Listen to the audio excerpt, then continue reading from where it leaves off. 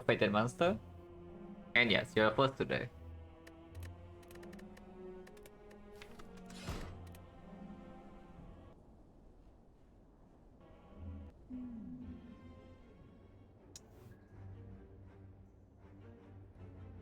Hello, Timur. I don't know. No, it's fine. I haven't seen 250 gold clad in quite a while, yeah, but I guess cannot ask for everything. And Guardian at the end, pretty decent path. Flexible early. We can do 2, 4, or 5 fights before the first fire. Do fire here for 7 elite, and then for sure is a little bit annoying, but it's not that bad as long as we are not forced to go here. So the path after this ideally is through the burning elite, but burning elite after chest and an elite, so fairly late. And we can also buy potions here to prepare for this. And afterwards, ideally we go take the third one. But if not, there's an option to go to fire and then this way, avoid the second shot. That's not so bad. Another path is through floor 6 elite, but that's before without the upgrade. Into floor 7 fire is okay, but then floor 8 elite force, and then another elite force here, no option to pivot.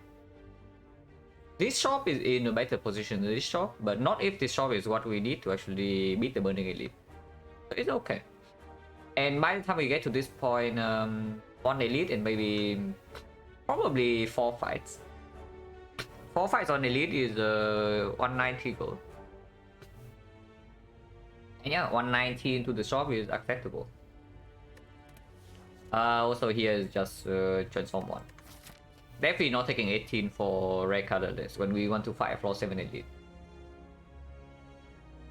Now if it's free rare colorless, it might be okay here, but 18 damage for it I don't take. Transform 1 and into the Guardian. I mean, if it's transform 1, it's always transform strike, but into Guardian you have even more reason to transform strike over defend. Okay, that's good. Yeah, that's like completely acceptable. I would even pay would even pay gold to buy a bludgeon in the shop in that one. So we just got a free remove and a strong card pick. That's quite good. Hello Hazel, thank you for the good luck. So is bludgeon strong enough for me to take 5? I guess I always go here. I start here, take 3 fights, go here. On that way, yeah, kind of. And then getting a good transform is always a good feeling because you just get a free remove and also get a card you would add to your deck normally. Probably always go 3 fights here and then decide again, yeah, whether we do 4 or 5 or 3. Doesn't make sense to start anywhere else. This is just the most flexible.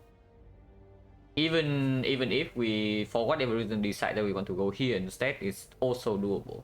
But with the bludgeon being a good upgrade target, probably not. Hello, VM service.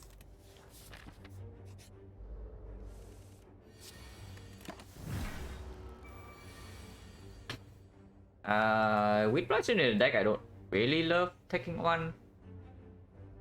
Random Random, I transform a strike into bludgeon, so it's even better than that. Like basically a decent rare card into remove 1 card. And the only good results for rare card list are Apotheosis, Master Strategy, Hand, or the Bomb. Yeah, pretty much. In Act 1 that is so. And for Ironclad, yeah, probably. On Silent, on Silent, the option is much stronger because you can play with like Panache, you can play with the Sadistic Nature, you can play with Secret Technique, Secret Weapon, and whatever. I guess you can on Ironclad you can also kind of play with Secret Weapon or Violence, but it's like not worth the downside usually. Also, I very much hate the bomb. Like I have plenty of reasons to actually hate the bomb. But the biggest reason is just that with the bomb in your deck on floor 0, yeah, you actually don't want to add that many cards, that many small damage cards. But you know what? You say that the bomb solves the elite, and then you don't even draw the bomb early, and then you die. Or you have the bomb start and you are still trying to mitigate the low roll, so you add garbage to your deck anyway. So like, what's the point of starting with the bomb then? Then it just bricks your deck too. It's just like kind of a lose-lose situation unless you get lucky, and that is not how I want to play. But yeah, here can I agree the one or not? Is it too much? Redraw to 3 strike. I mean, at worst next turn either I have lead or I have 2 defense, so I can always delay the 1 damage. Yeah, so just try double defense. It doesn't make any sense to take this one. Bludgeon kills, 3 strike kills, bash strike kills, otherwise I have at least 2 defense. At least, actually, I always have 3 defense. Formal strike struck. Now, if the start is normal, this is definitely a formal strike overstruck. In this case, I'm not so sure. Because formal strike, I mean, both are slightly good with bludgeon. You don't really want to draw into your bludgeon, that's the thing. And yeah, this is also why Feed 5 is better than bludgeon in Act 1. Most of the time. Formal strike kind of wants an upgrade at some point. The first upgrade is already reserved for bludgeon, yeah? First upgrade definitely is on the plus 10 on bludgeon. Will cry now. I mean, sure, but if you have a good start, this start is like slightly over the curve. You have a free remove and a good attack card. You kind of want to push the advantage, so you want to try to be greedy if it's possible. Hello, Byron. So what is the greediest pick here? Upgrade number 1, second upgrade is never happening in this act. Yeah, second upgrade is actually never happening if we are allowed to go to the good part. I mean, technically speaking, we can trade one elite for 2 upgrades. Like, we don't go to the burning elite, we go here, and then fire here, elite here, fire here, and then question mark. So we don't take the burning elite, but we trade one elite for 2 fire. No, not for go cry against Nob doesn't actually matter. Like, honestly, the same goes for things like escape plan, maybe prepare, or like whatever. It only matters if you actually don't kill in 3 turns, you see. The good fight outcome is that you kill in 3 turns. If you kill in 3 turns, like, at most it costs you your 3 HP. At most. Or if your deck is bad, you don't really want to add a bad skill. But right now, I'm not feeling too bad about the Nob. Probably still Struck, right? Struck plays better in Act 2 anyway with a deck with Bludgeon. You want to try to set up a one-shot kill with Bludgeon eventually anyway. Both play... I guess Struck is like slightly better with Snecko. And yeah, with Bludgeon in the deck already, we have a lot of reasons to already pick the Snecko if it shows up. And yeah, into the Guardian, the Struck also plays better. Okay, it's probably Struck over Formal Strike here. Struck also plays better in advanced forwards, I would assume. Yeah, I can full block, and then this guy rolls 32 HP. Oh, 32 HP. Big mistake, my man.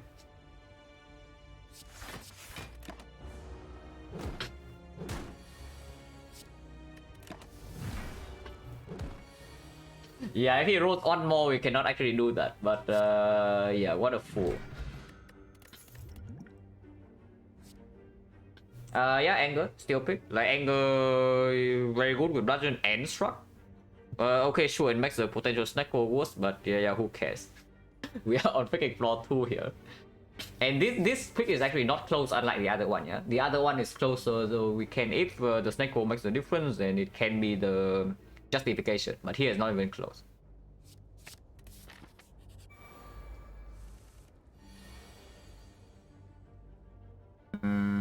Take 3. Taking 3 is... I mean, it's better than taking 6. There's the freaking Struck here.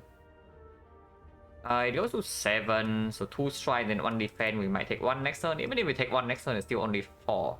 So it's better to play this slow than just doing Bludgeon here. Yeah, it is better to just play this slow.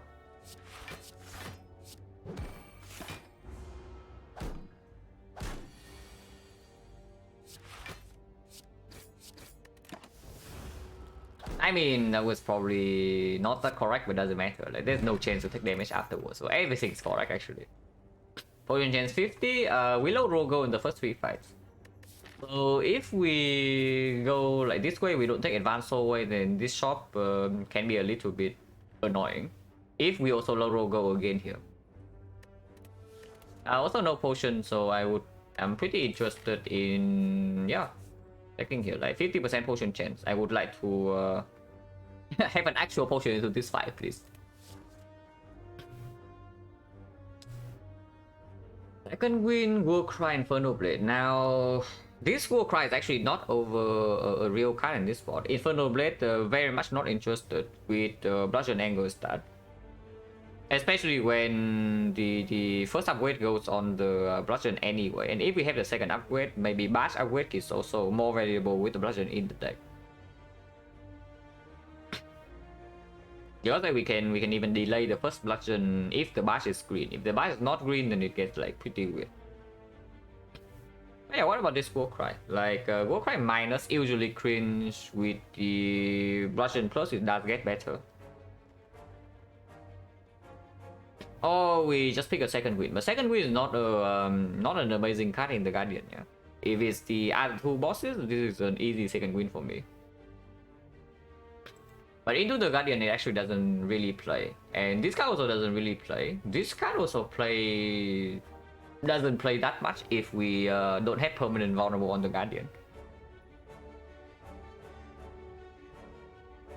I mean, sure, we are also 75 HP and potentially like 3 or 4 more relics, so it shouldn't be that scared of the Guardian, but just a second win play in hallways. Like when is the first time the second win play? Like sentries? But sentries you already have struck, like Bludgeon one shots out of them, and then in the redraw have struck, and then whenever we redraw to Bludgeon we kill again, so we never take damage on the turn where we redraw Bludgeon or the struck. So in the deck there's already 2 cards that basically give us a free turn against sentries. Don't really need a third one, considering that the Nocturne can be slightly annoying if we don't line up vulnerable into the Bash. Vulnerable into the Bludgeon here. In hallway fights, I don't even think it performs that well.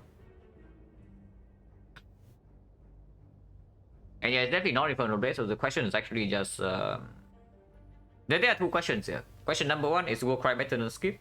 And question number 2... are we allowed to greet the second win? Because if the second win right now doesn't play, yeah, but it is strong later, most definitely strong later, so we can potentially add the greedy card to our deck and then carry like kind of a, not really a curse, but it's barely better than that for now. Unless you tell me we see power through next floor. It's transform 1. Like transform strike into Bludgeon. Warcry is okay, like struck draw to Bludgeon and we can Warcry the Bludgeon on top. And of course sometimes we get to prepare Bash into Bludgeon. Into the normal we are killing again. If we are killing in 3 turns, we don't care if the Warcry is a negative skill. Hello MZ. And yeah, Warcry against Lagavulin also actually good. Like preparing for Bash Bludgeon open is it's actually very strong because it allows us to not even have to take 1 hit from Lagavulin, or at most we take 1 hit. Like we open with like 63 damage and then have some angles in the redraw, and we redraw to Bludgeon, we kill immediately. That is a very strong scenario. And the Warcry makes it like way more likely than usual because we do have the struck as well. Yeah, I take the Warcry. I really don't believe in taking this speculative second win when it doesn't even play here. And we take at least 1 advance hallway, depending on whether this fight drops a potion or not, or whether it completely destroys us or not. We can choose to go here or not.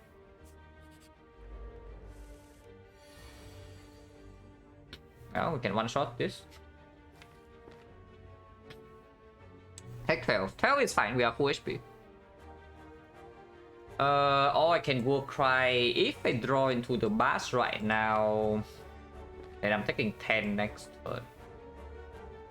If I draw into the bash right now and then put bludgeon on top to one shot the Zorgwum. If Zorgwum doesn't attack next turn, then maybe I can bludgeon the slime still, but then the fight gets slightly ugly. But there's no reason not to play this Will Cry, right? So I can probably just try to make a better decision after seeing what card it is. Yeah, okay, fine. I guess we put Strike on top and then one shot this thing then. And force the -12.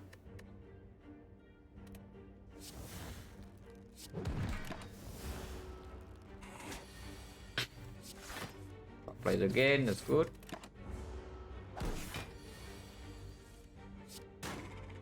Only -12 in Exodium Wildlife is not too bad. Also no potion, yeah? So potion chain 60. We have already lost 6 HP in the usually very nasty hallway fight. So I can definitely see taking another advanced hallway. Second Go Cry definitely not. Pinstripe cringe. Yeah, Pinstripe is cringe. Now our deck is actually pretty bad against something like the slime gang, because if we bludgeon kills one of them and then we take the hit from like the other 4. So at some point, I mean, I also want another attack, but there is not a Twin Strike, right? I want another good attack, but Twin Strike is not good enough.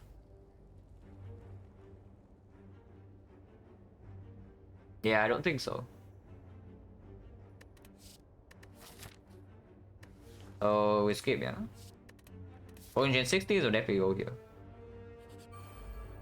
Uh-oh. Uh-oh. Okay, at least anger plays. But once again, play War Cry. This is not card negative, it's not draw negative, so it's fine.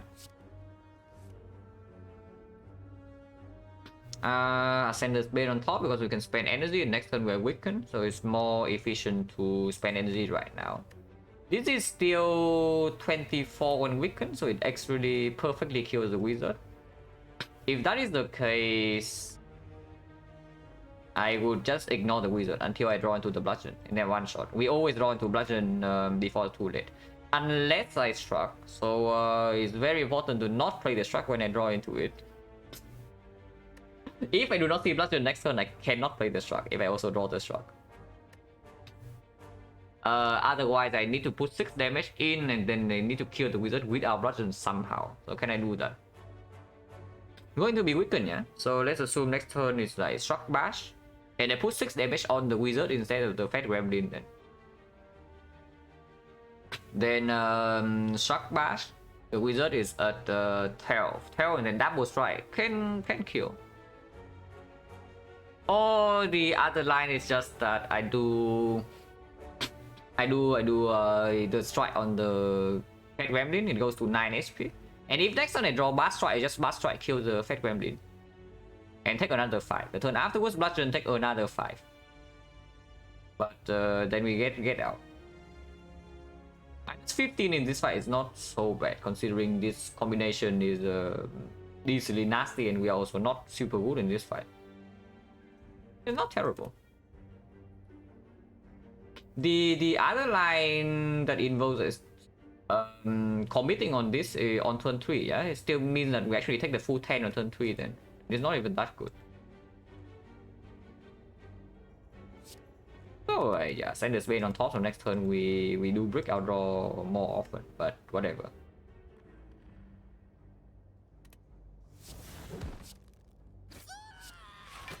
That's right, goes here.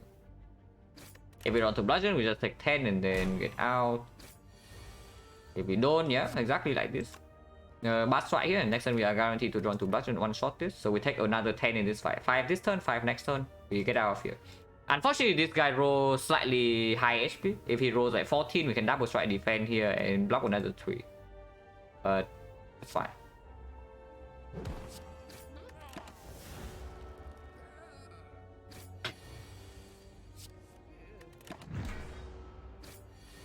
I just need on defense a turn. Should be easy. Yeah, no reason not to do this. Okay, zero reason not to. It's not so bad, right? Yeah, potion. So now potion chance is 50%. Yeah, I say I want a good attack. Now, I don't know about you, but these don't seem very good to me.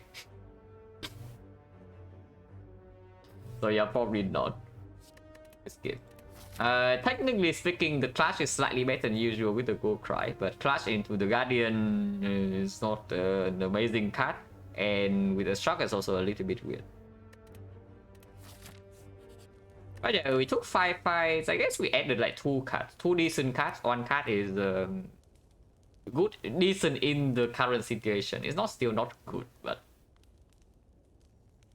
not that bad. Upgrade definitely goes on Bludgeon. It will be clear. And we actually take the elite. Pick up World Cry, yes. 43. Oh, 43. I mean, it's fine. We have Anger. The other 2 are one-shotted with Bludgeon.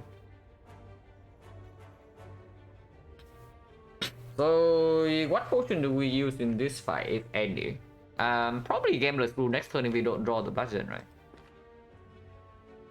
So if next turn we are accepting 10 and just one-shot this, then where does the strike go? Eventually we want to put at least one attack on this guy. But that can always be the anger. We just want to put exactly one attack on this guy and then we chip the other guy down, right? Or does that make no sense? Actually, that doesn't make sense. Next one doesn't have better fire the Guardian at the end. Like, honestly speaking, I'm not so sure that we are going to be super good in the Guardian fight yet. Because next one doesn't even play. Next doesn't even play this turn, you see. Next play this turn to give me like 2 damage and maybe strip artifact, but how important is that? And next turn if I don't draw Bludgeon, then the Gambler's Brew is basically forced. Because I already draw 3 defense here, so next turn blocking is not really doable.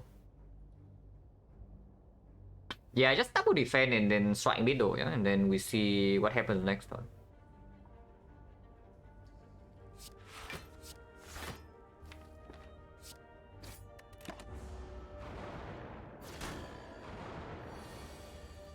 That's good. Exactly 42. And yeah, if this guy's already 37, then we continue to put some pressure here.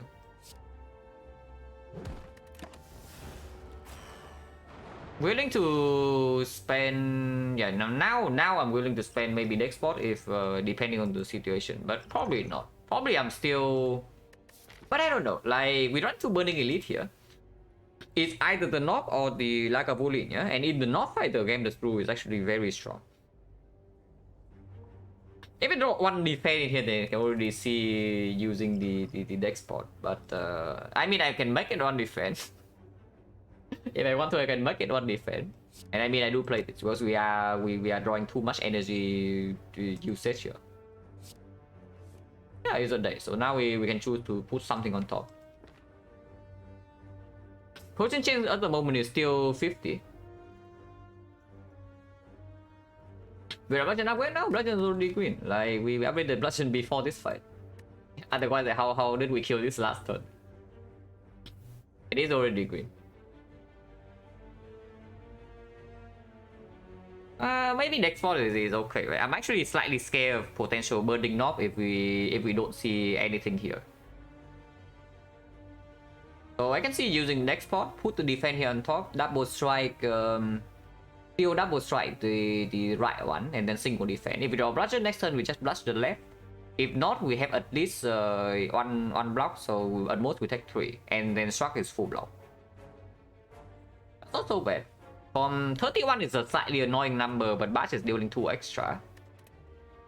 So 5 attacks, so 4 attacks plus 1 Bash is perfectly killing this, and then Bludgeon kill this. It's the ideal distribution.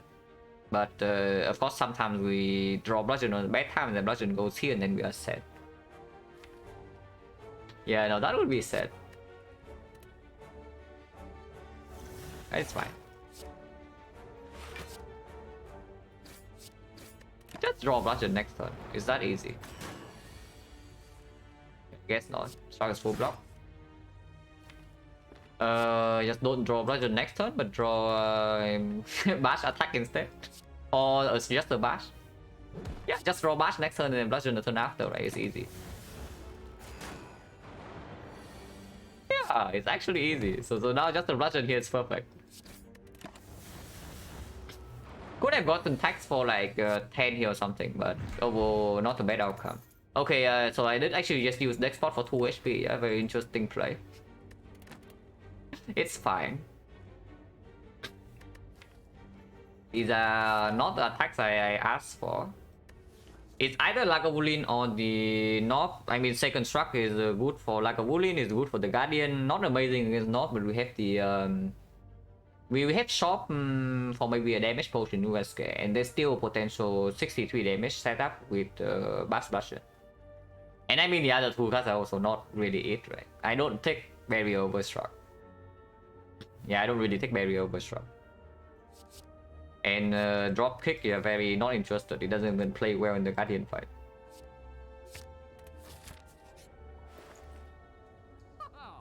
Inflame with the Souvenir, can deal with the Guardian. I know Inflame, yeah, Inflame deals with the Guardian, and we also have Mummified Hand is the thing. Or Souvenir to deal with potentially the Knob. There's a Smooth Stone to go with our 2 shocks as well, but I don't think we do that.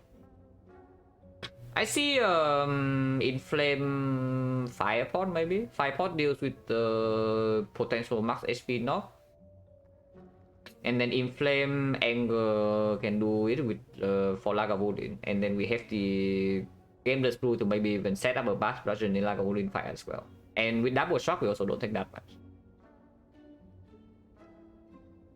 If this elite is not burning, I would not buy the potion. But yeah, burning elite here, I don't think we should. I don't think we should risk basically a 25% chance that it rolls max HP and then we get owned. Is Inflame really worth buying? I don't really know whether I would pick a second Inflame or not, but the first Inflame is actually good for the Guardian fight. If our damage doesn't scale at all, at some point we get wrecked if we don't get to line up Bash into Bludgeon. And it's not very easy to actually Bludgeon on a vulnerable turn.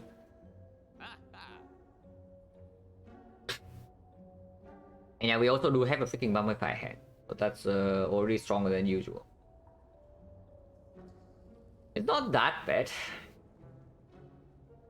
Unfortunately, it's just barely too expensive to like also get a card removed afterwards.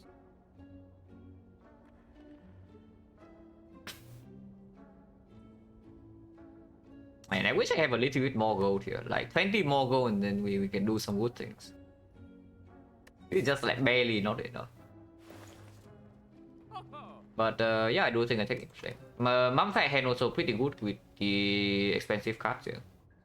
We only have 0 cost and expensive cards, so that's actually quite good with the Mummified Hand.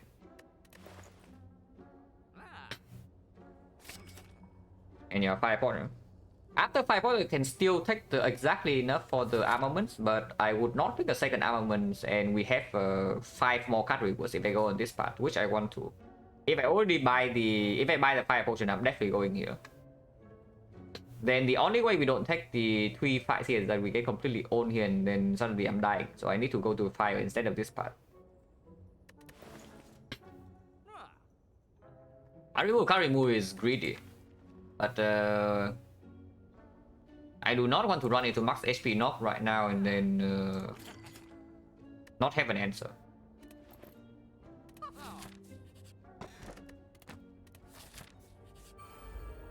There's not much HP enough. Oh, the war cry.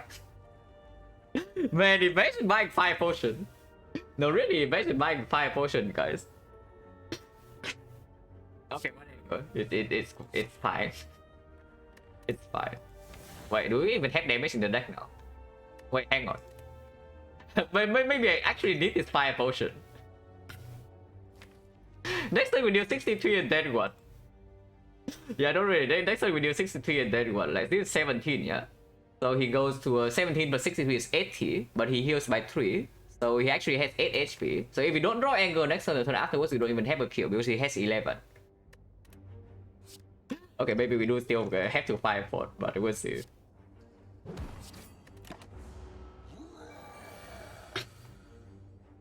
Any believers? Yeah, let's not be stupid. But also, if we draw most of these right now, we can never kill next turn. If we already draw most of these, we can actually literally have 0 chance to kill next turn. So yeah, goodbye, please. Well, I guess Fire Porter paid off. So that fight was actually good. That fight was like very good luck and then very bad luck at the same time. So it ends up like evening out. But I mean, we take 0 damage with the potion, so cannot complain. Potion chance right now is up to what, 60 again, right? 1, 2, 3, 4, 5, 6, 7. No, it's 7 fights, and we got 2 pots, so it's actually 70%. Intimidate is way better than usual, I can tell you that much. But unupgraded Intimidate, pretty cringe. It doesn't even play well in the Guardian. But it is way better than usual because more 0 cost actually makes the Mummified Hand easier to manipulate. First of all, we have double shock already and we have like very high cost bludgeon. But yeah, still not good enough, right? I still want a damage card, by the way. Maybe now Twin Strike with the Inflame in the deck, I can see. I still want another damage card. But yeah, what about this Twin Strike now? It's not that bad because right now the upgrade into the Guardian is definitely the Inflame. We do not need much upgrade with the Bronze Scale rescaling damage, and if we have the Inflame Plus and the Twin Strike, the Guardian is definitely done for. I don't hate it. I mean, at some point we definitely need to add 1 more damage card before the Guardian fight, like from this spot. I would like it to be probably a Whirlwind. Probably not the Whirlwind. Maybe the Pommel Strike, but 1 strength scaling attack to go in Flame cannot be that bad. It's okay. But I don't really want to take more stuff from here. Yeah, replay it. 20, 30. That's perfect. Next time we blush. Like we don't blush. Now we'll cry first to see if it's bludgeon or not, or what. Or I just shock and then we'll cry something on top. If I draw into an attack, I can split right now. I already can split and I probably split. Yeah, that's fine. If I draw into an attack, the split is better. If not, I just put some garbage on top.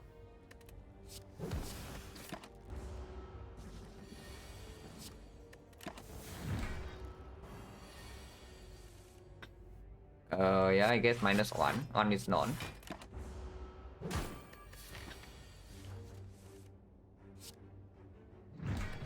No potion, so potion chance 80%. Not that terrible if we don't need the potion here, because then this fight drops the potion, we use the potion here, and then we drop potion again because our potion chance is still extremely high. And then we get 2 potions into the Guardian, maybe the Guardian, we use 1 potion and the Guardian drops another potion, so we have 2 potions into Act 2. Pommel Strike I take. Yeah, Pommel Strike I still take. This is not even to me. This is not actually a card I would call an attack card. In I mean, I shouldn't say that. I should just say that this card is not really a brick in late game. So saying that we already have too many common attacks and not add the Pommel Strike doesn't actually make sense. I take the Pommel Strike.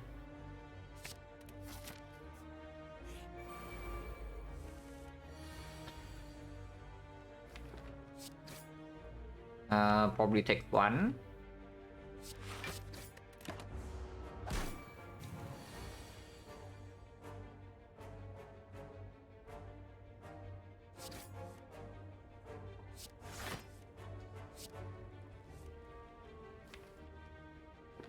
Darkness Sun is bad, but this is guaranteed lethal no matter what. This takes one either way, yeah.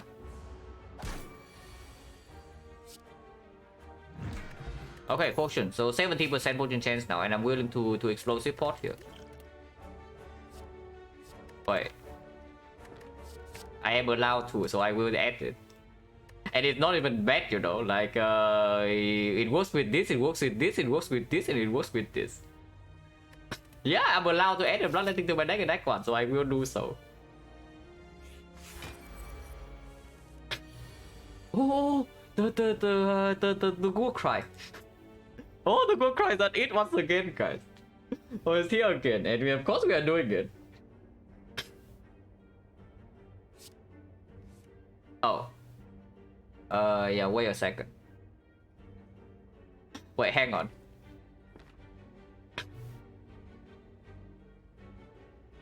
Okay, this is weird. I think we probably still do what we do, right? We just put the bludgeon on top because, like, otherwise, even if we go all in on this turn, it doesn't even make a lot of sense. Like, what do we put on top then? Like, Pommel Strike? I mean, if we put Pommel Strike on top, the bloodletting doesn't even play, you know, because Mummified Hand can be forced on the bludgeon. And then next time we don't have the bloodletting anymore. Yeah, it doesn't make sense. I just put bludgeon on top because I also want to... We still need to redraw to this thing one more time to actually kill, yeah? So put bludgeon on top, open next turn, in the turn 3 we have some block in the deck in here. And then we also can redraw into the angle in time. I just put this on top. I just need to make sure I play in the proper order. So Bash first, and then Inflame. Otherwise, bad things happen.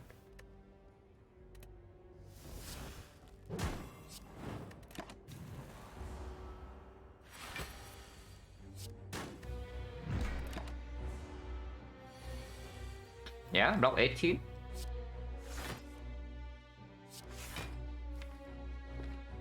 $54, this is 8, so 46. Oh, that's one off. Oh, that's one off here. Redrawn to bludgeon. But we can use this. Yeah, I'm perfectly okay with using explosive pot here. Potion chance 70%.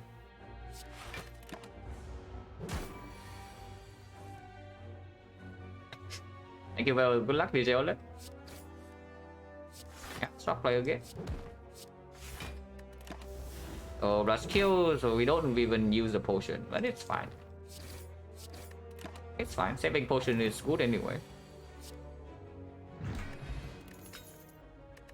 Now we are rich with the courier. Yeah. Emulate. Don't care.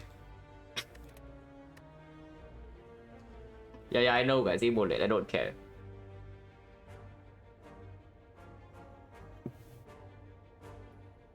What about this deck spot?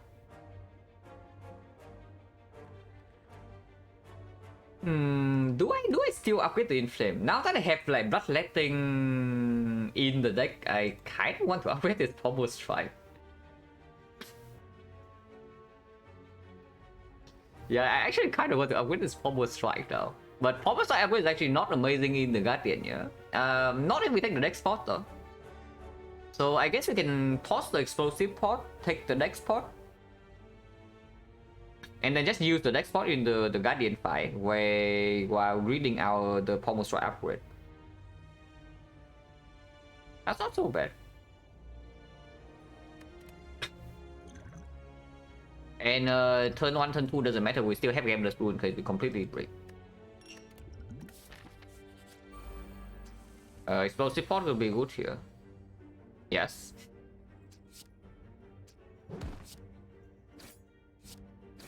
It's fine, we don't even take that much.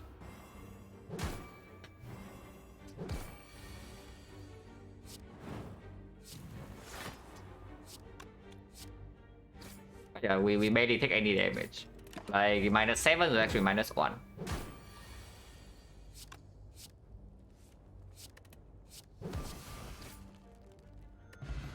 Fireport. Oh, Fireport is so good in Act 2.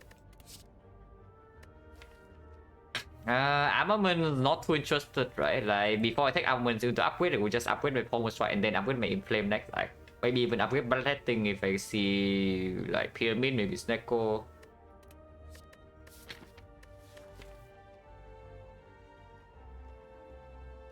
Oh, fine against Guardian. We should be. with 2 shock, the deck actually doesn't block super well, but we have freaking 64 HP here, so I would imagine that we are okay. Even without the deck spot, because now I kind of want to toss the deck spot and just take the fire pot. Because it is so much stronger in Act 2. Yeah, but yeah, not too interested in this. Fire pot is just way stronger. Even in the Guardian fight, it's not that bad. And here, in case of Fusion Hammer, we just take the Pommel Strike upgrade.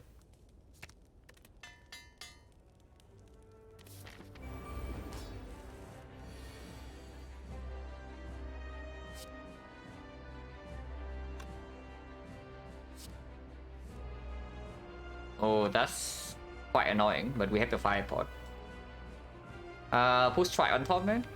Yeah, I guess we just push Strike on top and then do Inflame Shockwave. Putting defense on top is betting on a 2 of 3, but potentially next turn we block if we fail to split. We just potion, right? We just potion next turn. If we don't to bludgeon, it splits immediately, so the strike being whatever doesn't matter.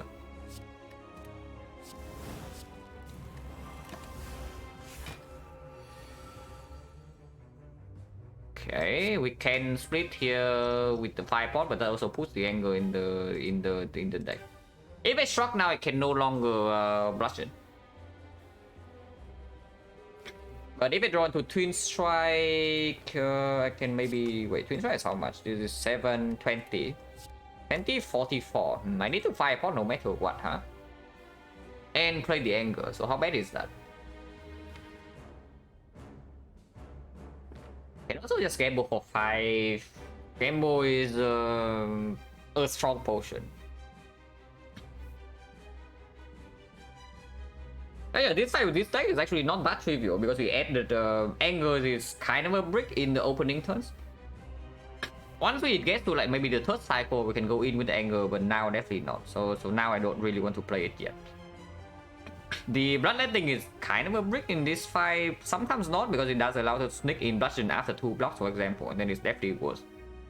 But yeah, Bludgeon is also not an amazing draw either, if it doesn't split immediately of some sort. This Pommel Strike Plus also doesn't actually play that well. So our deck is quite poor in this fight, yeah. But yeah, doesn't actually matter, right? The Gambler 2 is also way better after anyway. I shock first. If I don't do Pommel, maybe we have some Pommel into Bloodletting and we split without the Fire Pot. That's the best case. Oh, we blocked this hit. we only take 6 here though. Yeah, I guess we just blocked it. Man, this loser. Yeah, Pommel. No bludgeon. We can bludgeon next turn. Accepting vulnerable, but allow us to way over split. Like we deal a massive amount of damage. Let's do that actually. I like that. Instead of just doing strike twin strike here. Vulnerable is a -5. It's not even that bad. If we draw 2 strike, we are still full blocking.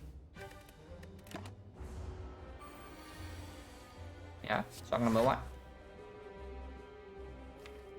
I can keep vulnerable in. So how is it? Because keeping the vulnerable allows the bludgeon to instantly split him when in the redraw. Otherwise, you need to block 20.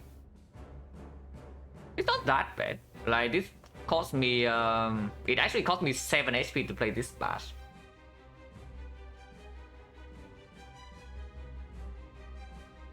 It's not that good because if bludgeon redraws with the bloodletting, then it's also fine. If we block with a double shock, he takes 12 damage on turns and then bludgeon is drawn next turn, it's still split. Yeah, probably not a very good idea. Shuffle in some defense, yeah. So double defense struck.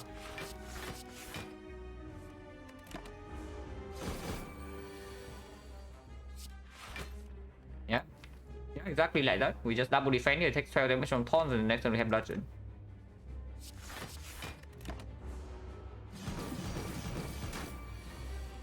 Did I say say that our deck is actually made in this fight or what? Because so far we have taken barely any damage. And potion is not even used yet. After tanking turn 2 and accepting the vulnerable. And this guy is actually so weak. Yeah, Guardian is such a sad fight. But here I can... Here I can shuffle immediately, dealing a little bit more damage. So like defend pommel strike. That shuffle without pommel strike, bloodletting and bludgeon, which is actually good. And shuffle in a defense. And also shuffle out the strike that we are going to draw next turn. That's not too bad, right? I mean, it deals 8 less damage, because otherwise I can just do pommel, bloodletting, strike, bludgeon, but it shuffles out defense. So is the defense shuffle in worth 8 damage? Probably. Yeah, probably. Probably, yes.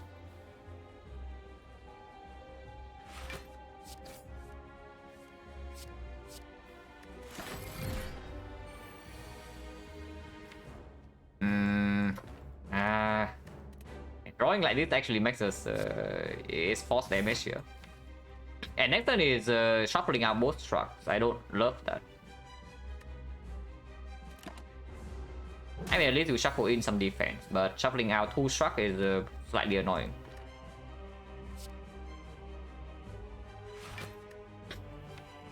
Can play anger here, but it doesn't actually accomplish anything, right? Like anger and then maybe it does accomplish something. Like anger now and then double struck. And then if we redraw into like anger, some anger with bloodletting or the bludgeon, we can even split immediately. So we don't actually need to block next turn. Because with both struck shuffle, our blocking next turn is not super chill.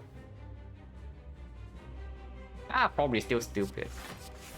Probably still stupid.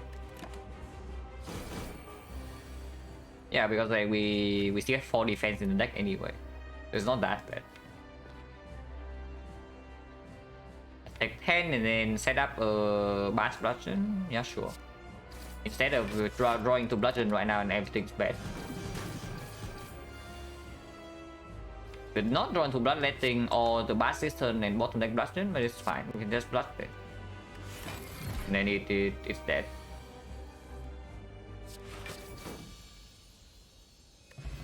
No potion. So good thing that we keep our potions, guys. Yeah, I don't care. There's a freaking corruption. Corruption is actually good. For once, this corruption is actually very good into Act 2. Because first of all, we have Mummified Hand. So the moment we play the corruption, yeah, every single skill becomes 0. So it only hits attacks. So it increases the chance of the thing hitting the bludgeon. And yeah, of course, in our deck already plus 2 shocks plus the shockwave. So plus 4 energy, 8 energy generation from the corruption. With Mummified Hand, it's at least 9 energy. On the other hand is the freaking offering. Yeah, on the other hand is the freaking offering. And last time I checked, offering is quite good. But if we see XecnaR after, I would prefer the corruption. Cannot be that bad, right? Because front load from this deck doesn't. I mean, it doesn't have that much front load draw, but it's not that bad. There's already 2 shock and a pommel strike. Yeah, it's just corruption here, right? Over offering. Especially when we also have the courier to buy skills in the shop as well, if we need to. But it's not XecnaR. Now, are we degen or are we just taking this fusion hammer here? Because fusion hammer is very good. Do we pick bludgeon? We never pick bludgeon. We transform into bludgeon on floor 0. Pretty free energy, right? And this is also why the upgrade goes on the pommel strike and not the inflame. Yeah? Exactly because of this relic. Yeah, energy is good, right? Energy is still very good. Like corruption or not, because it does allow us to draw into the bludgeon here. And yeah, this deck, like after Act 2, is probably still extremely interested in XecnaR. So preparing with the 4 energy beforehand is also not that bad. Astral Ray is a cringe relic anyway. Okay, early shop, like very big shop. With Fusion Hammer, I definitely want to farm Max Elites. If I want to farm Max Elites, the shop is right here. So is that bad or is that good? We can decide here, right? We start here, take until here, and then we decide whether this shop is necessary or not. If the shop's not necessary, we can go left. Pause the rest as well, yeah? So we have a lot of HP into this. And then from here, this fire is optional. After this, we decide whether this is takeable or not. And then we go to a super big shop and then 2 super late edits. That's a strong part. Regardless of what happens, we always start here and take this. And then we see again. Yeah, that makes a lot of sense.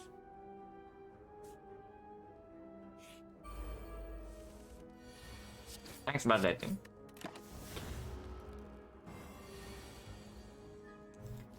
Where corruption can be played. Sure. Maybe struck first. If I struck exactly into bludgeon, I can set up a shockwave bludgeon this turn. If I corruption first and then struck into the thing, I can war cry the bludgeon, but I don't get it to play it for free. It's still good enough. Yeah, corruption first. Corruption first.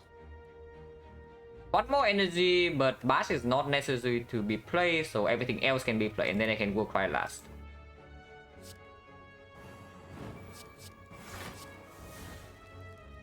I can't even put the struck on top, which probably I should. Yeah, I probably should.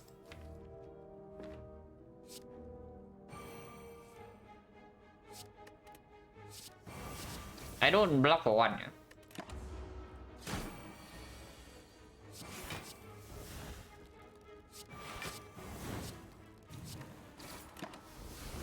Legend is an instant kill. Extremely cringe. Armor and plus I would maybe consider.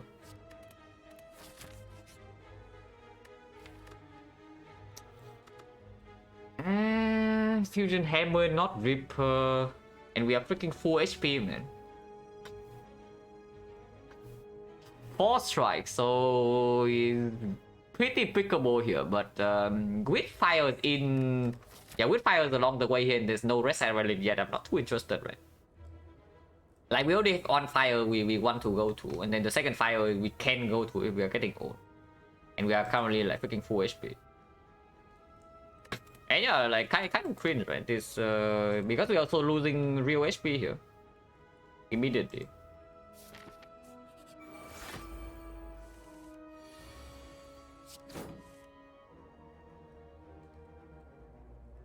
But what if this fight doesn't perform that well?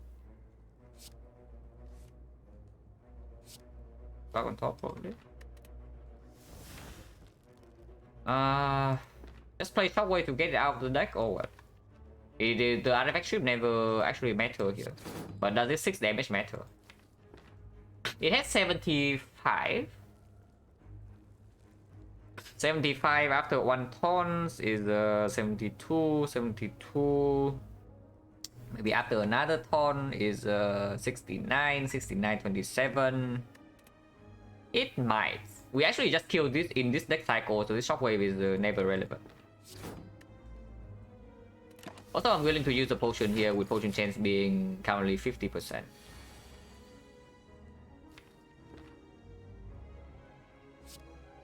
It always hits in flame, so whatever shock draws into, I can play for free. Oh wait. But yeah, doesn't matter. It's still true.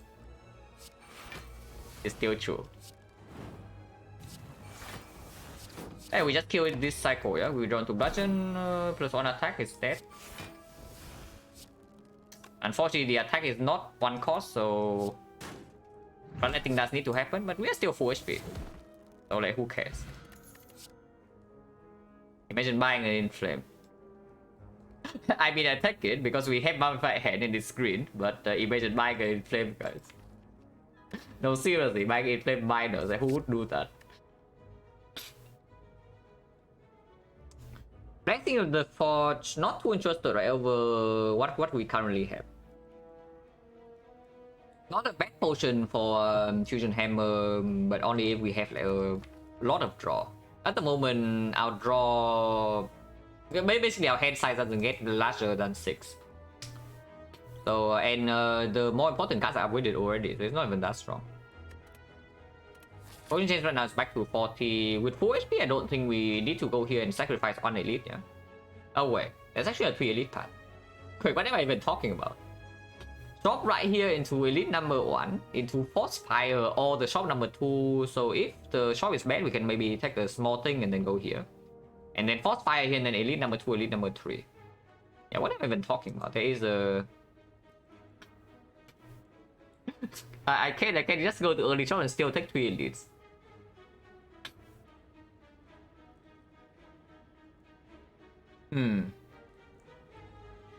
Now, this one is either too many fires or double shot. But this one is also a force fire before the elite and not after, yeah. Now, fire after elite, this is good because we get to refuel our life here. If we get own, then we can go to double fire. Double rest, we are full HP before this portion.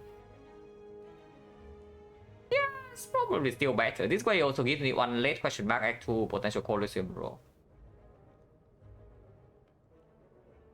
Yeah, double shot is not that bad, right? If with Courier you don't want to double shot that much, but you also don't have infinite gold, so if you see cringe relics, you also don't buy to see what's underneath. It's okay. Yeah, transform 2 strike. Like any power is good, any skill is better than usual with corruption.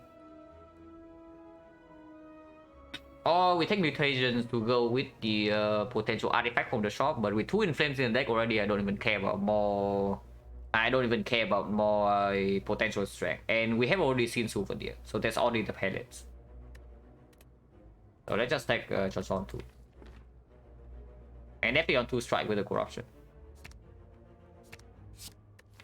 I mean, better than strikes. Whether they are good or not, I don't know, but better than strikes at least. Pretty cringe, all things considered. Yeah, the medkit doing nothing. The frozen egg also doing nothing. Almost strike minus, not too interested. Yeah, this shop is very bad. Good news, right? Because we have a second shop. Yeah, good news. We do have a second shop. Now, maybe you can say we can take Ornithopter, but Ornithopter doesn't actually play immediately, yeah. So it's only for like way later, maybe Act 3. Maybe Act 3, maybe Act 4. Did Medkit take Medkit? Yeah, no. Like, why would I do that? Well, the next take any power with hand, we already do that. And you realize what the Frozen Egg is actually doing, right? Yeah, it gives you energy upgrades. Do we need energy? No. So why do you want to pay 210 gold for nothing? I would like to not throw away 210 gold with the courier, please.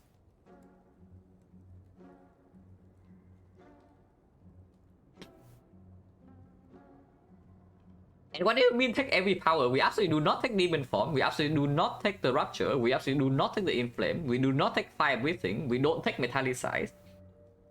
We probably don't take Corruption. So what power are we taking? Yeah, we take Barricade. We take Feel No Pain. We take Dark Embrace.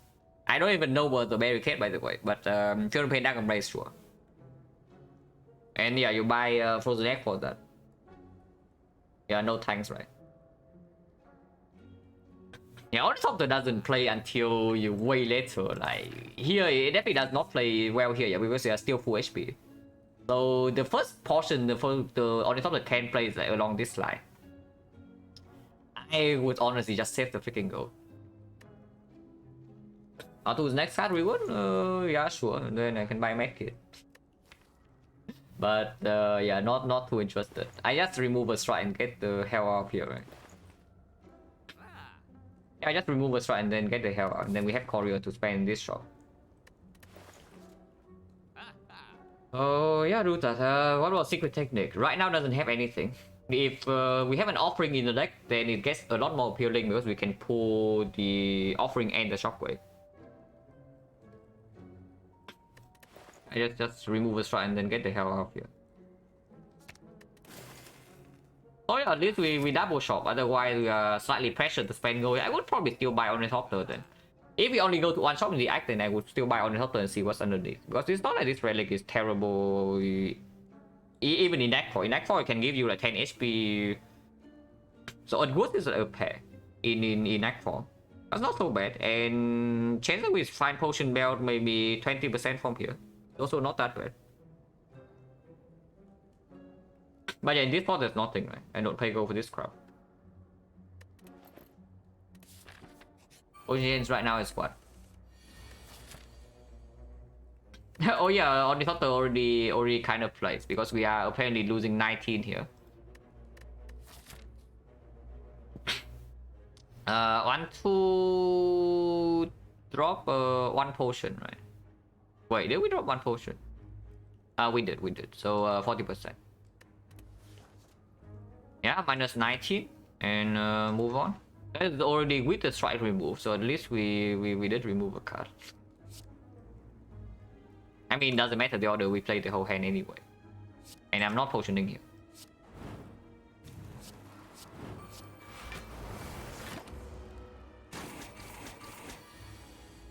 How many dead branches gets first city? Not a lot. I think it's like 3.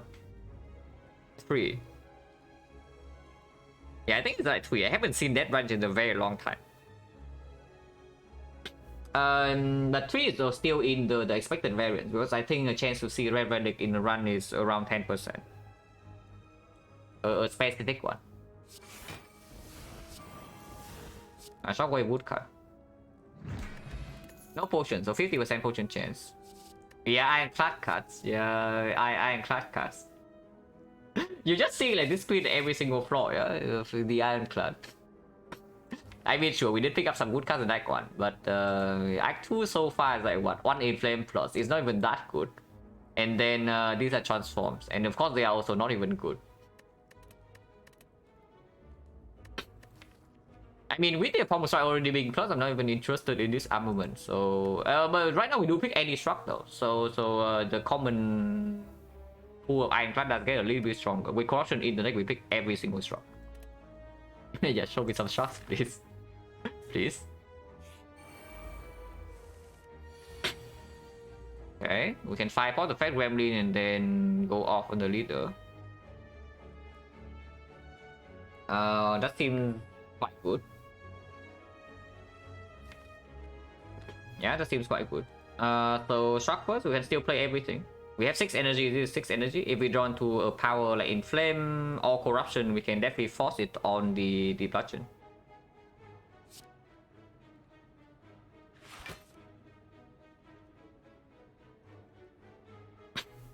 Now there's another line that involves bludgeoning the leader without the bash. So we can bloodletting, bludgeon the leader, and then just twin strike anger here, and then maybe fire pot here. It's not so bad because even if we put the bash bludgeon on this, we don't really kill next turn, yeah. With twin strike being drawn this turn. So killing both gremlins to have time to set up our powers is not that bad, and leaving the shield gremlin alive also is gaining the leader like 10 block. Yeah, getting leader 10 blocks to the vulnerable next turn doesn't even play that well. I actually see that. Like we change our plan to just twin strike anger here and then bludgeon leader and then fire pot this. We can also just bludgeon the shield gremlin and then save fire pot for later. That potentially loses 22 damage if we end up fire potting the leader anyway. So it is a little bit weird. But it also does open up the chance to fire pot a gremlin if things get dicey. So we trade like 22 damage for flexibility. Is flexibility really worth 22 damage? 22 is quite a lot. Yeah, I don't know about you, but I think 22 is quite a lot of damage. Like we are basically trading another fire potion for that. Honestly, seems pretty stupid, right? Yeah, honestly, seems pretty stupid. Just do. Let's just kill both gremlins and bludgeon the leader.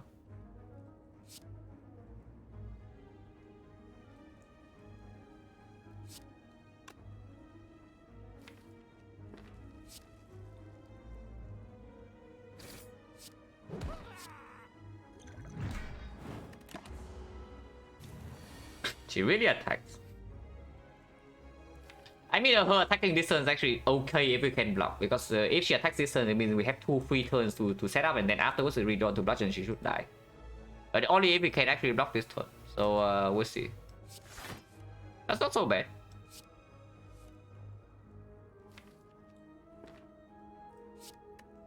I guess it's still play foremost, right? If we draw to corruption right now, I'm a little bit sad, but Shockwave is still worth playing. 2 out of 3. And yeah, sure, I take that. Oh, thanks. Whatever, force rest, guys. It's fine, guys. It's a force rest.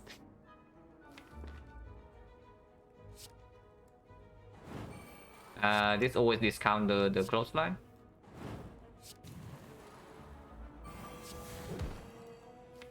Oh, redrawing defense minus she attacks for like 2 times. 8 times 2, 8 times 3, but bludgeon redraws already killing and we have 5 strength. If we exhaust this. If she doesn't attack this turn, then she's dead. I mean, even if she attacks this turn, she's still dead. I mean, yeah, not too bad. With the force rest, we are still full HP. Oh, birthplace earn for this, that's not so bad. Hello, Sam? Demon form. Are you kidding me? It's actually a freaking demon form. There's like Mummified Head, birthplace earn, they did kind of quote unquote souls damage, but yeah, no, there's a freaking burning packet, we picked that. Yeah, nice try demon form, but yeah, you're too late. Shock on seal, we take that, yeah? Entrench for barricade or what?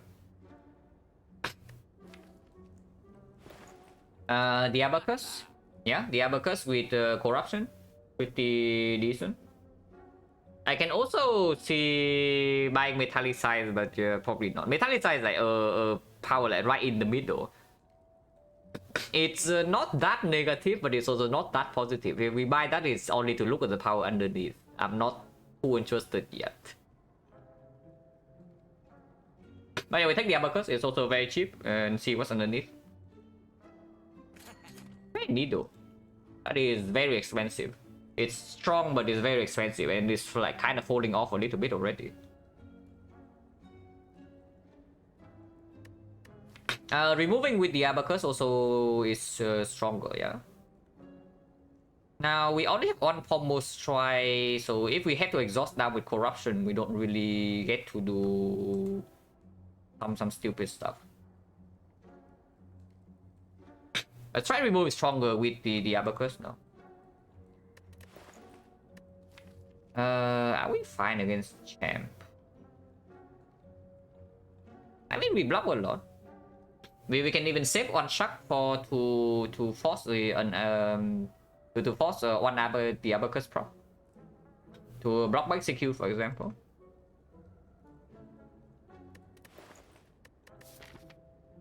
And with the courier, kind of want to save, but these things are exactly in the middle. You know, these are mediocre.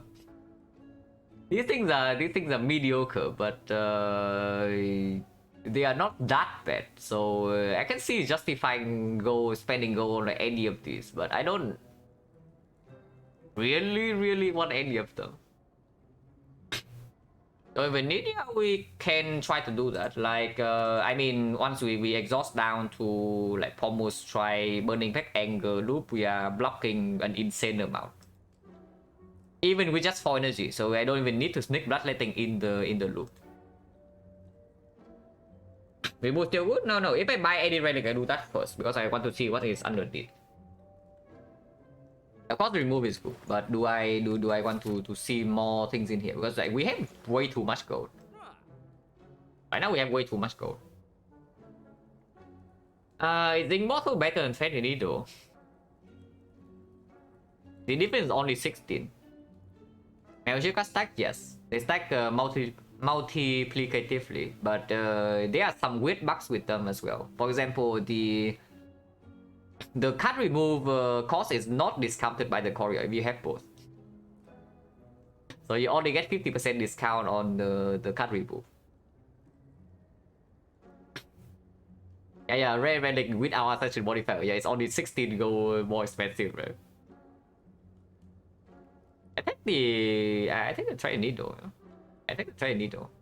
It's not that bad.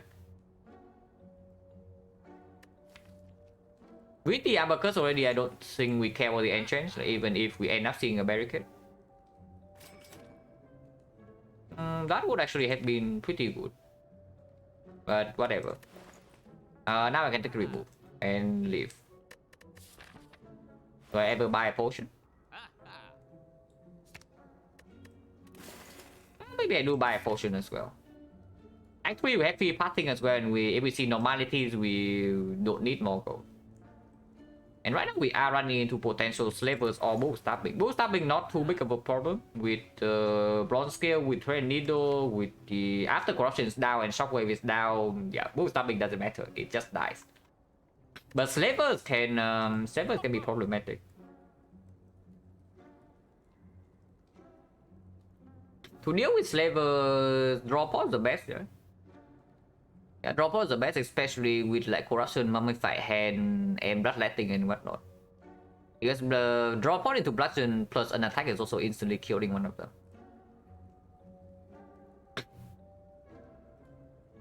Yeah, sure. It's one gold more expensive, but it's probably good enough. Oh, we say that we use this, but I kind of want to save at least one. I always wanted to save one consistency potion if possible. I mean, we are kind of full HP though. We are resting for 22 here, so we are currently at 67. 67, and then we heal another 6. We heal 12 per fight. We have a freaking black blood here. Pretty cringe, right? Paying gold for potions. Like, why would I do that? I just leave. Because we have another one, another relic here as well. Happy flower, is that good or is that not good? It's okay. Yeah, with the burning pack and another shock ended, it's okay. Even with 4 energy already.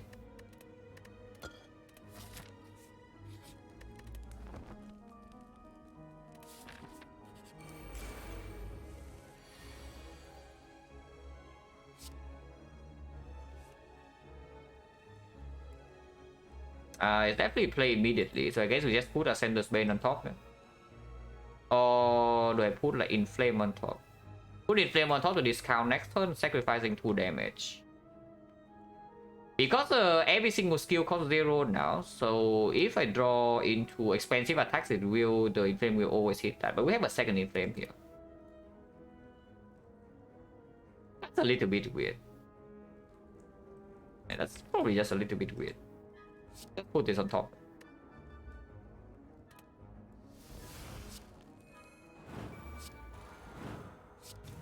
Take 1.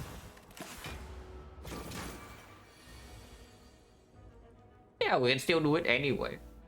Like, no matter what the Inflame hits here, we do get vulnerable into the bludgeon.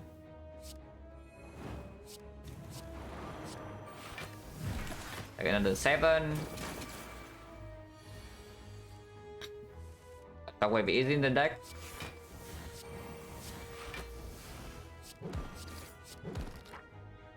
Yeah, imagine buying potions. No potion drop by the way, so what is that? 40% here, no potion drop, no potion drop, no potion drop. 70% at the moment.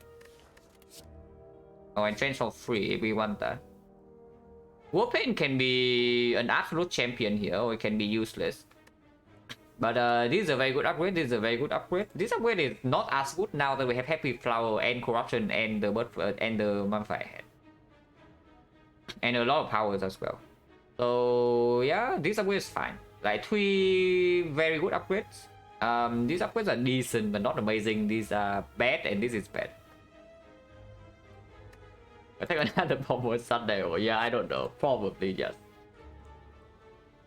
What about this entrance? Probably not, right? Not before I actually see a barricade. And honestly, even if I see barricade, I don't even know whether it's actually good or not, because we already have the uppercuts. So not interested at all in on this screen. Unless you tell me the heavy blade minus. Yeah, no. Have we pick up any? I guess we did pick a burning type. So we pick up an Inflame Plus and a burning pack in this act so far. This card we bought and these are transformed. How many flaws?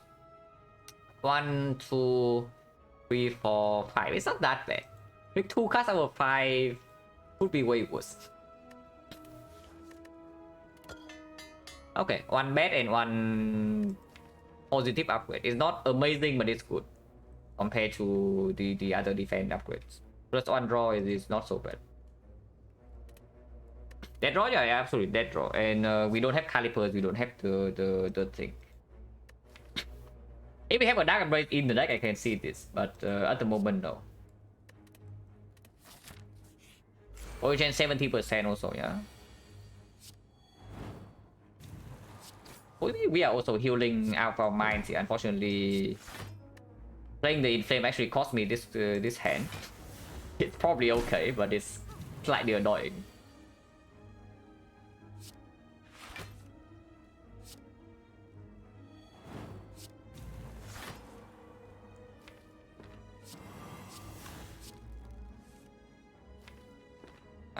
This is actually good next turn. And we are still very much full HP. Wait, is that actually good? I guess we do draw a lot this turn. It's okay. But yeah, actually it doesn't. It's not good. Yeah, it doesn't matter. We can blast an instant kill, but flowers on 1. I guess on 2 is still better.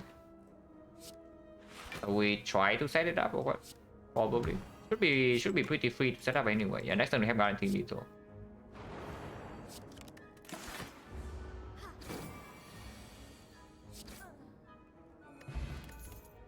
Yeah, more structs. The body slam, but yeah, more structs.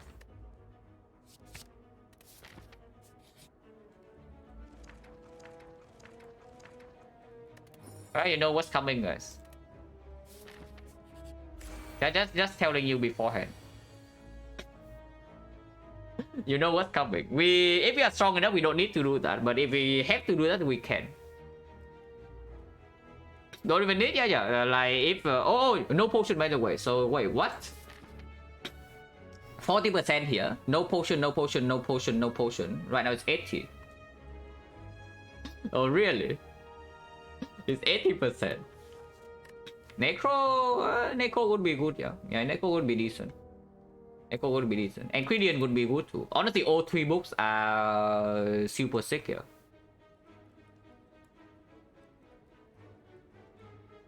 What is Codex doing? It gives you, at the end of the turn, you can choose 1 or 3 cards to add to the deck. Now, the effect seems not that good, but when you combine with some potential degenerate stuff like the bird face urn, so you just wait for it to generate infinite powers to full heal. And the Ironclad also has the barricade to store and disarm and metallicize to store forever. It can get annoying. But we do have the bond skill, so stalling forever is not actually a thing unless the enemy can heal. Yeah, works with corruption as well. Every skill we add to the deck also becomes like 0 cost. I ran earlier today, forgot to click Necron. Oh, that's quite unfortunate. Oh, that definitely hurts. Like that was on like so many levels, so yeah. Sorry for that. But yeah, I mean doesn't matter with a full hand anyway. Don't need a potion yet.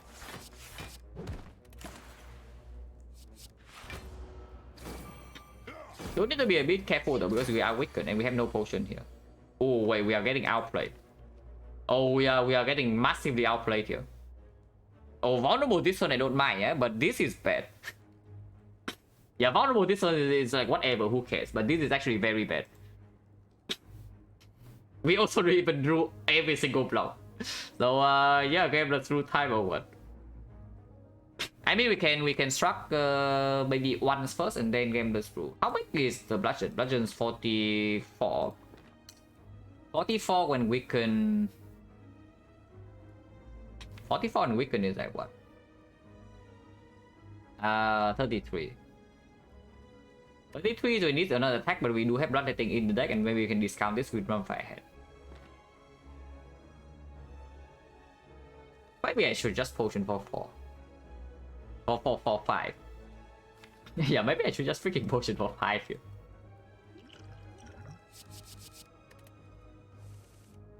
Yeah, okay, we have it. It's okay. We have the kill.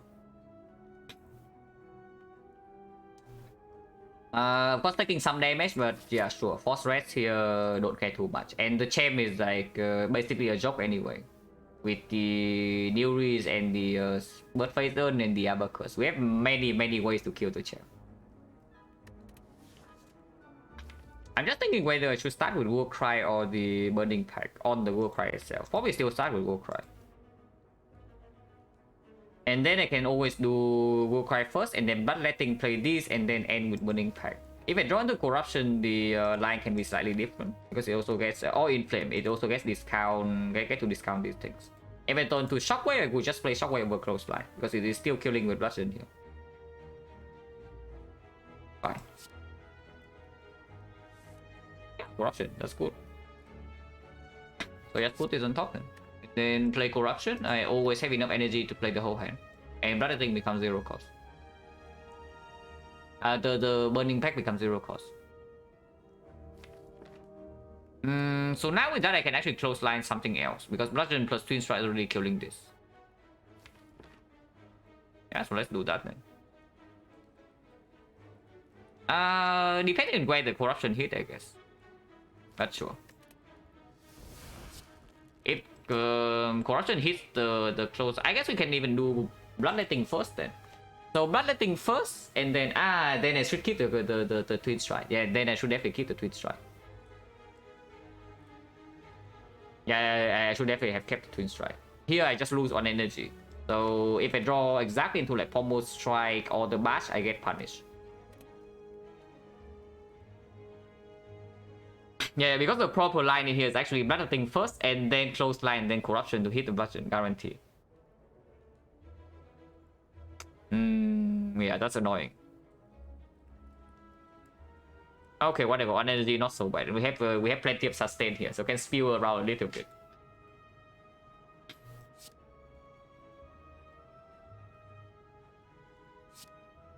Close line here because we know the Twin Strike is coming. 50-50? No, like why? Why take 50-50 when you can take like 100-0? Like what's the point? No, really. Why take the 50-50? Okay, no punish. What does Exhume do? At the moment, nothing. I mean, it draws, so it's still better than the other two, but it doesn't actually heal me. It's fine.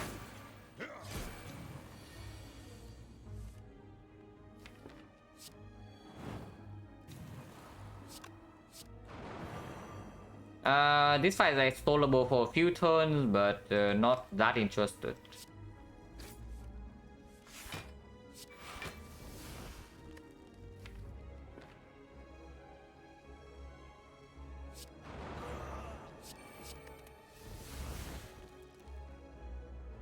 And Exhume Bloodletting and kill right now to have flower on full. Don't know whether that's like wise or not.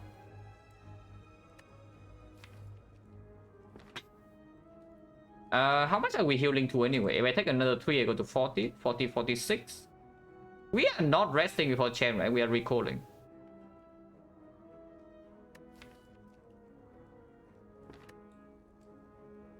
Yeah, flower is not relevant, but do I take 3 next turn if I don't do this? I still weaken. Do I try the Nido and that's a new race? Probably not.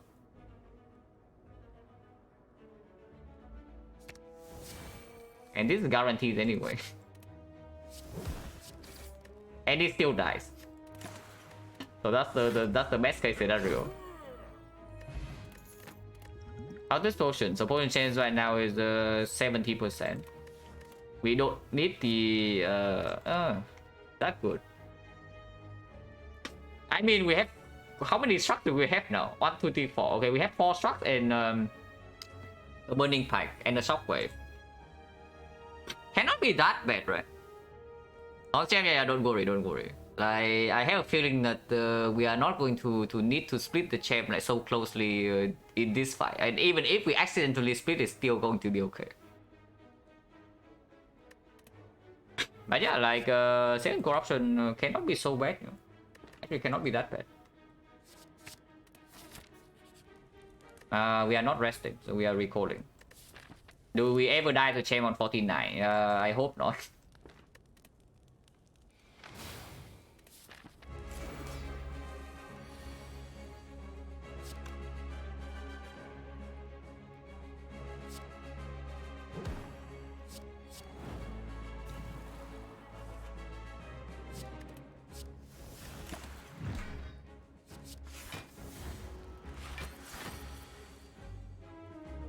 Corruption definitely gets played immediately, and we can burn effect away the second corruption.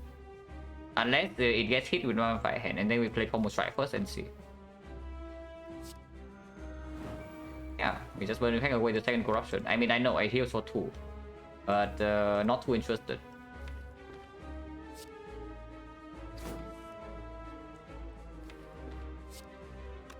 I can keep the burning pack in the deck as well. I can also keep the burning pack in the deck.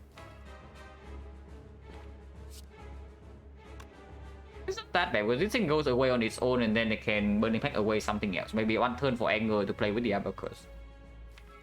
There's no need to rush here. There's no need to rush that much. And we don't really run out of block here because we just keep adding block to our deck.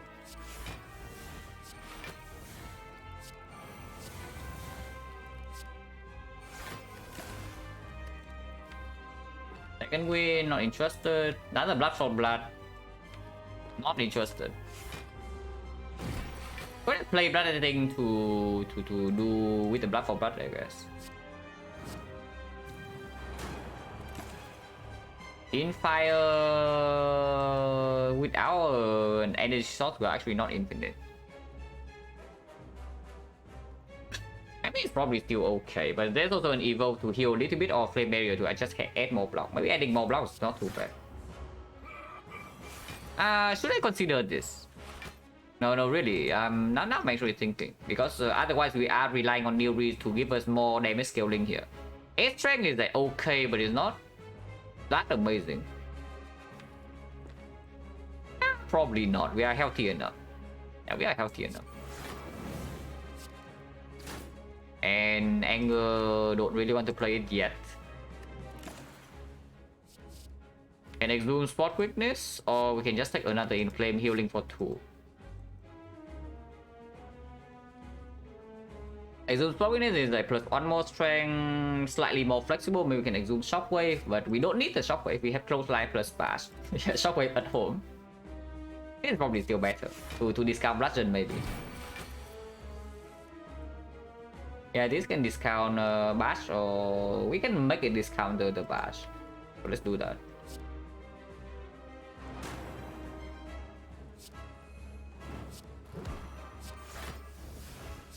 Could have discounted bludgeon, I guess, but it's fine. More burning pack. Buffing again. Fine.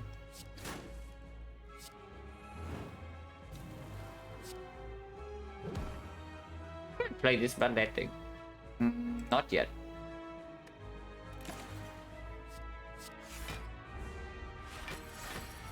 I mean, we are probably chilling with the barricade. Can split right now. Right after getting barricade, splitting immediately may be a pretty bad idea. Or is it? We gain 9 block. I can burning pack away the blood that thing now. I guess I see what I draw. Yeah, this then maybe we can play the fight slower. If I run to this. Out of war irrelevant, I can extend vulnerable. Don't have medkit, so I don't really care about the power throw. Let's just take the Sentinel then.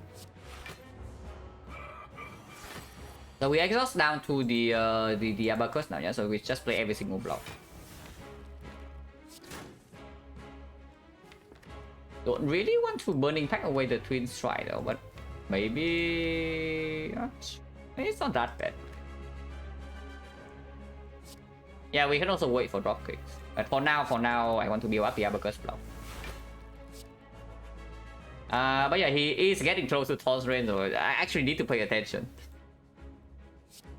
But I mean, we can probably also split immediately and be fine. This Sentinel is good in the redraw, right? Because we can do some pommel strike to Sentinel into bludgeon. Yeah, speaking of dropkick. Well, I guess we can kill him right now then, if that's the case. Yeah, I guess we can also kill him right now. Like, flower maybe slightly messed up, but we are also retaining a thunder block.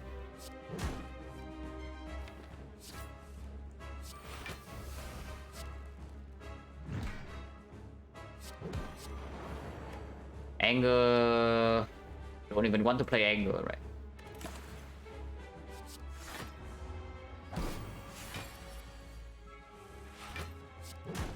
And we kill next time, it's perfect, huh?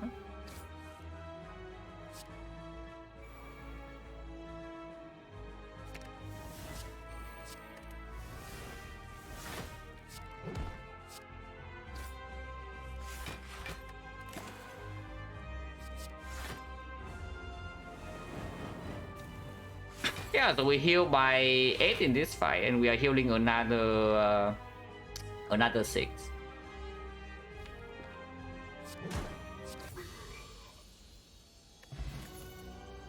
Pervious. Reaper with double inflame is like kind of tempting, but we already sustain Alpha Mines here. These are not very good relics. No, really, these are not very good relics.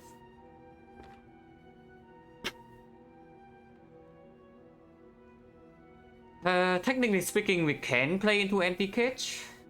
Empty caging the what? Maybe anger can go now. It's either empty cage, anger, maybe the thunderclap or the bash.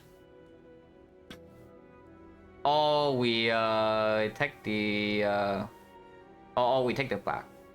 Okay, but why do you want 5 energy? No, really, why do you want 5 energy? Like, what for?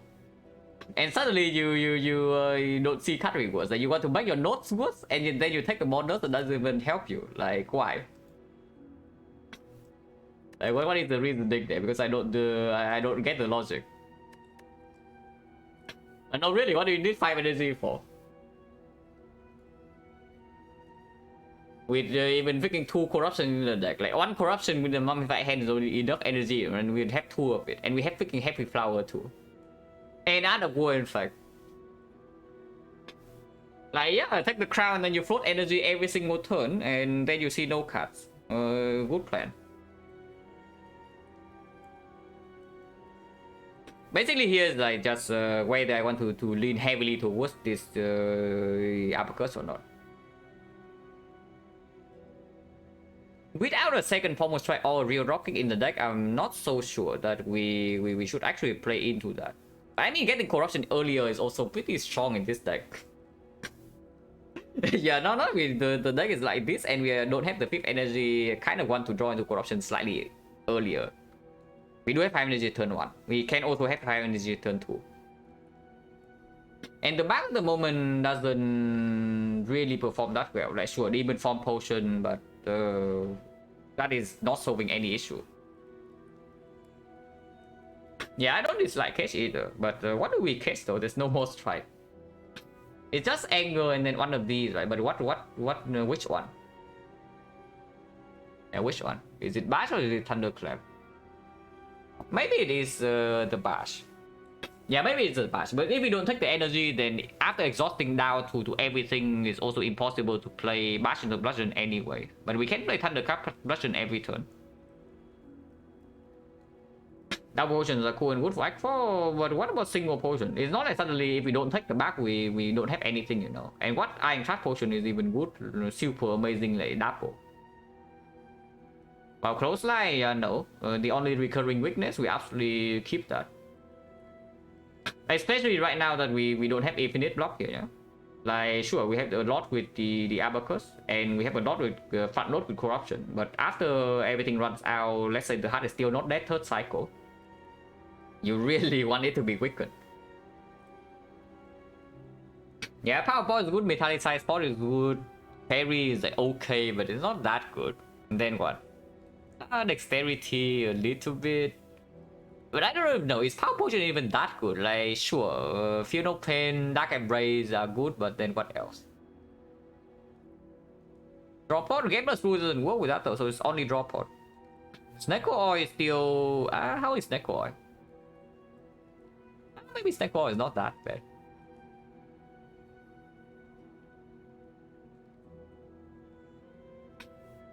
If we're catching Bash Angle.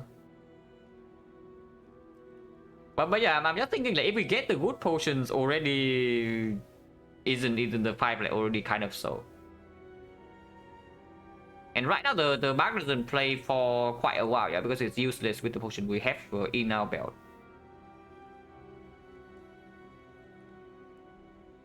Maybe it's not so bad to take the cage. But this deck still want to pick up slightly more setup. Maybe number 1 is Dark Embrace, number 2 is Feel No Pain, number 3 is potentially Barricade. And then drawing into all of those and then discounting every single thing is also good, you know. Like powers discount each other and then skills cost 0. So removing some more attacks is not that bad.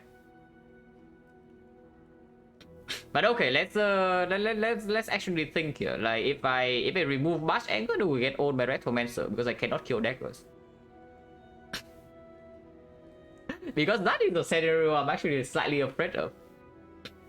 Like if we remove Bash Angle and then don't see Dark Embrace of some sort, then our turn is like what? We don't draw into Corruption, yeah? So we struck and we deal no damage and then we die. That is a little bit scary. And yeah, we actually have 0 thing, we have nothing for the daggers. Yeah, Thunderclap kills daggers, yeah, sure. So honestly, maybe that's already an argument against the cage. Yeah, probably, right? Because the bag is definitely not negative. It's okay. Like, I can see the bag because we can also go to shop and buy potions with the courier as well if we have nothing else to buy an act for.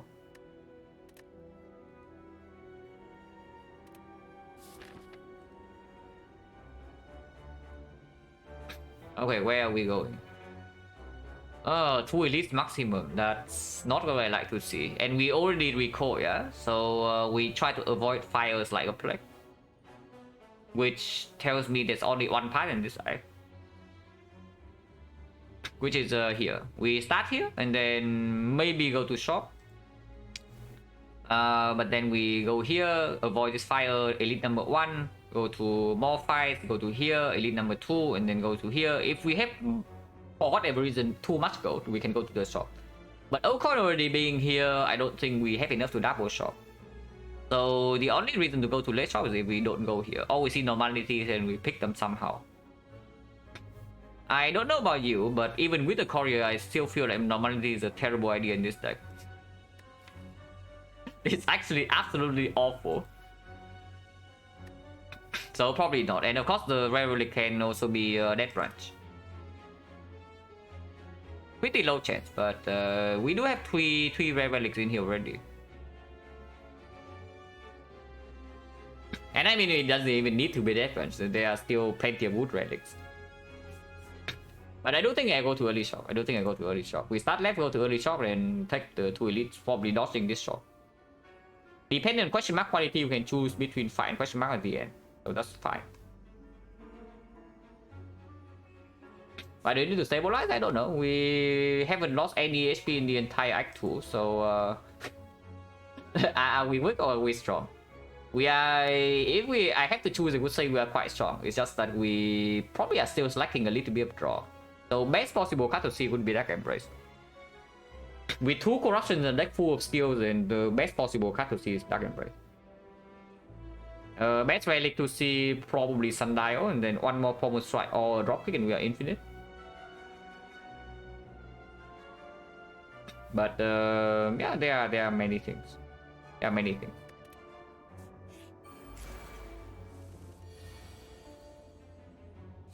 Burning Pack away the Thunderclap. Or do I keep Thunderclap because if I draw into Bludgeon, it can blush immediately. And Ascender's Bane redraw doesn't matter ever. Maybe true. Huh. Actually drew into that. And I can force the discount on it, yeah. So let's do that. Good plays got rewarded. A little bit.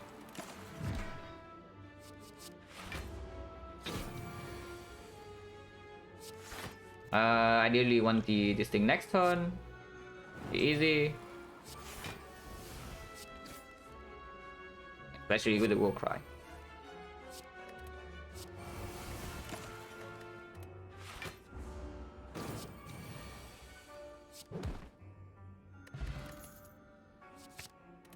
I mean, we had 2 corruptions. It's upgraded. That's very clear. And yeah, I do go to early shop.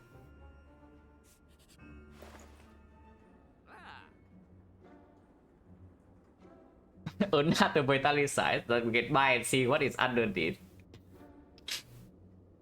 Real talk though, what about the... Yeah, what about the spoon? Like, real talk. Because every single struck is actually good if they are not exhausted. This is a very good card when it's not exhausted. This is also very reasonable. This is purely good. So the only cringe cards for the spoon are this defense and the slide. We have 5 freaking strucks here, so like how bad is the spoon? No, really, like we have 5 shock it off. So how bad is the spoon? Because everything with shock draw is just positive. And buying spoon also means I get to see 1 relic underneath. If it's common relic, I can buy. If it's uncommon, I don't have enough for uncommon, so there's a small chance that I see Sunlight where I cannot afford, but doesn't matter. Yeah, but yeah, these shots are a little bit cringe. Is there any way I play go for Whirlwind? Because it is basically a 1 card solution to Retromancer, and Retromancer is a pretty bad fight at the moment. Is there any way in hell I play for Whirlwind Miners? That seems extremely cringe.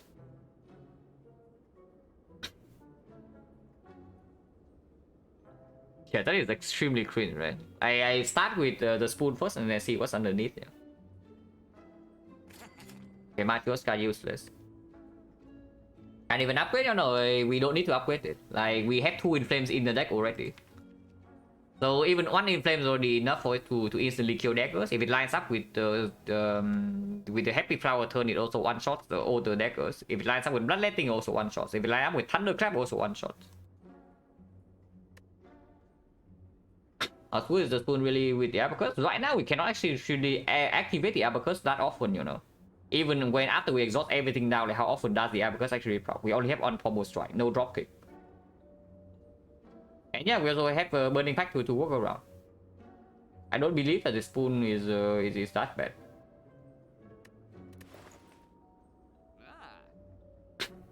But no, but really, I'm actually thinking about this Whirlwind. Like, otherwise, like, what are we doing against Retromancer? These potions are also not it against that fight. Like, what are we doing? Yeah, I know. I pay gold for this, and the next draw gives me a Whirlwind for free, and I don't even take because the second Whirlwind is just bad. But I'm a little bit scared here. Retromancer can definitely kill us on full HP. That fight actually can kill us on full HP if we are not careful. Technically speaking, we can use cultist ball in that fight. I would probably prefer to use cultist ball in time meter. At the moment, I am looking at using the cultist ball in the time meter fight. I think time meter is more annoying for us than most fights in Act 4 at this exact moment.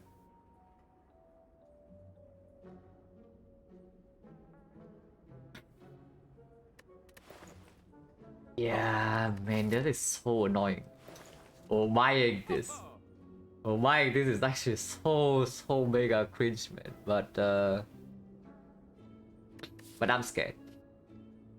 What about the body slam? Body slam is on sale. How much worse is body slam compared to the whirlwind? Because we have 5 socket offs, and the corruption, and the abacus. So we can build up by, on average, body slam is already probably dealing like 30 damage. It can one shot one deck on its own. And if the turn's good enough, if we ever see like Dark Embrace or something, yeah, Spoon Dark Embrace doesn't actually matter, yeah, because with the struck on average, it still draw, at least draw neutral. Then if we have a big enough turn, I can actually one shot Retromancer with body slam with vulnerable. Otherwise, body slam kind of just kills one deck on its own. It's fine, right? It's also it is better in late game compared to this crap. It's way cheaper and a much higher potential even from this point. Yeah, let's take the freaking body slam. If we take anything here, like let's take the body slam and not the whirlwind. Yeah, the second one I don't take. Do I take the remove? If I take the remove in here, we never go to this shop. So how much gold do I have? If I take the remove here, maybe it opens up a red mask. I don't even know whether I care about red mask or not. Instead of just saving my gold to buy potion with the freaking back now in Act 4. But how much gold do we gain here? Assuming this is dropping nothing. 1, 2, 3, 4, 60, 90, 90, 120, 120, 150. One potion? Which one though? Which one? And we are taking 2 more fights before the elite. Potentially 3 fights. Like with the courier, and especially with the back that you want to buy potion Act 4, yeah, I don't really want to waste gold. I mean, if I'm not worried about wasting gold, I only buy this. I'm not even kidding. But the courier makes me spend responsibly. This remove does not happen, right? This remove does not happen. We are never double removing. So this remove just doesn't happen. And then I just leave the shop. Yeah, thanks. Oh, it's fine. Even if I take remove, I don't take the red mask anyway for 60 gold. No, not 60. It's like more like 56. Yeah, I take remove 100 and the red mask actually was 56 gold. I don't do that. It's actually costing me 1 potion Act 4.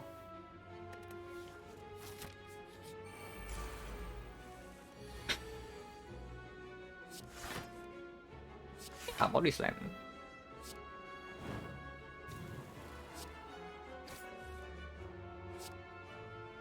It dies to taunt.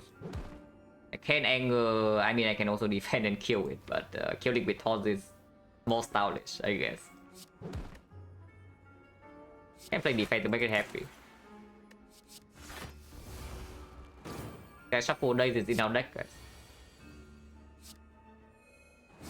Yeah, they are also attacking.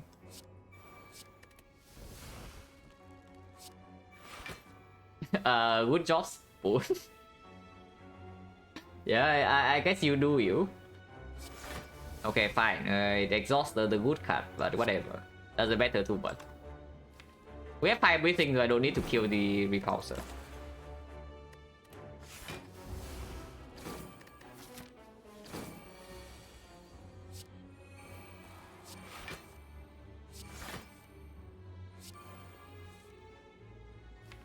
I have no days in my deck.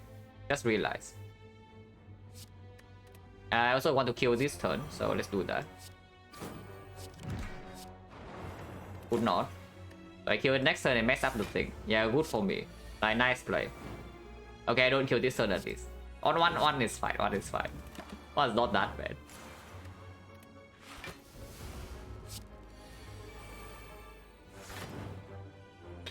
No potion, so 60%. Battle Trance is still tech, yeah. Yeah, Battle Trance is still tech. A little bit weird with 5 trucks in the deck, but it's still probably okay. It can get a little bit weird with the spoon if we are close enough to to using the abacus, but then the Battle Trance refuse to go. It can get a little bit strange. But still cannot be so bad. Thanks, Body Slam. Thank you very much. Not that interested in the yeah, not that interested in becoming vulnerable, but this takes the least amount of damage this turn. It might completely own me next turn though, if I leave it like this. I definitely cannot allow this. Oh, that's bad. Oh, that's really bad. I did not think this through. I definitely start with Body Slam. Okay, don't curse me, please. Okay, maximum punish for roll order. Yeah, it's actually maximum punish here. Like, holy crap. But I mean, there's no... Yeah. After I played the Thunderclap before the Body Slam, like, I realized my mistake like immediately, but it was too late. But it's fine, it's fine. Like, it's just on curse. How bad can it be? It's just on curse, guys. Surely it's not that bad. It's bad.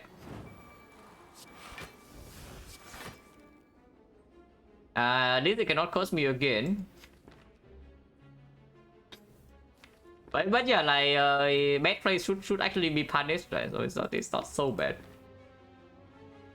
If I play badly and the game punished me, then sure, it's natural. There's no reason to do this, so I guess we can play it impervious. Get exhausted. If it doesn't exhaust, then yeah, whatever. Also doesn't matter too much.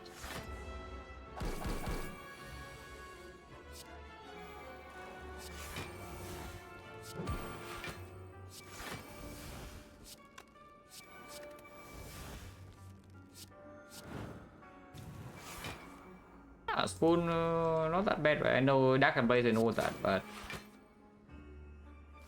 So how much do we care really? It already cursed, so now I can actually play my attacks. Yeah, you fool. Yeah, sure, whatever. Vulnerable next turn, but we have weakness, we have the abacus, and we have Dark and Blaze corruption.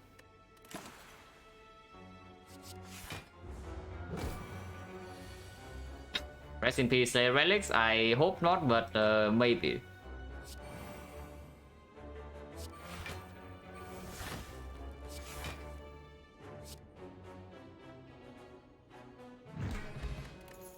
Thought could be nice if I see a barricade. But it's not a barricade. But I take it.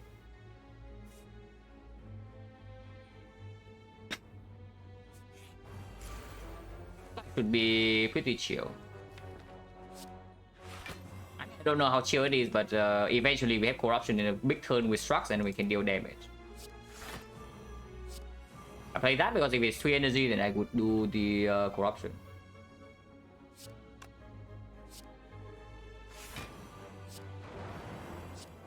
Anger, not too interested, right? It's okay.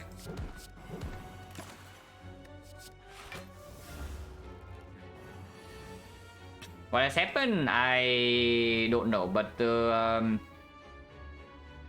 it usually goes down like once every 3 months or something, because the server certificate expired.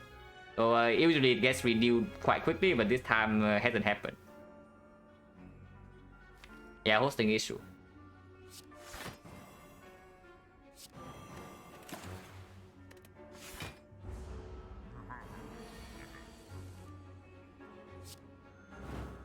Flame, bottom decking corruption is not really amazing, but it's fine. Burning pack on top.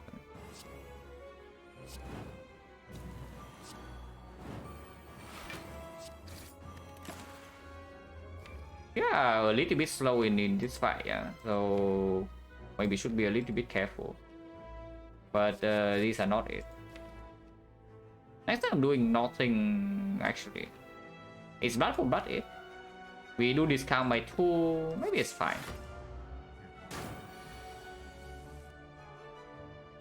And offering can be spoon, yeah, exactly.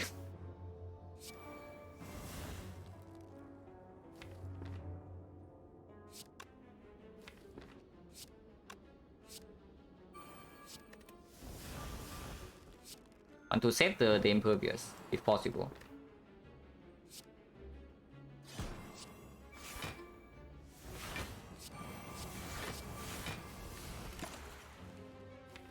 Oh, the parasite, guys. Oh, the parasite. It stops our clash. Clash is actually extremely playable here. In fact, even good. But unfortunately, there's a freaking parasite in our deck. Why is there a parasite in our deck? I don't know, you tell me. But it actually stops our clash. Unlucky.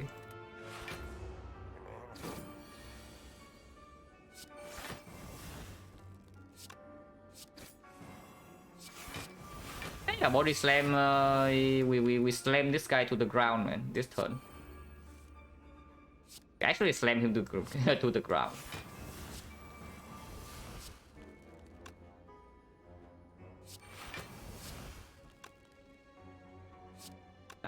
Can bash. Need to make sure I don't kill though. I don't actually want to kill this turn.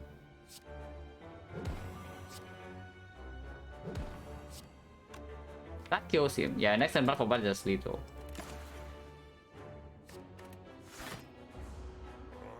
Yeah, not too bad, right? The body slam.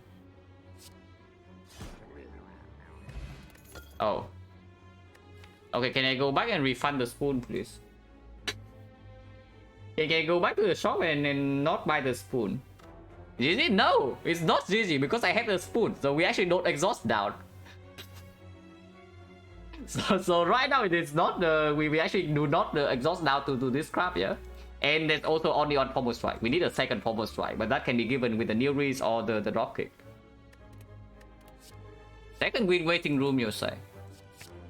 Oh, interesting. Yeah, interesting.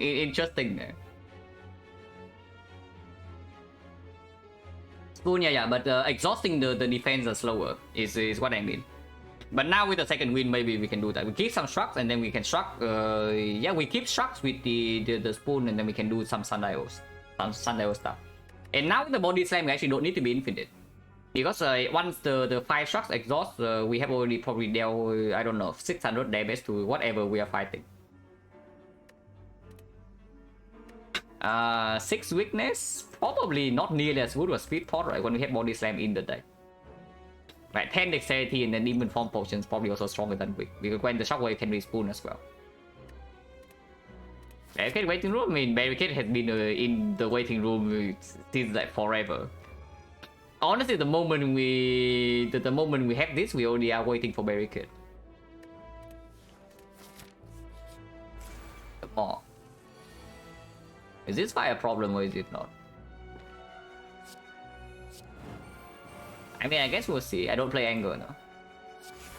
Thunder, yes, Thunder is actually here, but we have the spoon.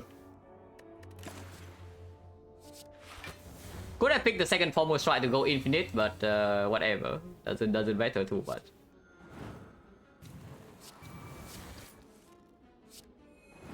Two. Once again, it's trying its best, guys. Don't make fun of it. Thanks, spoon.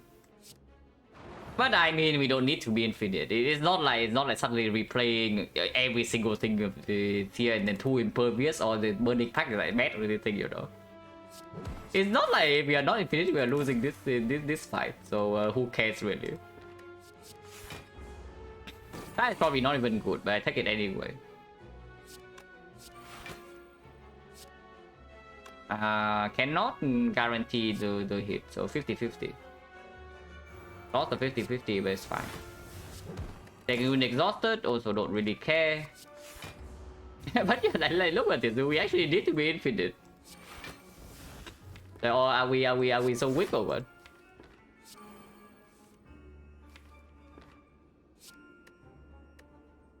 We actually so weak over.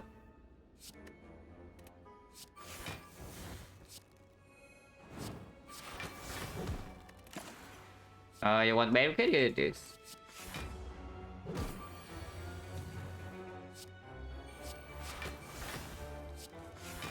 Yeah, wrong order, I know, but doesn't matter.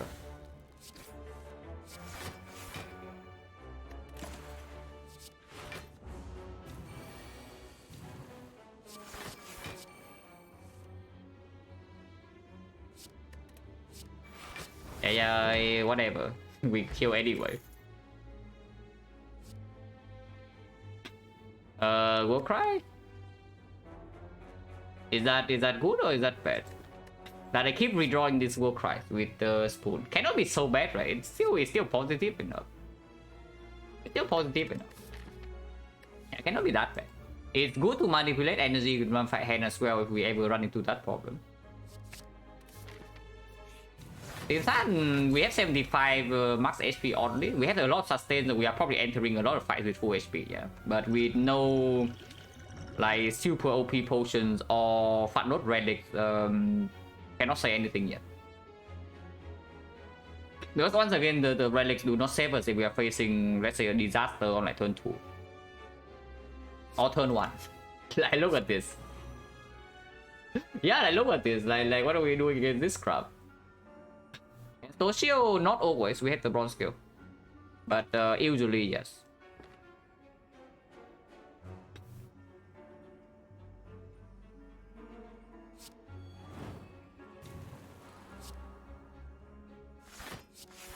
Do I want to put bloodletting on top with 5 shocks and no corruption? Yeah.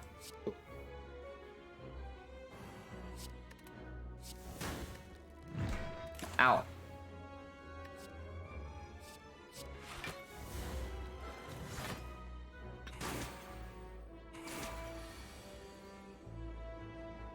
Okay, we have a lethal because I bludgeoned this guy last turn.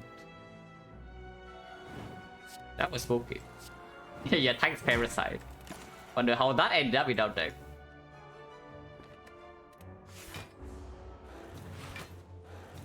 Yeah, Juggernaut heals, but before the fight is under control, I don't really do that yet.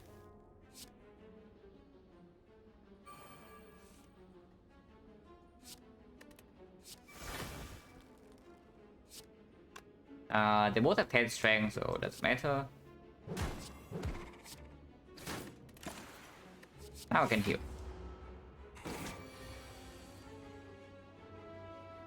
Thank you very much for the red, Peter. How did the I mean, I caught the choker run that you died, but how does the run afterwards go? Like the run with like Art of War, Bloodfire. I need to play one more afterwards.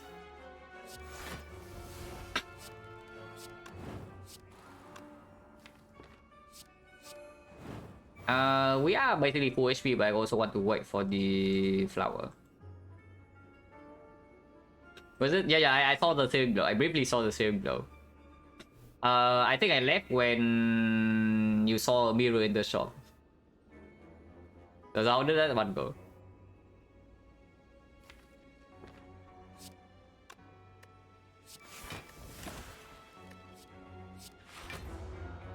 Oh, die too hard. Okay, so the searing blow normal stuff then. But yeah, that one sounds pretty fun. And this. Didn't draw into the thunderclap. So 50-50. With the 50-50. Don't want to kill yet, so we just block. One more power to pull here. Oh, perfect.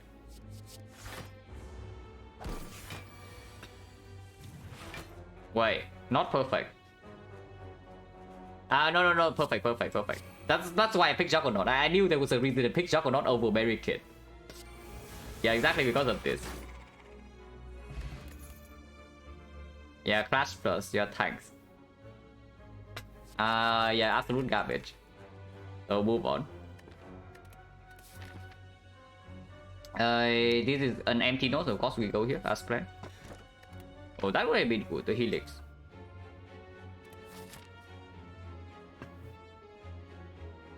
Yeah, they made do bad in Aqua Elite with.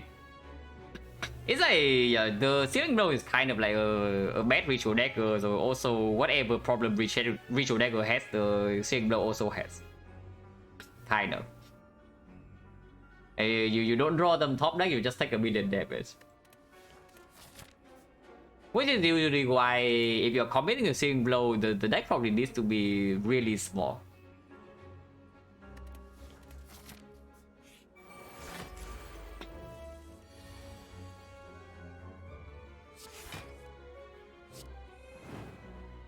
And put the Impervious on top.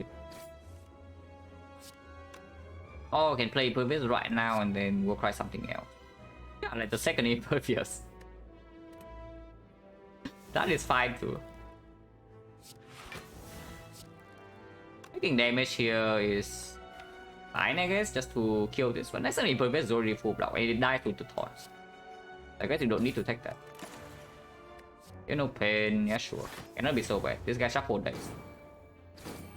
Even if it sometimes doesn't work with spoon. Now if I don't into corruption, you cannot play it, but I have 2 copies.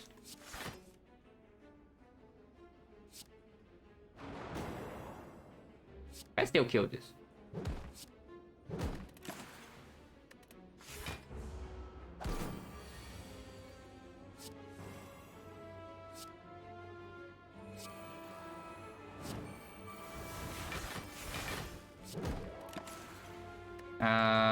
Zoom, offering.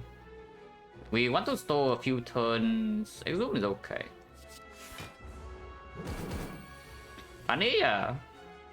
I mean, it is like it's kind of weird because without the spoon, yeah.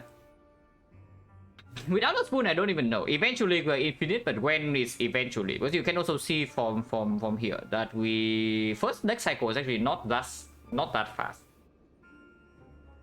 So how many turns is that until we actually get to be infinite with this sundial? On the other hand, with the spoon, with the spoon, there's that potential to have a lot more block in the deck basically. And it's usually good news or bad news. We don't actually have a Feudal Pain. It's for the new race. I would love a real Feudal Pain, please, but we don't actually have one. So why is there a Parasite ban deck? Can somebody explain why there is a Parasite ban deck, please? I would really like to know.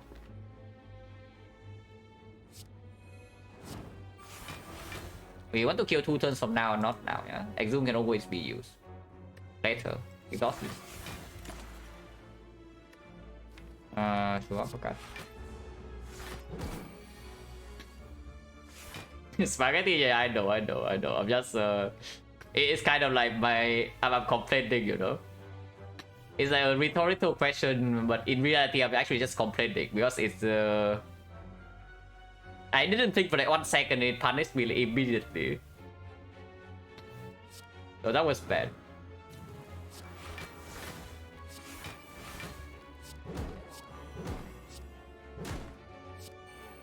Damage on top? Do we have a damage? I guess we do. If I get Loop Shrine, what's bad? Second Wind Offering? Offering is not in my deck. Offering is from the new race.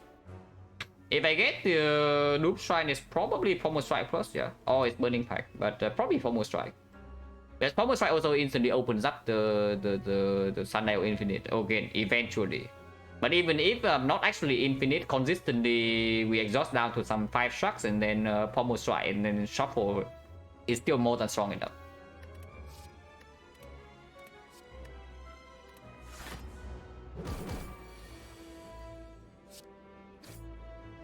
Try to set up Sundial, no potion. Wait, did we really see 1 potion, 2 potions in this entire act, or is it 1? I don't remember the second one, but I just assume maybe it's 2. So 1, 2, 3, 4, 5, 6, 7, 5, 2, 70%. Yeah, if it's only 1 potion, it's 90, but I would imagine that I forgot 1 potion. Yeah, weak potion, right. Exactly. That's why I'm thinking like it cannot be that bad, because if it drops only one potion, I would actually remember. But yeah, I did drop 2, so now it's like 70. Well, we want a second pommel strike here, it is. Kind of want that thing to go away afterwards though, and we don't have the pyramid. We don't actually hit pyramid if it doesn't line up with exactly pommel strike. I don't want it. I don't care about dual wielding in flame. I don't care about dual wielding anything else. Maybe dual wielding body slam in a big turn is something to think about, but we also don't have that much positive draw. Skip, yeah. We already bought the body slam for Retroman, so I don't really want to over prepare with this. Yeah, we skip, yeah. But I'm pretty happy with the body slam buy. Like it performed very well in the past few floors.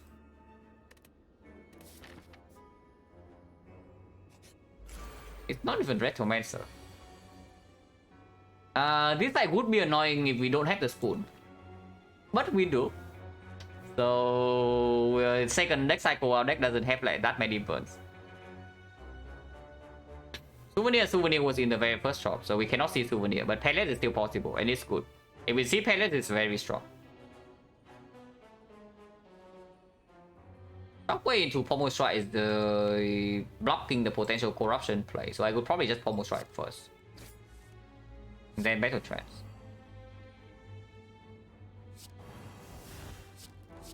Now get out of my deck, please. The garbage parasite. Anger, don't actually want to draw Anger in the reshuffle. Okay, fight is probably over the moment we draw into that. But for now, we get hit. Are you actually serious? Going what? I thought our deck doesn't have any attacks. Like, what is this head? Yeah, I thought, guys. I thought our deck is actually entirely full of blocks, and we're scared that we cannot kill the deckers on turn 2. Yeah. Then what is this? How do you explain this head? I mean, it's fine. We have a Force Rest coming up, and we are healing by like 1 million per fight. But yeah, what is this, please? Yeah, no, seriously, what is this? Like, look at this deck. And this is what we draw. Yeah, at least it doesn't matter because we sustain to the heavens here. That was some. That was something. This heals 2 is a kind of a brick, but it does heal 2. I take the heal 2.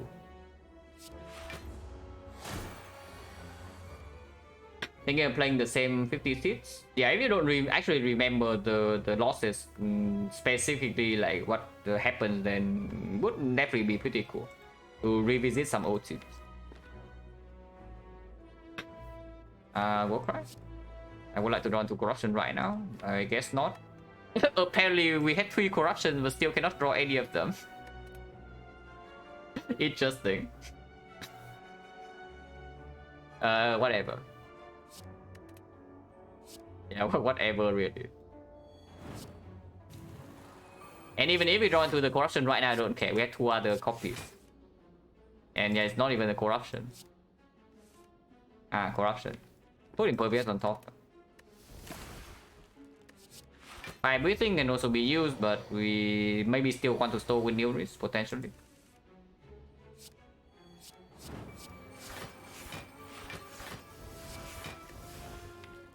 Okay, save like one of them, so that's fine.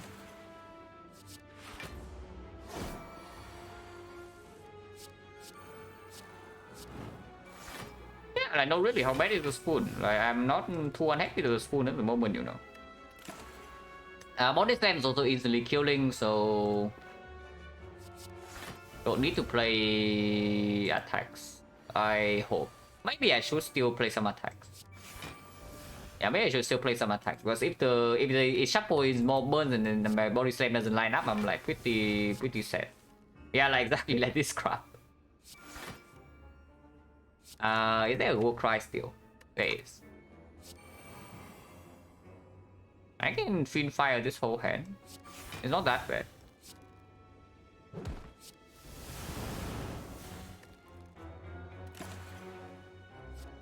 Demon Form, Disarm, Exhume, all reasonable. But this heals 2 HP.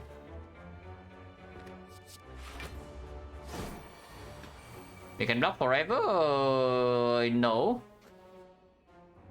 Why can we block this fight forever? Are you kidding me? Like, are we watching the same fight or what? Are we actually watching the same fight that you say that we can block this fight forever? Just realize, yeah, you just realized. We do have it, yes. We do have it, indeed we do.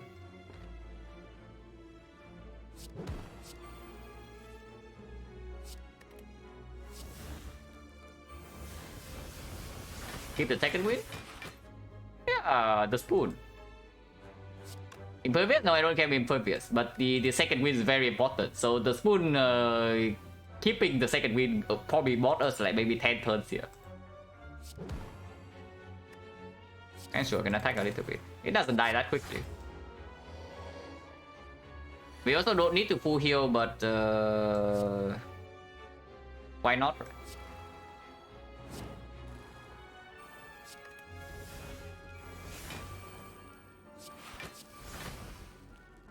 And really, why not? It's just free. After demon forms already in play, we can actually take our time, even if body slam never lines up anymore. Keep the second win again. Yeah, like look at that, the spoon.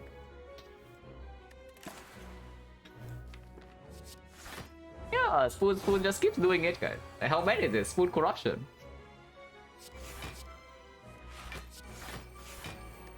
I only care about flower, I don't care about sundial setup. So in fact, finally you can exhaust the freaking anger. One more time.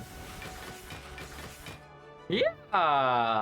Okay, maybe we actually can't block forever. Maybe Sam is right. Maybe I'm just stupid. It's true. If the second wind keeps coming back, this guy can never hurt us. So yeah, unlucky, my friend. This thing gains 2 HP and then it loses HP. But I mean, we also freaking full HP anyway, right? So how much do I want to store here? I do want to store. I do actually want to store. Wait, they all exhausted. Whatever. How many burns in exhaust? Only 1, I think. Yeah, only 1. About to be 5 more, but we have the second win again. This is again losing HP, so it's not good.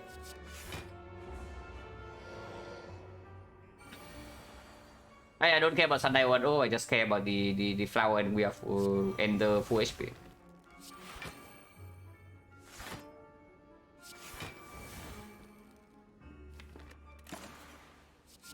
That's a good power.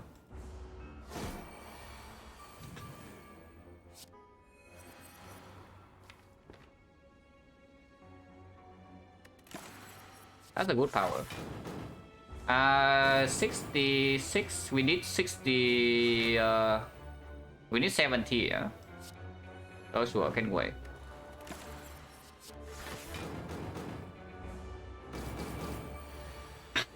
In exhaust or in exhaust? Exhaust a lot. 19.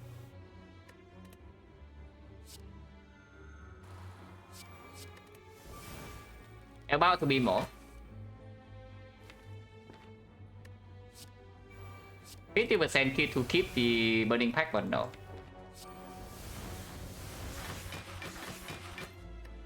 Yeah, it's back again, guys. Okay, apparently the second win just it says second win on the card, but it's actually like 4th win or something. I mean, I'm not complaining. Oh, this kills. We do need to be careful though. At some point, this guy also dies to the bronze skill. And next time we cannot kill him. And next time we actually cannot kill him. But whatever, we can wait more. Ah, we are already full HP. Why did I take Berserk?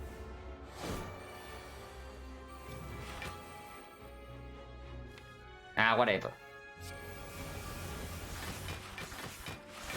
It's back again, guys. It just never leaves. Flower, yeah, exactly. We are setting a flower here. So 2 turns from now, we body slam and it dies, yeah?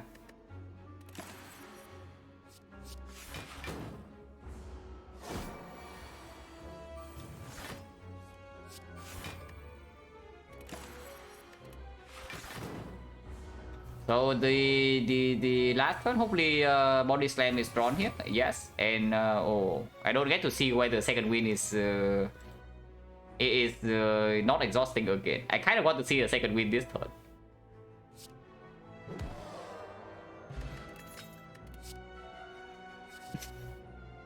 And we are back to reality, guys. I can't be good. So yeah, back to reality here. Steel potion, probably not, right? We don't actually have a barricade.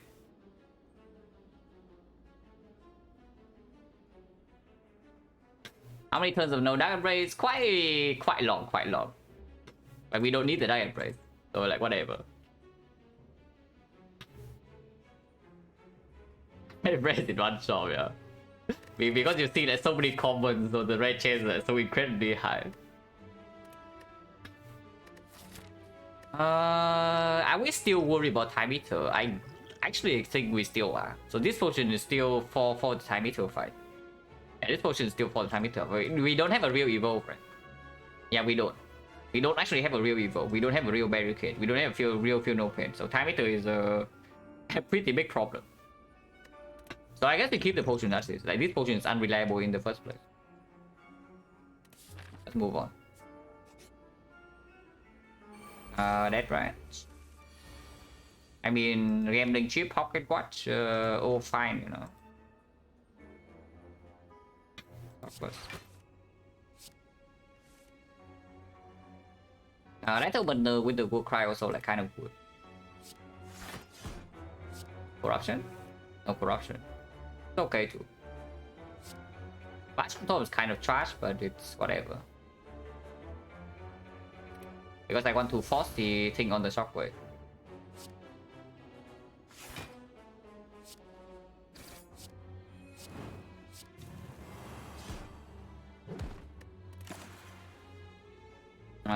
Burning pack with a struck. Probably still struck. Could have been evolved too. Yeah, Calibers would work. Calibers would also do work. It's positive, so just do that.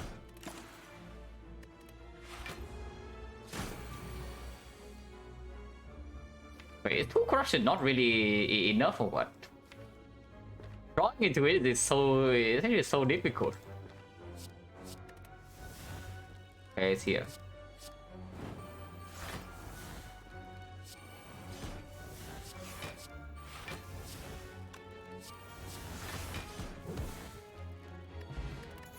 Thanks. I mean, it is 1 strength, 2 strength. Slightly better than usual Ironclad card rewards, but still pretty bad. Do I even want this True Grit Plus? It's just worse than the Burning Pack, but maybe it's good enough.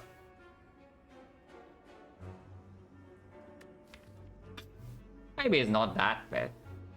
It is another thing to maybe get rid of Parasite, get rid of Anger. And now are we shopping or not? Yeah, it's just bad. It just goes under struck, but maybe with a spoon is okay.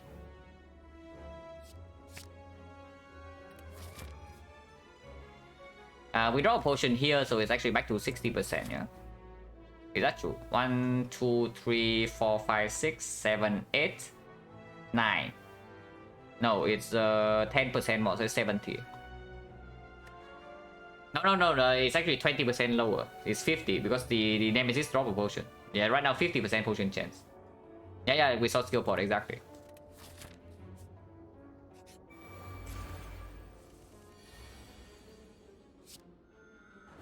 Actually, kind of immediately going in. By going in, I mean it actually bricks me. But it's fine. There's no good way to do this. I cannot get more than 14 block. But whatever, we are full HP. We cannot rest. We don't want to rest. Right now we want to live. So we do want to go into this with full HP. Good news though, this fight is stallable. But here I can only block 18 total, no matter what I do. So I think I want to keep... what do I want to keep? Second win? Is second win better than True Grit? Whatever. Yeah, sure. Minus or let her put nerf from. But probably don't care. I mean, it's only -4, so if we don't lose many more than this, then we are still full HP here. Should I push shock on top? Next time they explode though.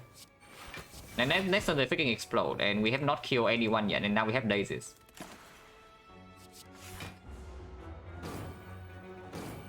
Steph, we please evolve. Please. Okay, we are fine. We are fine. we are fine, guys. No problem.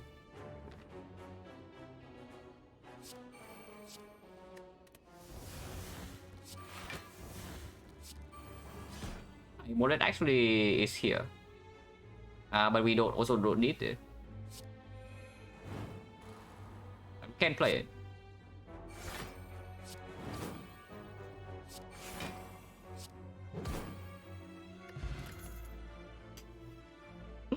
Oh, the Ironclad. Oh, the Ironclad, man. The Ironclad never changes. It's fine.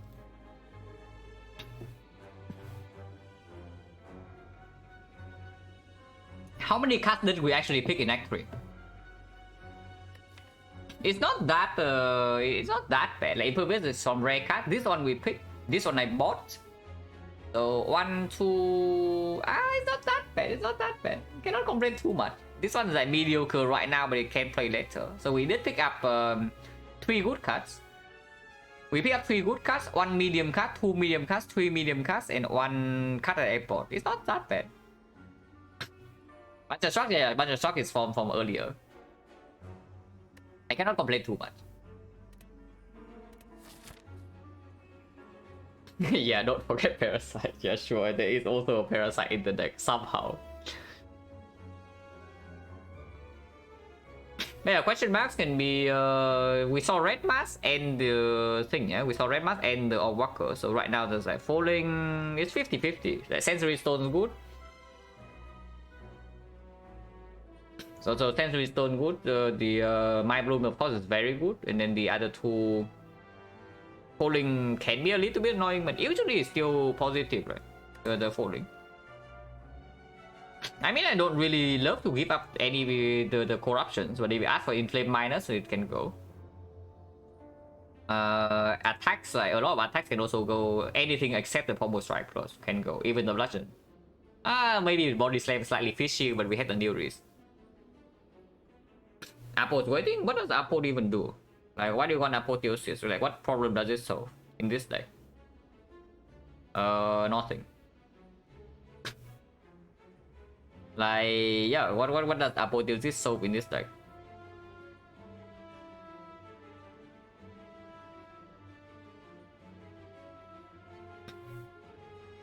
Or we can also go to the shop, you know. Go to the shop, give us 2 chances to see Palace and 2 chances to see Dark Embrace Field open.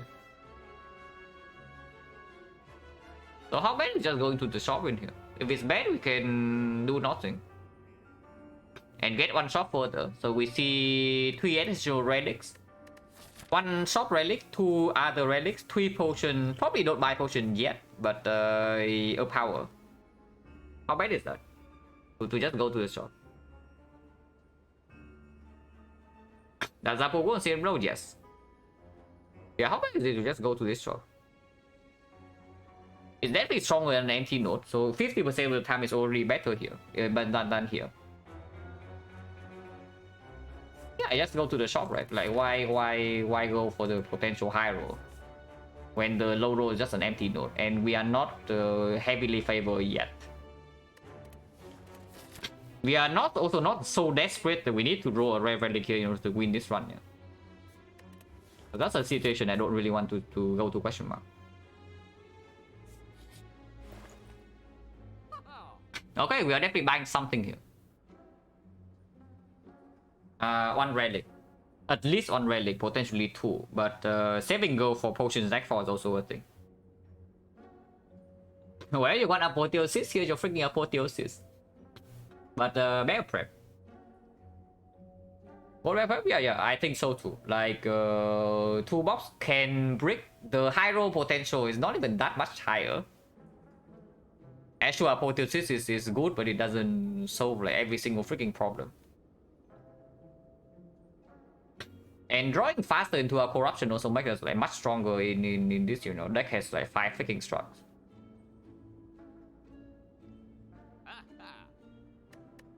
$87 gold, 3 mangoes. Yeah, also minus a 3 demon form. And minus, you think Fairy is more HP than this? You think Fairy is more HP than this? Because I don't think so. Top 6 better, we do not buy potions right now. Because right now I am very willing to spend Cultist spot in the time meter fight. So we will have one empty slot into Act 4. And that is when we spend over 1 potion. And there's still potential pellets in here, you know, like in the Act 4 shop. I take back a prep, yeah. Relic underneath, what would it be for me to buy? I guess we'll find out right now. The boss 1 gold cheaper, okay, good argument. Actually, pretty legit, but I take them back.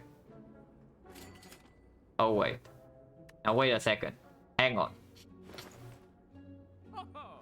Wait, hang on. This will cost me the potion Act 4, so we are playing Secret Baron and I do not buy any potions here. If I take this, and I have 2 copies, that is very fishy. That I pay this much gold for the Bottle Tornado. Artifact is good too, yes. So Panacea in order to do with the speed pod. What about this burning pack on sale? Yeah, what about this burning pack on sale? If I take the burning pack, how much is the shop relic? Is yeah, roughly 135. So if I take the burning pack in here, I have 189. 189, 135, I can still buy... I cannot buy uncommon potion. I can buy a common potion, but I cannot buy uncommon potion in Act 4 if I also buy a relic. Also, yes, it's true. Every single power so far in the shops we have gone to is the metallicize. After this, we say that we go to shop to see powers, and it's just freaking metallicize all the way down. Probably not. It's not even that good. The second burning pack. It's not even that good. I save gold. Yeah, I save gold for potions in Act 4. Let's move on. Actually, wait, question. How many relics are so much better than toolbox that we would buy that over this toolbox here? Pellets. Frozen Eye. And what else? Burner, we cannot afford burner. Like, we don't have enough gold. We can buy an uncommon relic in Act 4, and that's it. Orrery, yeah, Orrery. Yeah, that's already 3 of them. And we saw, like, what, 4 shops in this one? Actually, decently likely. But we already bought the like, best common relic, the Mega Prep that we can see here. Yeah, Centennial Puzzle probably slightly better than the thing. We know, we definitely save gold for potions in Act 4. Like, that is the... No matter what, we need to have enough gold to buy potions in Act 4 with the secret bar. That is like not up for debate.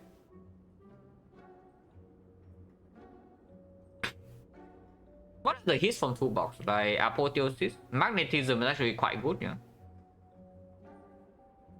But is it good with the spoon? Is magnetism actually good with the spoon? Without new reason, then sure, it's a potential to full heal, but we can already full heal. So make toolbox win a little bit. But what card that exhausted we don't really want to redraw, like just dramatic entrance. Maybe madness. I mean, apotheosis being redrawn is like whatever, it's -1 draw, but it gives us so much in the first deck cycle, it's worth it. And Apple redraw with the new reads, how bad is it? You think redrawing Apple with new reads is so bad?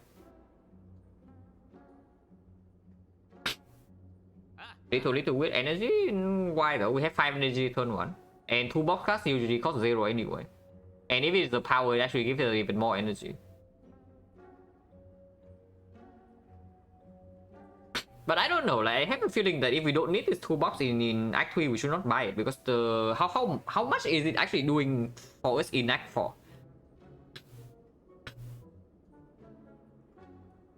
I'm not even sure, you know, because I have a feeling that it actually doesn't deliver so well in the hard fight. Like what is the card that we would love from it in the hard? It's only Apotheosis.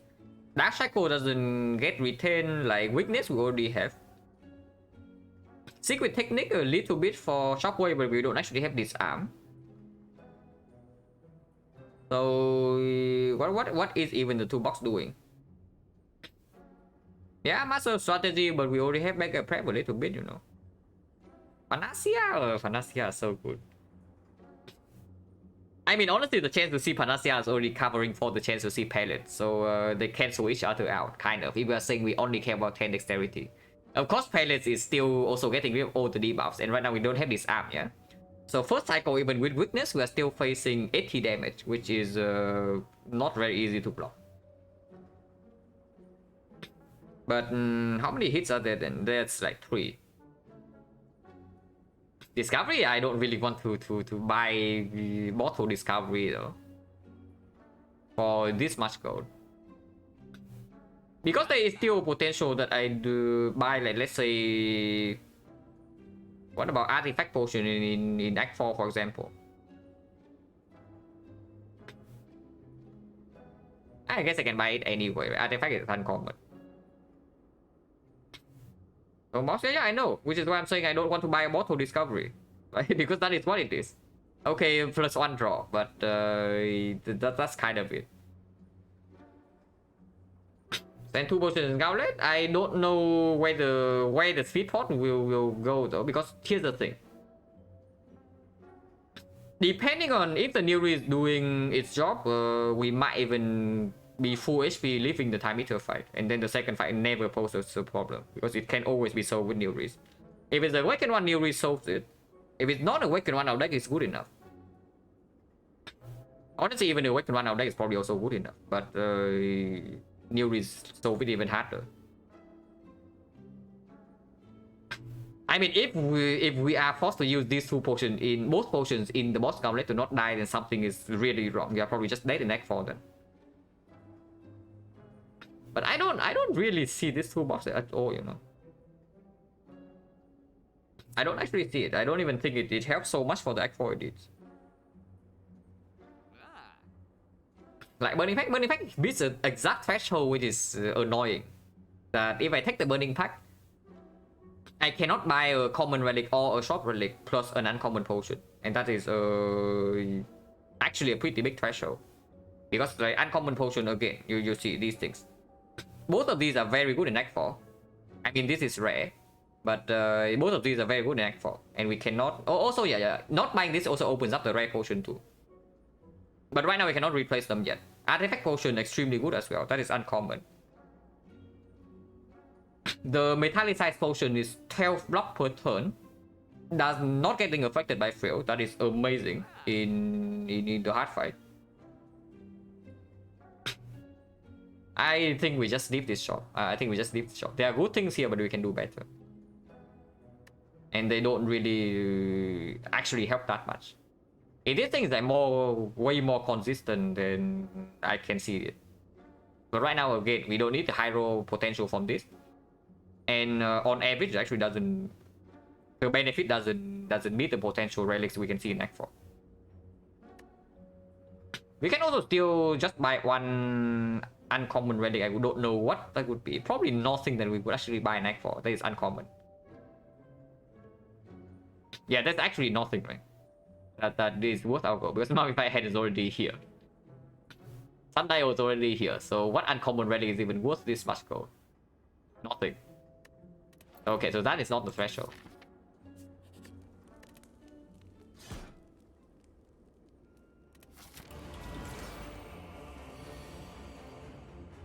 Wait, I thought our deck only has Plow. Wait, hang on. Yeah, interesting. Also, draw debuff on turn 1, yeah. So we are getting a little bit owned here. Cultist potion, if we use it, is at the end of this turn, so don't need to panic yet. Corruption is definitely play on side, so we probably just start with corruption and then see. And then see what it discounts, because this I want to play, this I also want to play. Can maybe Warcry the Thunderclap first, but if we go Warcry last, we also can set up next turn with Battle Trends and maybe see one more card. Probably just start the turn with Corruption and then see what it discounts. Worst discount is the Thunderclap, but even that is not that bad. And then we just almost try them.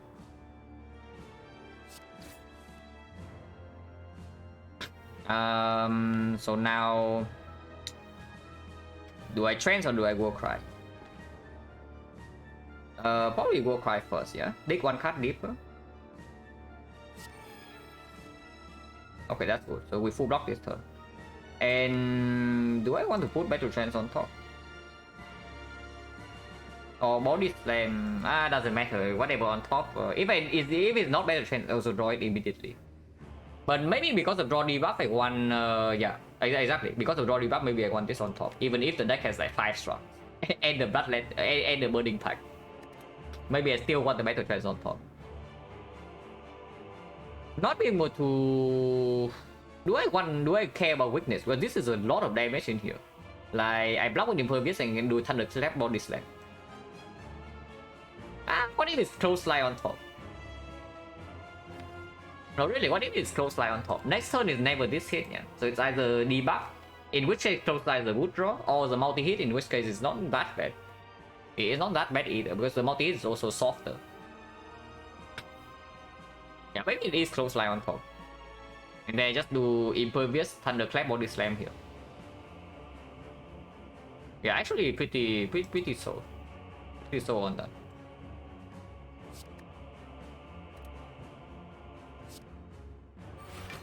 Yeah, we just spoon. So how much do I want to buff this up? Because we already have full block. This is only potentially exhausting a defense, but the first defense is dealing 12 damage for one card. Next one we have 5 and we draw 4. Can be a little bit annoying, but I guess it's okay. We have full HP and new reads can also give some other stuff. 5 cards next turn. It's not that easy if we don't draw into any struck, but we have 5 of them. And we can also distribute over 2 turns, you know, like maybe 3 on one turn, 2 on the other. Not that bad, because it's weakened for turn 2 and turn 3 here. And yeah, I still do think that we are using Cultist Pawn in this fight. This is probably by far the most difficult fight in this boss gauntlet. If it's it might even be more difficult than the heart. And in the heart, I also don't think we need this at all. In Spear and Shield it can play, but maybe a burst potion in Act 4 is better for that fight.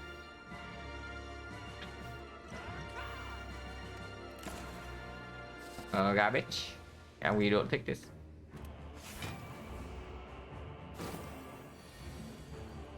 Yeah, they draw into a struck. Oh, cringe. So I guess it is 3-2, yeah? We play 3 this turn and we play 2 next turn. Or we don't play the Inflame at all because Demon Form is already in play.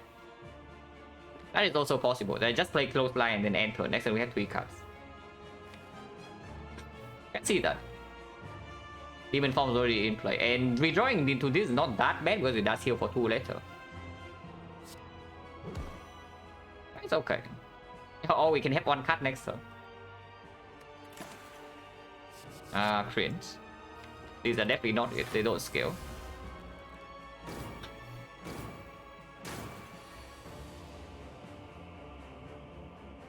Archer minus what? Wait, what? What are you talking about, Peter? Like, come on. What are you talking about? We actually have Demon Form here.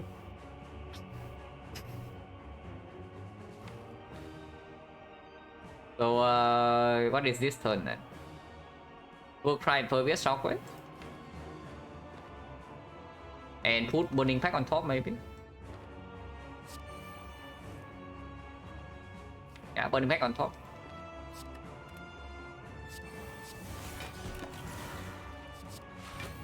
That's a good one.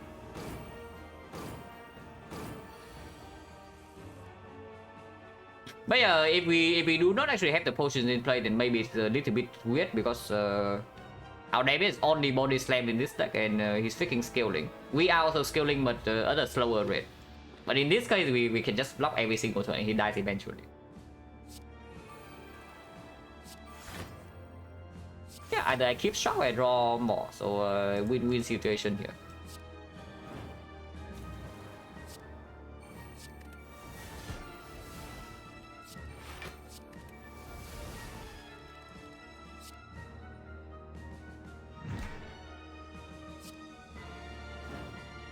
I didn't even play all of these this turn. Yeah, why not?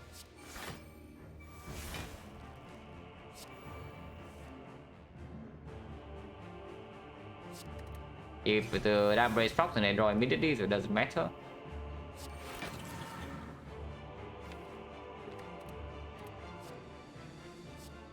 Burning pack. But yeah, with the opening patterns being like this, and now first next cycle being fine, I think we are probably taking 0 damage here from this point. Probably. Unless the spoon is betraying us right now. Wait, we don't actually have lock in the deck. Interesting. Thanks. Oh, thank you. Okay, now that is cringe.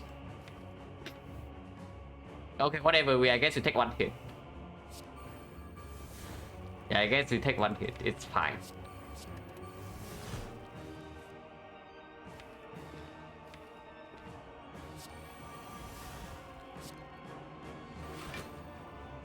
Maybe you can kill next turn though.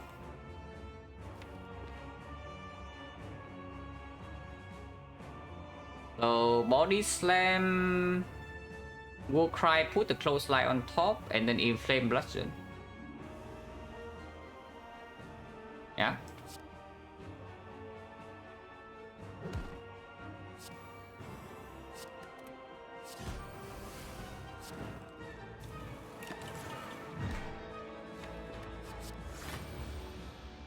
Yeah, we can definitely kill here.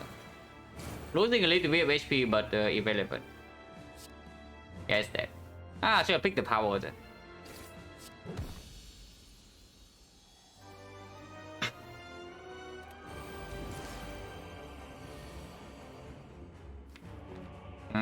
Yeah, we struck into struck. The third one I don't play though. The third one I don't play because the if I draw into corruption, I need to play it, so I go cry first.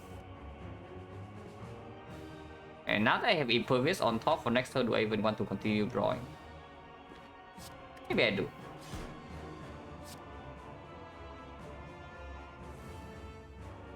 Yeah, because impervious is still on top of my deck.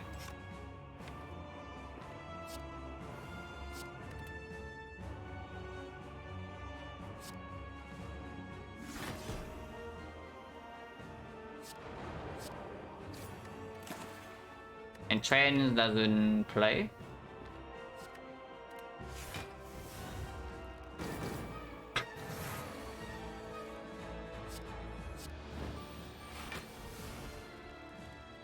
Thanks Parasite. To exhaust this. Don't want to play Anger. Second Corruption is just bad. This is bad, this is also bad.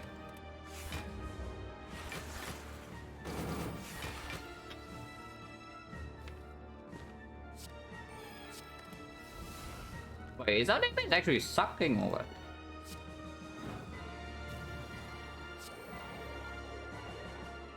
Okay, Shockwave gets spoon, at least does something.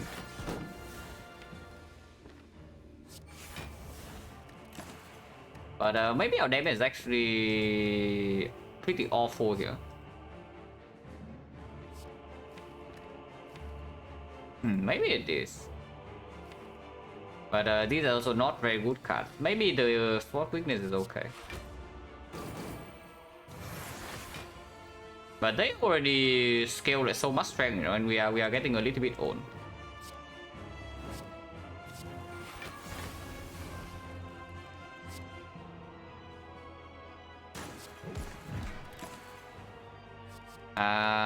Is that even good? Because if I take this next turn, we take damage again because the uppercut doesn't prop. And we already have 9 strength. I don't think so. It's not even good. Minus 22. Maybe this deck sucks. Maybe this deck actually sucks or what?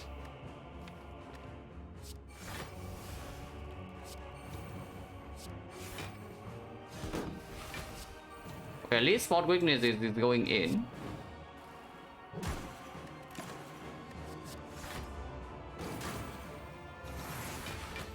But it's already hitting for like 42, so better kill soon.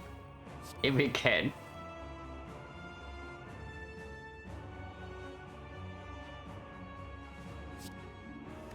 Next turn, the other thing is hitting us for 42. Can we block that?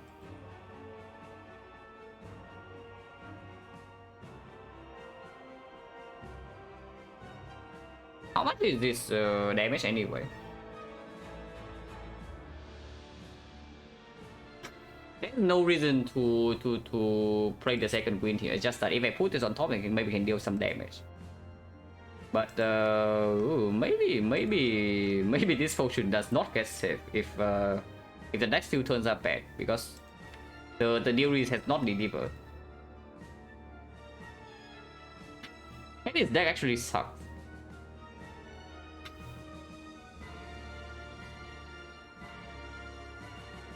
So we should win away the bludgeon, close line is and then body slam.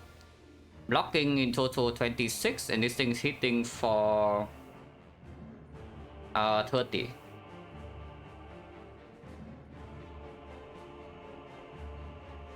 Yeah, it's not that bad.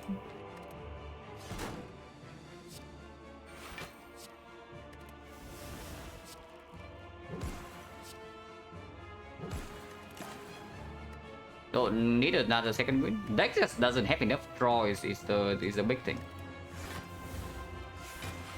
And deck just actually just does not have enough draw here, nearly enough.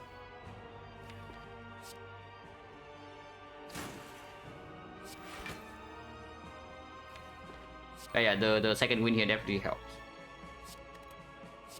Exhausting anger. Play the offering.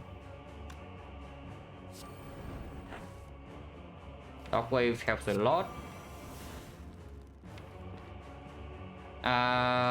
Probably just second win this whole hand because next turn they have the uppercut block with the struck and it's still weakened.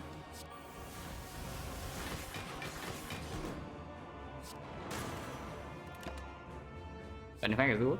Everything is like killed, but not what we need.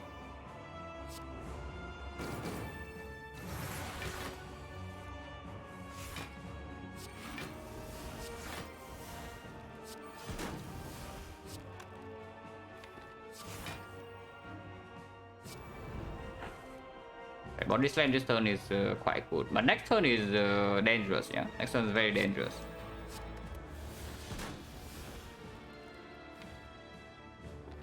So I want to be able to guarantee the uppercut next turn, which tells me it's already dead here. We don't need the close line at all anymore. Yeah, this is good enough, right?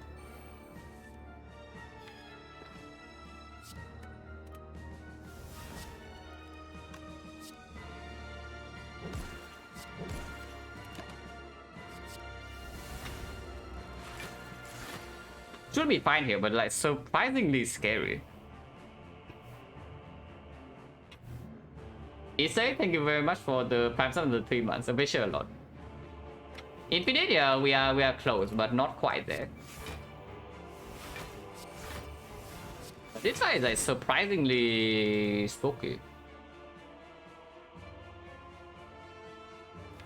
Are we even fine? We still have one shot. I can exhaust over this. Now a demon form just to heal a little bit.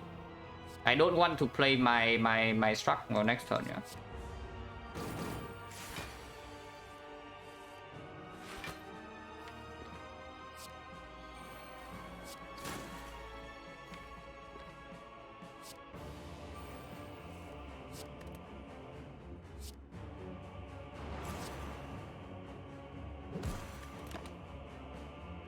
Actually, that's bad. But now I'm forced to kill next turn. But I guess flower on 1 is fine.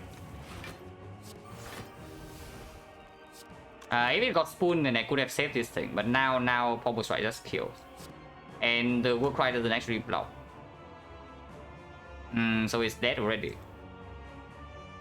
It doesn't even give me the Abacus. Not the Abacus, but the Sundial.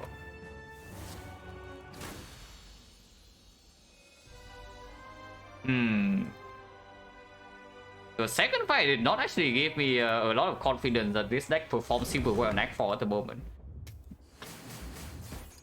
Maybe the deck actually just sucks. But we'll see. So do I live here for 1 strength or do I rest for 10?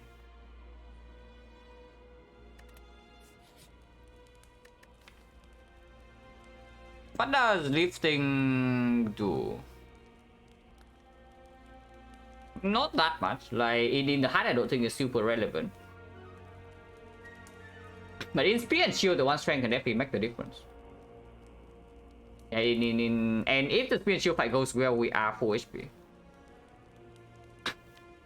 And yeah, the way for the spear shield to go well is that we need to kill the spear, right? If we cannot kill the spear quickly, we are probably just dead. Oh yeah, exactly. Like if the fight needs, if we can enter the hard fight without being on like let's say 20 HP or something, it means that we managed to kill the spear quickly. So that probably says that I just yeah, that probably says that it's a lift. And maybe there's also a power potion healing for 4, you know, in the shop. Oh, not quite. These relics suck. There's a panacea though.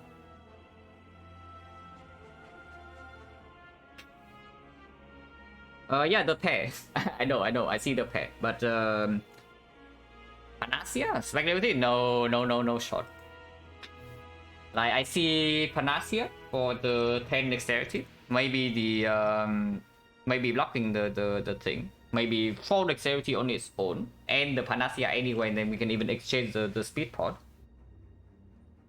Draw 6, very strong in speed and shield because our deck right now doesn't actually have a dark embrace, yeah. So the draw 6 actually allow us to set up a big turn with corruption into a bunch of shocking ops into the big body slam instant kill. Draw pod, yeah, I know draw pods here, and I definitely buy this draw pod. But the thing with the draw pod is that if do we buy any other potion, because if we buy the Fuju, we should do it first, of course. So this is the strongest thing in this shot. We have 180 gold left. 180 gold, we can take 1 card, remove, or we can buy a pair. Pair has to be stronger, right? Pair has to be stronger than the card remove. Because I do think I always want this panacea. We either block vulnerable in the heart, or we wait until we draw into the panacea and we have 10 dexterity. It look better? No, pair doesn't look better than everything else. Pair is worse than panacea and pair is worse than the draw pod. It's just that is pair better than remove or not? And I think it is. I think it is. So we probably just buy the food juice. Ding food juice? Yeah. I mean draw pod always happens, so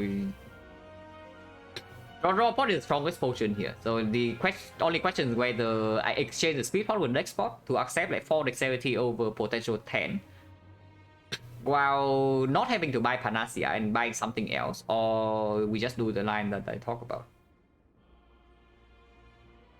Committed? Yeah, we are. We are committed, but we can buy the food juice first, drink the food juice, and then take the draw pod. That is exactly what we are doing right now. That is just the best thing in this shop, yeah. So yeah, food juice, double check the gold. 87 for 76 is 163. 163, yeah, we have enough for the draw pod. So let's do that. Also, we 4 shots in a row and we don't see a Feel No Pain or Dark Embrace is slightly sad. Both would be pretty massive for the hard fight. And also no power potion anywhere. That is fine.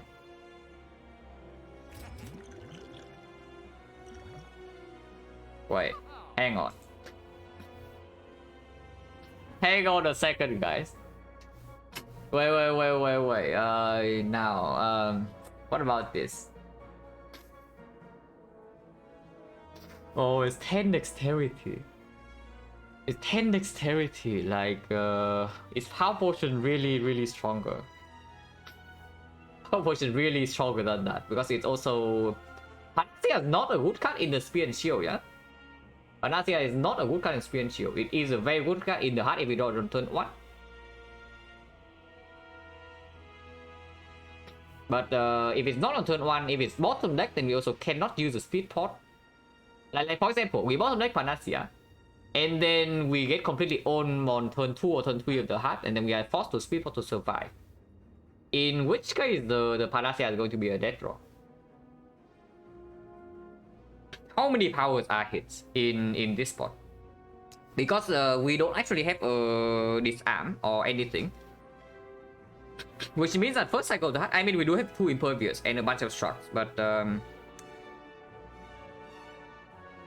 the heart is still hitting us for a total of 80, even with weakness.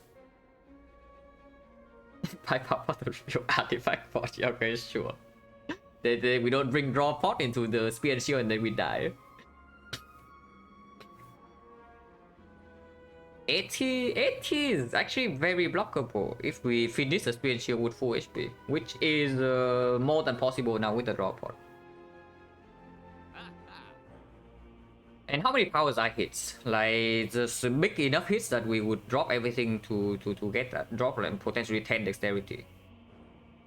That would be Fear No Pain. Race.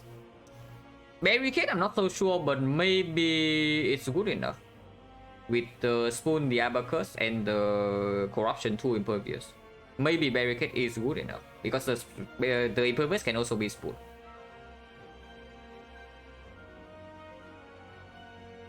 Metallicize is, I mean, it is 6 block per turn, so it's not that bad, but it's not nearly good enough. 20, 30, no. I just count the number of hits first, and then we know how much is it, because I should have the math somewhere in my notepad. Evolve. Yeah, Evolve is pretty good, even in Spear and Shield, but we already commit draw pot in that. Yeah, Fear No Pain, Dark Embrace, Barricade. The smaller hits are what? Demon Form is not that bad, yeah. If we have Demon Form, maybe we can change our plan to just blocking. We just try to use our HP basically, and we deal damage with Taunts and double Demon Form. Then what? Inflame is still 4 strength, but 4 strength is not nearly good enough compared to the other thing. But I actually don't have the oh, I actually haven't done this for Ironclad. Oh, I need to do this for Ironclad then at some point. Like that, evaluating the power potion on Ironclad, because I have that for both defect and silent. 6 block per turn is good. It's not as good as the 10 dexterity, but 10 dexterity is also not reliable 10 dexterity. So the speed pot is also a little bit fishy. But yeah, if we say it's like 3, let's say Metallicize is half, Evolve is half, Demon Form is half. What about Brutality? Maybe Brutality is also even half, you know. Brutality is not bad at all. Like suddenly we draw 7 per turn. So that's already, we say 5 hits.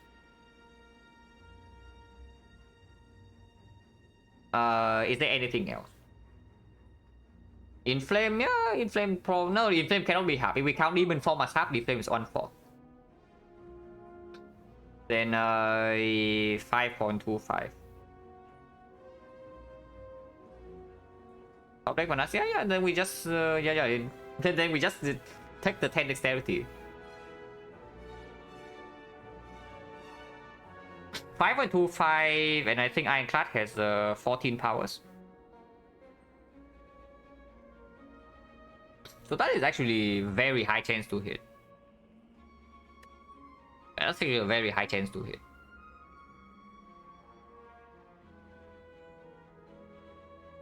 Yeah, it is around 80% even.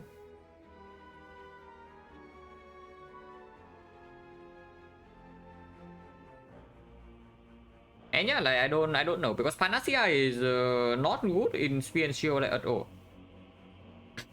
So we pick a card that's not even good in that fight into our deck, and in the hard fight it only has a probably not even 50% chance to be amazing.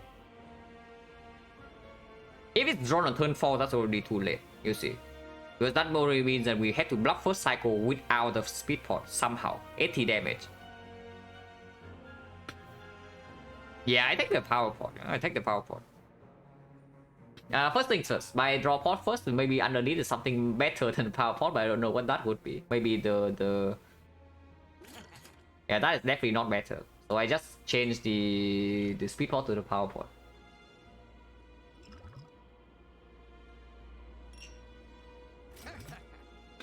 Oh yeah, we move on.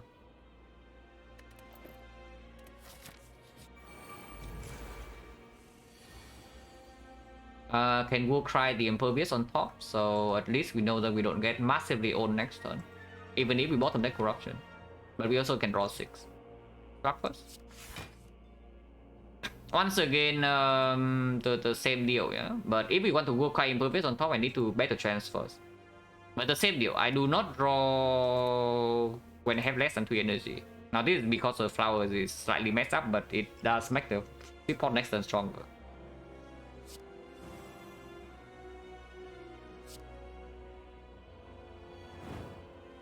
yeah, nice bit. I mean, I can also play Impervious now and deal some damage, but that seems pretty stupid, so let's not. Just put the Impervious on top.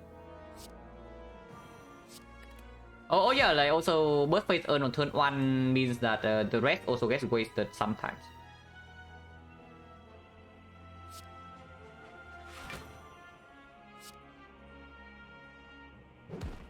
Would have taken Art of War maybe, but there's already the Heavy Flower and Corruption draw potential, so I kind of want to deal damage. Don't get any of these, right? I'll skip. Oh yeah, Spoon saves the War Cry.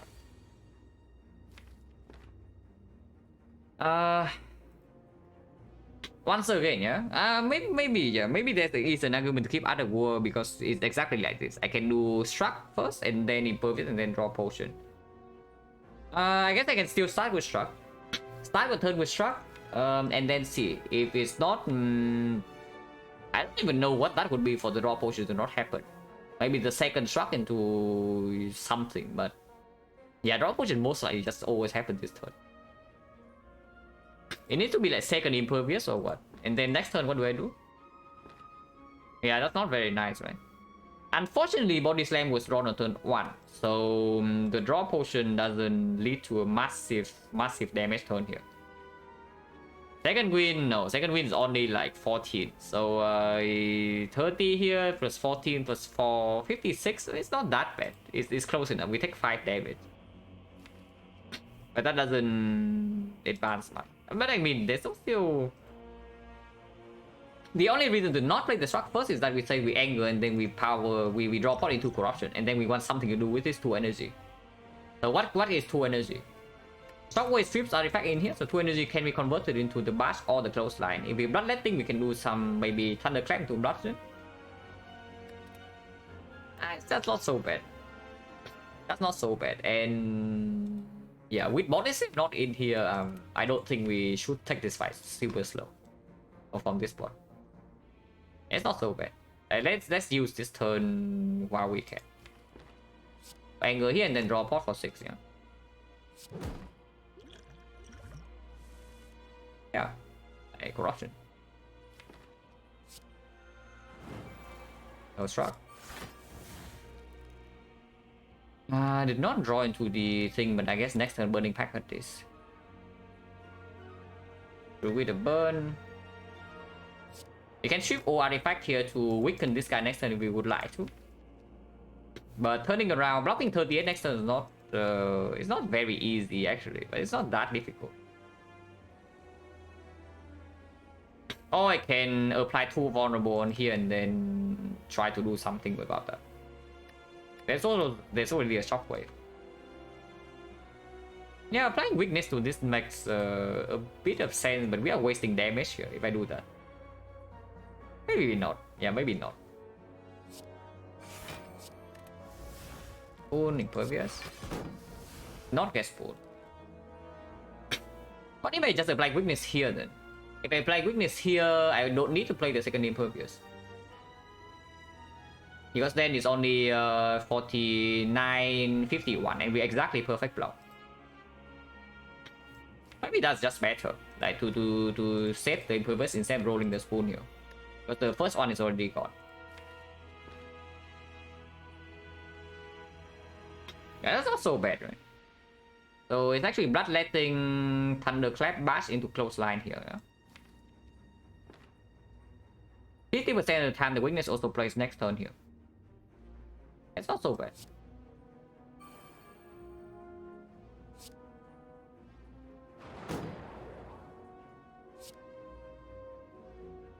And yeah, we blocked exactly 51.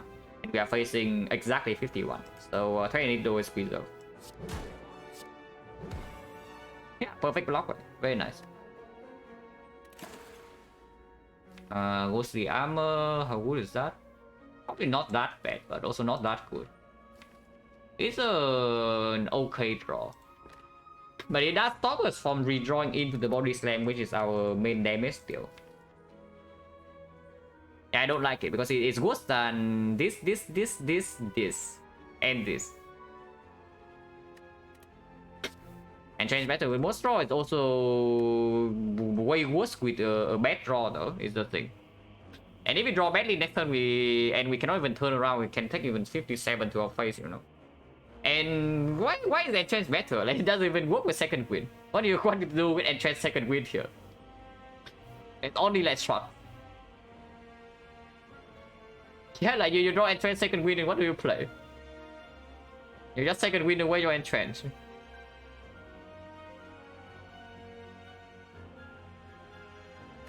Honestly, I probably just skip. I probably just skip this. Yeah, perfect block, very cool. Can inflame the corruption. I do want to keep the bludgeon in the deck still. And burning factor the corruption, I mean.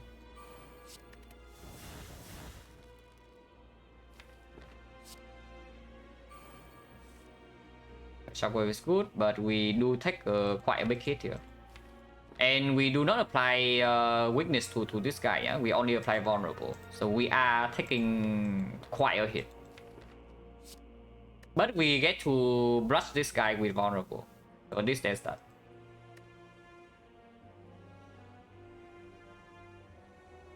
And yeah, second wind unfortunately doesn't land. Actually taking like quite a heavy amount here if I play the Inflame. So I can also exhaust the Inflame, for example. So it's like Shockwave bludgeon the Shockwave bludgeon the it cost me 5 HP. So 5 HP in exchange for 3 strength. Strength is not that important. This guy is like almost dead anyway, right? Because this is 67 damage. And next turn I do have combo strike on top.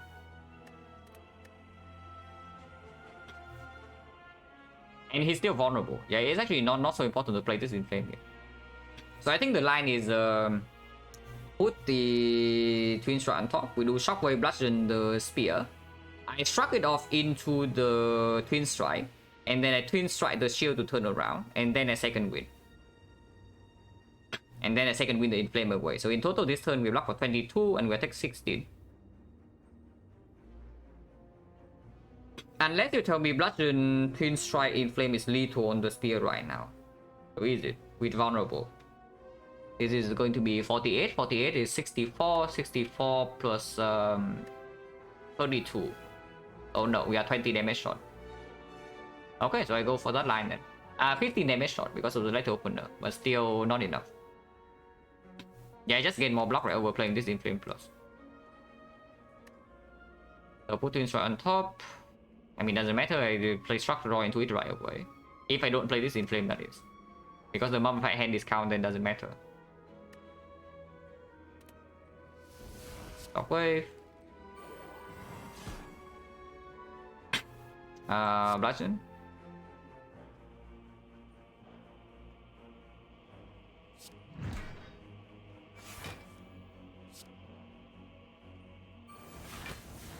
And turn around.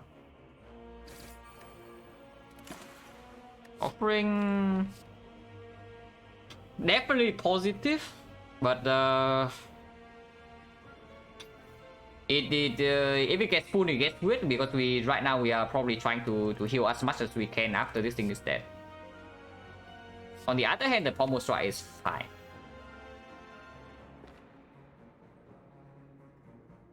Why don't we just take the pommel strike?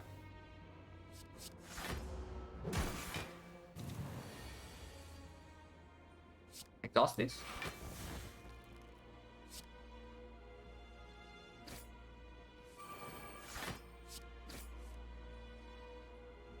Yeah. Struck is a good draw, and these are good enough to block, so I don't need to panic. So now we hope that the Nereis actually give us something to heal here. Ideally, some barricades, some whatever to guarantee we can block 38 here. But close line is coming up, and there's also shockwave. This is healing 2, is a dead draw, but it is healing 2. And we don't get hit for 38 for until like 2 turns from now, so I can maybe be a little bit greedy. Hopefully I don't really pay heavily for it. We are giving up a lot of damage if I don't hit here, but if I hit here to put it to little range in order to maybe kill next turn, we accept that we leave this fight with like 66, maybe 68. If I don't bludgeon this thing right now, we can have problems next turn. Because we need to block 38, we have no guarantee that we draw 2 struck or impervious, and the shockwave is also not it. Heal 4? No, we don't. We don't heal 4. Like, why would you heal 4? There's freaking Beat of Death, man. The draw, the power potion is energy block neutral.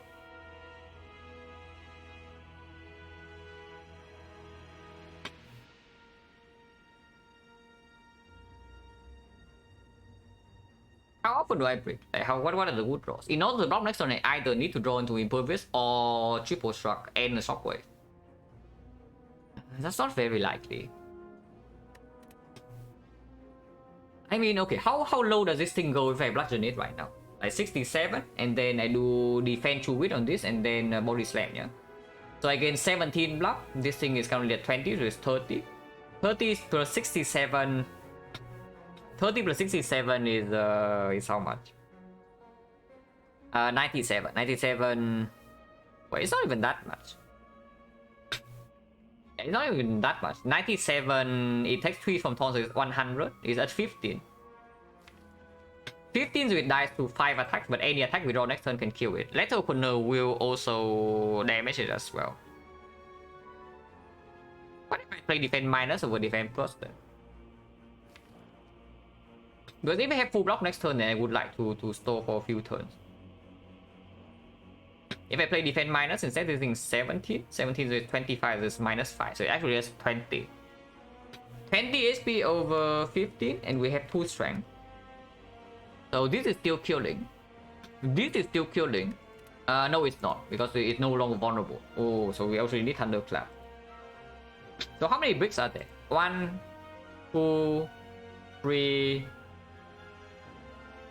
1, 2, 3, and then we need to draw the 2 attacks, or shockwave plus 1 attack that's not killing. So it needs to be shockwave anger, because every combination of 2 attacks will kill. Okay, that's good enough, and that's also a new risk card. But I do bludgeon here to prevent the worst case scenario that we completely get destroyed next turn.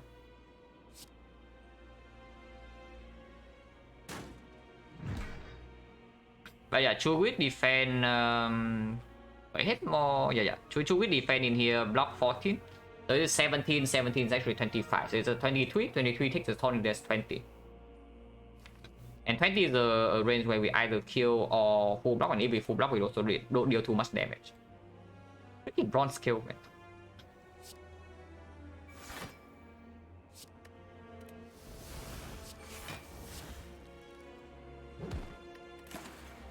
You know, pain.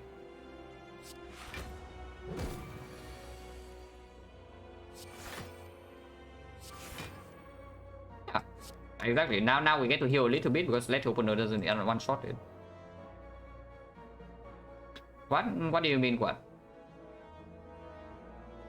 Are you confused because I play the defense minus over defense plus when I just spent like 2 minutes explaining why?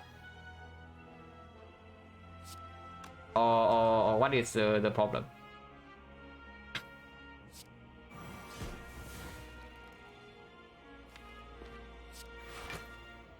Exhaust this, yeah, it doesn't deal Let Opener damage and don't want to redraw this.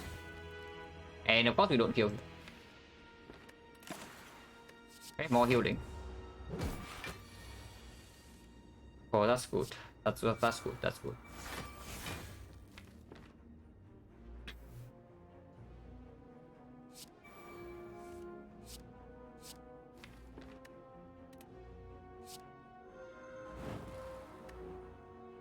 We are full blocking exactly perfectly, which is why I keep the burn. No barricade, though I don't know how long we can stay here, but for now we can. And of course this guy also dies in like 3 more hits. I literally don't care about the Sundial. Next turn he attacks again for a big hit, and now it's dealing 30. It has 39 blocks, so we do need to be a little bit prepared to kill it. Probably start with better transfers then to see potentially is there a problem. It is weakened. So 1 impervious is enough block.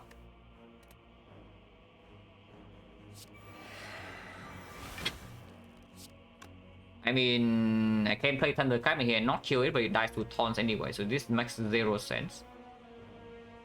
I mean, it makes a little bit of sense, push Plow to 1, but that's still pretty bad. 39, it had 3 strength with no vulnerable. Bludgeon is instant kill, impervious is block. These things are cycling themselves, work price is good. So the number of bricks, 1, 2, 3, this is also good. 1, 2, 3, 4, maybe 5.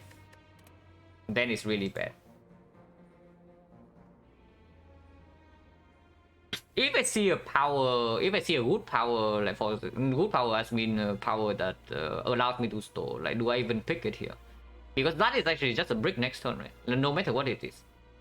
The metallicize, the metallicize, the dark embrace, the barricade, all are bricks next turn. And if I brick, I take 30 damage to my face. I think I just do Thunderclap in flame because first of all it advances Flower a little bit, yeah. And if it keeps the vulnerable in here. So with 3 strength and the vulnerable, and this thing is actually at only 32 HP, we can kill with attack. So even if we brick, we can still kill it. And it also gives me a chance to see another power from near reach for heal to heal 2 more. So I think that is what we play, like Thunderclap in flame.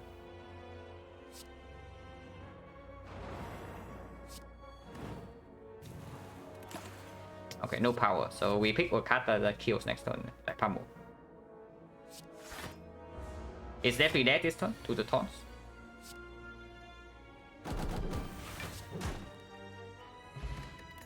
Thanks. Duplication potion on our power potion is giving us actually 4 copies of whatever this power is, potentially. But yeah, thank you very much, Eternal Feather. Exactly what I did. Oh, wait a second. I mean, it has to be disarmed, right? Like, yeah, sure, Spot Witness is cute and all, but we don't need it. It has to be disarmed here.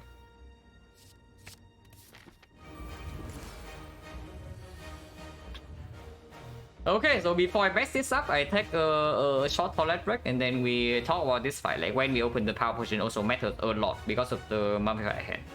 So yeah, be right back. Looks pretty GG. Yeah. GG for who? Yeah, GG for who? But we'll see when I get back. So be right back in like 3 minutes.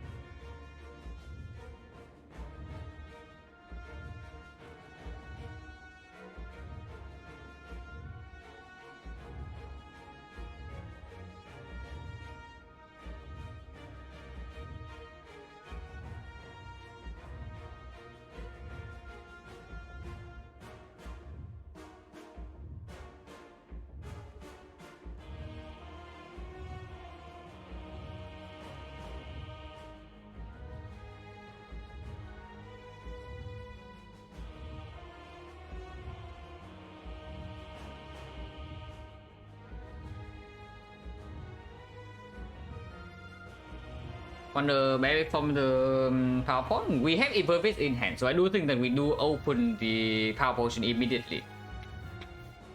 I do think we open power potion immediately. By immediately I mean this turn, but not right now. I think the turn still start with potentially struck into battle trades, and then we observe. Because if we get impervious, if we hit the barricade from the power potion, yeah, we can actually still duplicate this impervious, for example. It's just stupid because because the power potion discounts two cards, but that doesn't guarantee they can play both shockwave and impervious. So it struck first is stupid, or is that actually a thing? I mean, sure, good case scenario, we draw to corruption this turn and then everything is fine. But if we don't draw into corruption and I start the turn with the struck minus energy, yeah, happy flower not set up, then we have some serious issues here. Maybe it is opening power potion immediately. Yeah, maybe it is opening power potion immediately because discount. I also see what cards get discounted and then I plan accordingly. Then maybe it is just that. Oh sure, let's open power potion. I potentially take 4 damage for this, but we'll see what this is.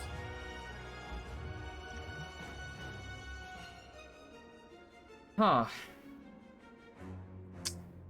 So if we take this corruption right here, we can play everything, but we have 2 dead corruptions in our deck. And it's not playing with the back, yeah? That's a lot of damage, yeah it is, but I probably don't care. Like, I think damage is already dealt with. We have 7 strength in this fight. It is vulnerable forever. We have taunts and we have new risk. And yeah, nothing wrong with evolve, right? I think we just take evolve over corruption here. Not fun, yeah. So fun to... It's very fun to spend like 3.5 hours and then die in the hard fight because you pick a fun option. I find it very fun, guys. Extremely fun for me. Nothing else more fun in this game than that. That I take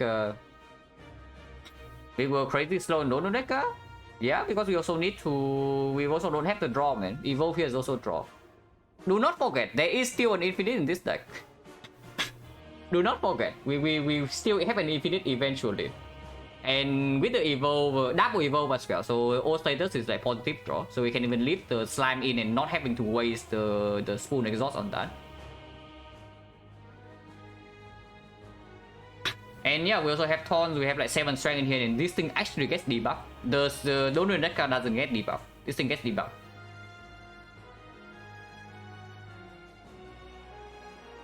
Yeah, I take the evolve. I take the evolve. But do I play the evolve immediately? Now, next question. Like, what is the new pot on then? If that's the case, because I can have 4 evolves. Or I can save the new pot for, let's say, an impervious next turn. Or on turn 3. Looping the evolve right now means that we are drawing at extremely high speed. Eventually it gets... if the new result give us power 2, then it gets weird though. Because at some point... We only have 3 status in the deck. The burn, the wound, and the slime, yeah? The other 2 go away. And then we also draw it together with second wind. Then what do? Do we kill the statuses or do we not? So I think that duplicating evolve in here is complete nonsense. Yeah, I think duplicating this evolve is complete nonsense. But yeah, if not that, then what do we duplicate?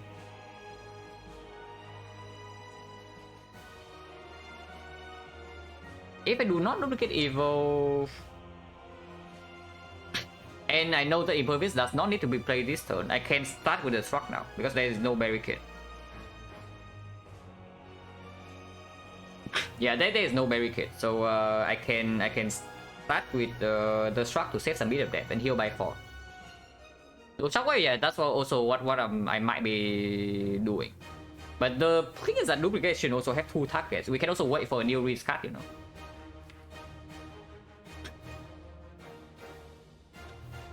Because in the deck is also a close line, and after corruption is down, we have no energy problems, yeah. So the moment we draw to close line, we can also play that. And with close line and the shockwave can even be spooled 50%. then we definitely do not need the additional weakness. Vulnerable also the same. We have both Bash and the Thunderclap in the deck. And also the new Reese. Okay, I just take this first. And then start with Destruct then. Start with Struck. We know the Impervious doesn't need to be played this turn. Unless they tell me to loop Destruct. But I find that a little bit suspicious.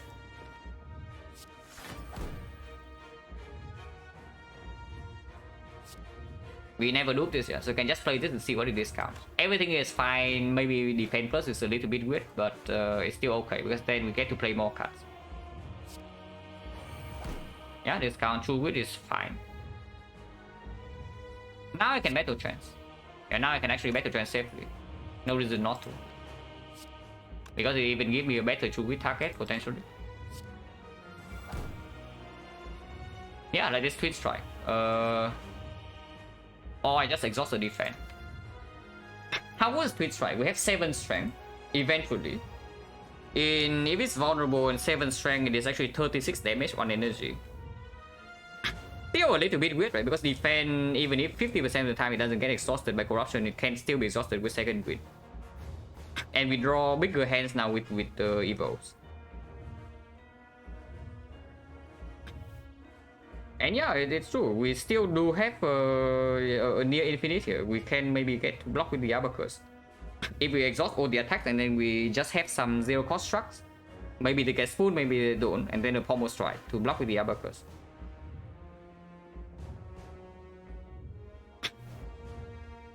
So this line win, I am not even sure that we are winning this fight. So like, why are you so sure this line win? Because I am not sure at all, you know, at this exact moment. And what do you mean we rush the heart with 20 Juggernaut? Like, there is no Feel No Pain in this deck. We actually do not have a real Feel No Pain. The Feel No Pain is from the new Risk. So where does the Juggernaut suddenly deal damage from? Like, what if we both on deck Corruption and cannot play these structs? And if we play one Impervious, one turn, how much damage does that deal? Yeah, 20. Don't need Feel No Pain? Yeah, then you second win for like what, 2 cards, because now you don't draw with Evo. Like, come on, man. No, really, how big is your second win then? That if you are saying that you deal damage with Juggernaut, we second win for 2 cards, or what? And yeah, honestly, the much bigger concern right now I have is like we just die first cycle, because this arm is not here yet. Even with this weakness, it's not guaranteed that we don't die, but we can go to critical HP, and that is absolutely terrible. Two wits on the Twin Strike probably just happens before the power, because it increases the chance of discounting a relevant card. I do need to play Shockwave this turn. Unless they tell me to actually loop this second evo. Like 4 evo is overkill, but 3 is not that bad. 3 is not that bad. 4 is very overkill. But there is an Impervious in here, and we'll just loop that for 22 HP. Yeah, if I see a Feel No Pain from New Reese, that is my do. If I see a Dark Embrace from New Reese, that's probably also my do. Yeah. So let's just choose with the Twin Strike and then see what the Evo discounts. On this slam. So now it's like 1 out of what? 1, 2, 3, 4, 5. 2 out of 5. 40% of this discount either the Inflame or the Shockwave that allows me to play both. Cringe. Other was more important than this body slam damage. Yeah. So I just do Shockwave and turn. Or is it? We do have 5 energy next turn. But no corruption is in play yet, and corruption costs 3. And there's the potential void draw. So 5 energy drawing into void 4 energy. 4 energy means I cannot double struck or Pommel Strike burning attack, or maybe basically just like 2 cut draw into corruption. I would just take the other war energy over this damage. It's only 21. That is definitely not worth it. Cringe. So that's a skip. That's definitely a skip. There's no way I take the havoc, right? Yeah, there's no way I take the havoc. It's not even positive.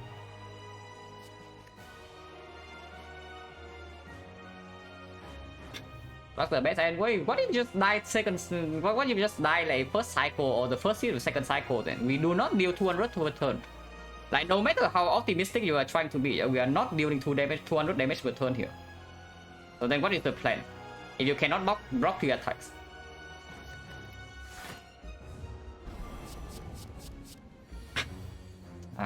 This hit first, if we don't draw the disarm, is annoying. Is it ever looping with this burning pack to see more cards? And yeah, thanks Parasite. Okay, thanks myself. We have not drawn into these things. Is it ever looping this burning pack? But this turn, I guess saving the loop for Impervious next turn is still potentially just much better. Because either we draw full this turn or we draw full next turn. With 5 lenses in the deck and 2 evolves, that is just going to happen. Taking this full hit is slightly annoying though, because it kills all the plated armor. And if this arm's not drawn this turn, then it's also not even that good. Maybe second cycle we can strip artifact. It's true, we can.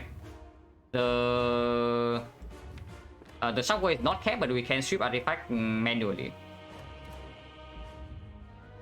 Yeah, single burning pack, right? Not double. Yeah, he has a freaking Juggernaut. Like, what do you want to do with this Juggernaut? I look in this draw. Oh yeah, burning pack the Parasite. And don't do.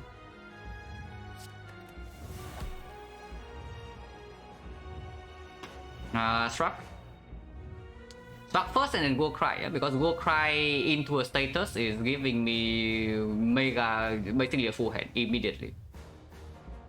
So they definitely shock first.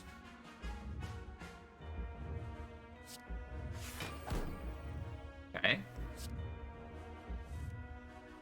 Okay. Hello?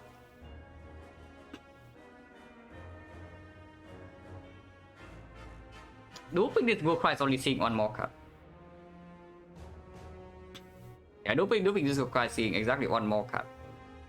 Do I use duplication potion for one card draw?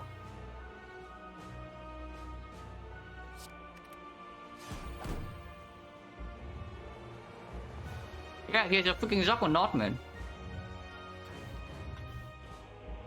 Hey, look at this crap.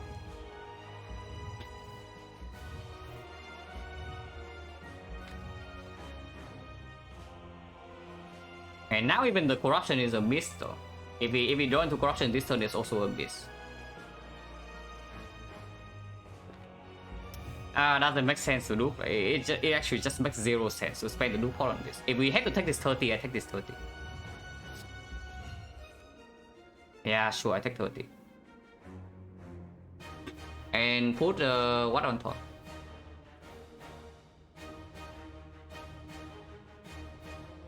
Of course I play the defense last. And I can have a free attack this turn. Do I want the free attack to be bludgeon or clothesline? We do not need to give either war here yet, because corruption is in play. And next turn maybe I do impervious in and the struck for some HP.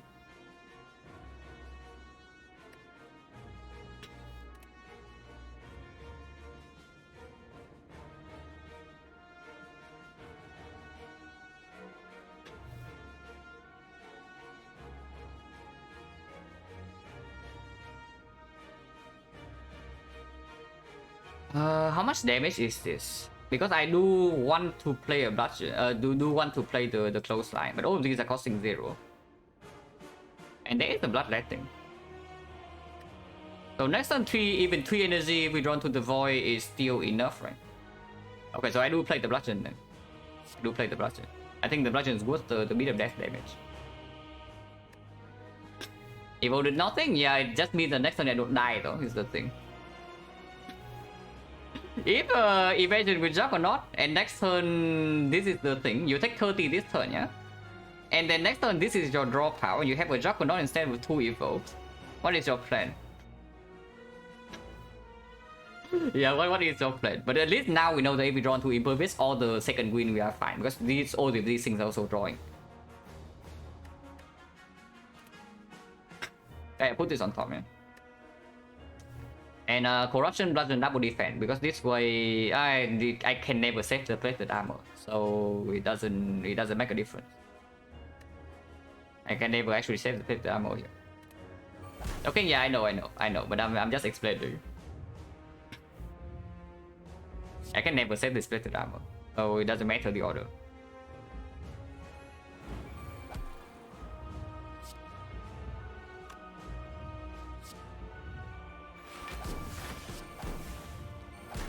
But this double defense exhaust. The exhausting sing normal defense is like quite good here. Minus 26.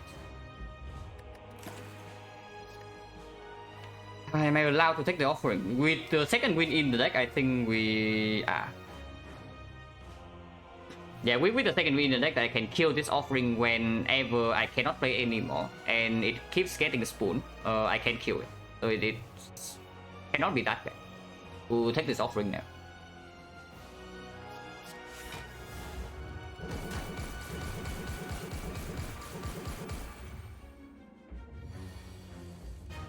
Yeah, like easy GG. By the way, easy GG. Like looks like GG already.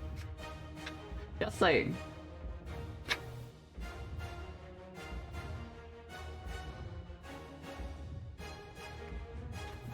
I don't want to play the noob pot before I see the Impervious, right? Starting with Looping Struck is completely stupid when the offering is in my hand.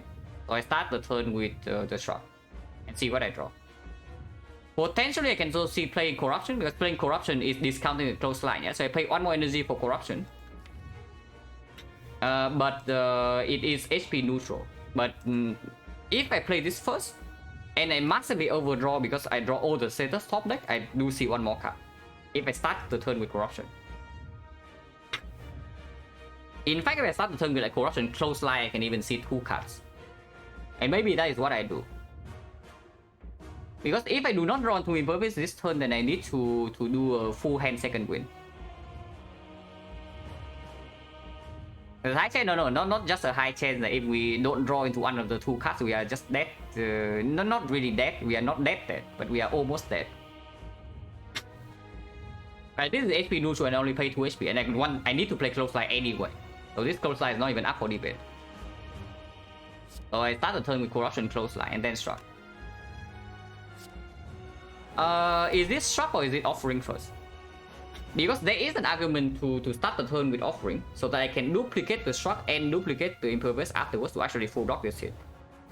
Duping Impervious is only blocking 40, so it's not full blocking, so I am losing HP here. Still, even if I just dupe the Impervious. But there are 2 more Strucks in here. Yeah, I'm willing to play all of them. So, yeah, maybe start with the Struck then. If that's the case, then we Struck now. Or do I play Close Line? Playing Close Line is only bad if I overblock. But if I overblock, then that is always the freaking best case scenario. I pay 2 HP for that. On the other hand, it sees 1 more card. If it's a bad draw. Yeah, I play Close Line first.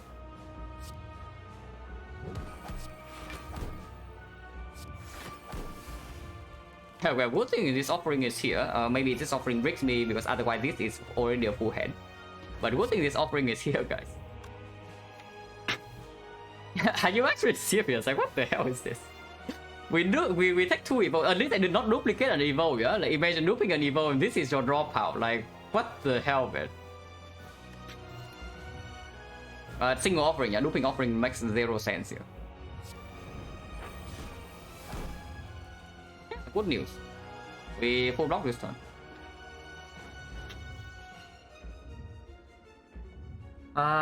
So what is the turn here? Because second win killing 2 of these is not even so good right now, and second win as a redraw is also exceptional. So I don't think we waste the second win here whatsoever. If that is the case, then what is the dupe going to be on? Is it Bash? Is it Bash and then we loop Impervious Pommel Strike? Because that is what I'm seeing here. Well, yeah, good thing we are not dead to the Juggernaut, 20 Juggernaut right now, man. Like, I'm just saying. Yeah, imagine you have 20 Juggernaut right now, and how much HP do you have? No, really? How much HP do you have right now? Maybe okay still, because do you draw into the impervious? You do, right? Yeah, you do. You actually draw exactly into impervious. But then you can never second win. So afterwards, like, if the fight doesn't end second cycle, you're done for. It's the same. No, it's not the same. You see that we actually get to shuffle this turn, right? Like, do you see? Like, we actually get to shuffle this turn instead of drawing these cards. If I want to. And I also even get to play the bash here. I mean, I get to play the bash regardless, right? Probably. Is this the bad hand? Or is this a good hand? Because drawing into the void right now is actually very good. It doesn't waste any energy. But next turn we already have some corruption. And there's also a bloodletting, but I don't want to play bloodletting.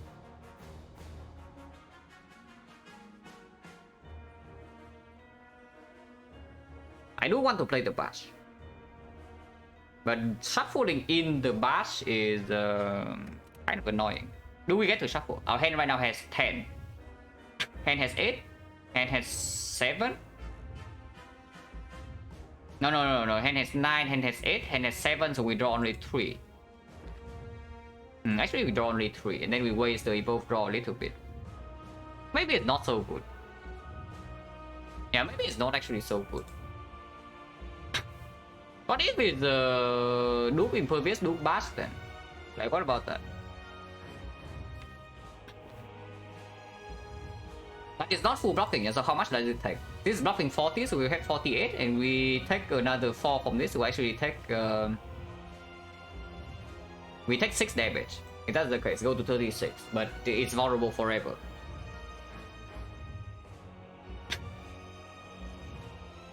It's not that bad. It's not that bad. That line. So shuffle out the burn, which I don't even know whether it's positive or not, but it also gives more information with the new reads. Because we draw into the new reads card like immediately. Instead of trying to force a shuffle this turn. Yeah, I guess it's okay to, because I also kind of want to shuffle in the disarm. There's a chance that we can still disarm second cycle here. Okay, I guess just dupe the impervious then dupe the bash, yeah, and then I don't play anything else.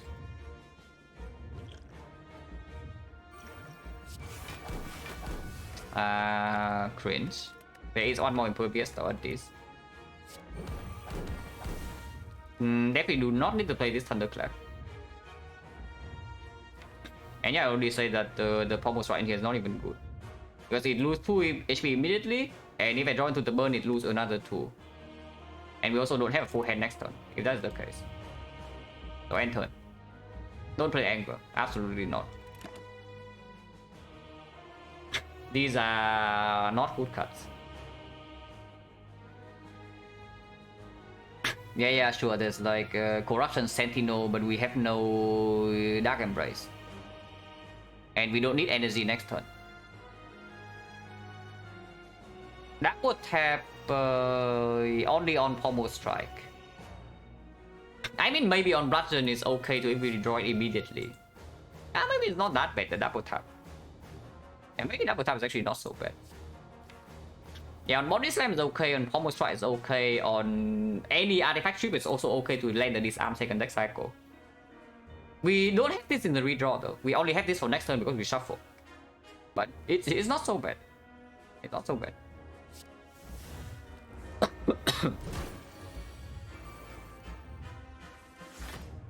Oh, drawing impervious now, but we can... At least we can... it's still weaken next turn. And I can double tap bludgeon here. I don't think I start the turn with struck. Maybe I start the turn with defend, but it's drawing into a status right now would have bad. Yeah, there's so many empty draws in here. Like not drawing into any of these right now is actually pretty annoying. I do want to exhaust his defense, man, with the Abacus. That's good.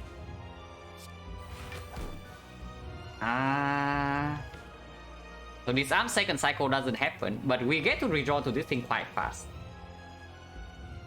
So I guess playing it now also doesn't make a lot of sense. Because the next time we draw into it is very good. So just double tap Bludgeon and end turn then. Yeah, we just double tap Bludgeon and end turn. Yeah. No need the... Yeah, we definitely don't need the Other World energy now. Next turn we already have this and Corruption is in play. Bloodletting can stay, yeah, all of these can stay. That we do not play Anger, still.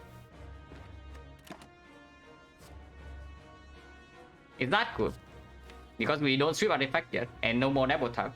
So we need to draw it together with 2 attacks. Gotta be... maybe? If we say that we never block the second cycle without this. Tap, no, tap is already shuffle out. This is a new shuffle, so we cannot strip artifact unless we draw into 2 of these attacks. But we do have Evo when all of these are cycling themselves, and this is also draw. And this is also draw. Cannot be that bad. Fibrillator, right now it doesn't do anything. It purchases the thing immediately. Currently we are dead. Not dead this turn, but it's close.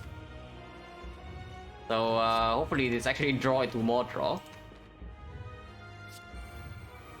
Okay, it is. Evo. Of course there's also Burning Pact, but Evo also plays here.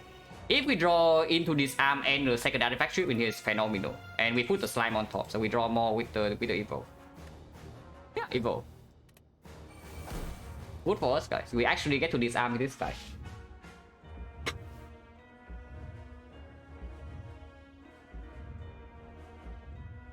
So what is the play order here? It has actually 1 times 15 only, yeah. So we take yeah, we full block this turn, no matter what. So we only need to prepare to block next turn, which is very easy. Because it is going to have close line. If that is the case, then what is the line here? I mean, I still kind of want to play True Wit or Burning Pact on something, you know. But True Witting a power is weird, we just play the exhaust. We need both of these in order to strip artifact to this arm, and Body Slam is a good damage card. Maybe Body Slam is not that good. Maybe Body Slam just freaking sucks here. Yeah, but does Body Slam sucks, right? Sucks, right? Yeah, I'm thinking about it. I'm really thinking about it. And I'm also thinking whether I should draw here or not. Because if I draw, I might not have weakness next turn, but I have the Abacus guarantee. And there's a lot of draw in the draw pile still. And of course the wound is drawing, and the deck is like full of structs now. Probably still doesn't make sense to draw here, right? Probably doesn't. Like, with this hand, at least we can never break next turn. So let's just take the hand that never breaks. It's slightly weird to choose with this Body Slam though, because you see, next turn Body Slam is a very strong card. Like next time we draw the whole thing, yeah, we have the Abacus block.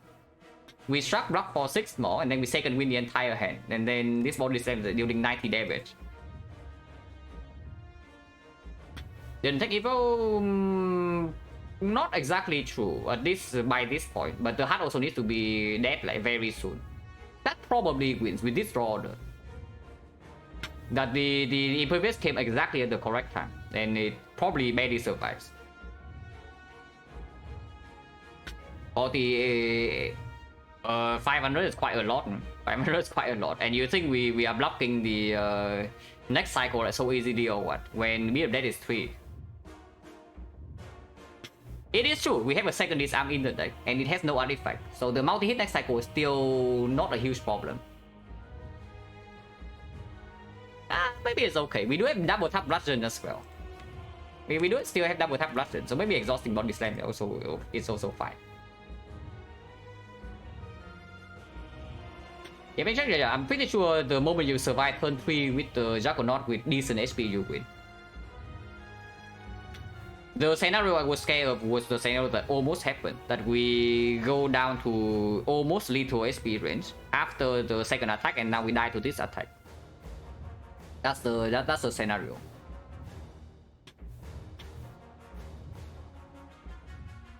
And yeah, like even now, you literally cannot convince me that the Juggernaut is better. Like I just look at this fight and I see that the version that the Juggernaut wins that the Evolve loses is way less than the other case.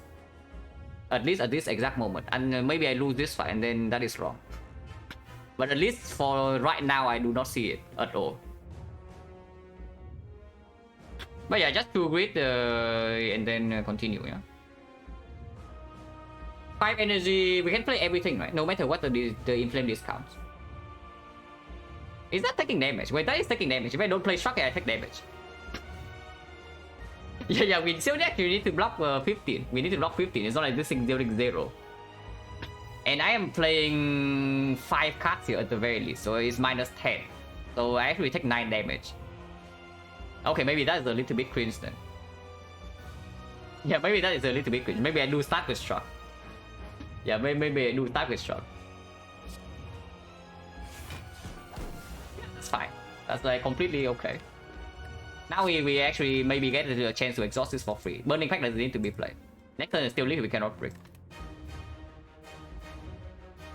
Or you say that we keep Body Slam and exhaust this with the True Wit, but I don't think so, right? We not disarm. No, disarm happens afterwards. I mean, it can happen right now. It's okay too. But I'm just slightly worried I messed something up with the inflame discounting modified hand. But here we cannot fail. Yeah, here we cannot fail no matter what it discounts. You want to True Wit away or draw 2 for free? Like why? Why do you want to True Wit away or draw 2 for free here? That saves me like 3 HP, you know. Like me and that is 3 soon. I slammed every statement.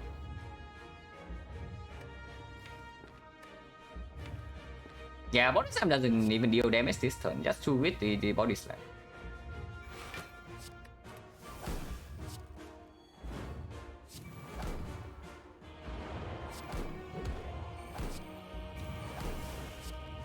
Yeah, perfect block. And the defense also exhausts, like absolutely perfect. Oh wait. Wait, are we infinite or what? Only one combo strike, so no, we are not infinite. But how is it? The feed fire.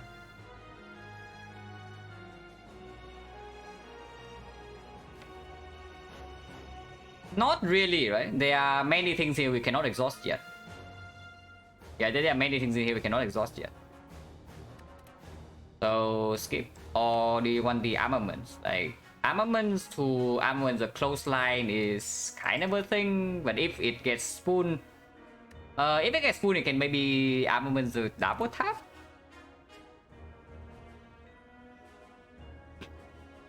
One kind of no, we have 2 evils. But yeah, it's positive first on draw.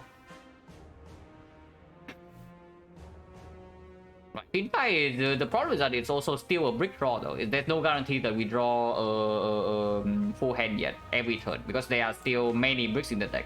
Like 1, 2, 3, 4, 5, 6. If we add the pin fight, that is 7, 8. 8 bricks in the deck right now. If we add the pin fire.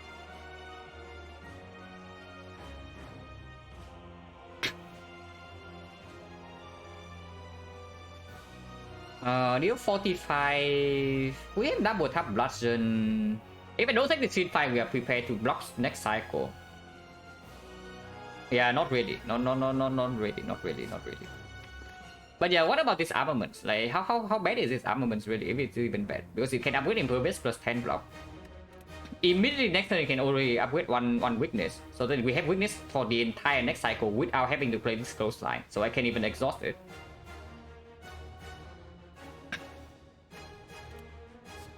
And damage, it's just that I don't know whether we are allowed to play this in the next cycle yet before. But basically, do we kill in 2 turns? And I don't think that happens yet. But really, what about this? Like, it's not bad at all. Right? It's not bad at all. Because now if I upgrade this clothesline, yeah, I can also just exhaust the clothesline in the next time I draw into it. Like right here, armaments the clothesline. It gets spoon, yeah, whatever. The spoon on the double tap is still good. Spoon on impervious is still good. If I want to exhaust it the next time I draw into it, then I should shuffle it in. But there are small things to exhaust, so I can even play it first. No, I play it last. I don't want to draw it next cycle yet. And there are still more targets to exhaust. Fuck. Fuck again. Bloodletting here is very good. We get to second win that way. We never play bloodletting from here. A little bit of a cringe draw. I mean, it's fine probably. Is battle chance positive or not? Probably okay. Oh, disarm. Without this disarm, next cycle is like 45. But we do have still an impervious in here and the abacus.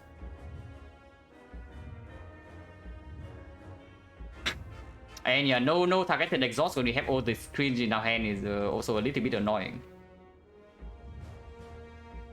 But yeah, we are not even full blocking here with this, right? If I play close line, so I guess I just second win everything here then. Is there in 3 turns? Maybe he is, maybe he's not.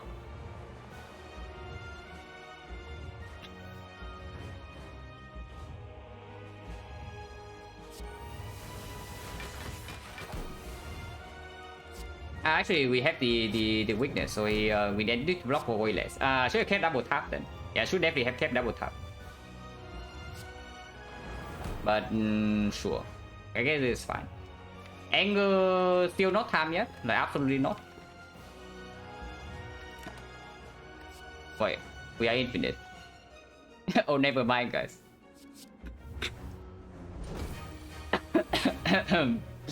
So I guess in the end we are actually infinite.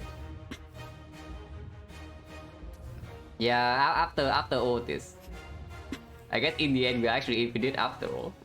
Not guaranteed yet, yeah, that we are infinite, but it is still weakened next turn. So exhausting 2 cards. If both of these are gone with the if the spoon don't save both of these, and maybe we cannot exhaust enough attacks.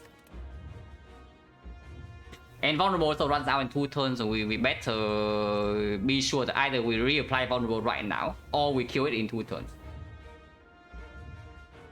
So what would that look like? Armaments on what? Maybe still armaments on impervious in case we need to block again one more hit. Yeah, maybe armaments on impervious. But I can also see struck first. There's nothing in here with armaments, right? So probably just armaments impervious. If it shuffle in, if it gets pulled and gets shuffled in, then is that bad or is that fine? That's pretty bad, right? If it gets shuffled in again. So let's struck first. Oh, struck exhaust, that's not amazing. And armaments rock quick, I can. Yeah, I can. If I try to do 200 this turn.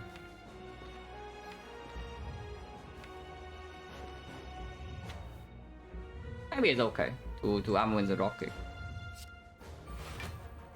But next turn multi-hit is also only 45, and we have enough HP to deal with that. Okay, the exhaust, that's good. So definitely want to spend this exhaust on 2 attacks. Rocket first. We have 6 energy, so Thunderclap can go. Basically, I can still play the bass this turn if I would like to. Okay, Burning Pack getting Spoon is probably good enough then. Yeah, Burning Pack getting Spoon is probably good enough. True with the anger. Anger never ever gets played here. True with also get exhausted. Okay, we are actually infinite. Yeah, we are actually infinite here.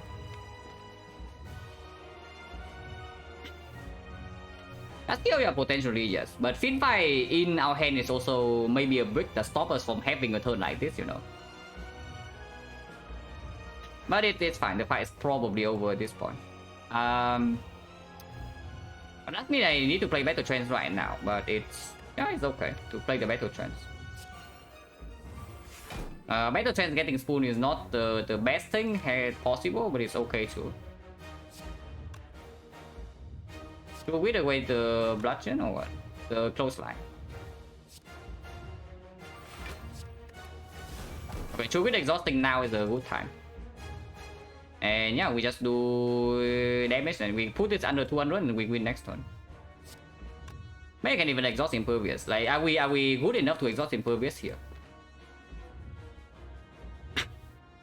1, 2, 3, 4, 5, 6, 7, 8. So we hit fuel hand and then yeah, we are infinite. So this is and we can never break because this draws 2, this draws 2, this draws 2, this draws 1, this draws 2. The Impervious happens. If it's exhausted, good. If not, we can, I guess, it's whatever. Impervious is not even a battle. I mean, I can also burn impact the Impervious, but then can we break if I do that? No, I cannot. Yeah, I actually cannot. Like, even if I burn impact this Impervious right now, I am still infinite. So let's do that then.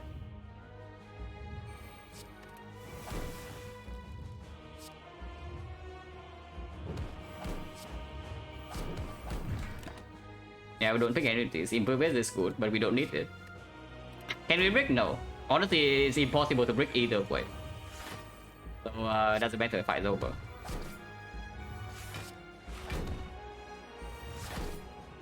Hey, why is this run so difficult at the end? Like, what? Isn't the deck like this supposed to be strong or what?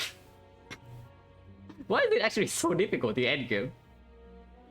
Juggle in, yeah, sure. Juggernaut would win. I'm positive that after seeing the first draw cycle, it reached the Impervious, then it would win. Yeah, why is it so difficult, the end game here? Like, does I'm trying to suck or what?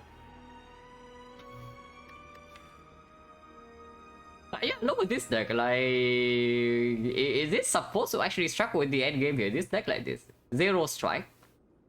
2 corruption, 2 impervious, 5 shock it off, a freaking burning pack, there's the shockwave as well, permanent weakness vulnerable altogether, yeah?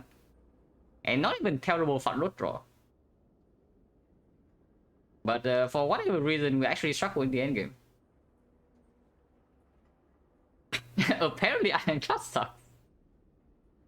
But yeah. C2 strike, yeah, sure. Foremost strike and then the twin strike. Yeah, okay, Parasite was my fault. This was my fault, so at least it would it did not end up in a loss.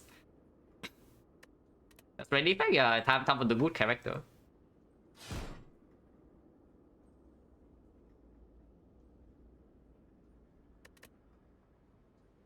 Yeah, scores updated already. Oh, what is defect? 40.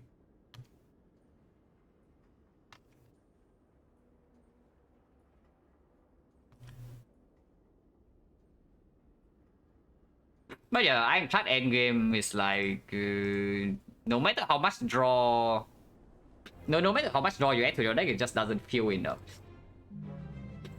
The runs that I feel I have enough draw on Ironclad is when I actually just have like 3 offerings or something, you know, into a setup, and after setting up I cannot lose. Like 3 offerings into Corruption, Dark Embrace, and then it feels extremely strong. Thunderclap, yeah, Thunderclap was transformed, like right here. Transform double strike to Thunderclap clothesline. I mean, yeah, better than strike, they shoot artifact. But otherwise they're pretty crap. Yeah, this one is like a lot of sustain, yeah, and an insane amount of sustain. And we also see corruption and a bunch of skills that pretty early.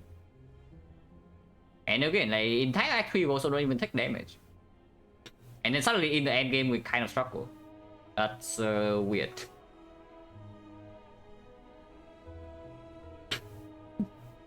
That's weird. I mean, I say struggle. We end up having more than enough HP to spare for this fight, but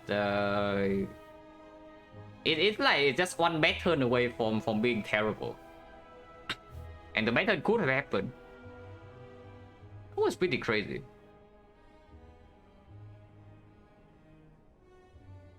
But yeah, I just took a break, so I probably jump right into the defect. Last round defect was what?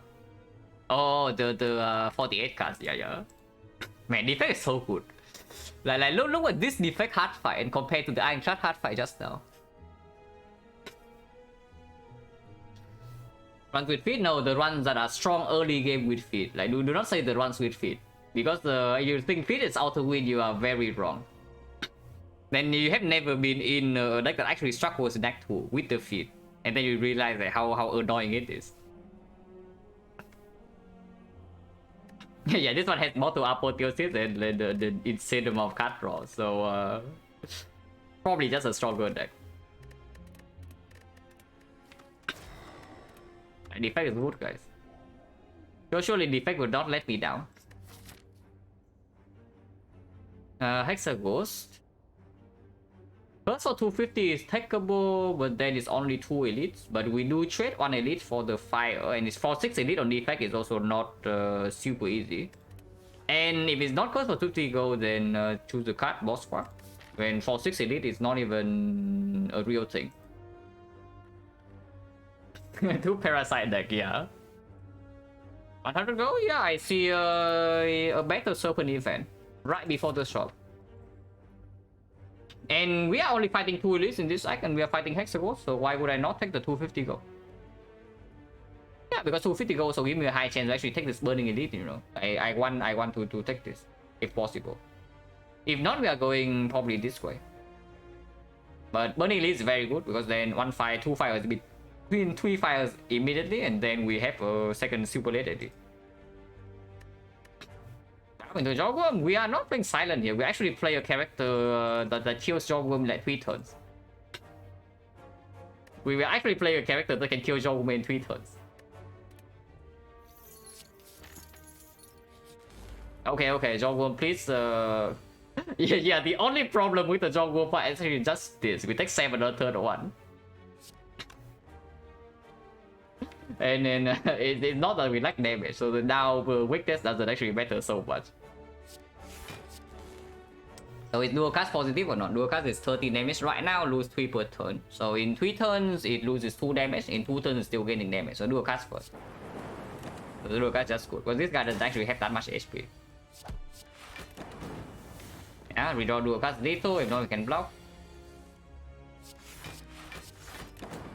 Okay, the curse actually means that we don't have guaranteed lethal in here, but it's still fine. Without the curse, the dragon always dies last turn.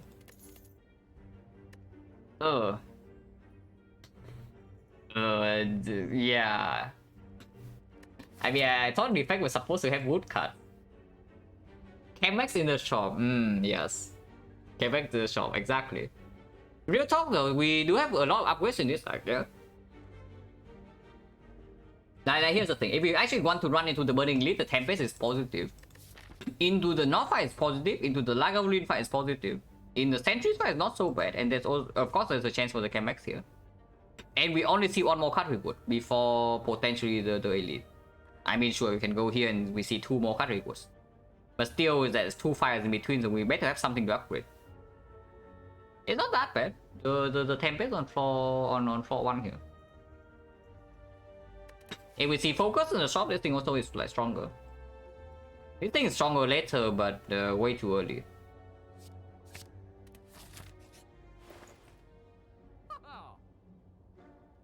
Man, Helix on defect is so good, but we have freaking decay in our deck here.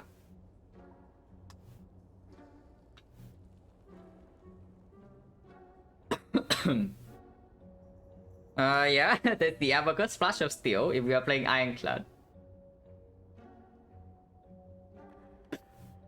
Is it Doom and Gloom? Yeah, but what else? Like Happy Flower, probably. If we take Doom and Gloom, potentially even take Sweeping Beam, potentially take Skim, and Tempest is already in the deck. So Flower is probably just the strongest relic here. If we set that we remove Decay, and we are removing Decay.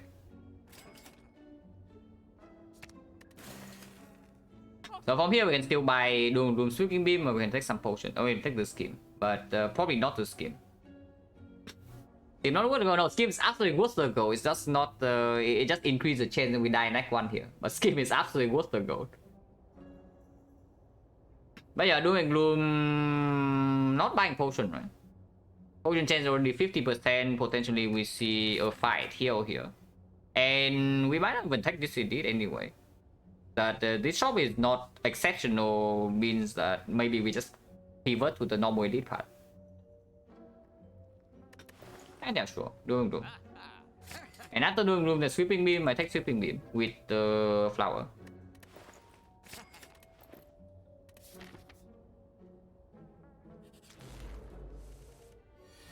Sweeping Beam would be good here.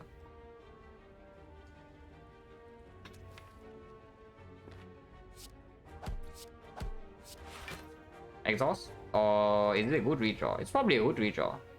Yeah, if we redraw into this, it's always lethal.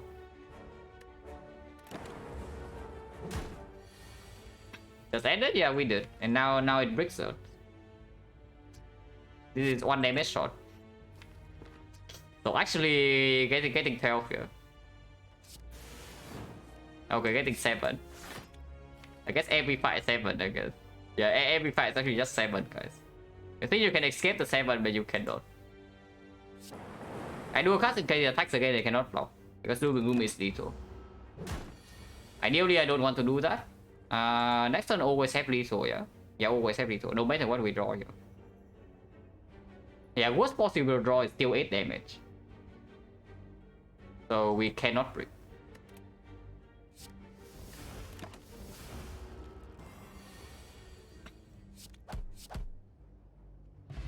No potion, 60%.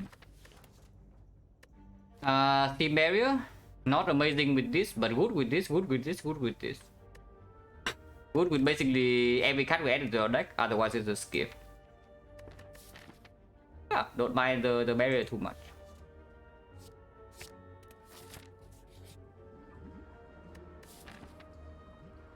Anybody down to die? Is anybody down to die, or is it just me? Now, healing event next node is like 25%. Not true. Cleric cannot show up because they have 33 gold and not 35. Okay, that is bad. So healing event is actually only like 1 out of 8. Lower than that because it can also not be an event. So probably something like 1 out of probably 1 out of 12 or something. So worst case scenario, we click this 3 times and no relic. And what do? We go here if it's not healing. We go here and rest probably. Still no potion, yeah. So we go here still easy whole way. And if this drops a good potion, we can go here and then this is safety. And it is hexagons. So 3 clicks is 3 click is a 50%, right? No, 3 click is 75. 25, yeah, 75, 65, 55. Is yeah, around 75%. Ironclad, yeah, Ironclad good. So we can, okay, if it's -3 click, 18 HP, we go down to 29. If we click 1 more time, we go to 20 rest here, 38. 38, as long as we don't lose 6 HP in here, the knock doesn't kill us in 3 turns. Who's my highest character? I mean, if you ask that for any top player and the answer is not Watcher, something is wrong. So every single player, top player, will probably answer Watcher. But if you ask me relatively to the character ceiling, what is my best character, then I would say Silent.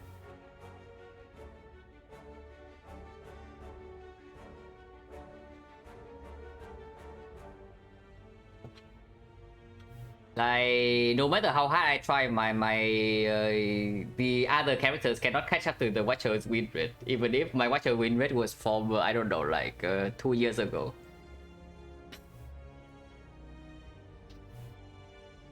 Pretty unfortunate that is the case. But yeah, we can click at least 3 times. probably can get away with 4 times, but I would really not want to think about it if we click 3 times and see no relic. Are you kidding me? Anybody down to actually die here? We are still resting for 21. So, wait. We are resting for 21. 21, 21, 42. Oh, I actually have more HP than I thought. 1 more is fine, yeah? But 2 more is not. But maybe I'll click 1 more and there's no really a click anyway. You know, like anyway. Because, what else are we doing here? Yeah, the defect actually sucks, apparently. This kills the defect. Now, it doesn't kill the Ironclad. It actually doesn't kill the Ironclad, yeah, but it kills the defect. Now, here's the problem. If I click this now, if I actually click this -9, yeah, and this is not healing event, even if I rest here, I can still die to the knock. So that's a big problem, because now it means if I don't have a potion to guarantee the knock dies in 3, I actually have to dodge. And that's pretty bad, because even if I dodge, it's still not safe. I have to dodge again here. That cost me two elites.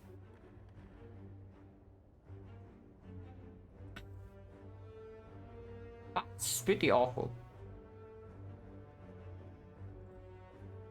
That's actually pretty awful. But maybe you say we are behind enough at this time to risk it or what? By risk it, I don't mean clicking Scrapbooks 2 more times. Yeah, maybe click 1 more time. But what we need to risk is probably first elite not being the knock, or the fight dropping a good potion.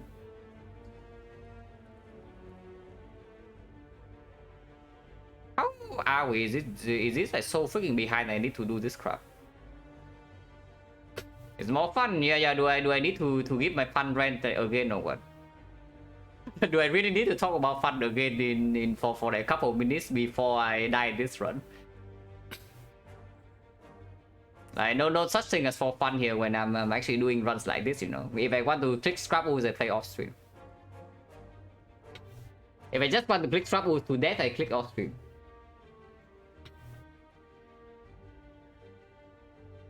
But this is pretty awful.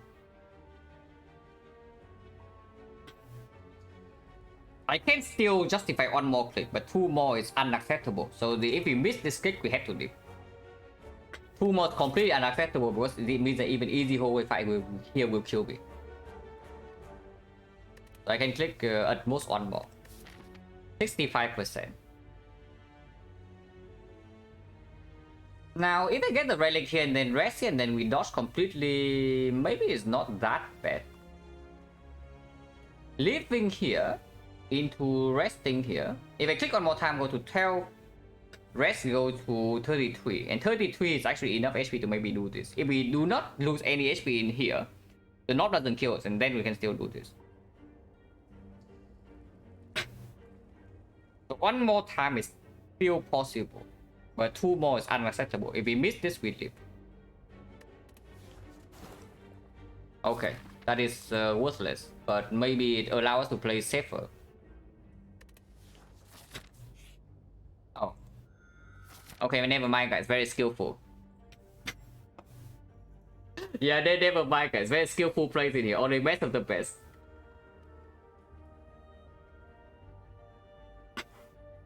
That was a pretty... honestly, that was an insanely best scrap ooze, but rolling the banana in there's only like 1 out of 12 or something, so that cannot complain too much. Theoretically, absolutely I do rest. I have no potion, so of course I rest. Of course I rest and then I go left.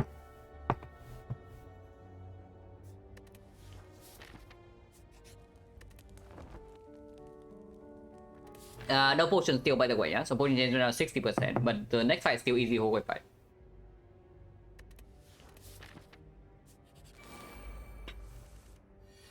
Team barrier plays fully, that's good.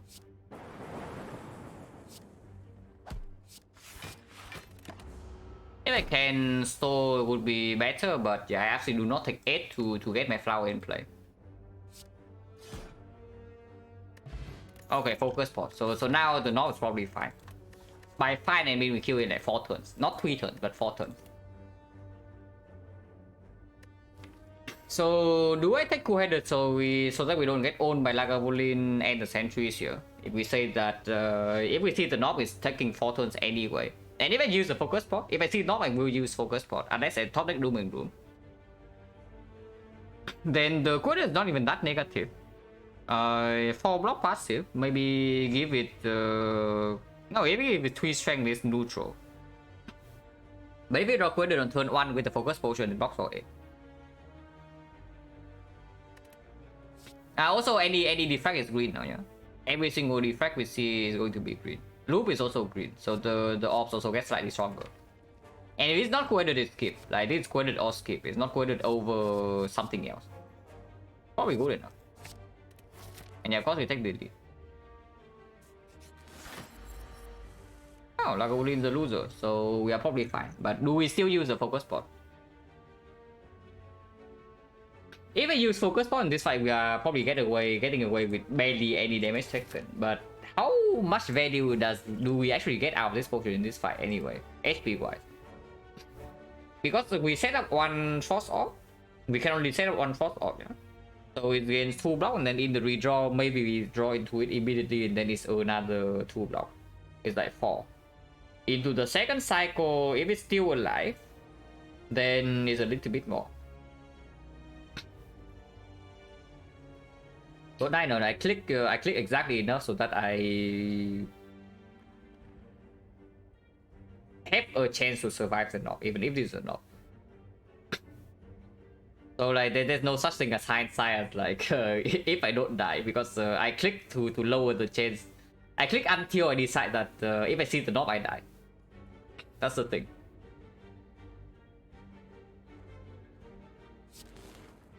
I mean, if I don't think about it, I just click like all the way, you know. I mean, I did end up clicking all the way, but that's after thinking about the HP. Even if I use focus point, it's not this turn, so no point doing anything else here. Not the only thing? No, it's not, but Knob is the thing that takes away the most HP. In the sentries, with these cards, we can probably trade maybe 25 HP to get the hell out of there. In the Lagavulin, in this fight, we can probably also again trade 25 HP and get out. But Knob will take away potentially 32 from us. So it's just that I'm thinking about the maximum damage the first edit can deal to me. Because we do have a rest here and this is still easy whole fight. Opening now a little bit weird. Slightly unfortunate that Tempest is drawn this turn. I guess we can do triple defense into Tempest here, and then next turn we open. I really don't like opening this with Tempest for 3. Sure, we have energy next turn, but we also don't have block. So next turn we block for 8 and we take 12. Actually, sorry, no, don't worry. I was just, of course, you also know, I was also on edge because you go into freaking Scrap Ooze here, you're at like 12 HP and it's floor 4, then something is going wrong. But don't worry. Good job, Tempest. Open 17, yeah, but I don't really want to take 12 this turn. Like, do you want to take 12? I don't love taking 12, and Doom and Gloom play is more damage than the Tempest. And here it gives me a free Doom and Gloom play. Unfortunately, I did not draw the Queted. So maybe can still take quite a bit of damage here. But with the Dark or Cooking, I am allowed to go for maximum block. Next time I play Queted, it evokes this anyway. So dual card is only gaining 8 damage. But minus 3, so it gains 5. So it's less damage than the strike if I play Queted next turn. So the only way the dual cast here makes sense is that if I don't play the Queted next turn. Oh yeah, we strike, yeah. We strike. Redrawing to some block would be good. Frost first versus Lightning first. If the fight goes long, I don't mind Frost first. It's good if we have to block one more hit anyway, and there's no guarantee that we can dual cast this thing or something so that the lightning evoke will be lethal. And I also don't want to commit energy if I draw into a block card here, I just block. If I draw into a defense, just play double defense quoted. Ah, cringe. At least next time we have block, right? Surely. Dual Gloom doesn't need to be played, so putting the Dark in front now is good because then Dual Cast can be played. Still minus 13, that's very annoying. Ah, not drawing Steel Barriers, go another minus 8.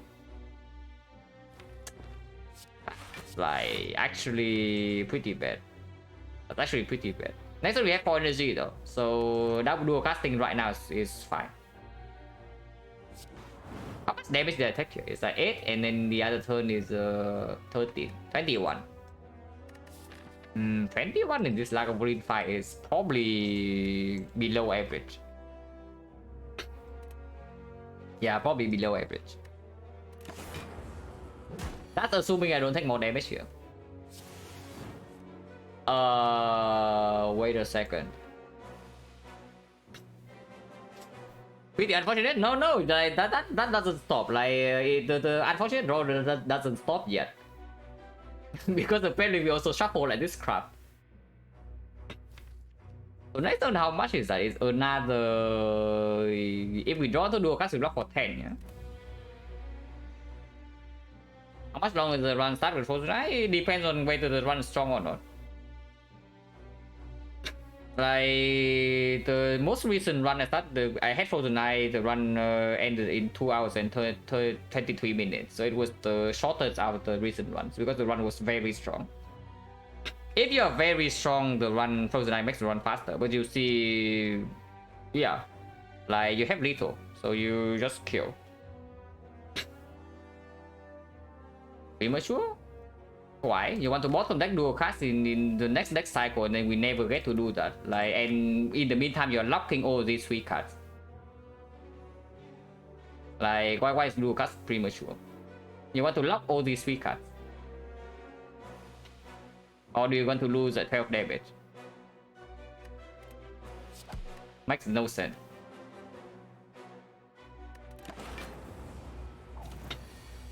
But yeah, at least we draw Dual Cast this turn, so there's that.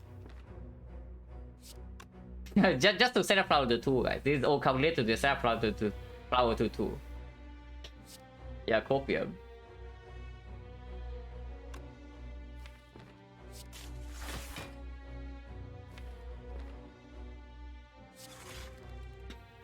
It's not so bad. Yeah, it's actually not so bad. It's 13, right? 13, yeah, okay, Zito. So at least we don't do a defense here, so only minus 5. Wait, what the hell am I doing?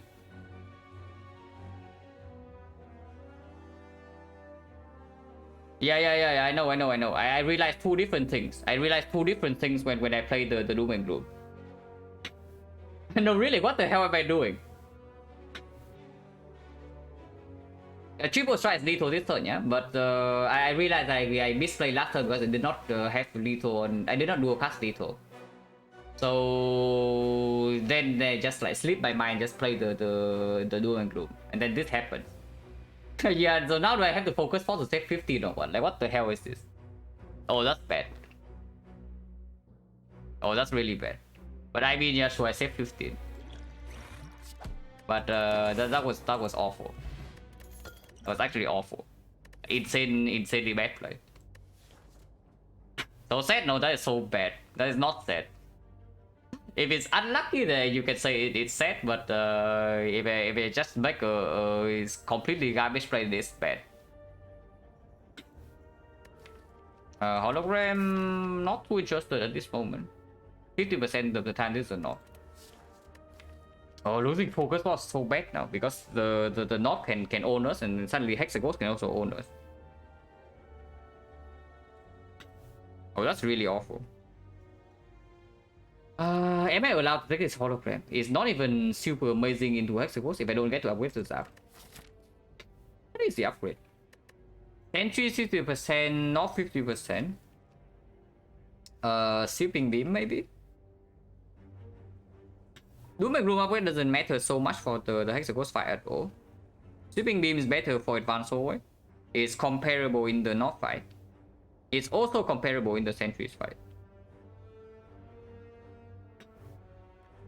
I thought it's okay.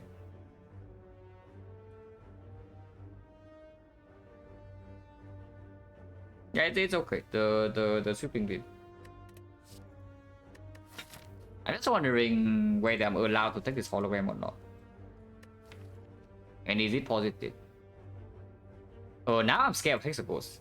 Now I'm actually like, really scared of hexagons. Without the focus pot, we have no guarantee against this edit now. That was actually so awful. Oh, that was so bad. It's fine, it's fine, it's fine. Still playable. I have made worse misplay, so can try to let it go.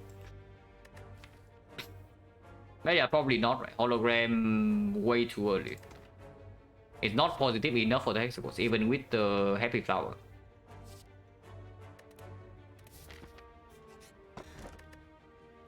Okay, like the run also doesn't really allow me to get away with my misplay, yeah? Because apparently we have like 0 relic. Still blue key, right? We have already seen the banana, and there is no way we click serpent here. So the only way this Dark Zone pre-ref play is that we see the warp tongues, and for whatever reason we take the pen in these 2 nodes. So no way. Yeah, the game actually doesn't let me get away with my misplay, guys. And I mean, I did talk about this last one, is that whenever I make a very bad play, I want it to be punished. So it's by just listening to me.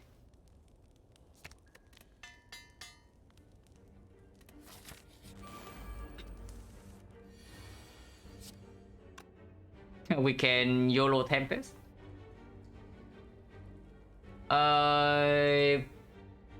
Now if it cannot actually kill this accidentally, and we do evoke 2 lightning, 25% this dies immediately.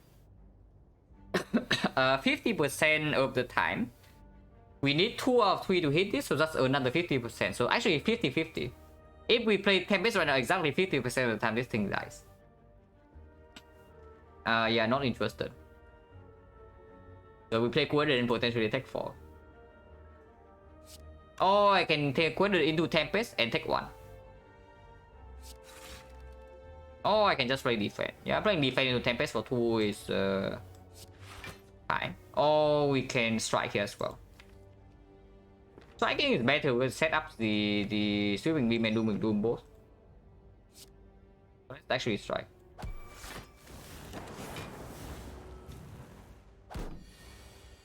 Yeah, sweeping beam. And now we get perfect flow setup for the next fight.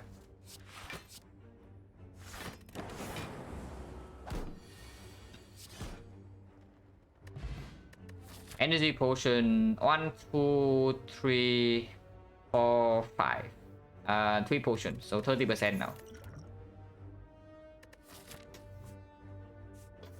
No more fight. This guy's insane, but it doesn't play at all here. I mean, we still take it, but it doesn't actually help the problem at all. Yeah, if we die that one, we still die. In fact, it makes us even more likely to die to the north here. But I still take it. That is definitely an upgrade. But on what? Doom and Gloom now? Can see Doom and Gloom, can see Tempest. If we upgrade Doom and Gloom, we have a pretty good match, very good matchup against Sentries, because we have the energy pot as well. And yeah, this upgrade is also just stronger into Act 2 comparing to the other stuff, and potentially maybe still snack for sometimes with the Happy Flower. But actually, Tempest is like +8. The Tempest upgrade is like +8 at most. On a single target, so slightly better than Doom and Gloom in boss fight, but not by that much. Beam over Doom and Gloom, yeah, it's 1 energy, so sometimes I cannot afford to play this Doom and Gloom. But sweeping beam in the advanced hallways fight, for example, when I need to deal AoE damage while blocking, this is way better. And now we can get to upgrade port.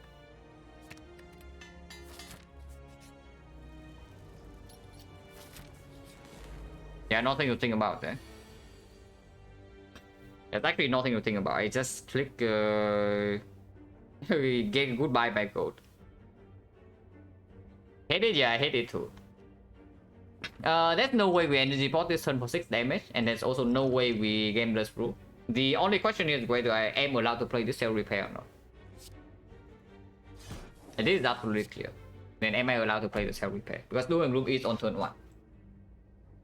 By turn 3 with the game the through, I always draw into the Tempest. No energy, but I can always Tempest for 5. In fact, I can even do something like Tempest for 2 or 3 or even 1 to push the Dark Orb in front and then Energy Potion to dual cast. So let's say worst possible draw order is what? It needs to be not being able to dual cast this next turn. So basically either Tempest comes next turn, or Tempest right away and this thing is gone. Or dual cast is no, that's actually good. If I draw Tempest next turn and not a dual cast, I can always put this in front. So on turn 2 it deals 36. Yeah, 36 with Tempest damage, and the other stuff in here we just kill on turn 3 then, if that's the case. So the actual bad draw is that is the dual cast next turn, but I cannot play the dual cast. But then I have a big Tempest on turn 3. Tempest on turn 3 is worse than on turn 2. No, drawing Tempest and dual cast next turn is worse, right? Yeah, drawing both Tempest and dual cast next turn is worse. If that's the case, then I can energy pot and then Tempest for 5. How much is that then? If I energy pot and Tempest for 5, evoke 3 lightning. Yeah, evoke 3 lightning, so that's already 24. Evoke a dark for 12, so that's 36. 36 and deal another 18 to 54. 54 plus another 3 in here, 57, so it's a 12. And then I still have Gambler's Brew. Okay, that always works then. So I am allowed to play the cell repair.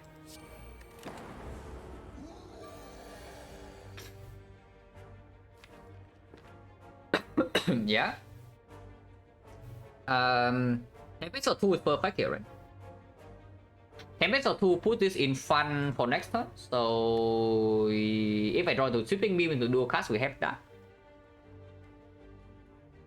Is that even true? I mean, that deals the most amount of damage. If I Tempest for 1, I block for a little bit more. But is that enough? Because next turn is impossible to break. I can always draw 1 off plus the dual cast.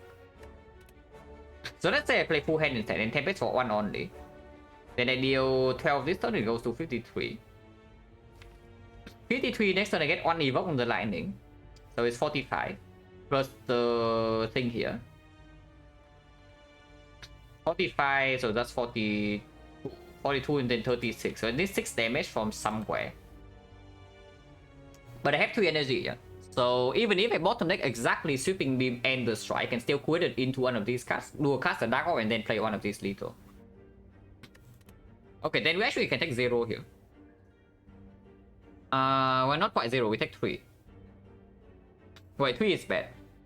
Wait, why would I take 3? I take 3, I go to 37. 37 is awful. Okay, let's take let's just play the Steam Barrier then. And then take 5 damage. Go to 25 and then we heal up to 35. 35 is much better than 37. Yeah, let's do that. So Steam Barrier Strike Tempest is the line here. Is that true? Because it is... With this line, it is possible to bottom deck the dual cast and then I'm forced to game this rule next turn.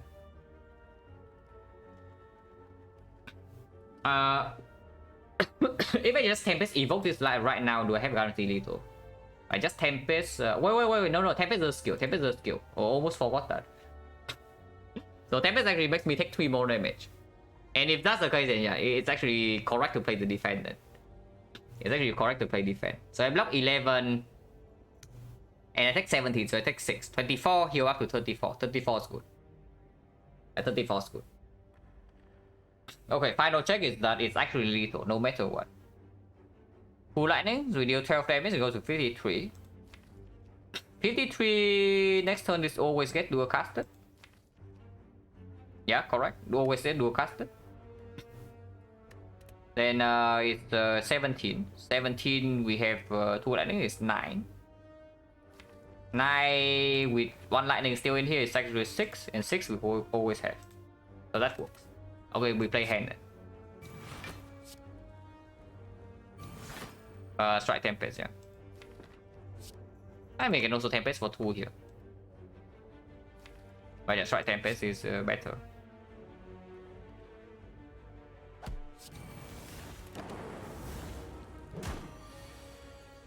Beam. Always draw an off card here, no matter what. We always kill.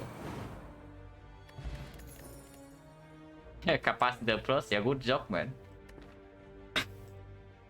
But what about Compound Driver? And I don't have focus force, so now I can actually die to chip damage. I guess with the I guess with these potion drops and focus shot, maybe it's not maybe it's not kept as well. Now I'm a little bit scared that we die to cheap damage from Hexaghost before it dies. Which is why I'm slightly worried about this Compound Driver, but we do have energy potion to make the compound stronger, and we also have the Gameless Brew to maybe make sure that we don't die to 9 times too. Cannot be that bad, also works well with this. I mean, we can rest. Is that crazy? Another head Dreamcatcher. Resting for 21. Put us to 55. And 55 is a good number for Hexaghost. Of course, the HP from the rest is half effective, but it gives us 1 more card reward with the Frozen Egg. If we upgrade, the upgrade is most likely on Zap. With the Compound Driver now, the Zap upgrade gets stronger. Tempest not too interested. What is our damage in Hexaghost? It has to be Dark Orb, right? We only have 1 Dark Orb and no way to accelerate. That's very scary.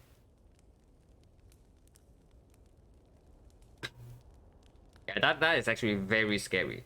Our Hexaghost damage here. So is that upgrade the actually improving our damage, or is that like unchanged? Because sometimes we cannot play Zap to keep the Dark Orb. We have to keep the Dark Orb. If we exhaust Tempest, after doing Gloom, we have exactly 2 other Orb cards. So Zap and Quadrat, so we don't really push it out. I guess it's okay. I guess we can play Zap every cycle, it's still fine. Capital Good versus Ghost. When I don't have more than 1 Force Orb, I don't love it. There is exactly 1 Dark Orb in this deck, and there's exactly 1 Force Orb. So feeling slots first of all is already slow, and then getting the Dark Orb in front in order to do a cast at the end is difficult.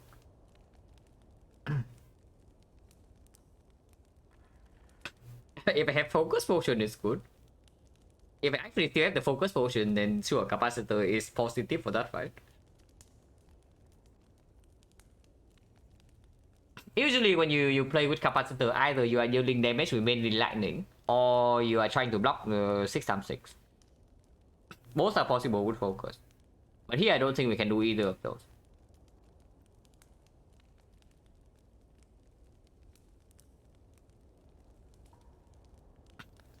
And best plus Capacitor wasn't workable. What do you want to do with that? I mean, sure, you can have some passive lightning. Maybe it's okay. We also spend the energy potion, but what do we do afterwards then?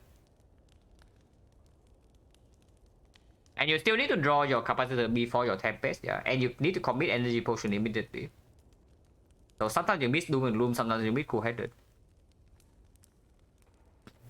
Yeah, not really, right?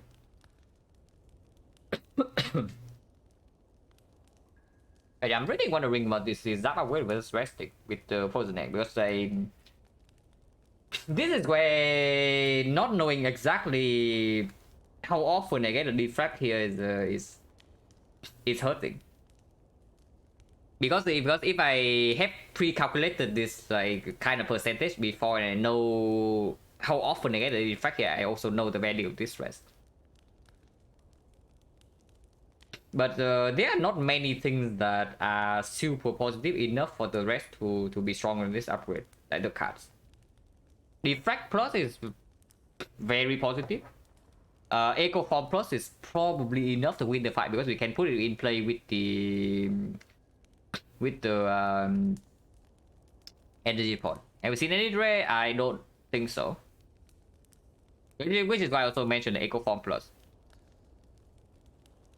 Otherwise, Ray chain is non-existent. And then afterwards, like what do we have? Creative AI Plus is very fishy and also like pretty bad interact too. If it's not powers, then what would actually win the fight for us? Second Dark Bomb, not even sure. Like Darkness Minus is not so strong. And then what unupgraded normal cards. Bioscope Plus probably also wins the fight. So 2 rares and an uncommon are good for us. But yeah, like beam, all the things like beam cell, streamline, hologram, whatever, do not actually help you. So maybe I should just take the Zap upgrade. It plays well with the rest of the deck. It's just good with the rest of the deck. If we die to the ghost, then we die. Recursion, yeah, recursion sometimes. Yeah. Recursion actually is very good. Recursion actually is very good. I know, but commons though. Commons we rest here, we get it around 10%, slightly lower, but roughly that. The pinpointed common card. How much HP do I gain? I gain 21, but it hits me for 12 more, right? So I actually get 9 HP by resting. 9 HP would never matter if I cannot kill by Inferno. Because this simply cannot block 6 times 6. That is impossible. But I will not die to 9 times 2. It is not possible to die to 9 times 2 if I rest here. I mean, it's possible, but it's way less likely. But yeah, like missing the Zap also might mean I cannot even push the deck in front sometimes, you know. At the moment, upgrading the Zap maybe allow me to try to kill it with 2 Dark Orb dual cast. We get the first Dark Orb we play, we push 2 orbs with Zap and the Quadrant to the front. And then we dual cast that once. And then we do that exactly the same thing once again. In total, that probably give us somewhere around, the Dark Orb alone probably give us somewhere around 70 damage. And then maybe Zap passive damage can get there with some other stuff. We are really short on damage. I have a feeling that we are actually dying miserably here, but maybe I should count damage before I upgrade this. So I invest upgrade now because we are freaking dying to Hexagons at the moment. Like, and I'm afraid that we don't even have enough damage even with Zap upgrade and perfect draw order. So let's calculate. Because if that is true, yeah. If I upgrade the Zap, my draw order is perfect and I am still dying, then I'm absolutely resting for Dreamcatcher. So ideal draw order. Ideal draw order Doom and Gloom top deck. Doom and Gloom top deck, and then we dual cast it on turn. How many turns do we take? Deck has 18 cards. Don't really want to bottom deck and shuffle out, so ideally we draw this second deck cycle, which is, let's say, turn 4, 6, 12, 18, 24, maximum 48. And then the second Dark Orb, biggest it can be is another 48, so that's 96 from Dark Orb. We play Doom and Gloom twice. So that's 124. 124 with 2 lightnings being evoked, that is 16. So 140. 140, we always have 1 lightning in play for 9 turns. So 167. Energy wise, how much is that already? 1, 2, 3, 4, 5, 6, 7. We are still 100 damage short, by the way. More than 100 damage short with the quote unquote perfect draw order. Zap more time make Dark Orb worse? No, not at all. When the entire deck has 3 orbs, then why is playing Zap every time we draw into it worse? The entire deck has 3 orbs. So start with the Dark. You play your Zap, you play your Queended, Dark is in front. And then the next cycle, you draw exactly all of those. You get rid of this Dark Orb with the dual card, and then you push the new Dark Orb to the front again perfectly with the other two. But even then, we are still short on damage. Wait, are we dead here no matter what, and unless I rest and high roll a card here or what?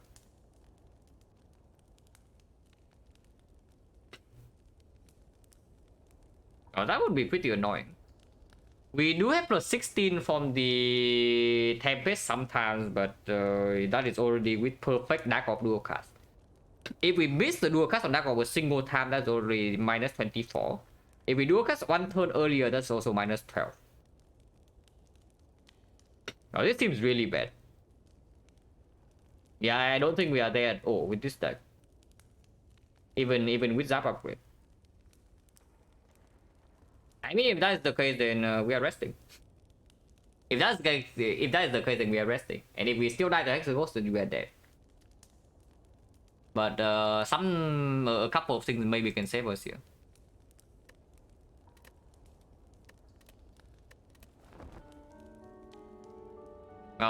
Not this, but what does the Glacier do? Definitely not the Vision. Vision is complete utter garbage. But maybe Glacier allows us to block 6/6. And yeah, it's definitely it's positive, right? It's positive.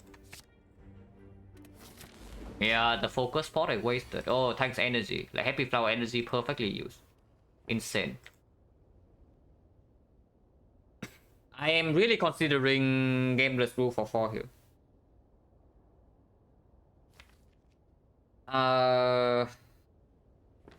Because I definitely do not want to float this energy. And we still have energy potion afterwards. So we can cover for at least one quote-unquote awkward draw order. This hand's utter garbage. But I'm wondering how much we can afford to gamble. Because the I guess shuffling out the Dooming Room is not that bad now. Now that we have 2 Frost sitting here, so maybe no, that doesn't work. That doesn't work at all. Yeah, that doesn't go at all. Because if we try to build one Dark in here, it's only 12 damage per turn, you know. And then we cannot play Zap, we cannot play Doom and Gloom, we cannot play Glacier Redraw, we cannot play Queended, we cannot play Dual Cast. That is awful. For the not gamble, yeah, but gamble for how many is the real question here. Shuffling out the Doom and Gloom is really bad. So if I gamble for 4, I am not allowed to play Sweeping Beam, Comparable, or Queended unless I draw full 5.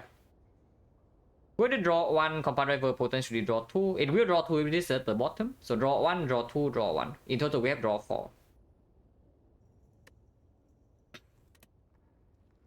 Then and Salary Pay, I exhaust the Center Spin. Sorry, I exhaust that Center Spin. Because if I draw into something like Doom and Gloom, Glacier, or Doom and Gloom Tempest, I would spend all my energy. If I draw into Tempest alone, I already spend all my energy here. So if we can draw 4... Does it make more sense to gamble 5? Will 5 go to 9, then I need to draw all 3 draw cards on the next turn, otherwise I shuffle them something out. Maybe it doesn't make sense. Maybe gamble 4 is still good enough. Yeah, gamble 4 and then we know exactly what we bottom deck, and then if we don't want to shuffle things out, we can also just not play our card draw. Yeah, I know. Not playing our card draw, sacrificing 7 damage here, not having a Frost Orb in play, sacrificing another 9 damage. But at least it does not shuffle out the Doom and Gloom. A gamble for 4 and keeping the Ascender's Bane is probably fine.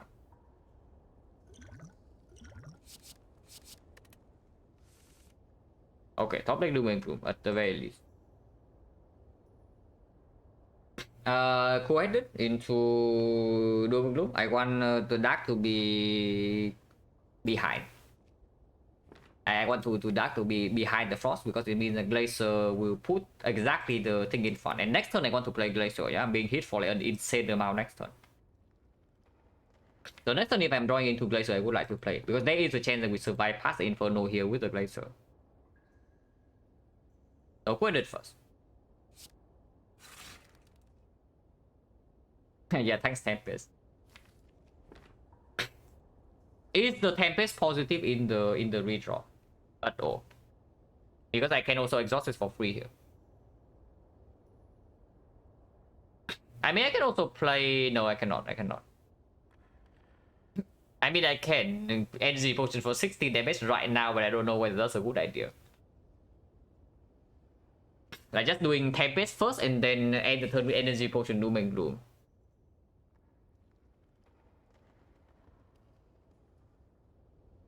Tempest in the second draw is bad. Only in the third draw is okay. It's reasonable in the third redraw, but in the second redraw is a curse. So I think I just exhausted. So strike Doom and Gloom Tempest, yeah.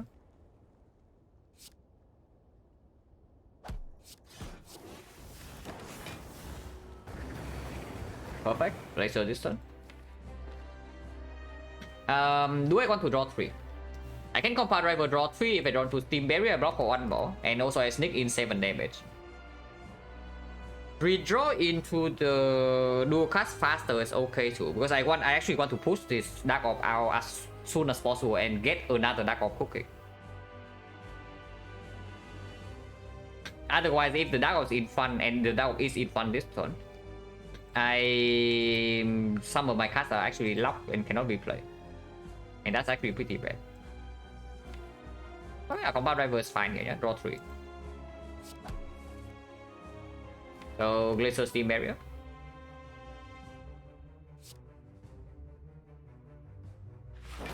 And we block 22, so we only take 8. That's very good. That's a very good outcome. Now we have enough HP to actually deal with Inferno. And the Dark Orb is cooking. This we cannot play though, but we knew that. Like we knew that this card is low. But next turn the dual card is already reading like 48, and then we can cook up another one. Energy, flower energy next turn as well, so we can draw 2 with this into dual cards and then Doom Gloom if it's good enough. And yeah, we don't put any energy here.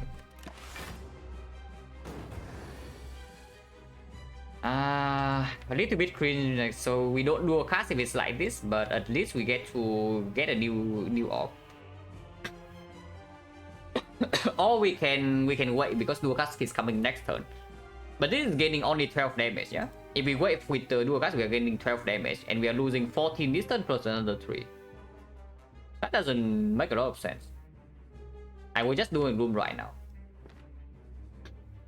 But once again, what do I want in front? Maybe I want the Doom and Gloom in the back. So Zap first and then Doom and Gloom. Yeah, Zap first and then Doom and Gloom, right? And I'm taking 8 this turn to play Cell Repair or what? Probably. Yeah, probably yes.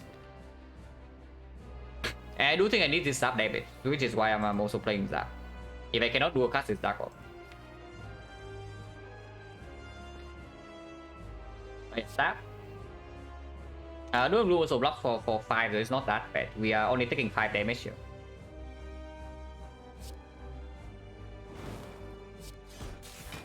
And then Cell Repair over full blocking.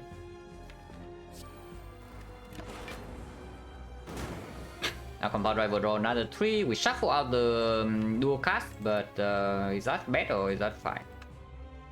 I mean, I can also dual cast with Force Orb and then Compound Driver draw 2. And Cell Repair if only to get it out of the draw pile, yes. Like, yeah, I play it. So basically I spent 5 HP to exhaust a slide. And yeah, Ironclad also won. This is an awkward shuffle, but shuffling right now is not too bad.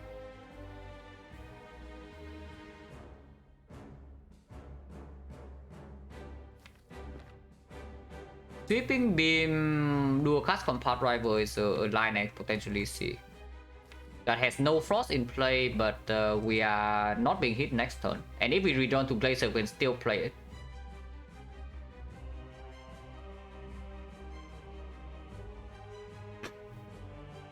You have 36? No. It's only 30. It's like 30, but I get another Dark Orb cooking, so it's actually not even 30, yeah, because this Dark Orb is also gaining 6 damage per turn.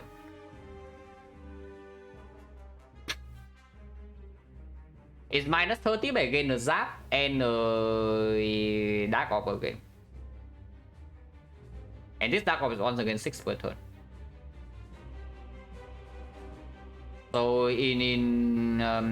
so afterwards it's still definitely positive damage. I'm just wondering whether I need to shuffle in this dual cast from here.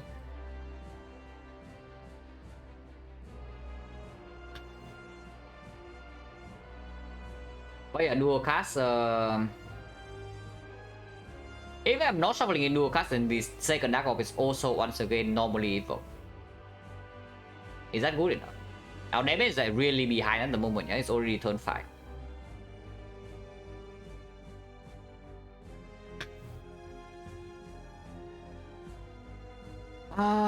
And playing dual cast right now also comfortably full block this turn. I mean, I could also full block this turn by just playing like a sweeping beam if I draw into the cool-headed and play cool-headed and shuffle in the cool-headed.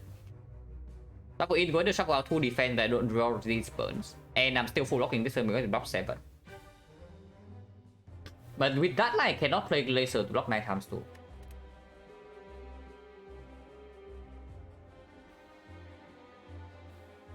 Maybe shuffling, yeah. Maybe just shuffling in the dual cast is just better.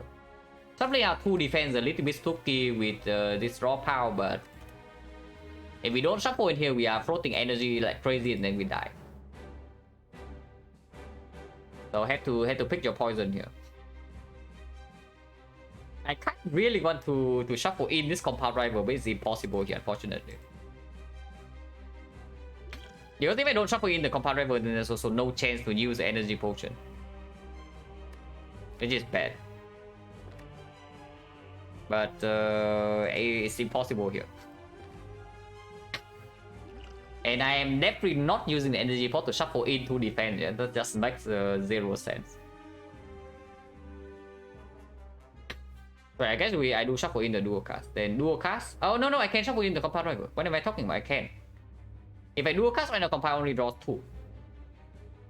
So I dual cast, compound draw 2 exactly until here, and then I can choose to play dual cast or coordinate or the sweeping beam. Of course, that shuffles our sweeping beam plus. But I would imagine the compound rival is better. It's plus 1 card but minus 2 damage. Plus 1 card with energy potion intact has to be stronger. Right?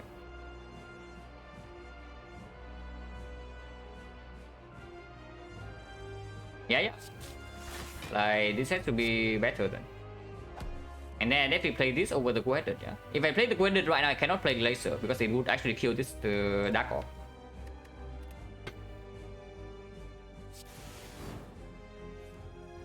Running into Zap is not so good, but maybe it's okay. Oh, cringe.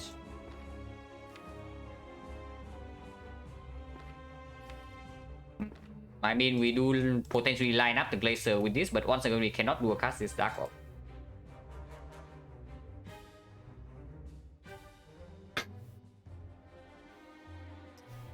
Still have to be Doom and Gloom dual cast, right?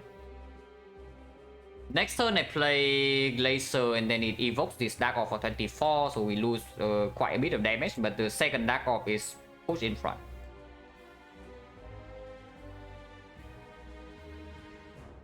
So yeah, dual cast Doom and Gloom, yeah. Doesn't make sense to strike, right?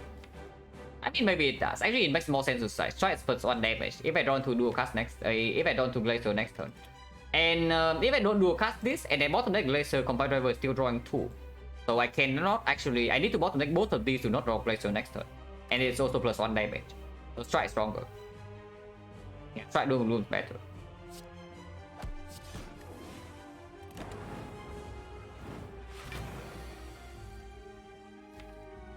Okay. Not too bad. This turn at this. Compound driver will always draw 2, and I think I would like to draw. And then Glacier kill this. This thing is in front, and the Steam Barrier box a little bit. Have 1 more energy.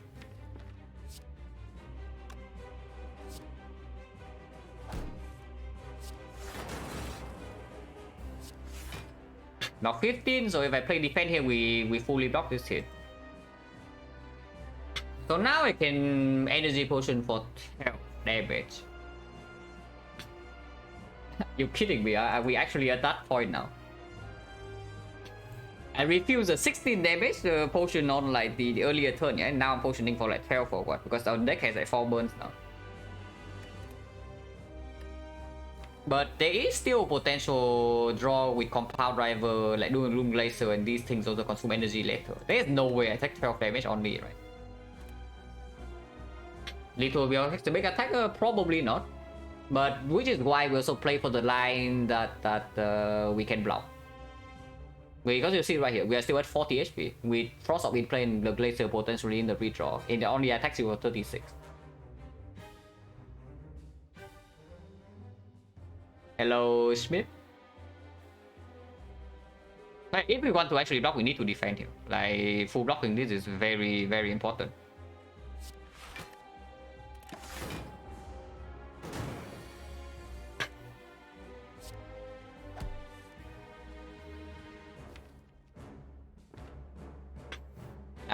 That will defend full block this.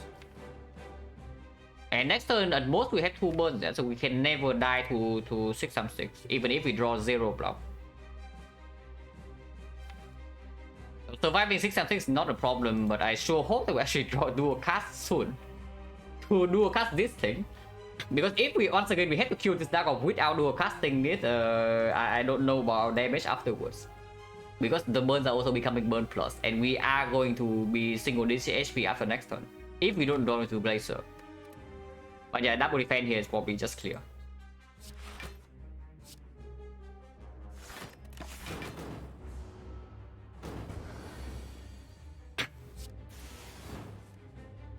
Okay, you have faith in dual cast, but dual cast doesn't have faith. But next turn dual cast is 60.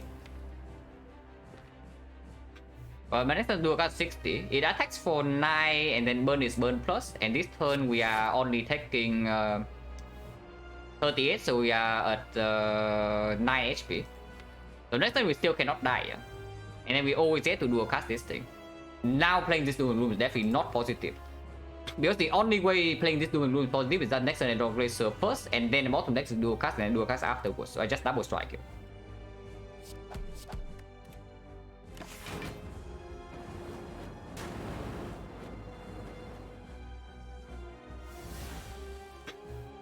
Okay, I think we are out, guys. I think we are alive here. I think we got there. Ooh. Oh, that was stressful. And yeah, like not getting Laser here, we are super mega done for, right? So the Dreamcatcher paid off. And the 9 HP as well. Without both the 9 HP and the Glacier, we always die here. So we got there. Zap in front, Glacier in the back, or what? We still need to block next turn sometimes. The burn at least.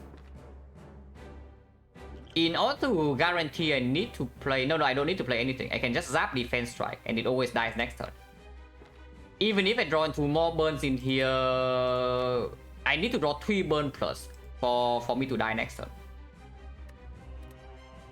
If I do not draw... If one of these 3 cards are not burn plus, I always win. But if all 3 are burn plus, I die. And if that is the case, then sure, I give that one to Hexagons. Zap was before? Oh, wait, actually Zap does go before. Okay, never mind. Zap actually does go before burn. Yeah, it's true. Defect is a good character. The defect is not sided. Yeah, Zap does go first. Zap does go first. So we always win here. Yeah, silence suck. Or that's close, but not quite 3 burn plus. And we even get to keep our energy potion. That's a good outcome.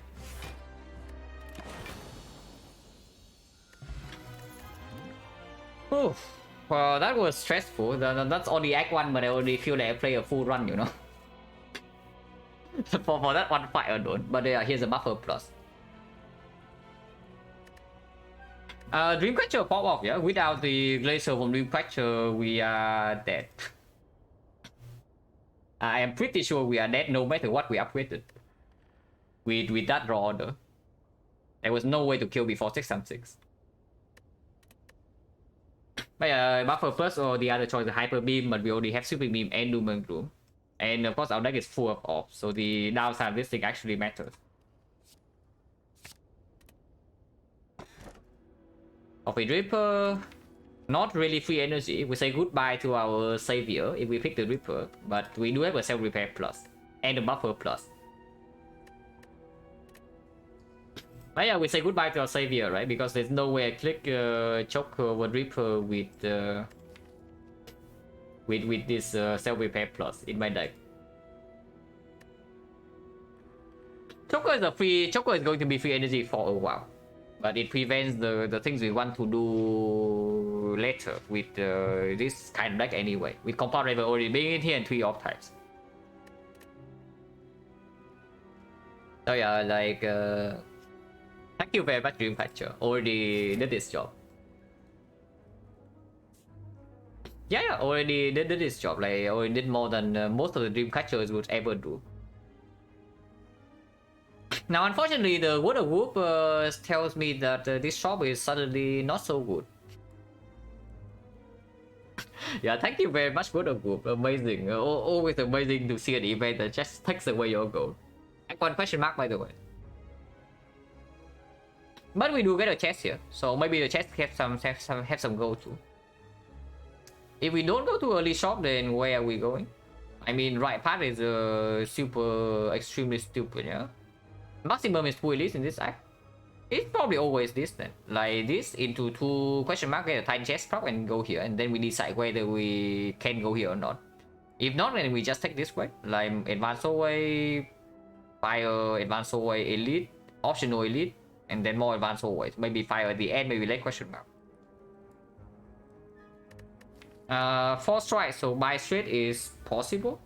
Not amazing with the Self Repair Plus, but still very pickable.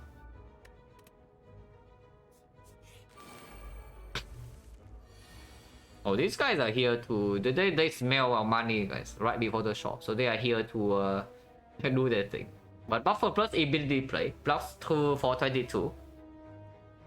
Yeah, 2 energy, block 22, not so bad, right? Doom and Gloom, sure. Next turn we might get owned, but that's next turn's problem. If we get really owned, we can open skill potion. Thanks, Tempest. Tempest has not played even once from floor 1. I mean, it did give some leeway with the energy potion in the North fight, but actually playing, yeah, no. Trash card, but we knew that.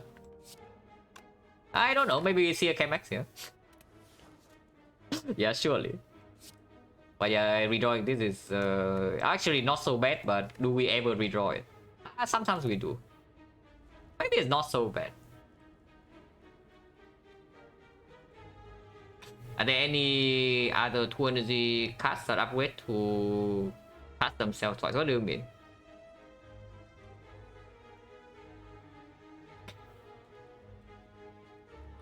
Tempest I pick on floor 1. I pick on floor 1 in a pretty weird path. Buffer Plus you double, yeah, defect has those, like defect, loop. Yeah, defect, loop, buffer, all double the effect when upgraded. And what else? Oh yeah, 2 cost. 2 cost, then 2 cost doubles. I mean technically double energy sometimes, but that's not fair. Uppercut doesn't double all the effect, or it only doubles the debuff. Shockwave is close but not quite there. Yeah, Shockwave is close but not quite there. Yeah, is there any? Is there really any? Now I'm curious. I'm actually have to think about it.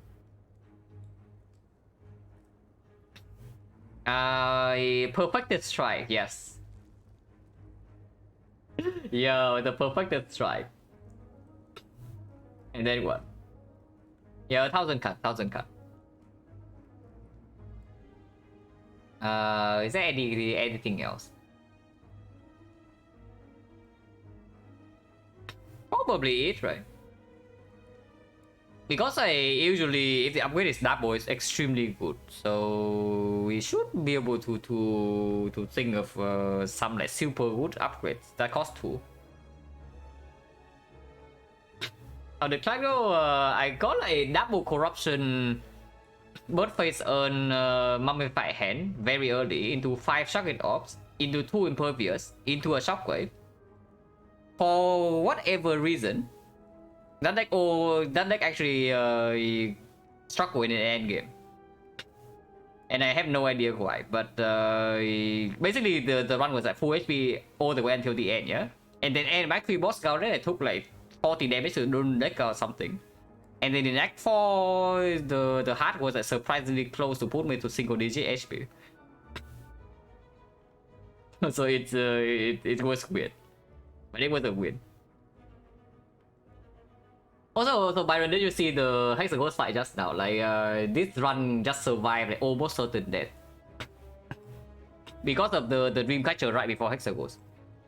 The deck had no way in hell to kill Hexaghost before the Inferno.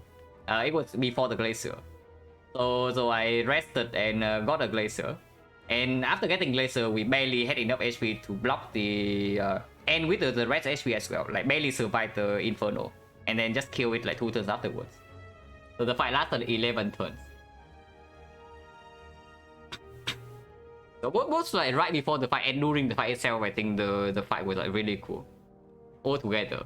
Because I also needed to play the cards in the correct order, otherwise I probably also die. That was very cool. But yeah, this is a good redraw, yeah. This is a good redraw. If we say that somehow the fight goes to turn 4, then yeah, sure, I don't play it.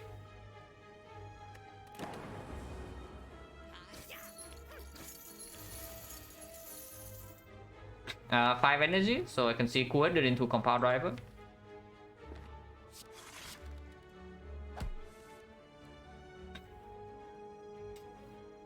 Okay, defect is added once again, guys. The defect is added once again. Do we play this zap or not? Because 50% of the time it hits the right one and then we can kill with dual cast. If it hits the left one and we dual cast the dark orb anyway, there's another 50% that the passive lightning will hit and kill this.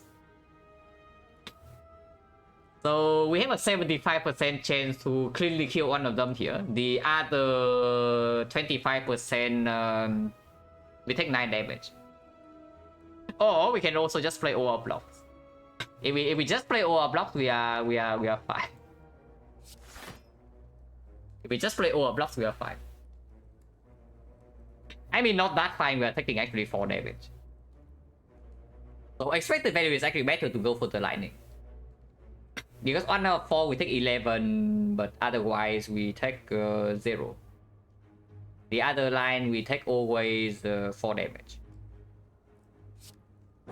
How easy.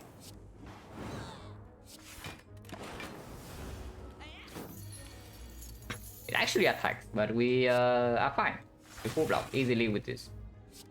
And we even get to play self repair for free, but this fool give us 1 more turn to kill him. And now Tempest redraw is good, but we don't need it. Yeah, 0 damage thief, in fact plus 10. Plus 10 HP against double thief is a good sign. I mean a good sign because we draw buffer turn 1. But it's a good sign. Focus potion is very good. Yeah, I don't love this. Darkness minus pretty cringe. And we don't really have focus yet, so it's also not building up that quickly. Unless you tell me you actually need this darkness against smooth stabbing. Now, what are we doing against smooth stabbing? We die. I see that is what we are doing. Not true, actually not true. We see smooth stabbing, we open the focus spot. That is what happens in the smooth stabbing fight. What boss is the collector? So not quite the champ for Dark Orb stalling to like be a thing. Actually need to play the fight. What a pity. Yeah, White Noise with Frozen Egg is definitely feeling bad, but it's of course they can still clutch our What are the hits? Echo Form's always a hit, yeah? So 1 out of 14. What other cards would be worth to play with white noise? Unlimited power costing 1. Buffer is like okay, Electro is okay. Creative AI is okay, but not in the short fights. Defect is almost okay with this deck. The bloat, no, don't use like bloat as a as a real word in the Spire.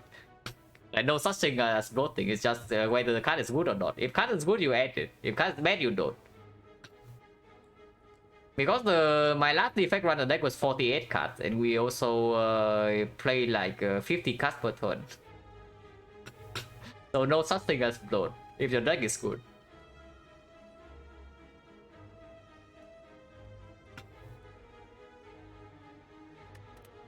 But yeah, any of these better than skip. Like the white noise 3 out of probably like 3 out of 14. 1 out of 5 they actually give us something worthwhile. Not really, like white noise plus is a lot better. White noise plus is actually much higher chance to hit because even something like static discharge. Honestly, even the storm is not so bad, you know. Like 0 energy, channel 2 lightnings without deck. It's not so bad. Consume is a bloat card. Yeah, you haven't seen my floor 1 consume pick, Byron. you really haven't seen my floor 1 consume pick. But yeah, we probably will skip. Probably will skip. Focus potion we definitely take over what? Skill or energy? Energy with Tempest can convert into something. Energy with these are good. Energy is not good if we break our hand.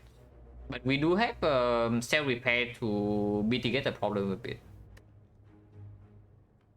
Energy potion in conjunction with the focus potion is also doing pretty good things.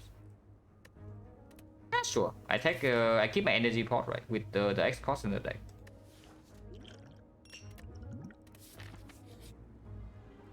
Oh, mega cringe. Why not wait until later, like maybe here or something? If it waits until here and then ask me again, then maybe it's different, you know. But here it's like pretty awful. Just because we lose so much current HP. But Apparition is probably not so bad in this deck. Because first of all, Coffee Dripper, and secondly, we already have Cell Repair. And Buffer works with Apparition the good way, not the bad way. It's easier to protect the Buffer when we have Apparitions. Usually with Apparitions you don't want too many block cards. But Buffer is a good block card with the Apparition. After first or after second is also better, right? Because you gain 5 bucks HP. But yeah, prefer to not get the outer animal. I think it's just a skip. Like it's way too much current HP loss. Tiny chest. But one thing I don't have the apparitions. Yeah, imagine just talking tiny chest. Oh, come on, guys.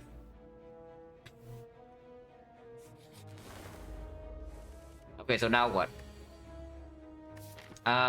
Is this million bone betting me to death in this part or what? Because right now this is a deck that probably doesn't die to slavers, probably also doesn't die to women either, but it can actually die to both, stopping. Bluki was Darkstone period. Also, what are we doing in this fight? No, really, what are we doing in this fight? Like, because I see a pretty scary turn next turn. I see a pretty spooky turn next turn. I mean, okay, now, hear me out. If we take 36 next turn, you know what that means? Yeah, exactly. We are in mid-range. So it's not that bad. We do heal 22 per fight though, if we are in mid-range. So actually not that bad. Okay, still very bad, but cannot do anything about it. Maybe we can kill, maybe we can snipe this.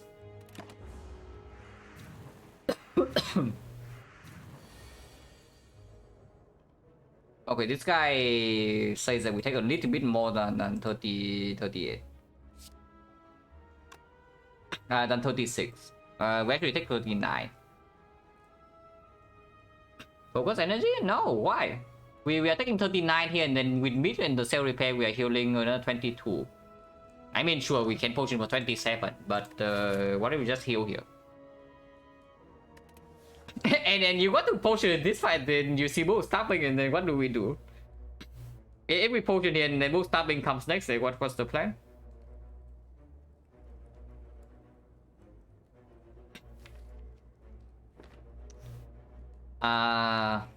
Time creator, okay.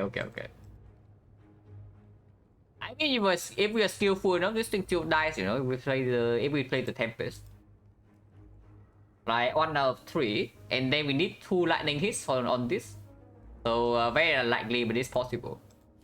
But I mean, it also just doesn't make sense to play these attacks, right? So it's Tempest for 4. Tempest for 6 doesn't improve the chance of killing this thing, but I don't even know, because taking 24 and taking 39 is not much different. It's actually only 3 HP difference because of the mid.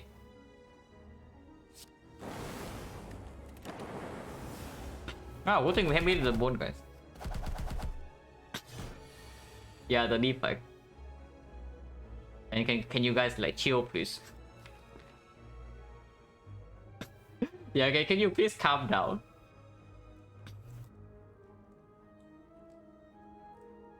Sweeping Beam, Doom and Gloom is 4 plus 7, so it doesn't quite kill all of them. So it's pretty difficult to sneak in the cell repair here or what? Yeah, we're looking Philostone, it's true.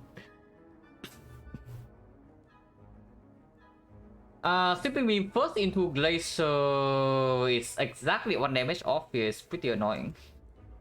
I can see energy pot this turn. This turn I can see energy pot. Orange chance 30%, but we can go to the shop to refill potion maybe. But yeah, start with the beam, yeah? Start with the beam. Glacier. Glacier, see what it hits.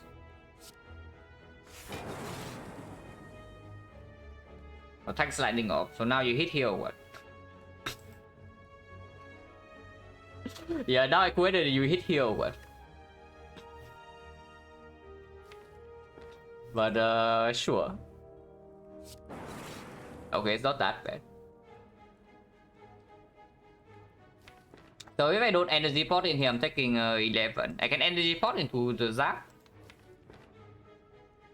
No, defense not for more. Right? Even energy potion is actually for double defense, it's for 10 HP. Yeah, it's actually for double defense because I no longer have lightning, so I'm not scared of them accidentally dying before I redraw this. For soldier chance 30%, so pretty low, but there is a shop immediately coming up if we want to. Otherwise, I'm taking actually 11 here. So 11 at 18, and then we heal up by 22, so we are at 40. Energy pot for 10 is a little bit annoying, but sure.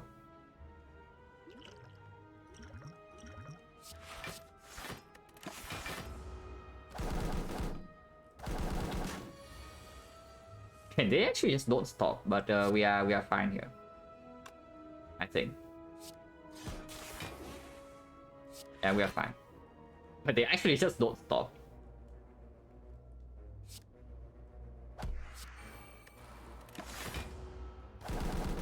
Yeah, they all buff on turn 1 and then they never buff again, you know, until this turn. We want to kill next turn and not this turn. It's impossible to break. So follow once again, set on 2.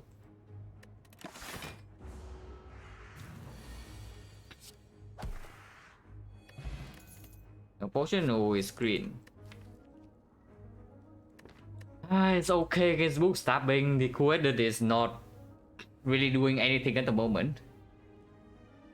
Cannot turn this down, right? I actually cannot turn this down if we say that we are freaking dying to the book right now. It's not that good, but I guess it also plays a little bit in collector. It's not that bad. Shop. If we don't buy a potion here, we buy a relic instead in this shop. Maybe there's a chance that we dodge, but we'll see. But I do think we go to shop over advanced always now.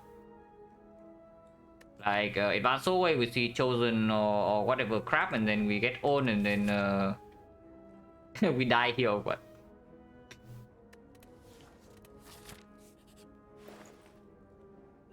Yeah, we are not buying potion, guys. We are buying a toolbox. We can buy potion belt, but we are buying the toolbox, and these potions are not so good. So we take the toolbox, yeah. There is the consume. Oh, consume capacitor plus. I have seen the way, guys. But no, seriously, that's actually not so bad. Honestly, this is actually not so bad. If we take both of these, we upgrade the consume here, and we can just lost the edit. That is not so bad because it actually beats collector. Consume cup is better, yeah. In what sense? You do that, you actually accept basically a 0 edit act 2, you know, with me and the bone. So is that acceptable? Is that not?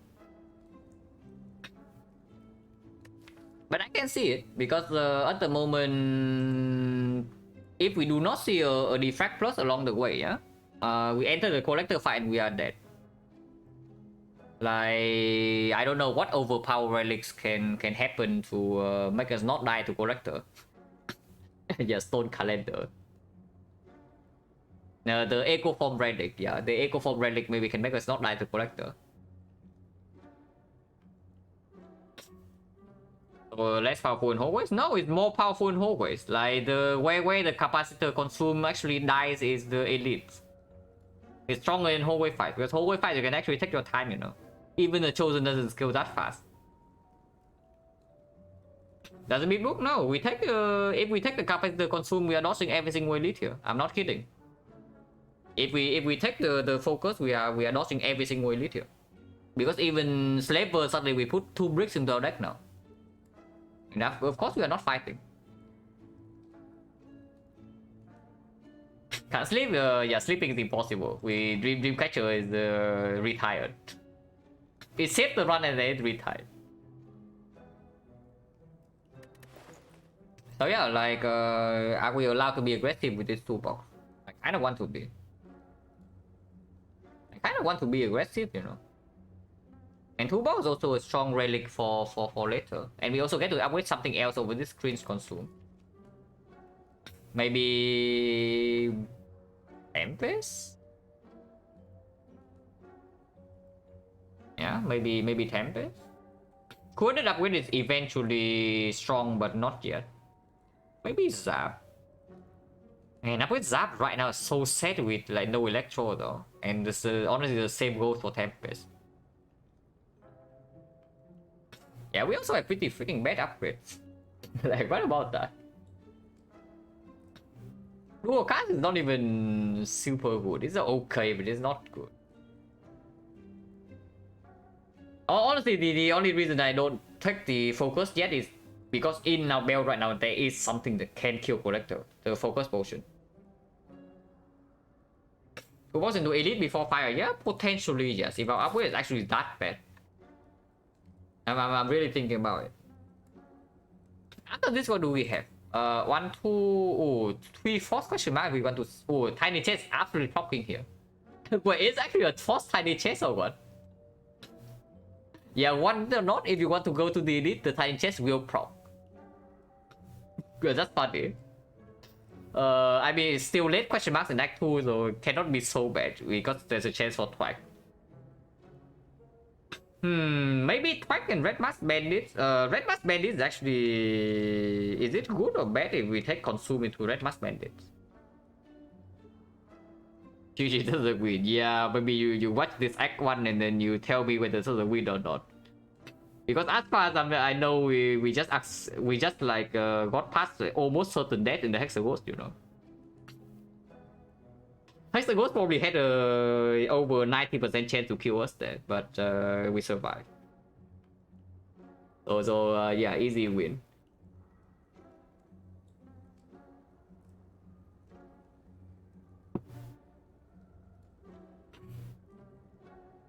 Over 90 entering the fight before I saw the Glacier at least. After seeing the Glacier, maybe it's a little bit lower.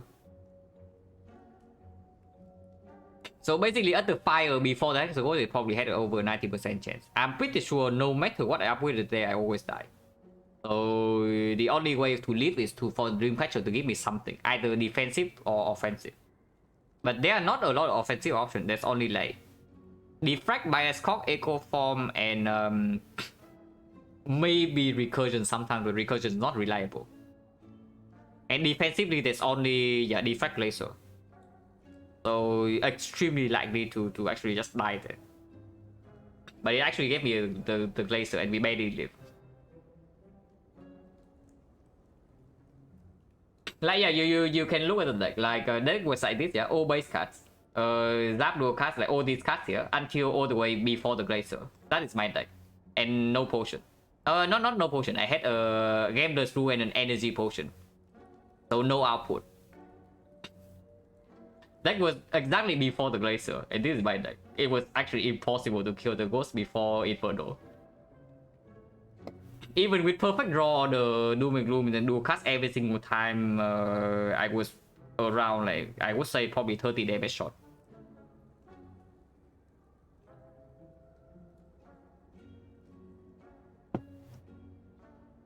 But yeah, here, man, I like toolbox. Toolbox is so strong.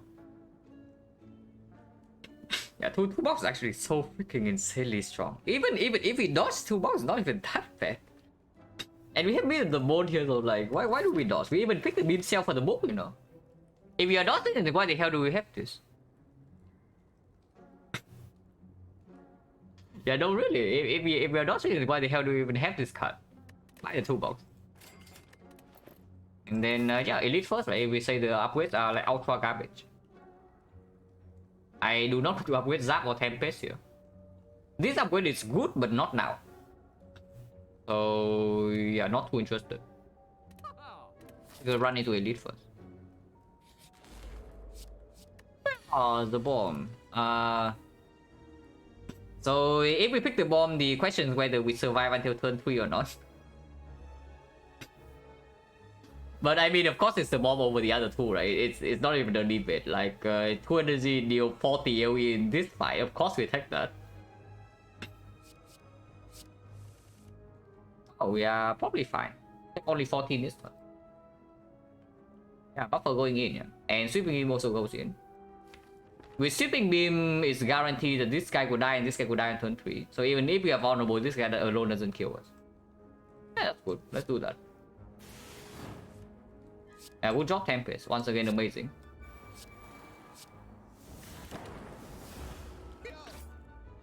And yeah, now we need one more damage though. For some reason, I think that taking one more damage is not a problem in this fight. Glacier double defense blocking 21 and we take 4. And next turn, we can kill. Ideally, we want to wait for the cell repair and then kill. But, no, the ideal draw is cell repair next turn and killing. But basically, this is good. Double defense, yeah. Don't need to go at it.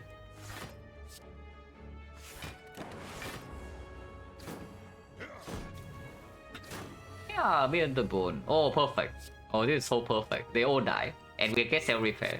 And we are in mid range. Yeah, exactly to here. No matter where the lightning hits. Oh, that's perfect. Yeah, potion. So potion now is 30%. And we get a card to upgrade. Okay, we don't have a card to upgrade, but I take that. Yeah, imagine not seeing elite, yeah? Imagine not seeing elite when they actually give you rare cards. That doesn't solve collector yet. We actually don't really scale. I mean, it makes the fight a lot better because you can echo form the Doom and Gloom to almost kill the minions. And echo form the buffer blocks that fight for a very long time, potentially. But right now, it's still not always winning the fight.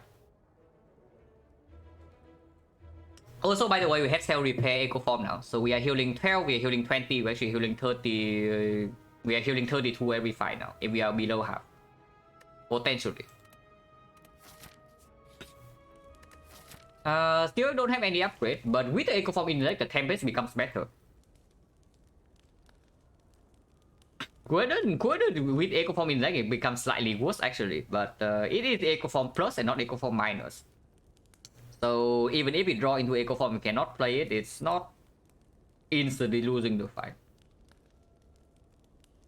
But I see, yeah, I see Tempest upgrade now with the Echo Form. That is actually a way we can kill the bull stabbing without using the focus spot. Because right now we still need the focus spot for Collector at this exact moment. But it seems good. Yeah, it's good later. It's definitely good later. Right now, I'm not so sure. At this exact moment, I'm not so sure that the Quided upgrade is that strong. Zap dual cast? No, Omega crit. Maybe dual cast is okay, but Zap... No, we absolutely do not spend the upgrade on the Zap. In fact, the entire reason for me to take Elite before Fire is because I don't want to upgrade Zap. Yeah, how bad is Tempest upgrade? Like, no, really. How bad is it? With Echo Form in the deck, that can be double. It's not so bad.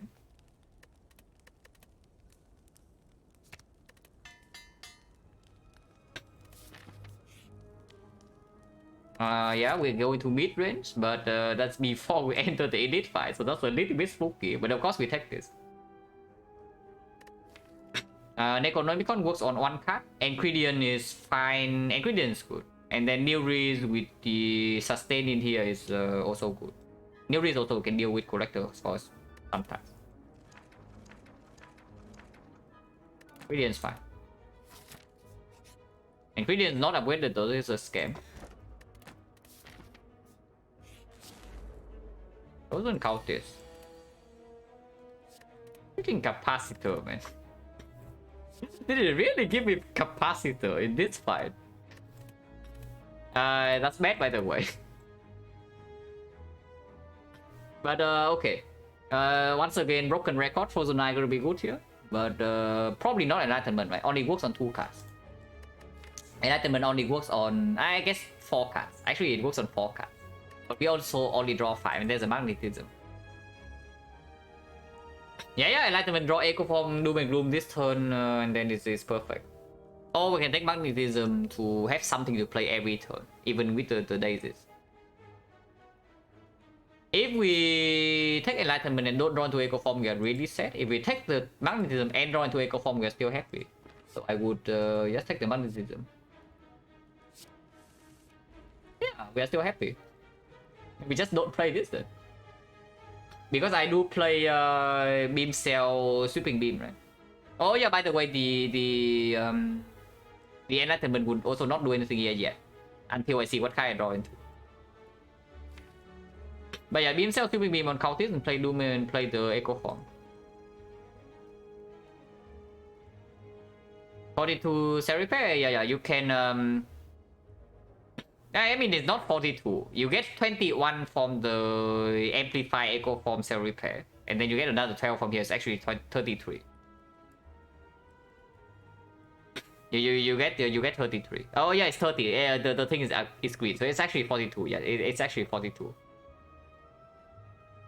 But yeah, if you have 2 Echo Forms, yeah, Panacea, you have 2 Echo Forms. You Echo Form your Amplify, and then you Echo Form the Cell Repair in your hand as well. The Cell Repair is played 3 times.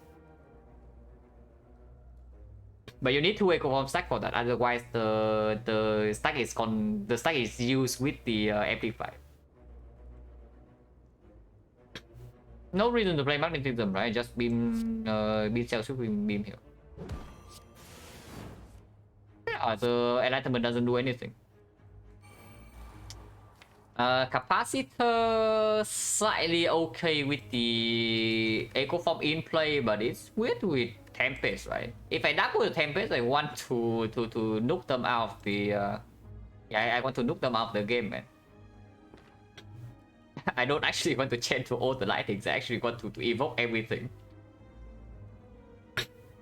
So do I even dual cast? Dual cast means a compound will get worse, but we have better things to duplicate, right? Not sure.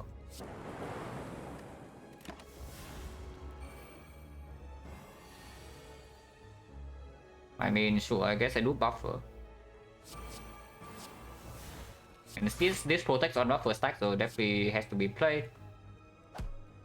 Yeah, sure, online. One more day doesn't matter, we still are fully protected next turn. But after, not so sure, but next turn we are still safe. Oh, this dumbass. Oh, this guy is actually so bad in the game, guys. He thinks that he's smart. Like, the chosen thinks that he's smart is doing vulnerable into a single big hit. But yeah, what an idiot. So, what are we doing here? We don't want to kill them too quickly, yeah? How big is the Tempest? I mean, Tempest also put 2 days in, so I draw into self repair later, but how much damage is it? 10. So 1, 2, and then another 8, so I evoke 8 lightning is 64 random, and then another 9. It's not that good, I just double dooming 2. And then still Tempest for 3.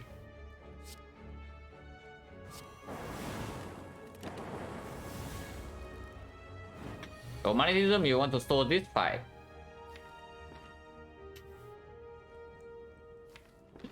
Interesting idea, but probably not.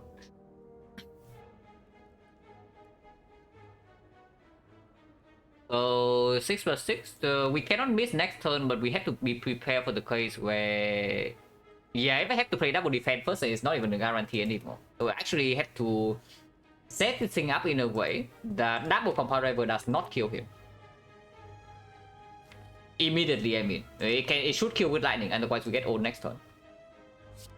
But this is fine, yeah? To 12 and then 21 is not enough. So actually it needs to double defend or what? Oh, that's so cringe. Next time I can do 9 times 2, so then I can... If I don't draw compound driver, I always draw self repair, then double defend, turn after it dies. Otherwise I buffer. Buffer, yeah, I know, but multi-hit we also need to block. But it's true, either I have lethal next turn, I have double defense, self repair. And turn after that, compound driver and play 4 cards, so it's actually exactly compound driver first 4 days. So I always have to kill. If that's the case, then we do nothing. Yeah, we do nothing. Yeah, we do nothing. Go to 20, 20, next turn double compound driver is killing. If not, we do double self repair. And the double defense always full block if it's multi-hit. Turn after it dies.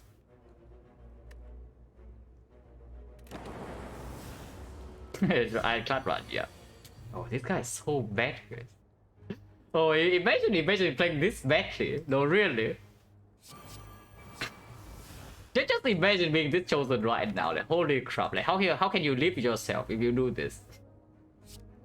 But now we want to kill next one to have happy flower on 2. And yeah, we are healing by 32 HP here, so we are basically full.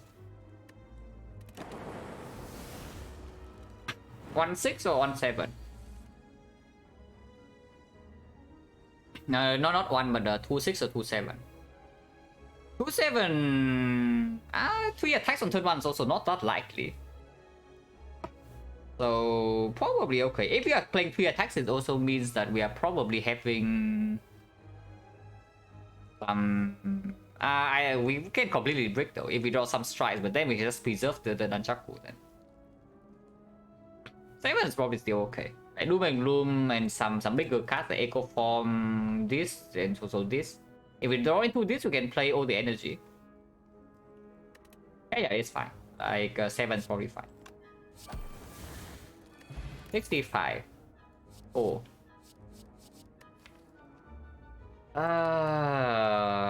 Hologram Recursion. Both are good upgrades. Both are good upgrades.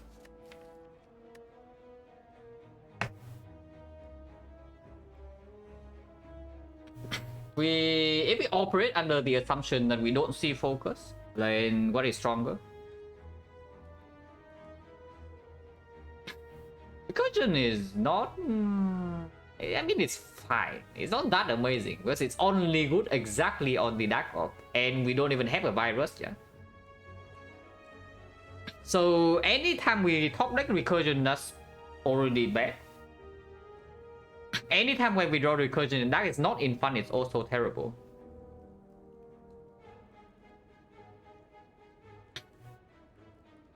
I think hologram first. Like right now the recursion doesn't even play. Like more than half of the time. I think this first. The upgrade, this upgrade is good, but it's not compulsory in the short term. So we can still even make something else. For example, hologram here, and then we see a recursion, and maybe we can even upgrade that, depending if we saw draw or not. Tiny chest here, force. If we go to the elite, and of course we go to elite with 65. Oh, cringe. Okay, this shop is like pretty garbage. This is okay, but the rest of the shop is hot trash. Wait. Oh, we missed the mega combo, guys. The Storm ingredient insane synergy. Storm plus ingredient. Now look at that. Like what about that combo, please? But yeah, it's gone. So what a shame. There's no way I exchange potion, right? From 65 HP. I mean, Fire Pot helps a lot against Gremlin Leader if we brick, but against Leader we do have 2 AoE casts and we can even take 30 plus damage, it's no problem. I think 30 damage in Gremlin Leader is no problem, as long as it's not 60. Stop it out of the pool, yeah, I wish. I wish stop it out of the pool. But Storm Tempest into a Thunder Strike. Holy crap. Oh yeah, there's nothing to do here, yeah? So we did. Gremlin Leader would be good here. This is apparently not Gremlin Leader, and we have Electro for ingredient. Discovery versus Blind. Blind blocks 4 this turn, and it blocks another 6 next turn. So it blocks 10 for 0 energy. Is a decent redraw, and we can also hologram. Or we can just discover. Discover for Copper. Yeah, sure. Yeah, probably Blind's better, just stronger, right? Blind's probably just stronger, right? With the hologram. Without the hologram, I can see Discovery.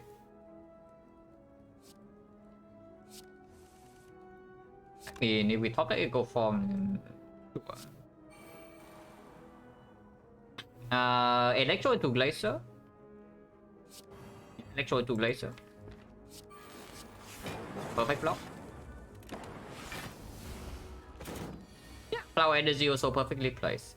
We can double Beam Cell, probably double Doom and Gloom. Wait, this guy is multi-hitting. This guy is doing the bad pattern. I mean, the almost bad pattern. For vulnerable, does that matter? Because immediately we also lose out on... It's only 7. Wait, it's not even 7. It just lose out on 1 Dark Orb. But double Beam Cell to Doom and Gloom is 21 plus 4 plus 6. So 31 damage. The other line is dealing 32. So it's only actually plus 1 damage, and we exchange 1 Dark Orb for 2 vulnerable here.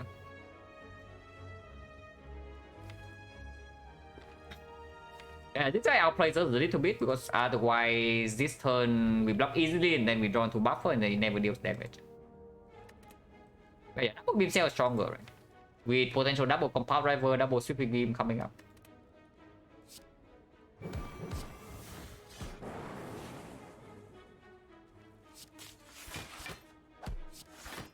One is none.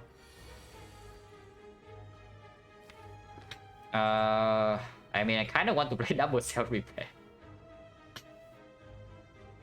I kind of want to play double Cell Repair, but that seems a little bit greedy. Yeah, this book plays much better than Chosen, of course. That's why it's an AD. It is an elite after all, guys.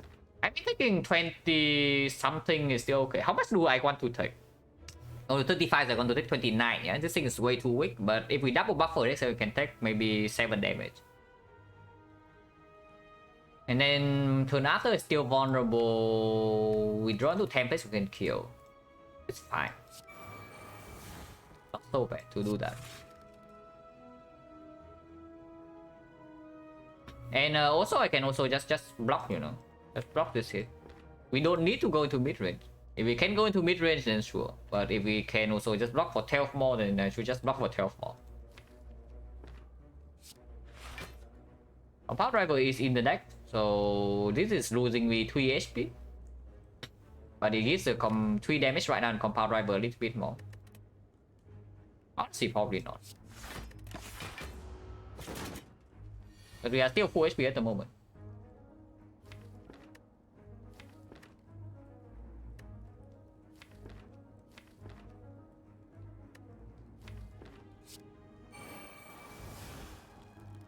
Next turn double tempest is lethal or what? 10 lightning.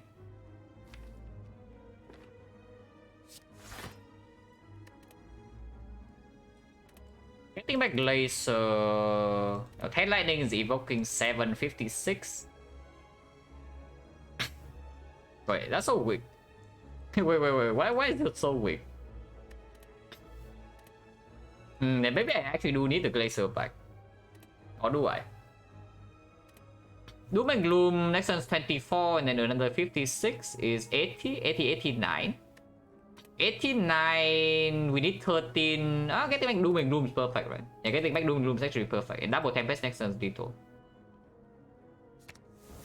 And this turn we are full blocking because we blocked the first hit with this and the other 4 hits with buffer. Yeah. Okay, easy 5. Man. The core surge.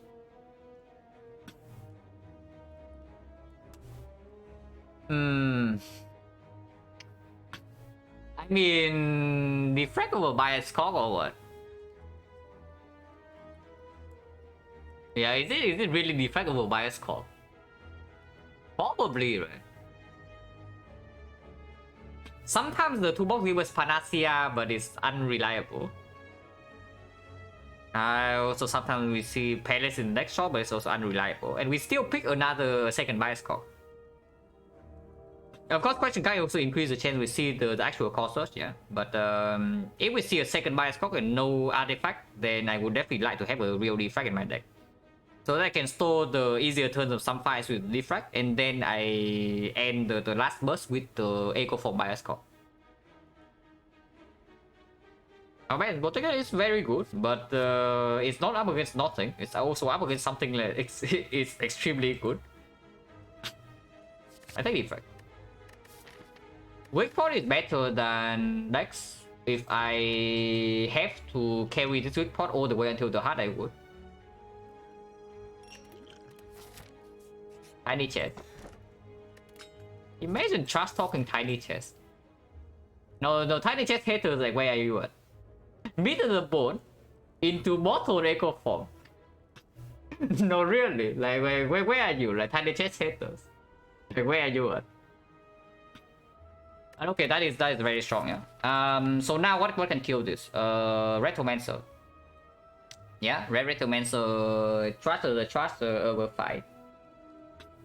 And we do need to still take burning in actually. But other fights we can always probably sustain through with Echo Form Bottle into double cell repair to double defract, stalling, whatever. It's extremely strong. Continue to shut up tiny chest, yeah, sure thing. Ow. I don't even know what they are doing yet, but I just say ow. Liquid Technique can draw into Laser. We do not have the energy this turn, but I can also pull the Steam Barrier maybe.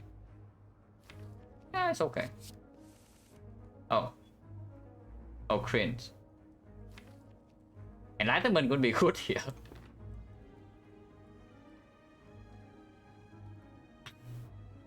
Copy, yeah, but what if you draw them on turn 1? For example, you turn 1 you draw like Echo Form Doom and Gloom. Then what?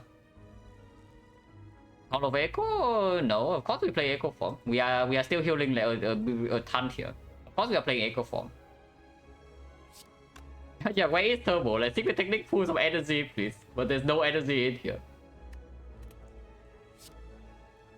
It's still fine. It's block 7. It's not that bad. I mean, we are not even taking that much damage.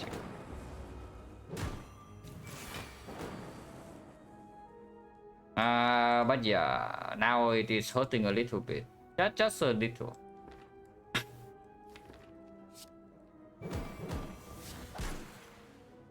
I cannot even copy this defect. It's fine though. Ow. But now we get to do a buffer thing if we would like to. So I just block this hit and nothing else, yeah? And then I cannot do double cell repair or what? That's cringe. Of course I get back laser. Why would I get back the other thing? Laser is how much block? We already have hologram is, yeah, 4 block. No, it's 3, go up to 4 and then it goes down to 3 again. So it actually gains 6. Glacier is blocking 8, goes down to 6. So it's 12. 12 and then 2 Frost Orb is doing how much? 12 and then 2 Frost Orb is doing 8. So we are blocking 20. I'm still taking 3 more here. So sure, I guess I can get back the barrier.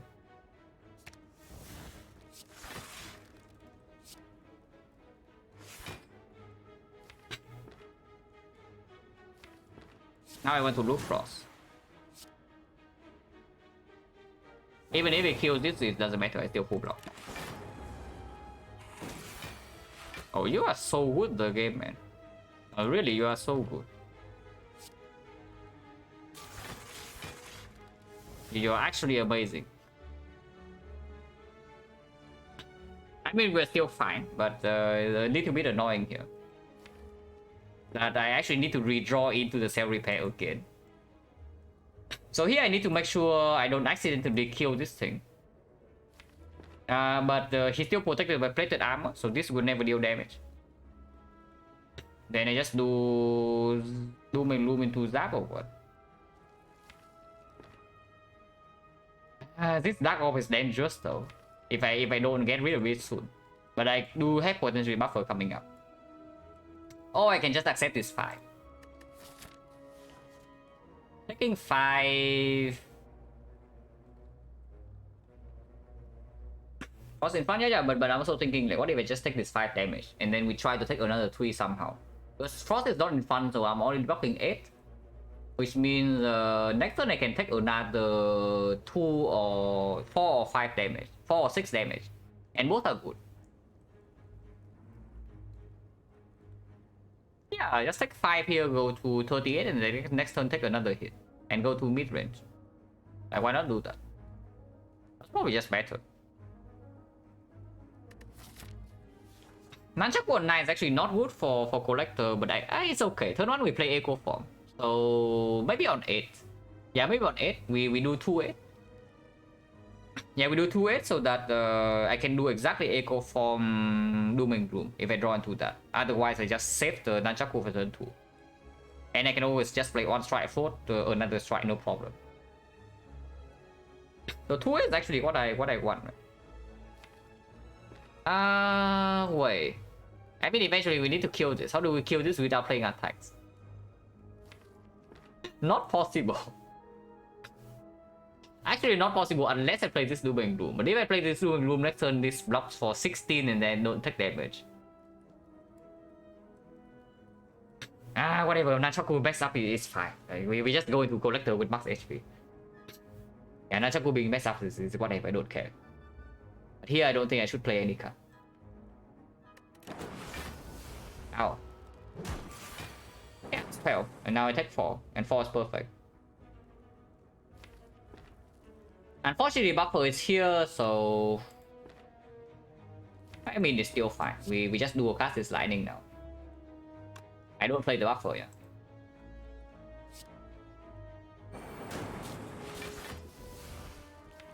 Wait a second, I forgot Echo Form. Okay, fine. Fine, whatever, guys. Like, this is 12 block.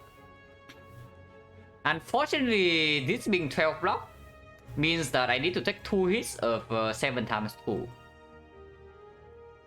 1 hit is not enough, and then in the meantime, I also need to prepare to block the 21 again. Yeah, Avocado outplaying. I don't know whether Avocado is outplaying or Or I am outplaying myself because maybe I am outplaying myself here. But it's fine. It's fine. It's okay.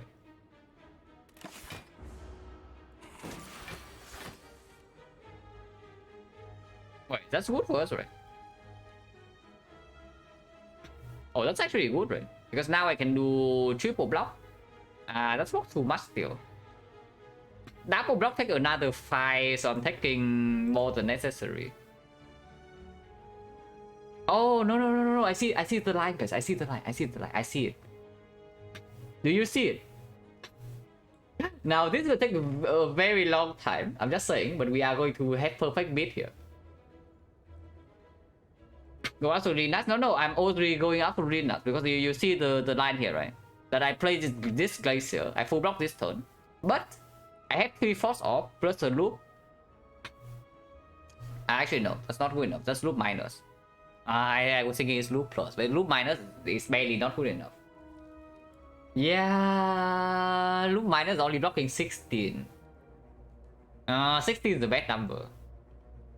I mean, technically it's still possible to set it up, but I need this thing to do 21 into something else into 21 again when we are failed. Otherwise, it is not set up. Okay, maybe that's going too far. Maybe that is going a little bit too far. But what about this? It's 8? Maybe I just block this. I don't channel more frost. And then with 8, maybe I can do something with this card. 7 times 2. I need to take 3, right? So I just need to not duplicate the steam barrier and it's perfect. Block 11, take 3, go to 35. Yeah, that's perfect.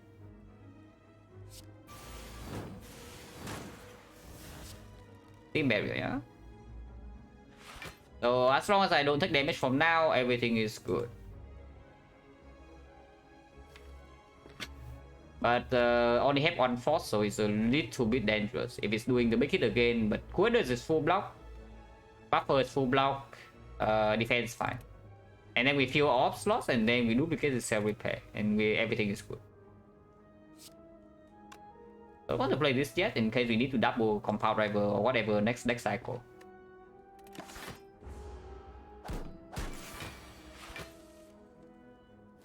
Yeah. Okay, we wait for the cell repair. And next time we do buffer and we can never take damage. Free Nunchaku setup by the way. So what number do I want? It is a 31. With 31, I think I am allowed to strike one more time here. And then we set up for a perfect double domain loop. In fact, I can win Beam Cell. Beam Cell strike here. Yeah, Beam Cell strike here goes to 7, and 7 is perfect with 1 strike to advance Nunchaku without it losing HP. And then we end the fight with double domain loop. So Beam Cell strike is dealing 13, it goes to 12, and 12, yeah, that definitely kills. That's good.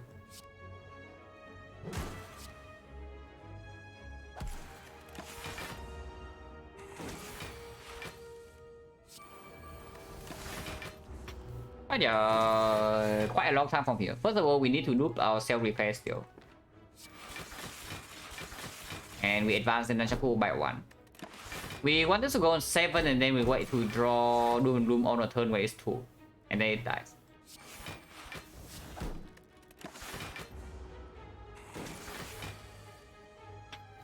Don't play the crap.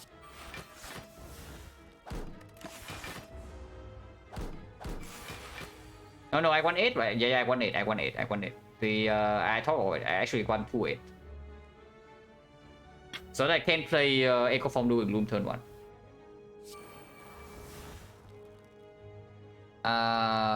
This is not quite enough.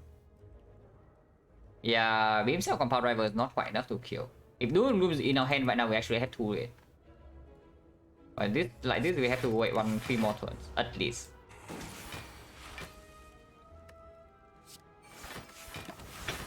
If I bottom deck Doom and Gloom, we have it. Did not draw bottom deck Doom and Gloom. If I redraw Doom and Gloom again next turn, we have it. So that's the double who-headed.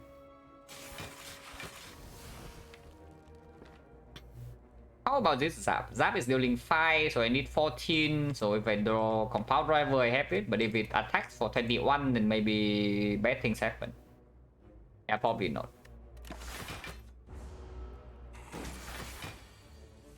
Okay, everything's perfect. Yeah, do it.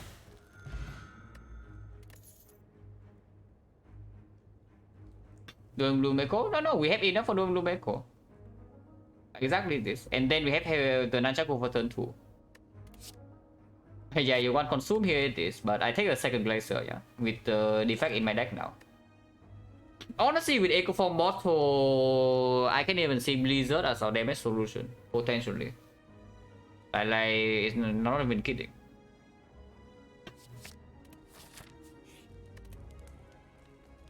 Now we definitely upgrade the... Probably still quitted before the hologram.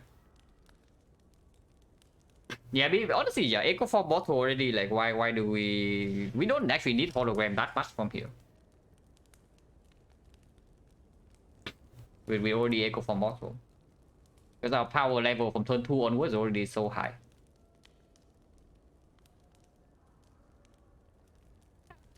Pro upgrade, I cannot be so bad. Even if we see Snecko and hologram becomes a very good upgrade, we can still make it after.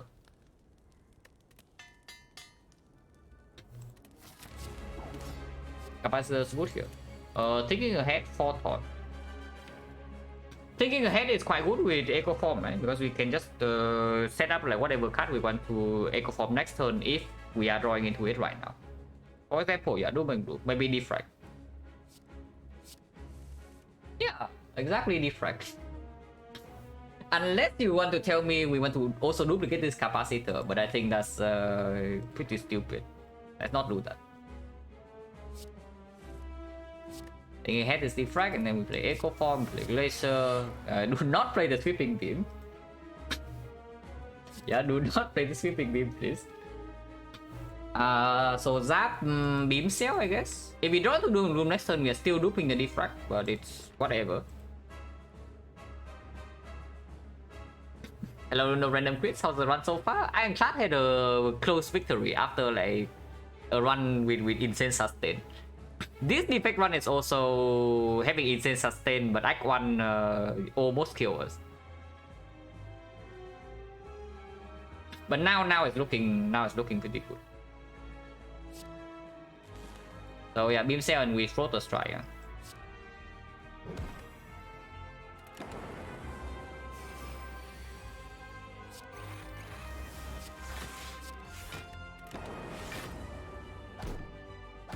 Lagavulin, yeah, we don't talk about the Lagavulin. at least how I played the Hexaghost was redeem the Lagavulin fight. yeah, how well I played the Hexaghost, I redeemed the Lagavulin fight, but we don't talk about the Lagavulin.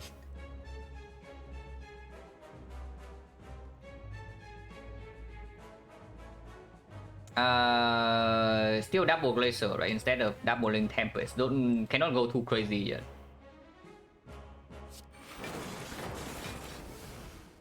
Should not go too crazy yet. Apparently we have been saving Nunchaku with the until like I don't know what turn. But real talk, like Blizzard is actually good in this deck. Blizzard is a very real card here. Do I duplicate Buffer? It's like very strong here. But I kind of want to duplicate Doom and Gloom. Probably should still do Doom and Gloom here. Whether I even play this Buffer or not is debatable. Because even taking a little bit of damage is not so bad. We heal like an insane amount.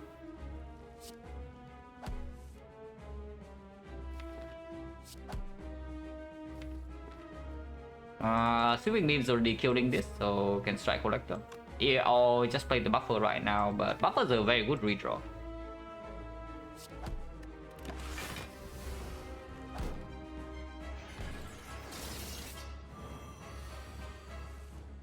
We are weak? No, we also have Echo Form now. It's the thing.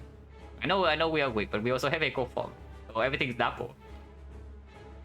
It doesn't kill with 15, but it kills with 9. Should we summon? And of course we just do that. Maybe it is still okay. It's also okay. Yeah, Blizzard is actually quite good here. Now we duplicate buffer and can kill one of these. The other one's almost dead as well. We just throw out this debuff, right? Like we lose one buffer stack, but then who cares?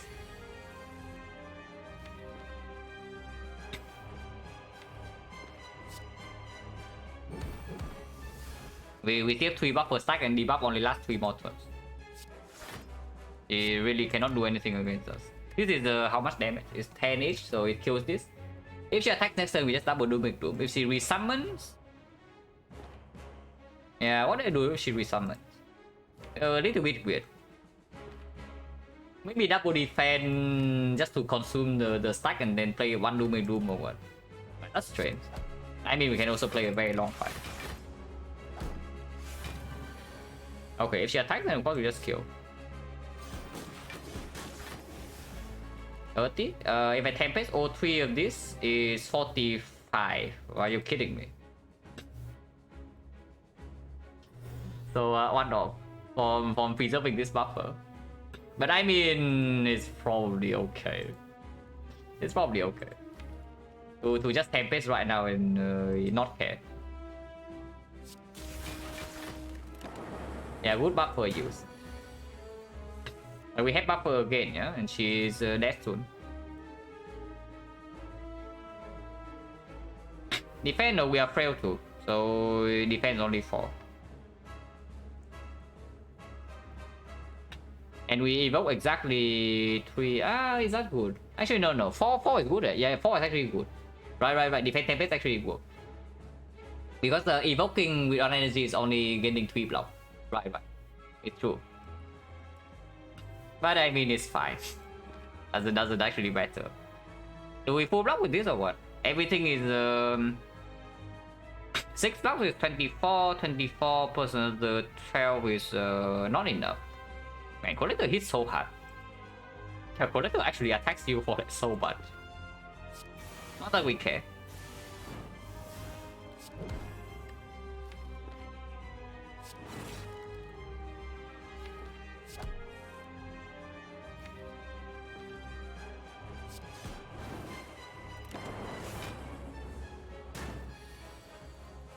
Okay, debuff once out, we still have buffer. So fight is completely over here because we know that we draw into Glacier this turn too. Want to kill next turn, should be very easy. Yeah, she's always dead next turn. Who's 7? Sure.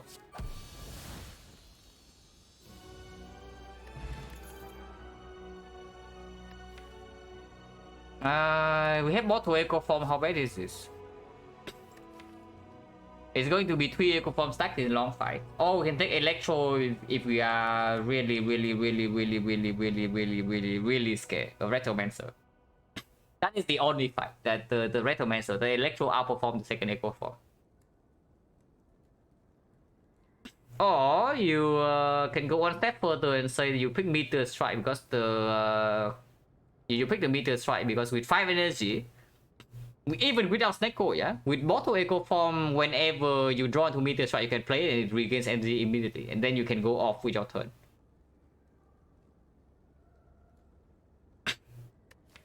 Right now, no build-up potion for Retromancer, only 2 AoE cards.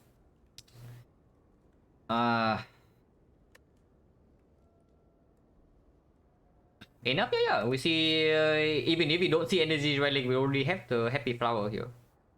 Happy Flower with Ripper is enough to play, Snecko is enough, any 5th energy here is enough. Because Mortal Echo Form is at the moment we draw into this, it regains 6 energy right now. The moment we play it. It regains 6 energy immediately. So you just have a card that gives you 1 energy and deal 48 damage, potentially.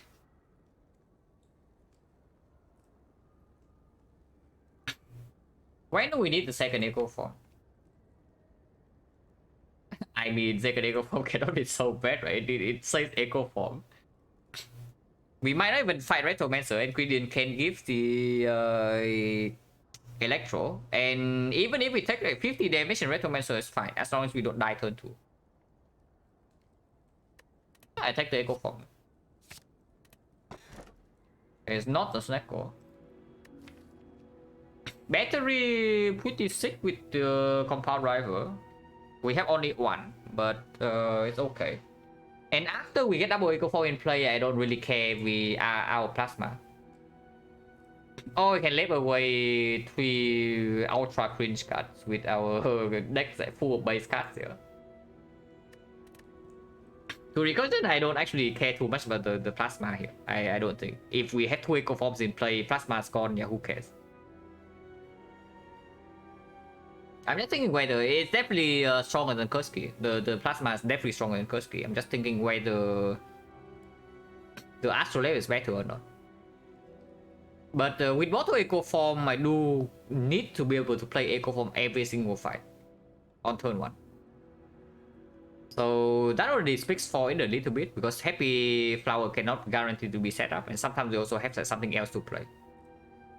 And yeah, of course we already have the Compound Rival, and we have the question card. Maybe we can see more Compound Rivals. It's common. Not bad. Nuclear Battery, how bad can it be?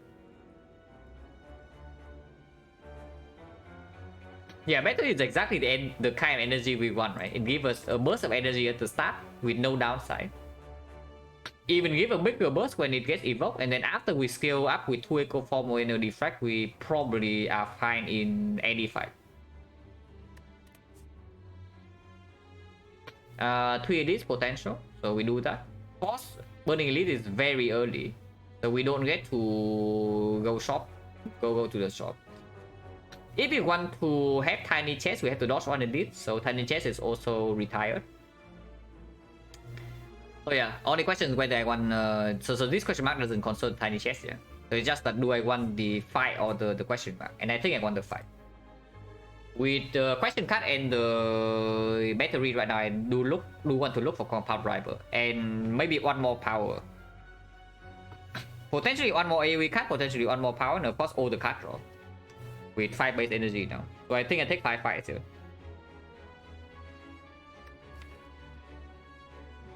Yeah, I think I take 5 fights over whatever this crap is. We are probably going to like 0 question mark in this side. Yeah, we are actually going to 0 question mark in this side.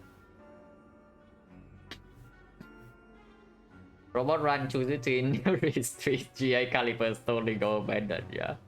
Yeah, unlucky. Wait a second. We don't go to shop, right? We can, but shop means that I only picked the left path, so we cannot even get Tiny Chest here. But we cannot go to any shop in this, like if we want to fight 3 elites. So the hand wheel doesn't even matter so much. And once again, the strike course to block a little bit on turn 1 here, or just for thought to set up a ceiling later next turn. And I mean, this fight we also cannot wait to redraw until this crap, right? To get a gold. There's no courier, we go to no shop, we have too much gold for Act 4 already. Shackle.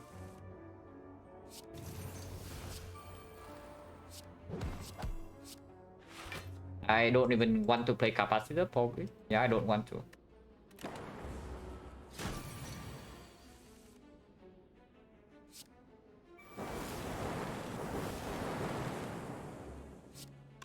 The saves are unshackle. -1 because no cell repair, but I don't want to stay there for too long. Garbage. Okay. So I was saying about how good defect commons are and compared to the cringe Ironclad. So here is where we put the theory to the test. I only take 5 in this act, yeah. I go to no question marks, and I have question card. So let's see how many cards I actually add to the deck in Act 3. To see whether the defect is actually good, better than Ironclad or not, or are they the same garbage. Barrage is not that bad, but it's not what we did this deck for sure.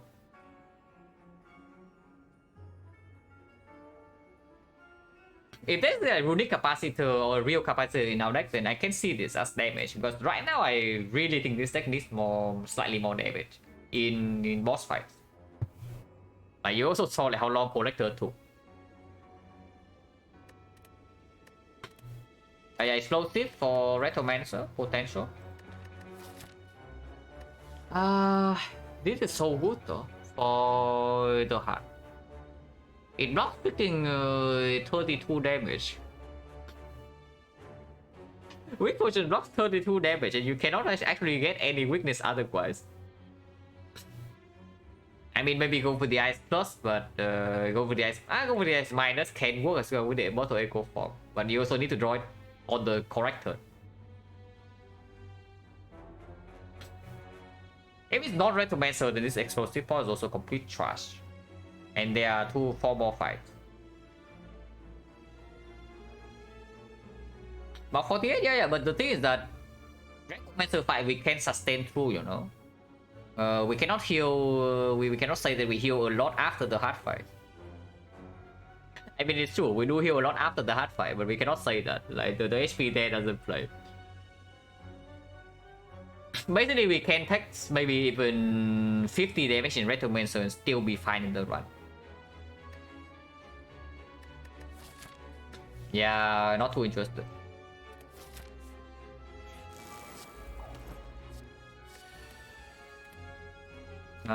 Secret Technique, Chrysalis, there's nothing super degen to do. I mean, if this gets amplified, then we can heal a little bit more, but it's not that good. What can I technique into? Like just Glacier to set up? Okay. Cannot be that bad. Already have Glacier. Then what? Objecting Doom and Gloom is not very good.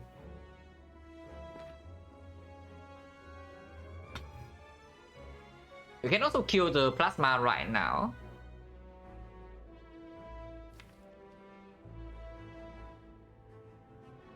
Can also get the zap so that I don't draw it next turn. That's possible.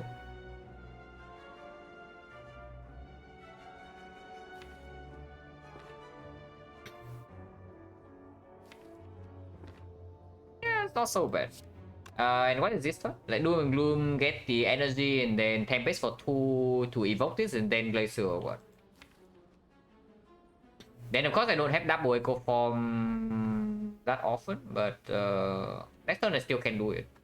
It's just a turn 3 I cannot.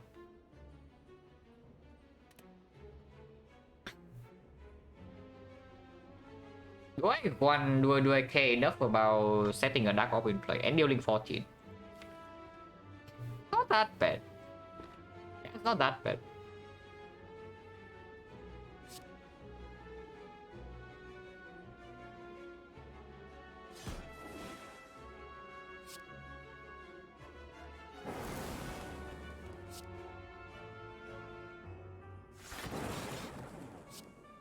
And get the zap, right? Zap is right. Omega crit.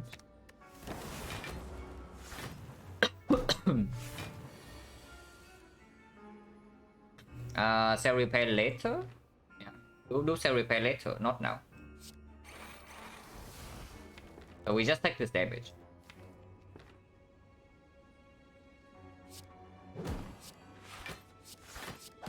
Quite a lot of damage, but it's fine.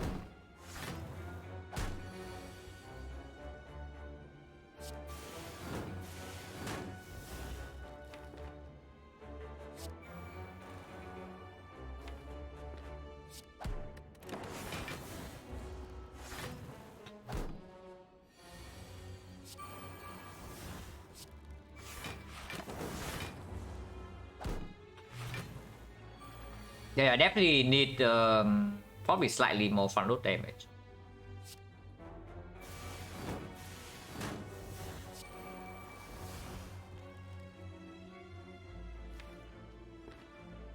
Bloom draw next turn's better. Guess I can do this. Yeah, now hopefully I draw to do Bloom next turn or what? 2 turns from now it's better to kill. If I don't draw to do Bloom next turn, then I have the thing on 2. 2 is always good. 1 is fine with this setup, but 2 is preferred.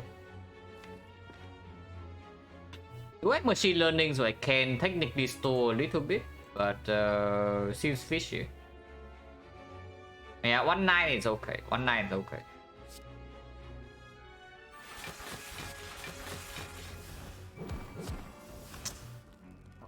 freaking god. Okay, never mind, guys. We are staying here. Yeah. I forgot the second echo form. But yeah, never mind. We are staying here.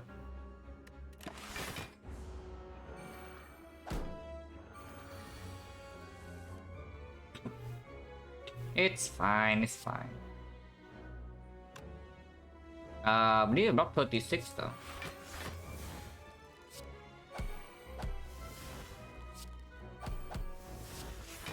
Yeah, 36.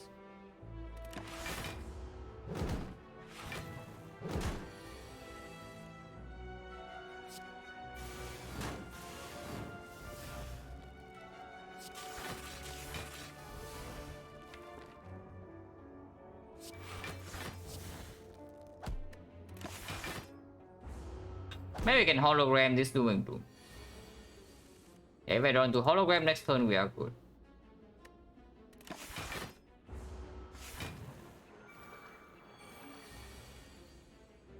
No hologram. Wait for 3 more turns or what?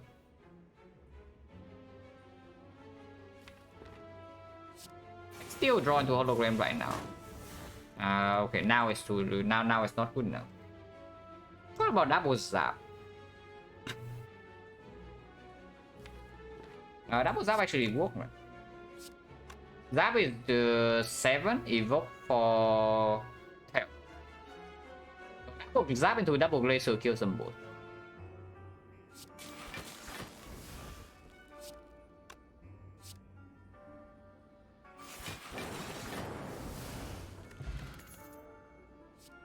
It is a freaking go for the ice plus. You're kidding me? I mean, sure, if it's upgraded, I take. So maybe the weak pot is not as important if we have go for the ice plus in the deck. I need one more, at least one more hologram to feel completely safe about that, because we can still just draw the go with the ice on turn 1 to get to the echo form, and then it never happens.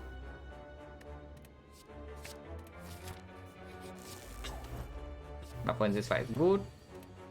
Master strategy versus the bomb. Master is not that good. I don't want to draw into defect this turn, but we have buff for in play already. Not that bad.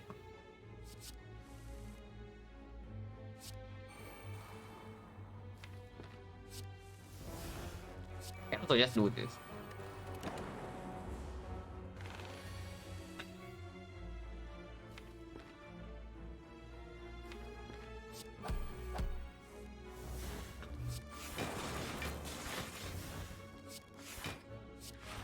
It's full block already.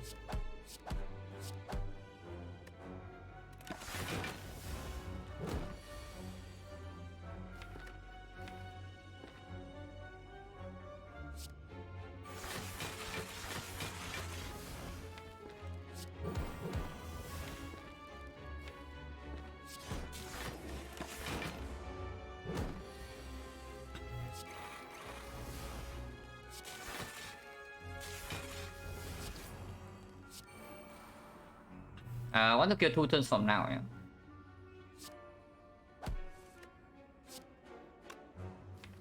Not easy with the Tempest being here. But maybe it's doable.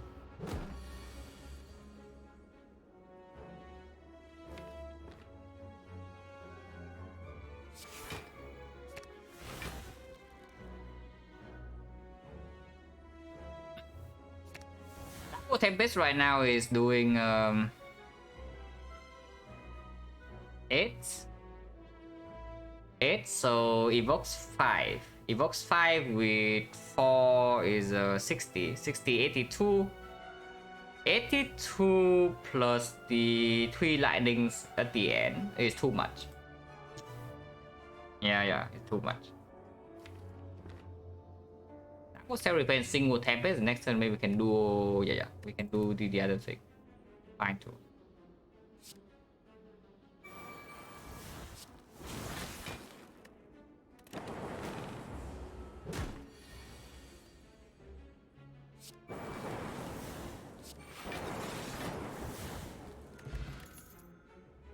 Hologram plus, we take that. This is also quite decent, but hologram probably way better, right? Especially with the gold for the eyes. And we have the mid.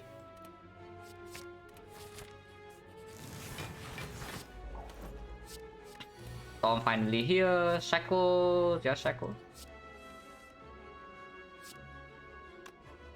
Unfortunately, shackle is like completely useless here. Unless we don't play the buffer. But I think we do play the buffer.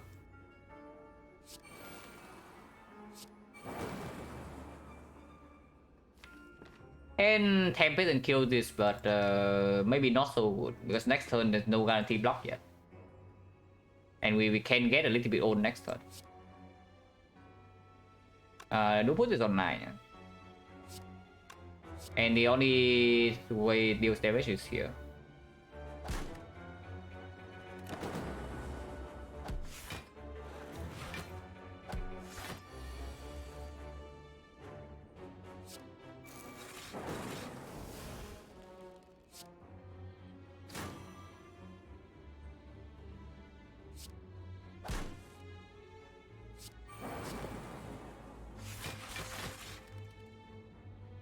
Just play this. Taking a little bit of damage will heal 10. And also channel the lightning.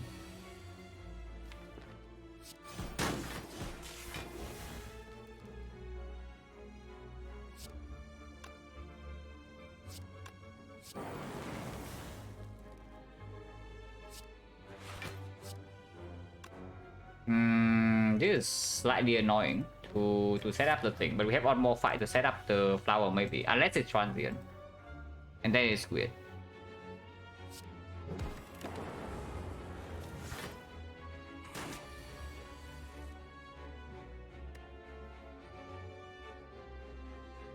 It's just kills. And there's no more buffer. Like this then? Maybe?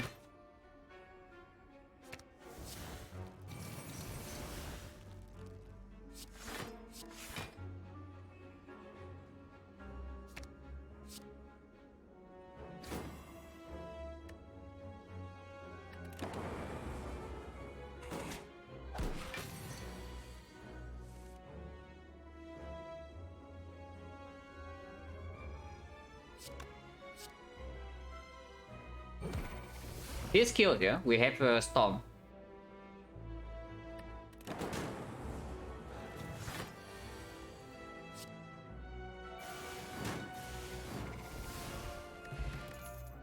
Power driver.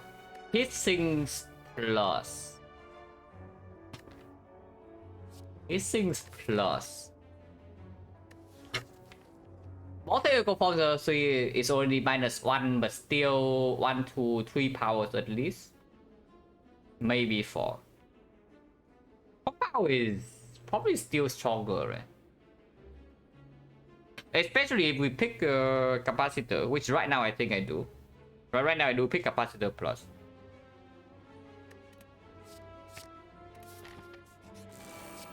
It's not transient. We just fought this fight. They are all buffing.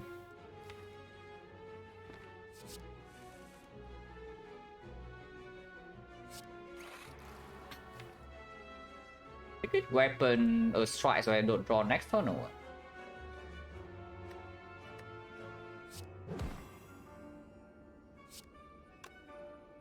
Don't need the Nunchaku energy next turn, I can even see this first.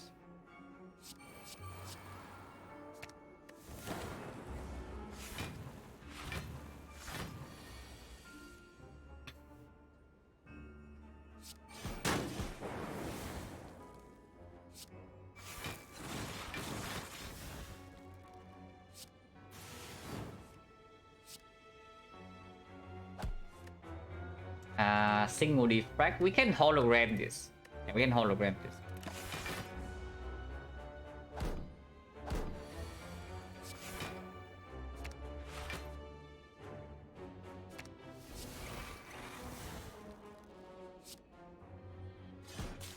I may go so could have killed this turn.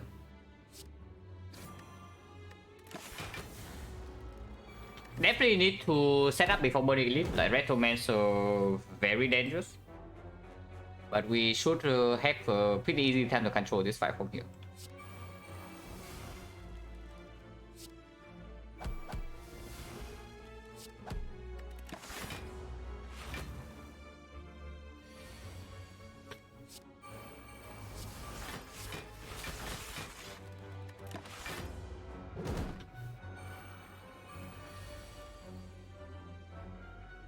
Is double Tempest lethal here? First Tempest will kill this, and then we are channeling 8 lightning. So we evoke 5. 5 lightning with 5 focus is 13 each. So 3 will kill, and then the other 2 will go here, and then passive lightning kills. Okay, 2-9 works.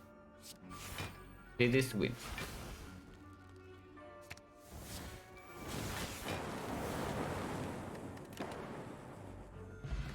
Oh no, it's a different Darkling. That's the second Darkling of this act. Like Act 3 enemy pool is not very diverse.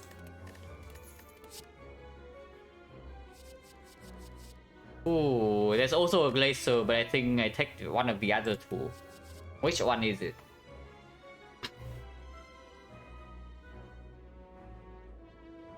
No, really, which one is it? It's probably Aggregate, right?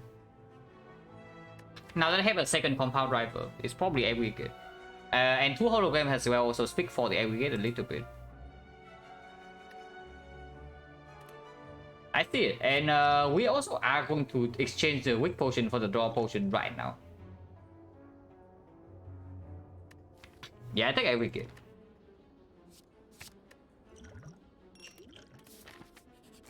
It is Retromancer, but we have a 0 cost Echo Form. So we have at least 2 Echo Forms in play immediately. Finesse, Jack of all trades, Purity. Purity, complete charge. Finesse is just a little bit of block, but even drawn to AoE right now is a little bit weird. It's okay with 2 holograms in the deck and 2 Echo Form stacks, because we can still hollow Doom and Gloom and then kill them all.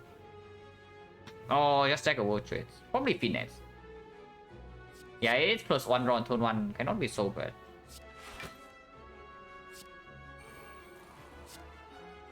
Yeah, next turn, better hope that this performs, because they also do gain Metallicize.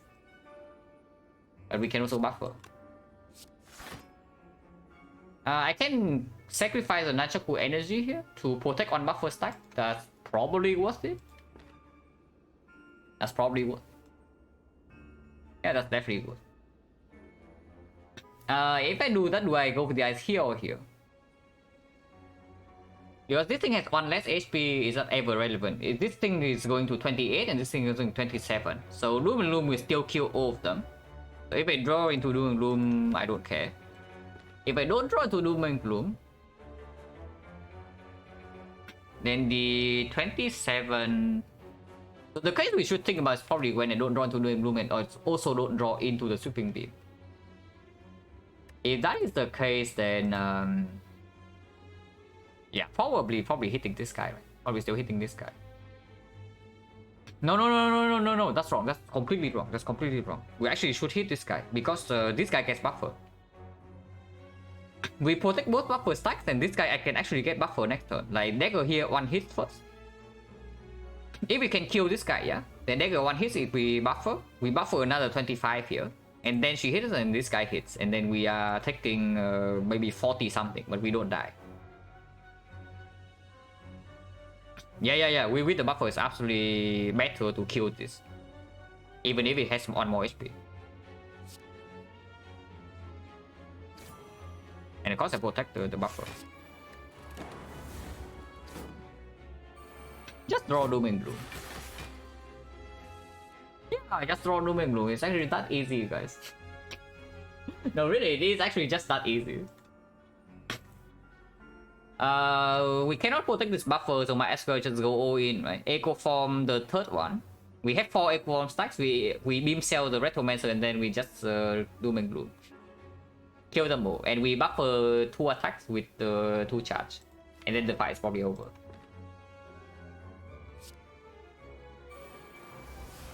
Double check that it kills all of them. Yeah, 28. Exactly 28 here, exactly 28 here. Perfect. So we can beam Retromancer. Yeah, very nice. So don't even need to use a strong potion. And you also see, we actually can easily take 40 damage in this fight. There's no problem. We heal to full really fast. Which is why I also prepare for the case that we might be able to get away with only taking 40. But for now, fight should be fairly chill.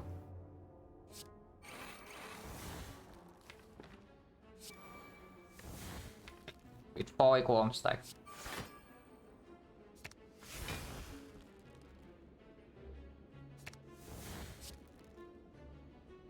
And double cell repair maybe, but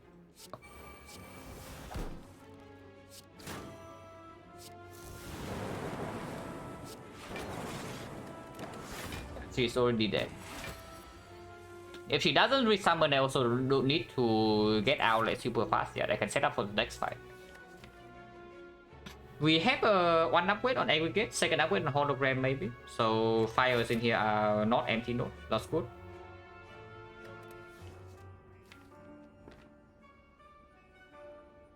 Think beam, not sure.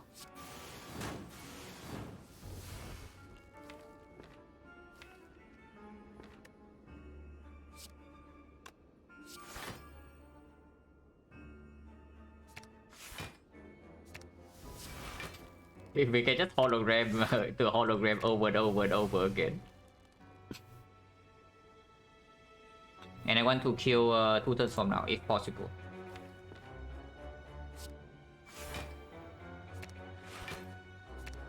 If she resummons next turn, I will kill her. And if she attacks, then we just double laser block.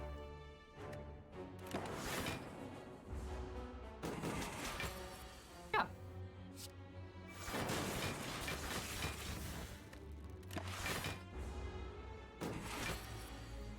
Now we kill.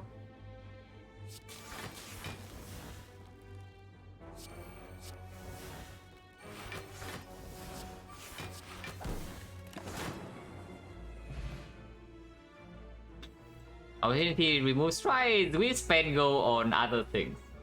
Also, this one started with curse for 250, so the DK was we already removed one kind of the shot. It was a DK. Oh, it's fine. 1, 2, 3, 4, 5, 6. 1 energy block 37.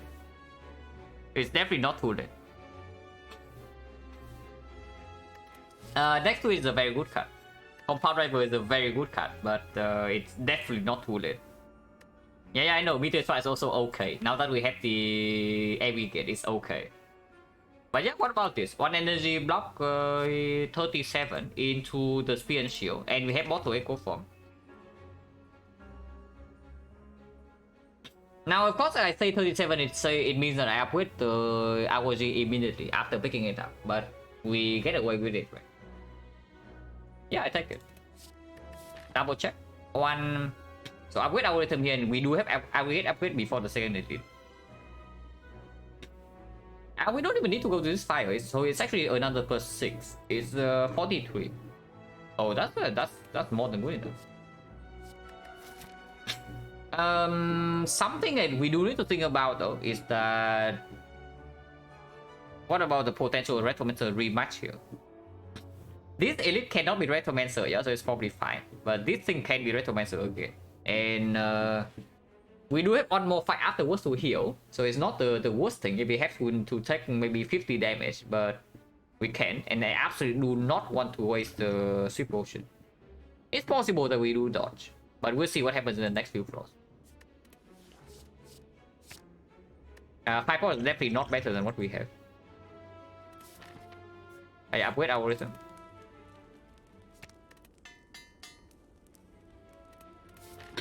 And go first going here.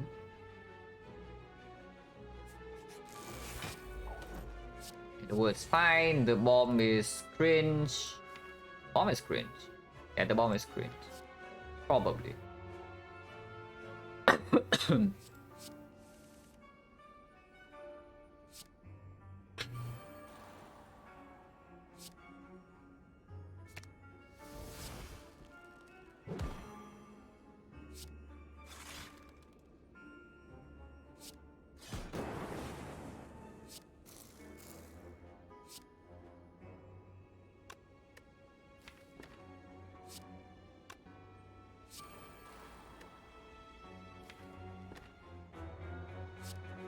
Don't actually want to play the Doom and Gloom again, I don't think.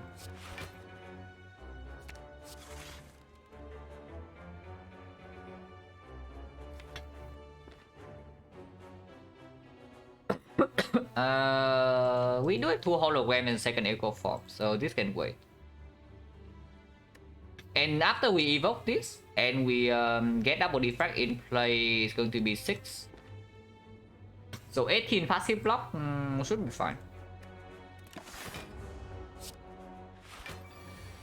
And that's also the Hello World.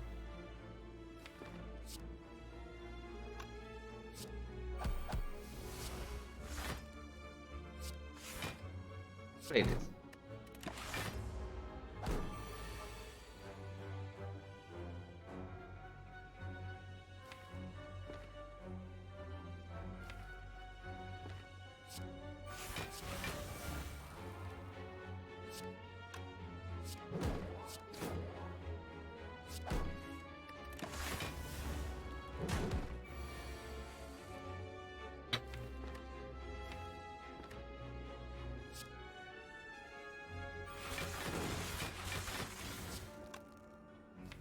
Next turn, double defect.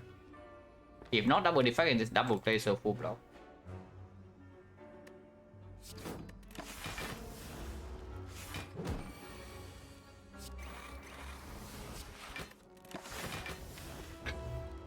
But yeah, Blizzard is very real in this deck. We'll see if we get it. Do need to set up again, even if it's giant head. So not that easy, but also not that difficult. And we can mess up the Nunchaku right now to get out with the happy flopper, but we can also wait 3 turns.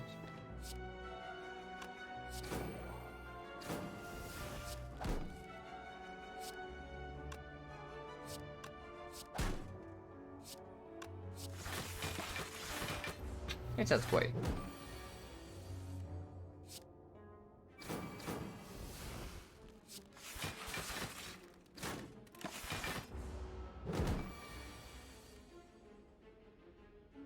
Next only has 25.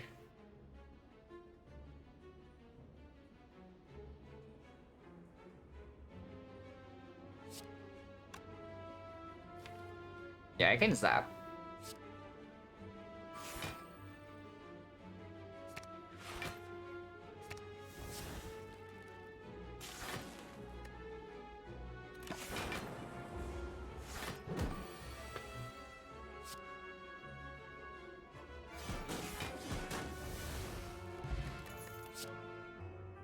Second Doom and Gloom. We are really scared Retromancer rematch. It is decent damage if we find nothing better. Not that good. But it's passable.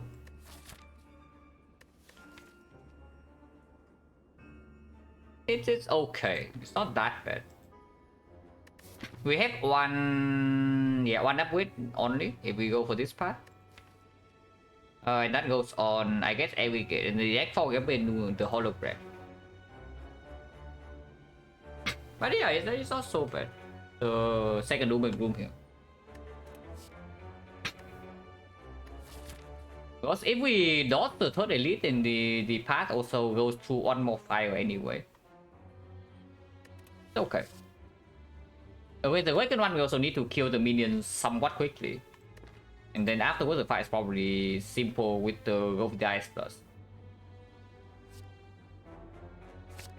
Power Potion, not exactly better than what we have, right? We do have bottle echo form. So whatever power comes from it can be double. But even the defect on the potion is also just equal to the focus pot. So it needs to be better than defect. Probably not. Not very reliable. Or very, yeah, whatever.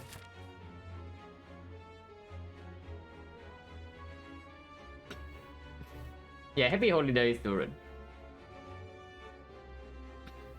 I think Vietnam does celebrate Christmas, but it's not like a national holiday or anything.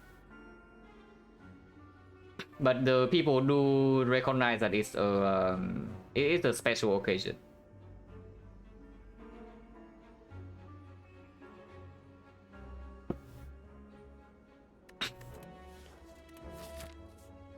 Is there any reason to recall now over upgrading like aggregate or hologram? What card would I like to upgrade if I see it?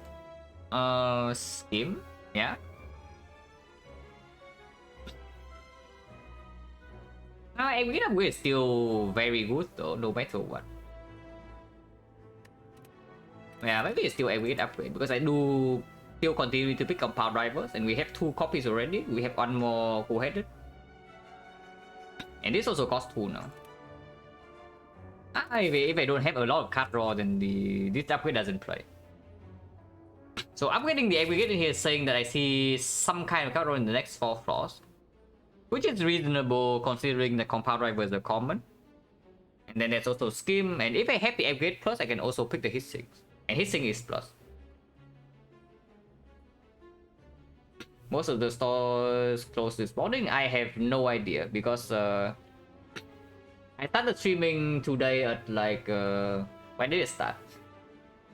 Yeah, 7 hours ago, so it's like almost 4 a.m. and now it's like 10. Now it's almost noon. But of course, ever since the start of the stream, I have not went out of my house, so I have no idea. But I'll know when the stream actually ends, when I go get food.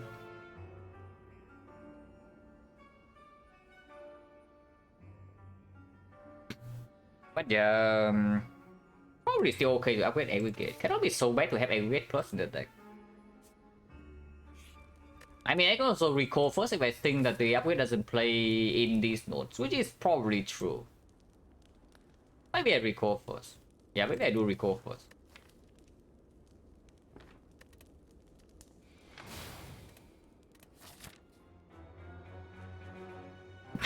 New from other years? From before then, no. The shops are not closed. But I don't know, like maybe this year is different somehow.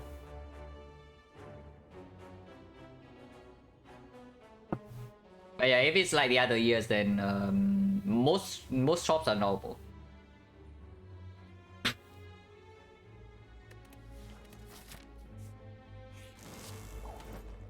Echo form, we can discover, we can mayhem. This side we actually don't scale that well, yeah? So we do need to figure out a way to kill this. I mean, I say we don't scale that well, I just mean that we don't have 70 passive block. Mayhem with double echo form seems like a terrible idea, so let's just discover something. Actually, do not play this defect. I need to duplicate this defect for sure. Oh, never mind, guys. They say that we don't have 70 passive block. They really say that? Because I think we do have 70 passive block. Eventually. That takes quite a while. But we also heal like a lot. And we can double buffer to buy 4 turns.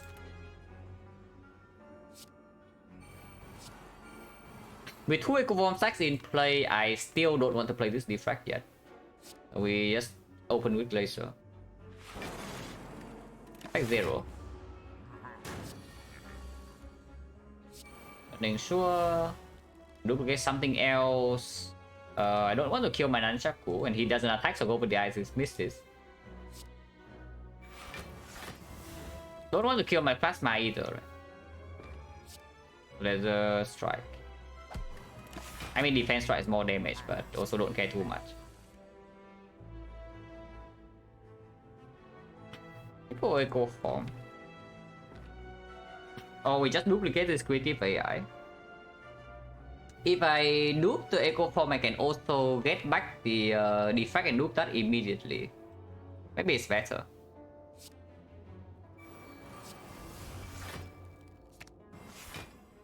Yeah, aggregate would be good here. I know, no kidding, aggregate would be good here. I can still play the second creative AI, by the way, if I kill my plasma right now. But I can see.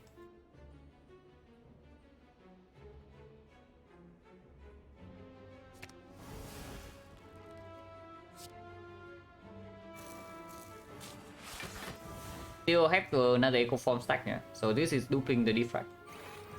And now I can play the second creative AI. And I can even get the glacier because I have nunchaku energy. Why? Okay, never mind, I don't have glacier.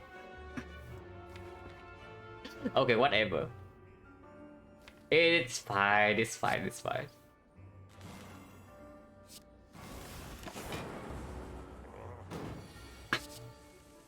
Ah, yes. Exactly what I did here.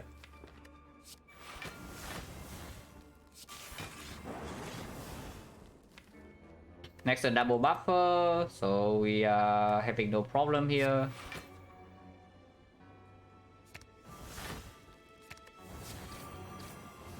This guy doesn't even deal damage.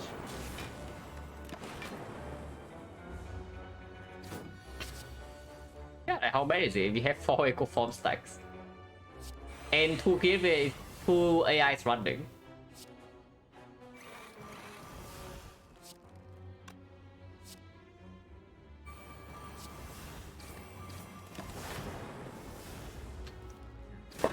But yeah, very easy fight from here. Like maybe if we generate buffer faster, this thing can attack, you know? I mean, sure we can fill slots, but this is funnier, so I do that.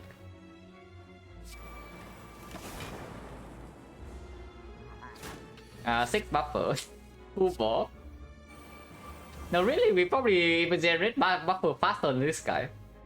Than this guy can attack.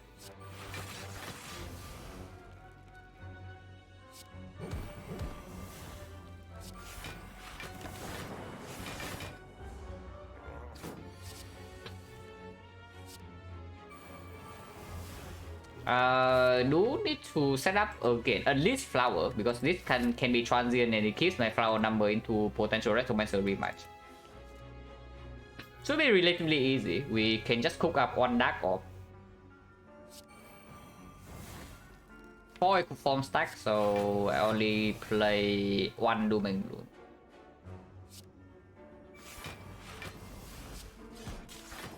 Yeah, so it's like that.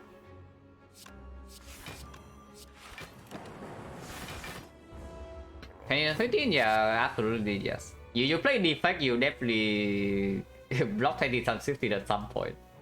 It's not that difficult.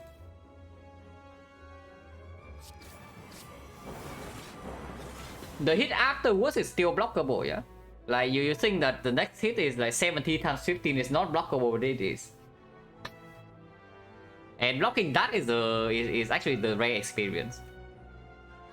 But 20 times 15 is easy. You just have some calipers and you block that more than easily. And of course on Ironclad sometimes you have entrench. After 70, I think it just gains 50 strength every buff. So it goes to 120 times 15, but I'm not so sure.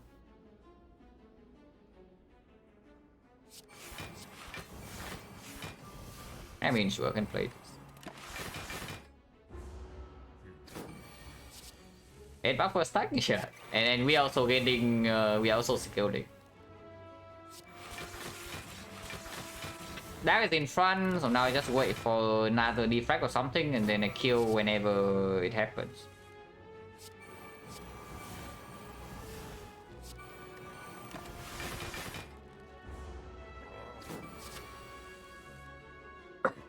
Recursion, I guess it's fine.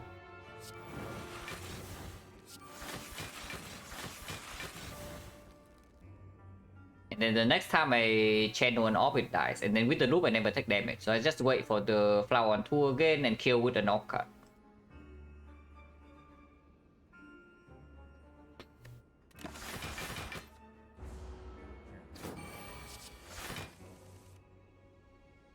Electro kills it, but we don't kill it right now.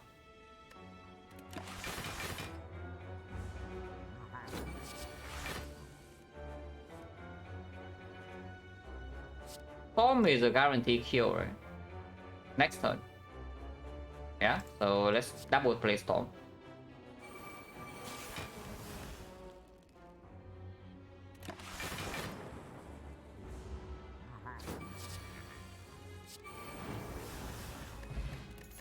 Wow, Marmory. Amazing. Exactly what we need when we need it. Yeah, imagine taking Doom Gloom minus, like... No, really, why would you do that? Why would you do such a thing, taking the Doom Gloom minus? But what about this recursion? We don't actually have that much draw. Is the most problematic thing about this deck at the moment. We don't actually have that much draw, yeah.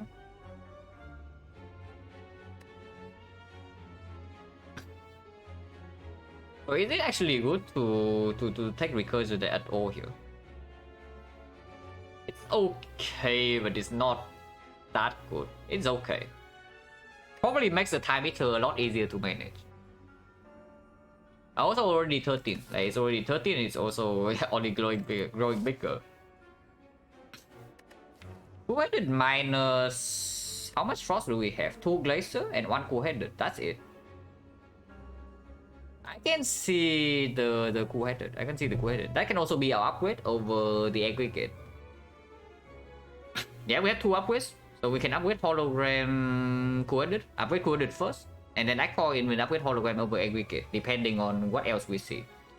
If we see way more draw than this, maybe a scheme or whatever coming up. Maybe 2 schemes. Or more compound drivers. Then the aggregate can be upgraded. But as of now, this energy doesn't play. I can see this. This potion is cute, but at the moment, the KTI was from Discovery, yeah. So at the moment, right now, our maximum output is only +4 focus, with no off slots and a bunch of echo forms. With this much sustain, I think 1 Bewa potion from with the draw pot is good enough. I don't think I should carry 2. I think I should carry an output potion here. We skip. Yeah, this transient and flower numbers captain. Talk about support? No, I don't do that. If you want to know for me, you know. I keep my old friends with me. Discovery has never failed, yeah, and more importantly, I don't actually want to play violence. That's the more important part. Buffer now is slightly annoying. Yeah, Discovery actually has never failed me. It's true. It's actually just true.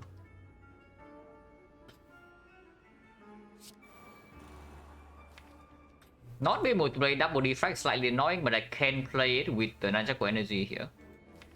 Play a single defect. It's not that bad because this fight we can also just deal damage instead of a block. And we have 3 buffer stacks. Okay, 2 buffer stacks. But next time with Echo Form and Vulnerable and the focus in here, we should be able to manage.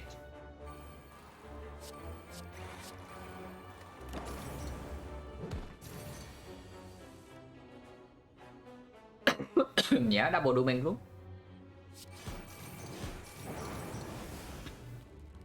Can kill the plasma now, but there's no reason to. With buffer stack still in play and keeping this dark ops also split, also it's easier to block next turn with this dark ops compared to this frost.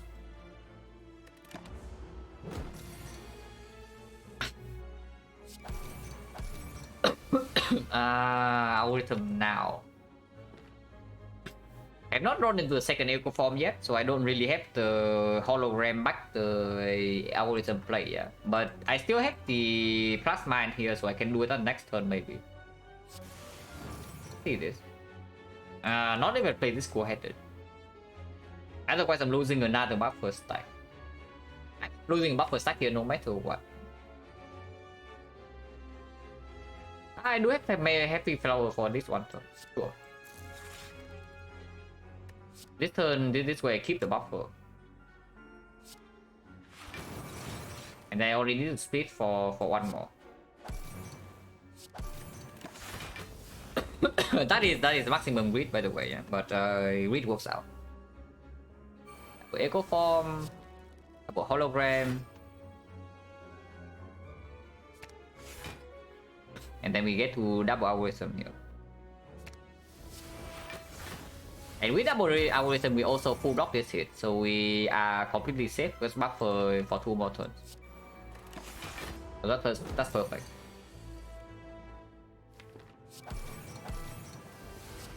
So now we just want to advance Nunchaku as much as possible.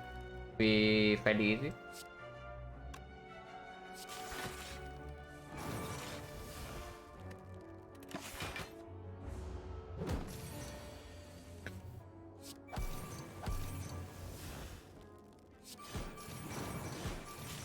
Yeah, full 9.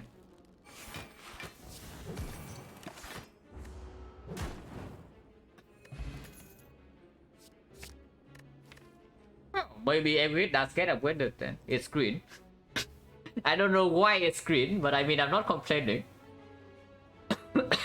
There's also a hologram minus, but yeah, no shot. So now, is it? Maybe I still upgrade hologram. Unless I see another hologram here. Maybe I still upgrade hologram over the aggregate, and then I upgrade aggregate in Act 4. Oh, I can take -1 fight to upgrade both. So I get to upgrade hologram full-headed and aggregate if I go for the fire path. But fire is a lot of value, yeah. Fire is a lot of value. 1 card reward with the question card and the frozen egg. While we still need a little bit more scaling, like off slots, capacitor, or like whatever. Or and of course 1 fight is also another +6 block on this. 6 block is really strong. Because 6 with multiple equal is actually 12. Already know what relic we need? Plenty, like Mega Prep, maybe some Lantern, maybe some Mummified Hand, maybe a Gambling Chip, Incense Burner, Pocket Watch. Plenty of things. Yeah, Calipers would also be okay, especially with the Algorithm Plus. Yeah, I take this, yeah. Why suddenly -1 fight for when we have this much value to farm?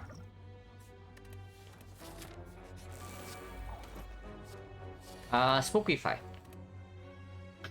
But this fight is the threat to mess a rematch is also why we picked the second Doom and Gloom.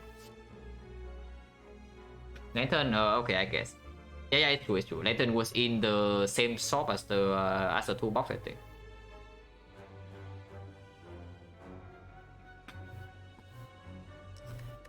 But yeah, this fight is looking spooky. So what do we take here? We do have Storm and Echo Form, so maybe there are some regen lines potentially happening next turn. Can take Blind to block 3 immediately, and maybe block a little bit more next turn. I don't really see the defect minus. Yeah, I don't really see the defect minus. It's probably Blind. Because we also spend energy this turn on Echo Form already, so there's no transmutation. So actually it's a blind turn next turn. But there's one more fight to heal, yeah? So even if we don't get to double cell repair, this fight is okay. Most likely we do get to do that. But even if we don't, it's fine. As long as we don't die next turn, there is a chance we just straight up just die next turn. Hopefully not. But I do play the Storm first. Channel 2 lightnings in here. And Plasma's in front. So any power next turn immediately gave me 2 lightnings and a burst of energy. So that I can play with the Storm or something. Play with the Scheme or maybe even the Tempest.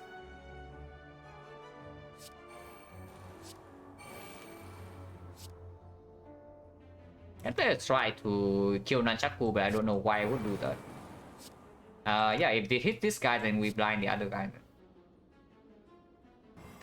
Like 13.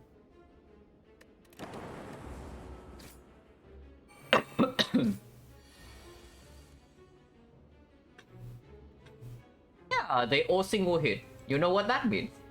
That means this is full block.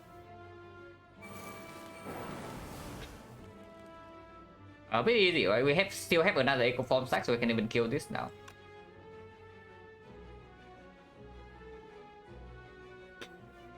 Want to try to kill 2 of them somehow, but this is not good enough. And I think we want to believe in the lightning. I don't know whether I would like to believe in lightnings or not. Maybe I don't. Yeah, I probably don't.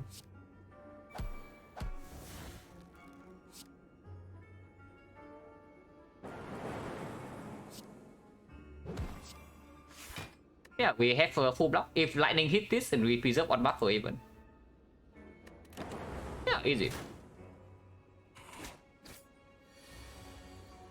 And yeah, the duplicating the storm pretty good, right? Now we just do this and kind of kill them. Also taking both Doom and Glooms, but we are still fine.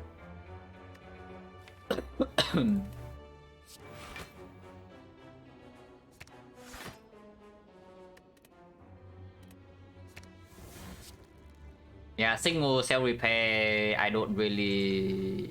Because we still need to duplicate the AoE card and there's no more burst energy here. Apparently we bottom deck Skim and Compound Rivals and Aggregate and all of the... Yeah, we bottom deck both all our AoE cards. We bottom deck all our card draw. And we also bottom deck energy, but we are still fine. So maybe we are actually not so bad in this fight. Yeah, that's because these things are so easy to kill.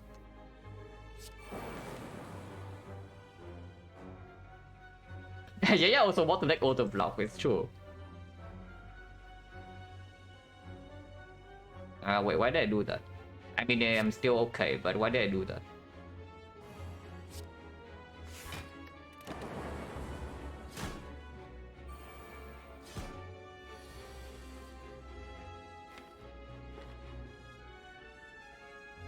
Yeah, now Compass only draw one, so it's pretty sad.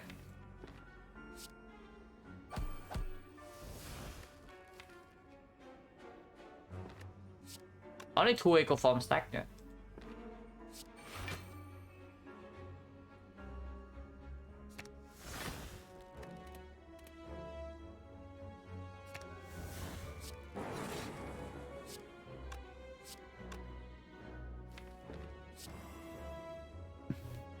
Yeah, somehow bottom deck the entire deck, but we are still okay. It's, how bad is it really? If it's if we are still completely fine.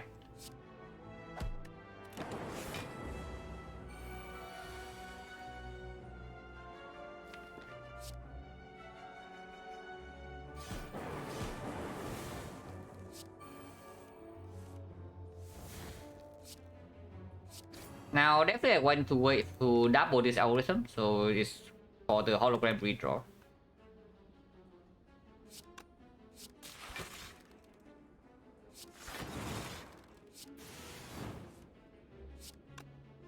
Put one dark in play, maybe even one lightning, so the compound draws 3. Scary, we have potions though, like do not forget. We have not used a single potion in the entire act 3.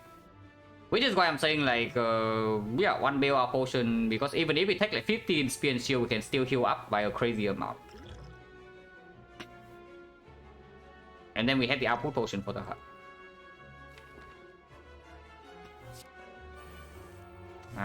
Drawing a hologram now is annoying. I mean, I guess we play this fight slower then.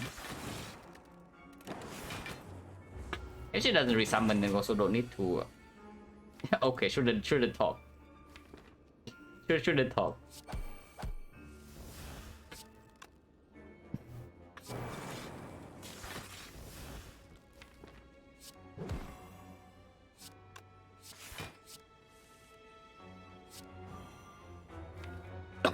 But yeah, I sure hope I draw into my algorithm soon, you know, ideally next turn. Otherwise, I cannot actually play AoE to kill these things. Okay, that's good. Then we just kill her next turn. I mean, we have one more fight, so even if lightning randomly kills her right now, I'm still okay with it.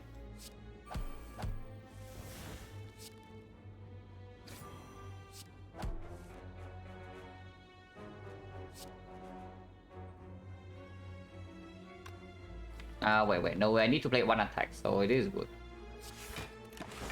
Okay, whatever.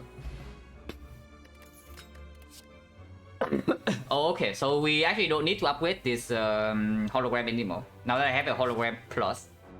Once again, why is it green? But again, not complaining.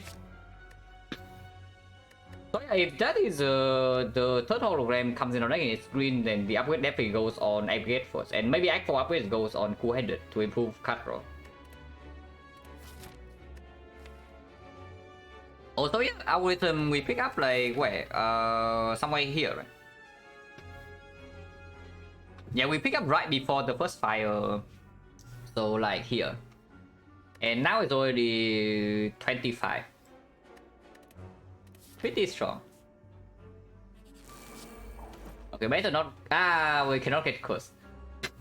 Oh, no matter how hard this guy tries, he cannot actually curse us. That's good to know. So we just try to not take damage. In fact, we can even use the. In fact, we can even use the curse to block a hit. Oh, that's good. That's very nice. Curse me, please. Oh, really? Why are you not cursing? Okay, maybe drawing all the holograms so now it's not that good.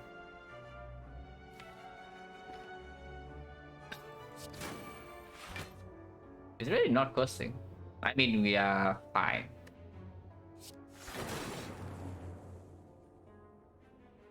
I think some damage is fine, we do heal 20, but I can also just block this turn.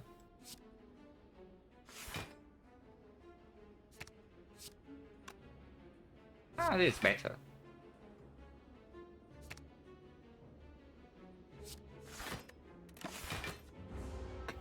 Unfortunately, drawing all 3 holograms means that I don't really get to double my defect in this next cycle. So we do need to play something else. Something like this, maybe. Do this first in case it curse. Yeah, because if I open with compound driver and it changes to curse, the cover dice doesn't work.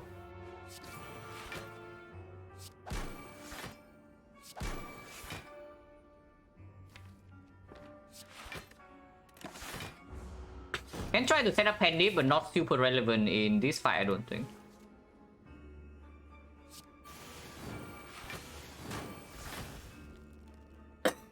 But yeah, are we actually okay against the Rundecker? That's a disturbing question to ask when we have like multiple echo form, but our damage in that fight is actually pretty low. And our block is not that amazing either, yeah? Especially if we miss the double defract, we do have some very big turns with aggregate scheme and some echo forms. And our front load block is very good, but yeah, winning that, killing them is not super easy.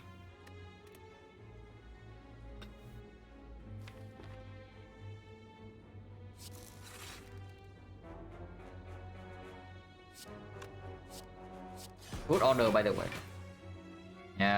Vulnerable doesn't matter. Next turn we have maybe double rock for. They take recycle plus? I don't think so.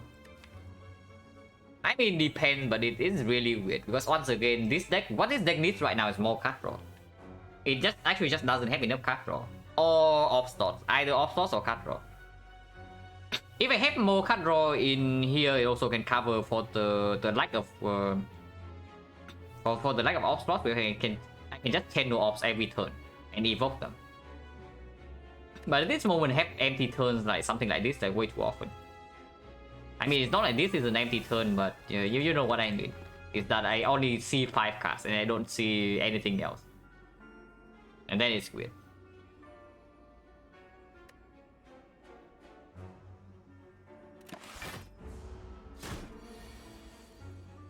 Recycle Plus is a luxury for a deck that has an excessive amount of draw. This will cut draw, yeah. Like outlier run here.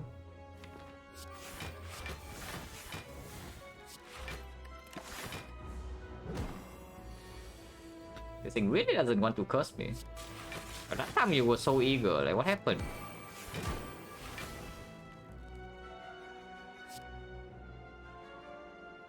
I have duplicated the algorithm, but I have not played Cell Repair yet, so currently missing 3 HP.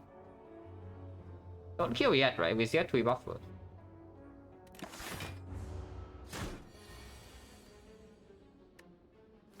now we have 2 eco form stacks, so I can actually do this. Wait, that doesn't work. We don't need to do cell repair though. Single is fine.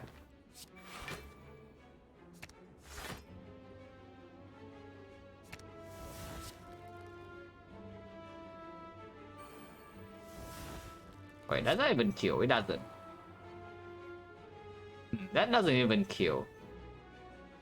Yeah, it definitely does not kill. Okay, whatever. We play for slightly more then. No 5.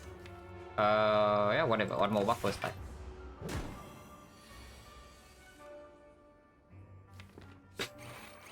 And we have one more buffer stack for this.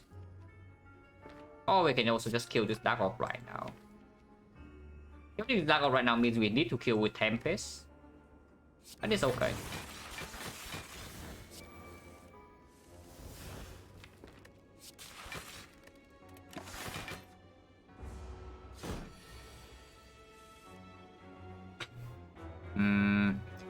Aku fine, I guess.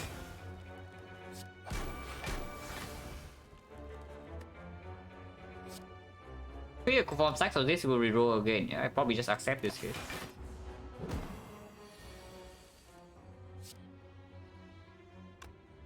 And no 10, it works, right? 10 or 10 to evoke 7 with 4 focus is 12 each. So 84. Yeah, it works. Of course, we can advance these things a little bit.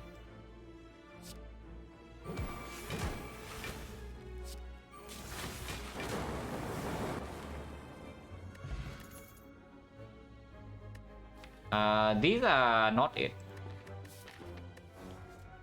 Yeah, these are definitely not it. We do not need a second cell repair. I mean, this second cell repair is one card for 20 HP and spear and shield. It's actually just one card for 20 HP. So like, is it that bad? For the heart is cringe, but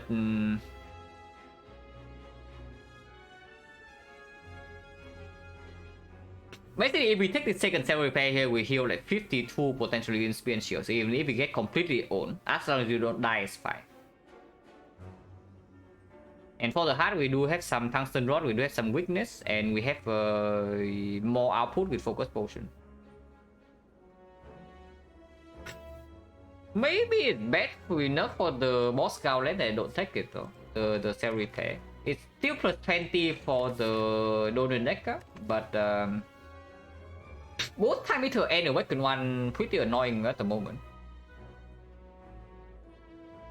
And weakness, I mean, I hope so. We go with the Ice Plus and like 3 holograms. I sure hope that the heart is actually weakened.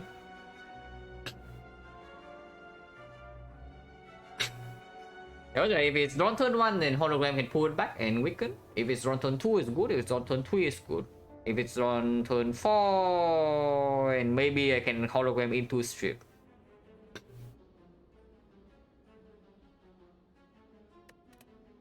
But yeah, this is not.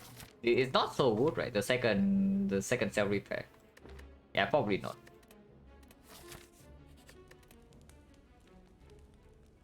Upgrade the Coended. Upgrade hologram. Upgrade aggregate. Maybe, yeah, maybe it's actually just cool-handed and then aggregate and act 4. Honestly, now I would like to rest to get Dreamcatcher, but of course we cannot. Maybe aggregate right now though. Potentially, yeah, potentially how we are killing Time Eater can also be double aggregated to double Tempest. Because honestly, I don't see stalling for one Dark Orb working super well in that fight. When most of our block is still on the Glacier. So we try to build one Dark Orb, and then the attacks more than we passively block, which is only 12. Then how do we block that? We actually cannot do anything. Upgrade with Coffee, you are confused between the Coffee and the Fusion Hammer. Coffee is a relic that says you cannot rest. The thing you are thinking about the Fusion Hammer, which says you cannot upgrade. So this one is you cannot rest at rest side. Just think about it as like coffee makes you not sleep. Like caffeine. You consume some caffeine and then you lose sleep. That's basically it. Yeah, if we get into double tempest, it's actually how we are killing time eater probably. So let's do that.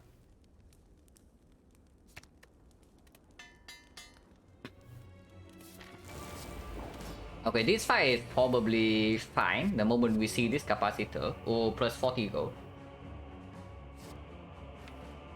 The Panacea is not doing anything. The trip is doing something but barely anything, and this thing is just 40 gold. Maybe 20. Probably 20. We still want to kill this thing somewhat quickly, and then we can store this guy forever. That's where I can see Hennepin.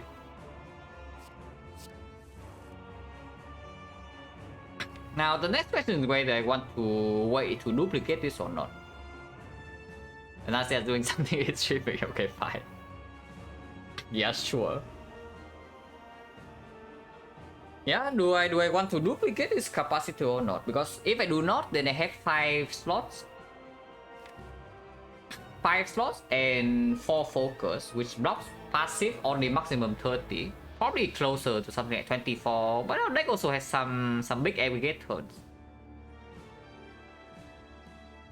It's probably okay, because otherwise we also need to draw into the second echo form, and then into a hologram, and then we hologram it back, so we spend 2 echo form charges per in 1 turn to duplicate this capacitor. Meanwhile, there are other things that also want to be duped, you know, like the defect in here, there's a buffer, there's maybe the doom and gloom, maybe the go over the eyes or beam cell to strip artifact. Maybe some card draw. Let's play it. Let's play it.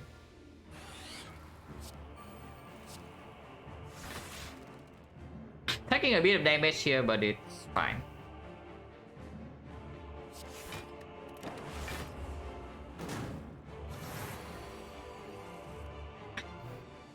Oh.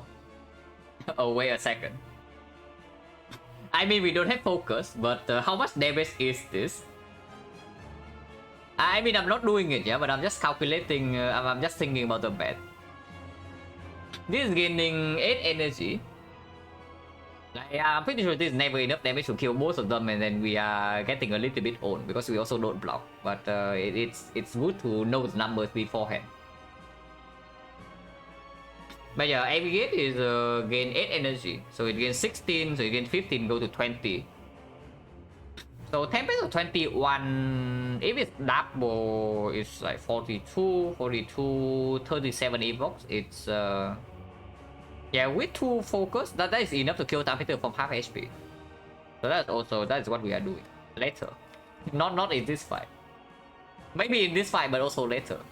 But probably not, because we want to land Hand of Greed. Open with this. Second echo forms in play, and now we get to hologram back the compound rival, which draws 3. We can make it draw 4. Let's make it draw 4. And if it draws 4, then I also want this.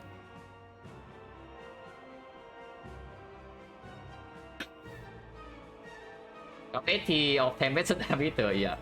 That's probably also our plan in the Diameter fight when we see it. Also seeing a third hologram. We can continue this turn. I don't know whether that's wise or not. You got these cards in here are pretty good loop targets. Like defect, absolutely I want to. This is still drawing 4 next turn. These things I can't draw, this draws 4. This loop, very good loop target. And these are fine. And saving the hologram for later is also not too bad. Probably okay. Unfortunately, we are taking another small hit, but sure, doesn't matter too much. And yeah, I do want to keep 4 of types in here, yeah. Instead of just like the full block, but kill the plasma, so this draws less. We can wait with cell repair as well. That means I'm only taking 1. 1 is non, guys.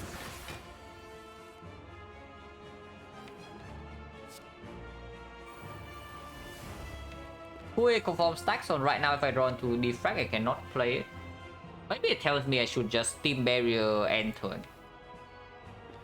Probably. I take one buffer.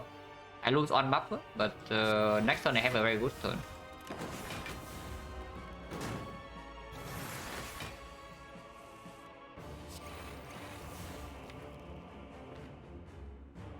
Okay, so now we go off, yeah?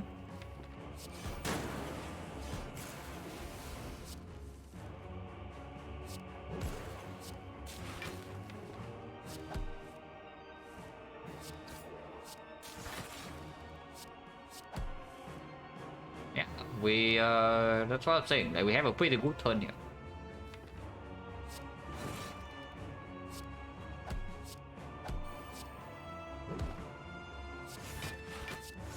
Keep this dark off because the dark offs are still how we are killing this mostly, most likely.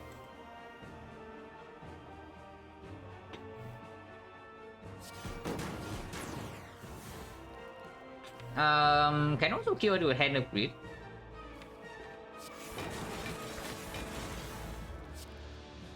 Yeah, if we draw into hologram, maybe we can hologram with a double hand of greed, kill it, depending.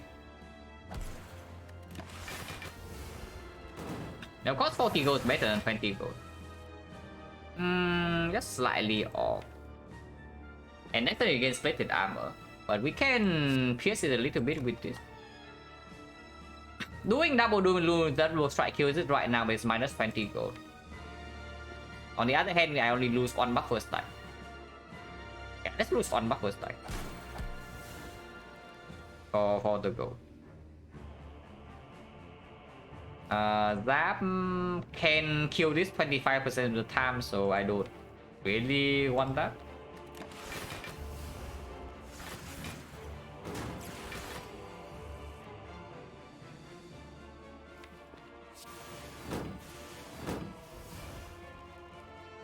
Not quite enough actually. Actually, no. We have it.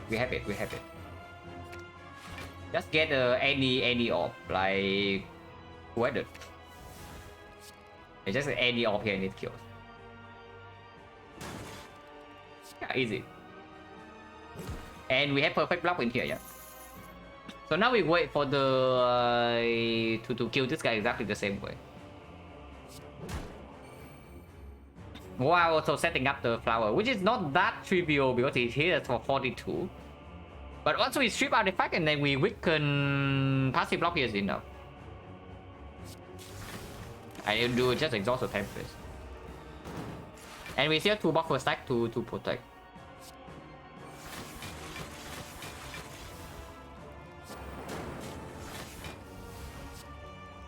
Ah, sure, just steal 5 frost.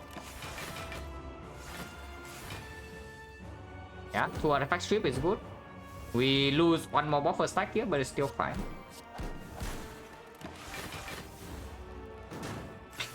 Because the moment we can weaken this thing, yeah, if we if we draw weaken on the correct turn, then it cannot do anything.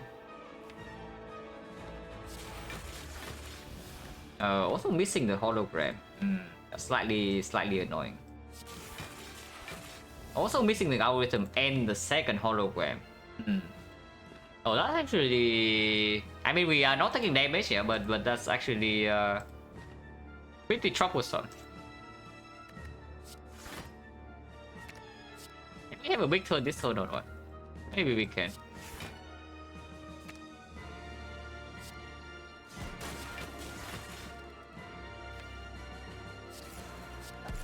Big enough. Not amazing, but it's fine.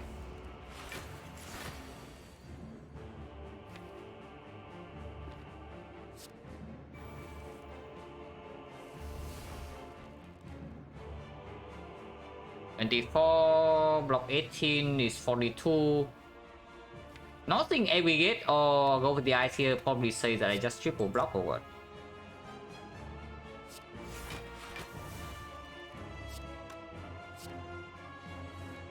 Yeah, just triple block. Unfortunately, go with the eyes once again. We'll have to wait for 2 turns. But we are, yeah, still not taking any damage, so like it's not so bad.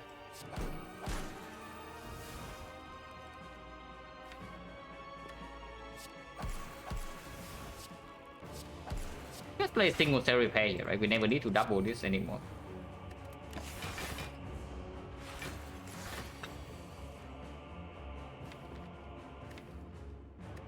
Okay. Maybe claiming that the heart is weakened is it's getting ahead of ourselves a little bit here.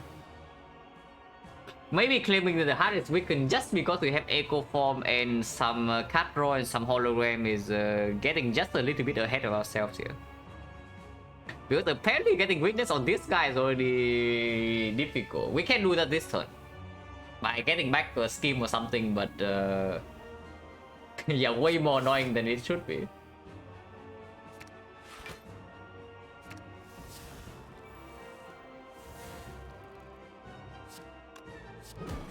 And it's only weakened for 2 turns, so it's not even that good.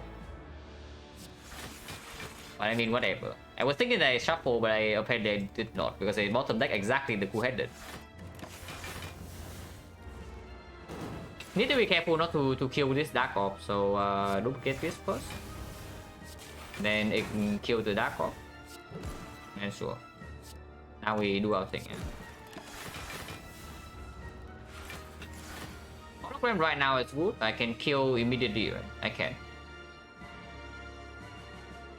I cannot. I cannot. I need the aggregate in my hand right now. Otherwise, I can kill with double head of wheat, but it doesn't give me the gold.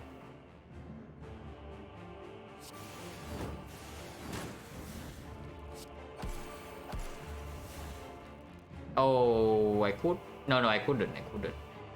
And yeah, now we are short on energy, unfortunately.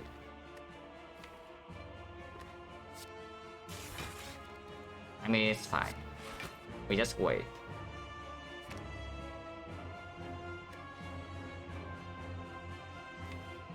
No hologram, maybe can do this in 3 turns.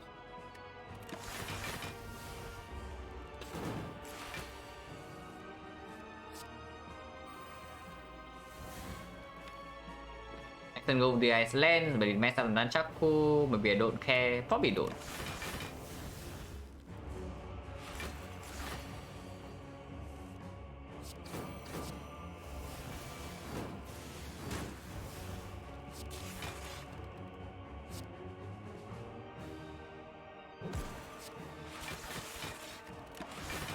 Yeah, and the wheat now would be good. I guess not. This kills though, so we cannot do that.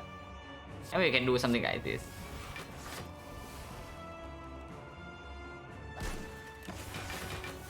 But another 3 turns, apparently.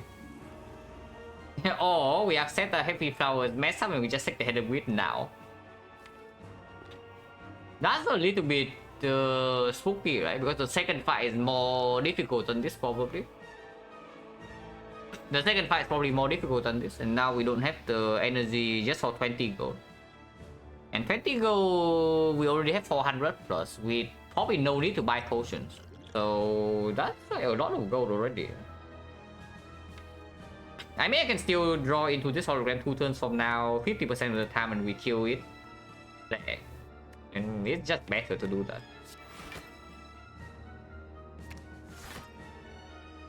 It's just better to do it like that, 50-50.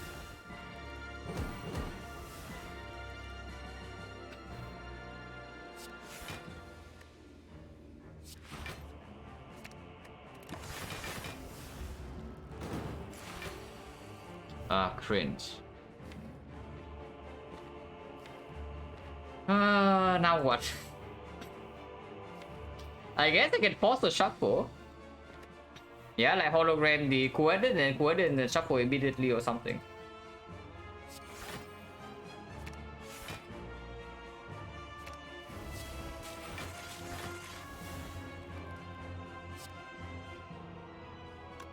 This doesn't even work. But sure, that kind of works. Kind of. But he does gain more plate to block this turn. Ah, perfect. Oh, it actually works, guys. Like, we messed up the pendant, but 2-8, 0... Sure, I take that. Oh, I can do 27, and so I can put it to 2-9. I can put it to 291. That's probably better than 28. Yeah, 229 is probably better than 28. So this dealing 27 with the penny. It doesn't kill and then hand with finish.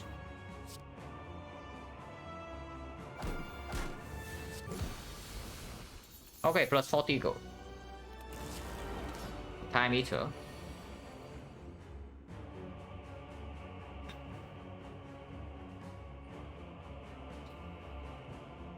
Time Eater, yeah, this fight is annoying, but which is also why we upgrade the aggregate to do the Tempest thing. What's he doing on turn 1? 8 times 3, so Shackle is full block. And yeah, do we Shackle right now or do we dream of the Strength Reset? I don't think we care about Strength Reset at all. So I just Shackle immediately.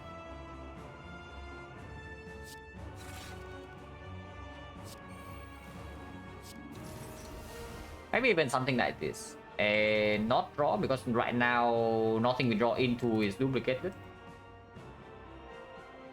And Compound Driver is drawing 3, but how good is that? I guess it's okay.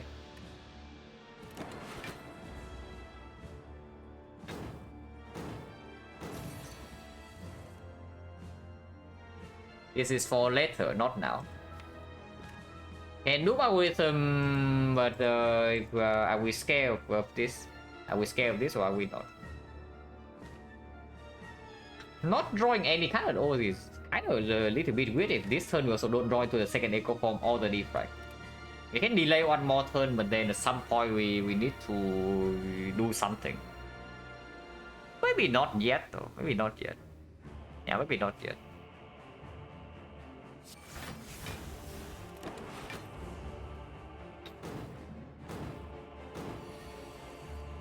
Oh, debuffs now. We still have not drawn to any of these.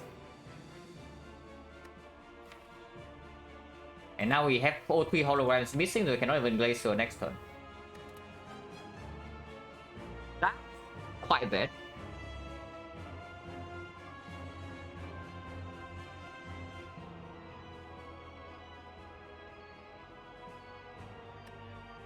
Yeah, that's actually quite bad.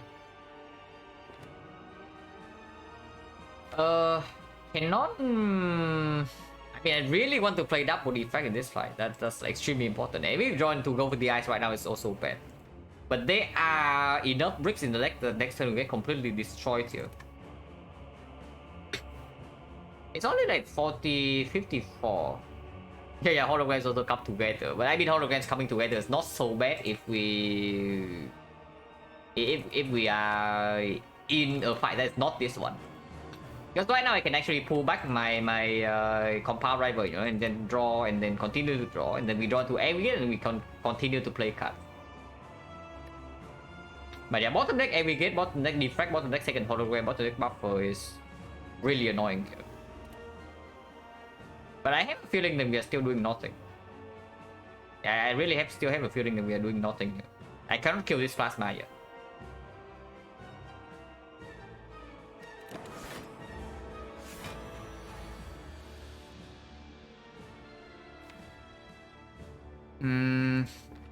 Well, drawing into buffer right now would be good.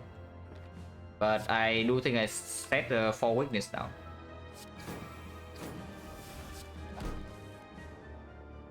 Yeah, we just get owned. But we do proc the clock now though. Because next turn, we still have some... We want to play some cards next turn. But yeah, draw down going to suck a little bit.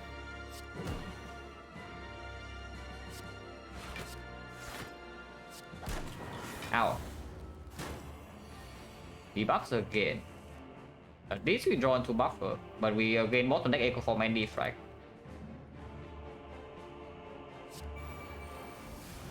So with this we are completely protected by next hit, yeah. So big hit is draw debuff, so it's annoying, but we save more buffers. Multi hits and we lose almost all buffers, but we regain our draw, so it's not so bad. Take it again, yeah, it's fine. Now we get to have triple Echo Form. Now that I have triple Echo Form, I do not mind playing double Doom and Gloom. start building up this dark because we do not burst this thing down from this HP with the Tempest. We dark also needs to build up. But I really want double defect in this fight, and of course we stack Echo Form.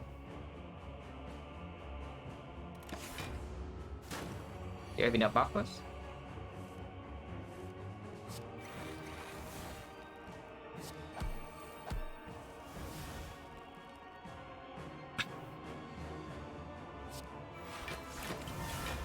Yeah, lose one more stack, but it's okay. We still have 2 buffers and we are basically almost set. Almost.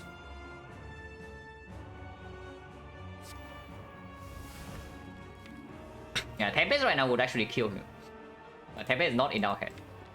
That is fine.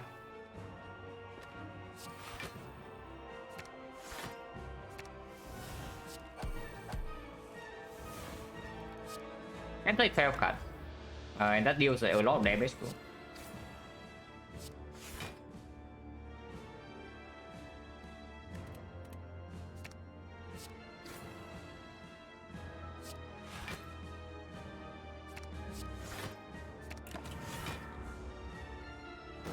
So now it's weakened forever. We have these things cooking up. Also 4 slimes in our deck, but that's fine.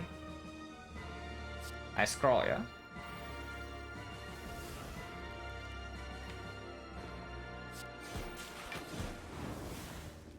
I use another buffer stack here. And with this in front, we can put him down to below 240. Unfortunately, playing this still counts as 2 cards, but sure. That is actually one of the most annoying thing here. That counts as 2 cards, like why is that so?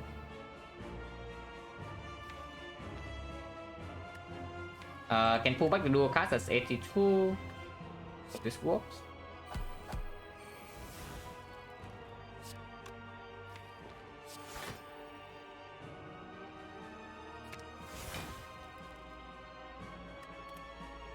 Can only play one more card, so it's the dual card, yeah. Because the next card is blocking the clock already.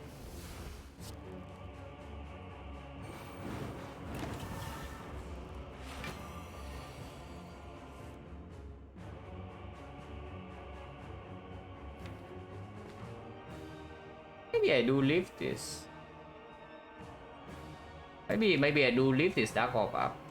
It's just that with 3 Echo Form stack, I have no way to keep this Dark Orb while setting up this Frost. That's slightly annoying. It's at 36. And we still have 1 buffer stack. But he had 8 strength. Maybe not. Maybe not. Maybe not.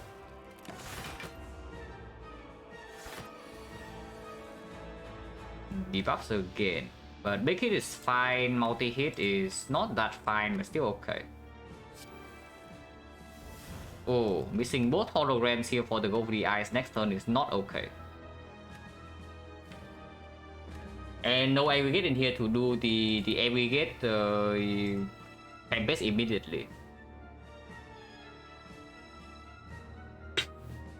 Oh, that's bad. That's actually bad.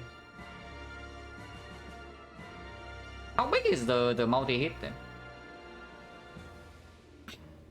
If I do double Doom and Gloom in here, how big is the multi-hit coming afterwards? Potentially 10 strength. So 1827 times 3. So it means that if I don't block the first 27, 1 buffer is not enough. And next turn I know that it doesn't have weakness because I draw all of this. So once again the holograms and the Go with the Eyes stick freaking together, yeah. And now I have some garbage trash at the bottom of the draw pile.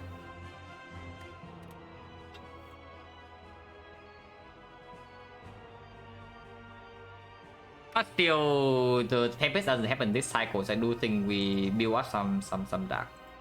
And if next turn if it's very bad, we can draw pot.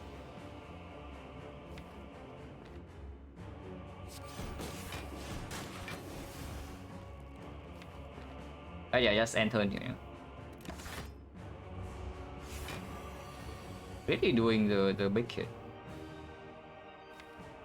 So need to be extremely careful here. We have 6 cards. If I do not prop the clock this turn, I cannot die this turn, but I go down to like 6 HP. But yeah, I said as I said, right, this fight is very annoying for us. And draw order was not very nice. Draw order is definitely not very nice.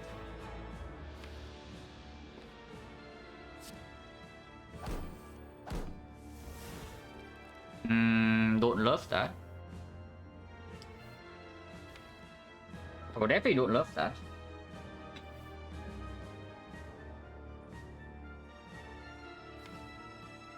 Hitting 18, it goes to 27, so I need to draw into either Glacier or Full-Headed now. Okay, this is when I actually need to decide. Like, do I pop the Focus Potion immediately to eliminate the risk of this turn, or do I draw Potion instead? If I Focus Potion right now, I can dual cast this for 22. And if I dual cast for 22, I can never take two hits from this attack. I take 1 hit. So I get minus 26. Goes down to 26, but some focus is up. And if I don't draw into Glacier this turn, I have Glacier next turn. Otherwise, I can use Draw Potion for 2, or even Draw Potion after the dual cast. But if I do not open the focus right now, yeah, and I dual cast this Frost for only 18, and I do not draw into this or this, I cannot block the first instance of damage. Maybe I am using 2 potions here, like looking at how this fight is developing. I am actually scared that we die here from this point with this draw order and attack pattern.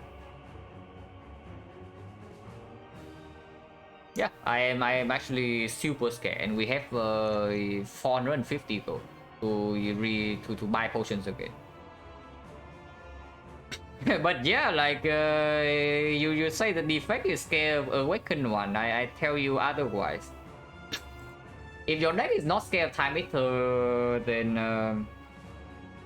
either it's slow, or you pick too many unnecessary skilling, or you are massively overpowered. Otherwise, this fight is... yeah, this fight is just garbage. Every single time I see this fight, I have to say that. This fight is actually just like completely garbage. But yeah, 2 potions. Like that's what it is. Unless I still want to read the draw potion. I can read the draw potion this turn. If I open the focus pot now, dual cast twice, and then double defense. I am blocking in total... he goes to 27 times 3, yeah? But I block in total 22 here, plus another 4, so 30. Which means I block the first hit. I buffer the second hit, and then I take 26. While still preserving the sweet potion, and this is my draw. With 1 Dark Orb intact. And it goes to 26 next turn.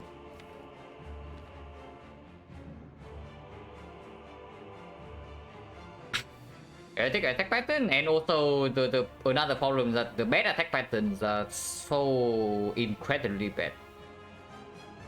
Like if your deck doesn't care about the Time Eater fight when the Time Eater is doing everything, no. You see, we still have 2 Echo Form stacks. So effectively we can only play 2 cards. We can only play 2 cards here. Every single card we play is duplicated. So yeah, it's probably just focus pot, double the dual cast and double defense. And then we'll hope that we don't die afterwards, because it's still very possible to die from this point. We need to withstand 2 more turns and then go into a blind shuffle, which is why I also don't want to sweep pot yet. Especially if it tries to debuff again next turn.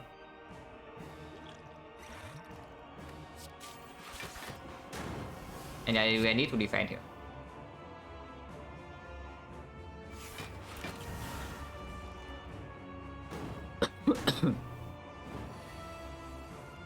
Okay, debuffs. If it debuffs, then we have to kill this. If it draw debuffs, then actually need to kill this Dark Orb. But we get to deal another 28, and I get 3 Frost in play, and we are full blocking this turn at least. Next turn is very bad, but we do draw +1 card and potentially can sweep pot. And we do have 3 Frost in play with 6 focus now, so it's 24 passive block. We can never die to 1 attack on this. It's dealing 18 times 3, yeah. But we still don't die because we can evoke the Frost.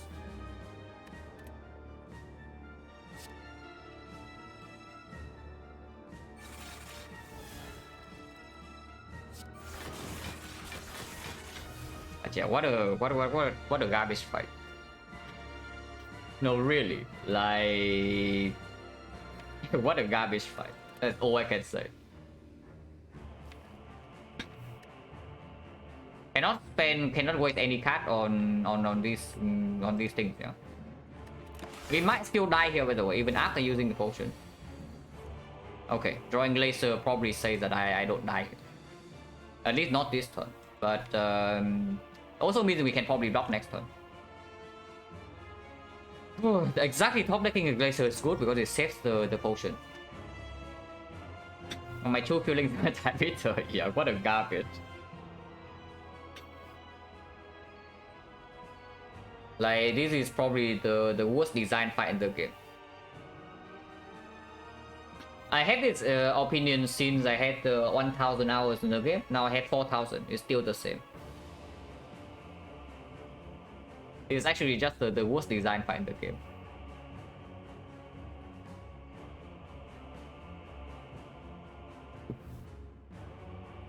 And not because of the clock. If you think I am annoyed of this fight because of the clock, you have no idea.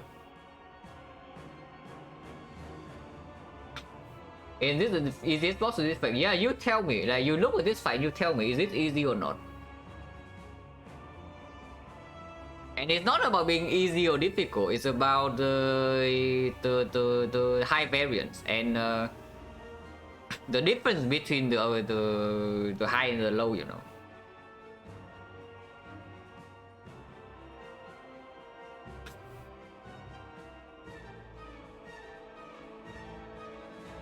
So Doom Glacier to Doom and Gloom is probably what I do here. Next turn I have 4 cards. 4 cards only. If it attacks for 18 times 3 again, can I block? If I only have on frost. Oh, that's dangerous. If I only have 4 cards for next turn. Yeah, because it can multi-hit again, yeah. It can multi-hit again and then I only block for 8 passive if I get the 2 things in play.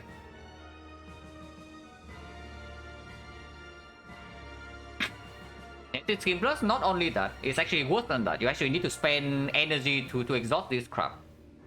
And it's even worse with Echo Form because it actually counts as 2 cast play for whatever reason. But that one is fine. That one's whatever.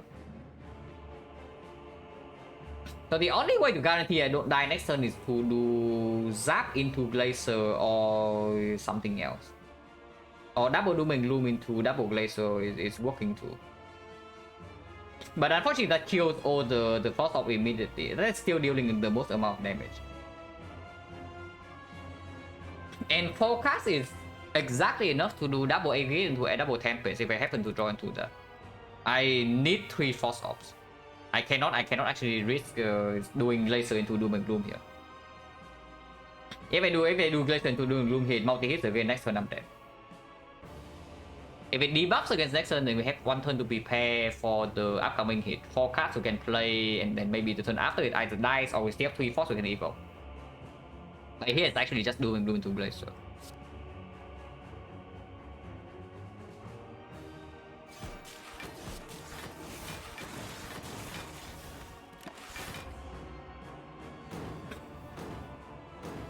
It is debuffing.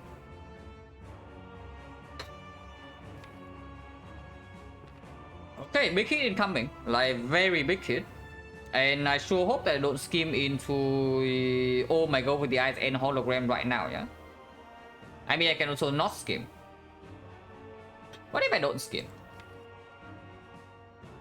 Because hologram next turn is already giving me double hologram into double glacier, and that works. How big is it hitting anyway? It's hitting for plus 12, so 8, 90. Double slam, yeah, no kidding. It might actually be double slam here if I don't want to skim. And I don't really feel like I should skim here. Because if I brick next turn without playing skim, draw potion can still bail me out. But if I skim right now into my weakness or my hologram next turn, I might actually just die even with the draw potion. I might die next turn either way if it's doing 90. But at least like this, I think we have more options. Because we do draw 5, so we can draw it.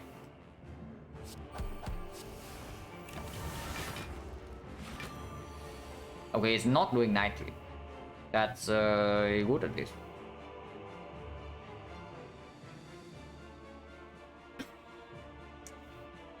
So if it's not doing 90, we can maybe sneak in some damage here. We do not need to, also do not need to potion.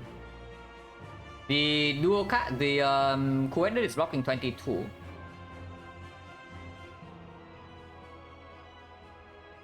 So Coordinate first into Doom and Gloom is okay, right? Blocking 22 and blocking another 22 here. So we block 44 plus another 8, so we block 52. And then I can see more cards. If I draw go with the eyes, perfect. I mean, I start with this first anyway, right? Yeah. I start with this first so I can see what I draw. But at worst, we are blocking 52 this turn, so I'm only taking 13. Oh, that's good. So I don't really get to play Cell Repair, but also don't care.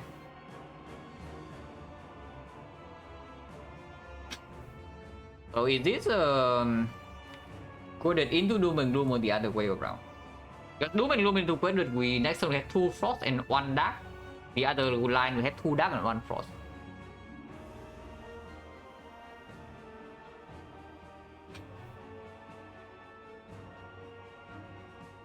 Probably Doom and Gloom first, putting the Dark in front.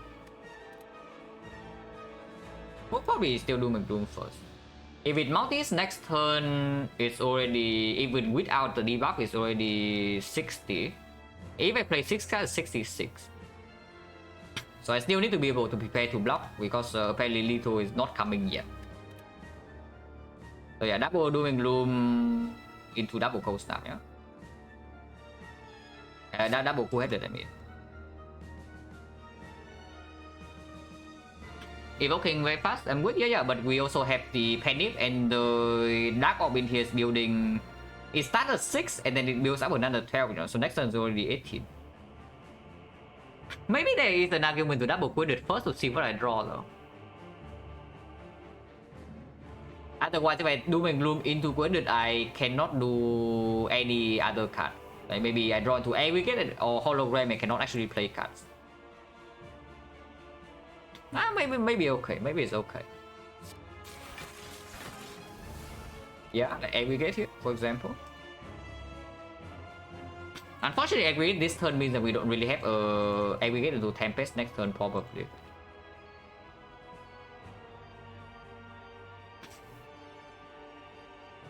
How much energy do I have with the Aggregate? It's plus 5, right? So if I loop the Cell Repair right now, go to 6, go to 7, but I get 5 energy, so I can do 1, 2, 3, 4, 5. I don't do any else, but I have 3 force and double Cell Repair. And I get to exhaust 3 slimes. Not that it matters too much. The other line, of course, is just double Aggregate. If I double Aggregate, I can absolutely play everything else.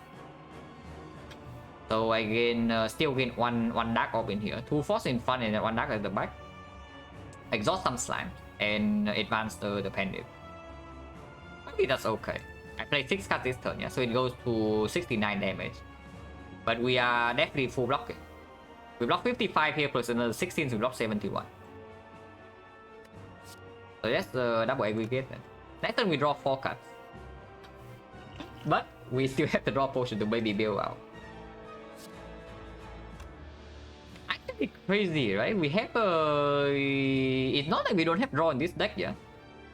And we have go with the Ice Plus and 3 holograms, but for whatever reason we actually cannot weaken this guy when it hits like this.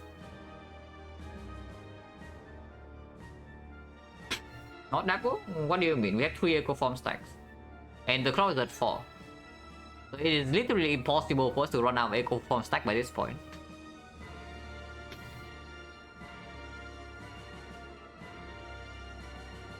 But it's actually insane that we cannot actually weaken this guy from here. And we just get continuously debuff and we draw all of the cards at the wrong time or what? Or what is going on here? But still, it is just correct, right?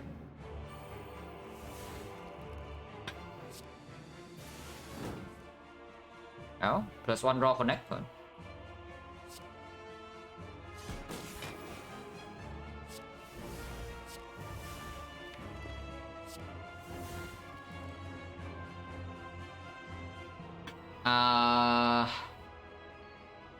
Yeah, which one?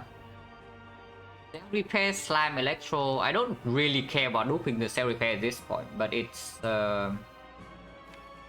do we kill in this next cycle? If we do, then I should definitely play Cell Repair right now. Not that likely because we don't have the thing, our energy yet. So Tempest only for 10. But we have 6 focus, yeah? So Lightning is evoking 14. Okay, yeah, Cell Repair is kind of a slime. But if we somehow can control this fight from here, we can maybe do double hologram into double Cell Repair. Heal +10. But it's only like at most 3 HP into the next act. Yeah, I should just play the Cell Repair. I should just play the Cell Repair.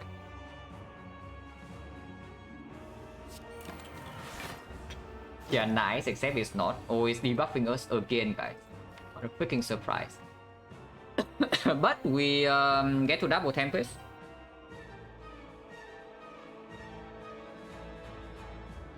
How much damage is this? Tempest for 10. So we evoke 7 Lightning, which is 98. 98 plus another 18.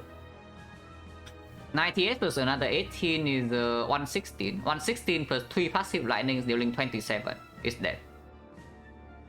So we do get to preserve or bail our potion. That's at least something. Because this potion is probably more important than focus potion into Spear and Shield.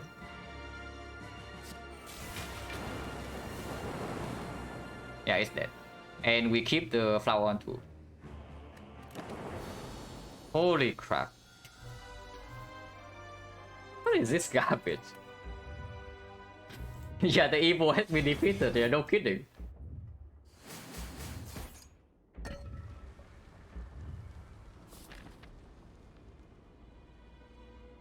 So, missing 7 HP, but whatever.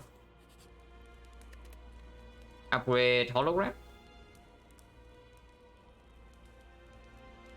Penny on 9. Penny on 9 is not too bad in the Spear and Shield either. It's okay. Especially if we are being hit with the quote-unquote bad pattern. Then turn 1 we need to block less anyway. Hologram's better than coded upgrade, right? Like looking the time meter fight just now, I would actually appreciate the third hologram if the fight goes long. And the fight does go long.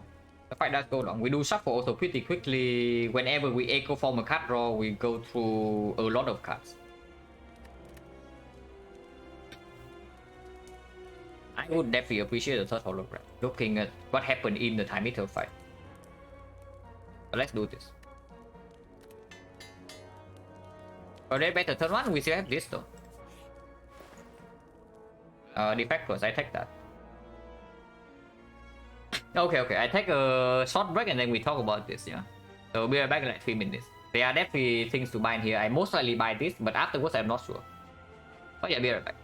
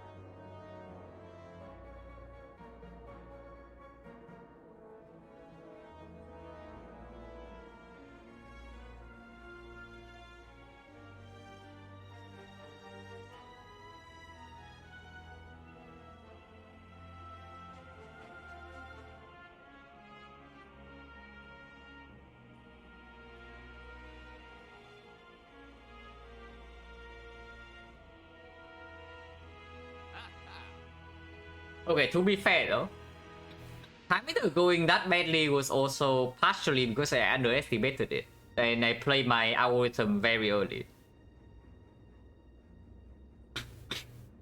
Gambler's most important? We have the draw pot already though. What about this weak pot? I mean, we also do have go for the item 3 hologram, so I guess not weak pot. Yeah, Gambler's 2 is better. Gambler's 2 is better. But I don't think it's the most important thing in this tournament. I think the most important thing is actually this defect plus.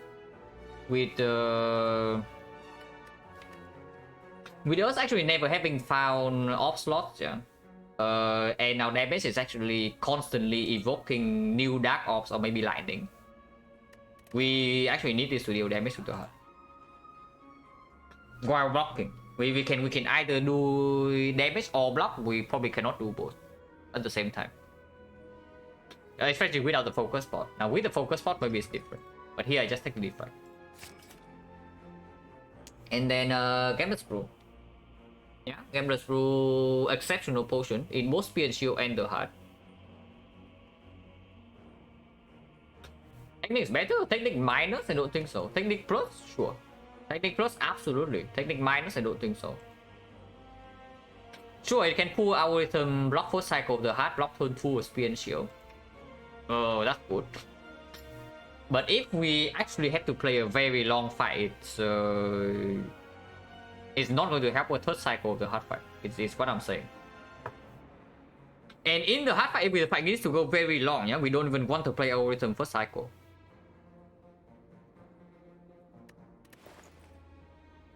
Pulling, yeah, it's fine, it's fine. But I know you are very much obsessed with the Sig. I do not pay 216 gold for a Sig here.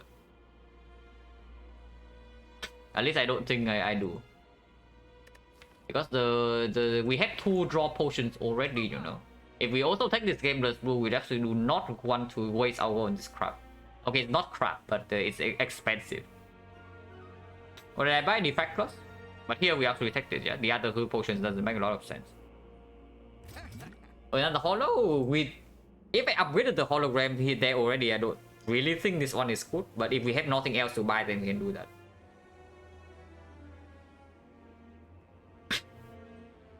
I am very much looking at this remove. After the remove, we can still afford a relic or 2 cards. So that seems the most efficient way to spend this gold. Like medkit plus no, not medkit, but remove plus something else. What is remove? Is it zap? Is it strike? Is it defend?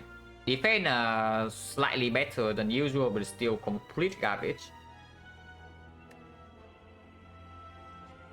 And there's no chance that we pivot to reprogram here, yeah? Even with 3 hologram plus and mortal echo form. So even if the sphere and shield drops reprogram plus, I don't really pivot. Zap is omega trash. I agree. Zap is omega trash. Because we still have the crack coin, you know, so we don't even need this lightning for the compound rival to draw. And with only 3 slots, with only 3 ops, slots, it's not very easy for compound rival to draw 3 anyway. And we only have 2 copies of compound rival in the first place. Unless you tell me Zap is actually our damage. Now, then that will be a sad story, you know. Like for example, you say we play into the other world. Like we take other world, take a strike remove, and then we echo form our Zap as the damage. That would be a sad story. How much damage is that even? Let's say we duplicate 2 defracts here. So we have 8 focus. Not if you evoke the dark immediately, you know. If you actually evoke the dark in 1 or 2 turns, because we need to also play glacier to block. We need to continuously evoke here. We cannot keep our dark off.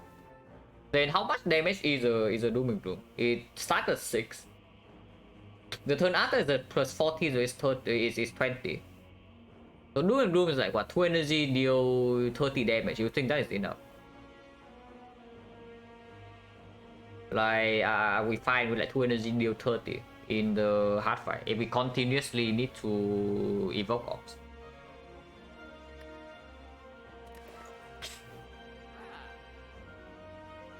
And yeah, what are strikes even doing? Like, why do you care about the strike? I absolutely remove strike if I take the other war, yeah? So it's the other war already.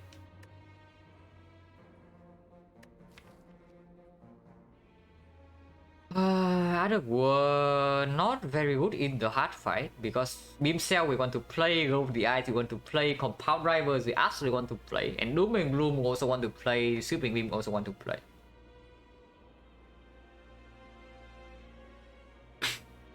If that's the case, then it's probably medkit. Medkit is helping in the hard fight if it goes really long. It blocks for 4 experience shield, and if experience shield goes long, it's also useful there. Yeah, experience shield is somehow going long, and we are trying to block them with 2 echo forms and like 8 focus, then the medkit plays that. For sure. It's not that bad, the medkit. And that leaves us with 19 gold. Which is saying that the hand of wit on the deck actually matter. And I like that. Let's remove probably still the strike, right? Yeah, probably still the strike. Like this bad, it's not like we want to play strike in the off turn either, you know. Maybe this is a dead draw, but this is not even. This is also not a live draw either. And Zap at least give us some option to maybe evoke Frost to block a little bit more. Or to do a Zap before Compound Driver to draw more before we die. Defense are not a dead draw. Defense are actually not completely dead draw. If I Nanchang, you think we have problems with that with 2 echo forms in the deck and one of them bottle? I don't think so. When they are also casted, we potentially pull back with hologram too, and Compound Driver also being played probably on side.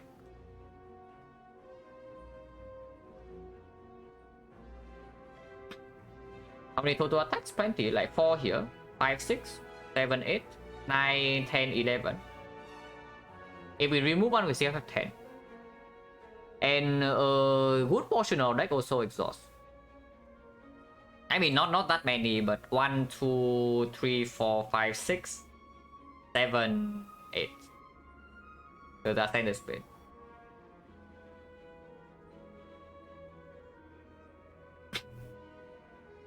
A lot, yeah. No, it's not just because of attack density, it's also because there are so many attacks we just want to play, you know? We draw into them, we want to play them. Like, these things definitely get play if they work. These things also definitely get play. This also definitely gets play, this also gets play.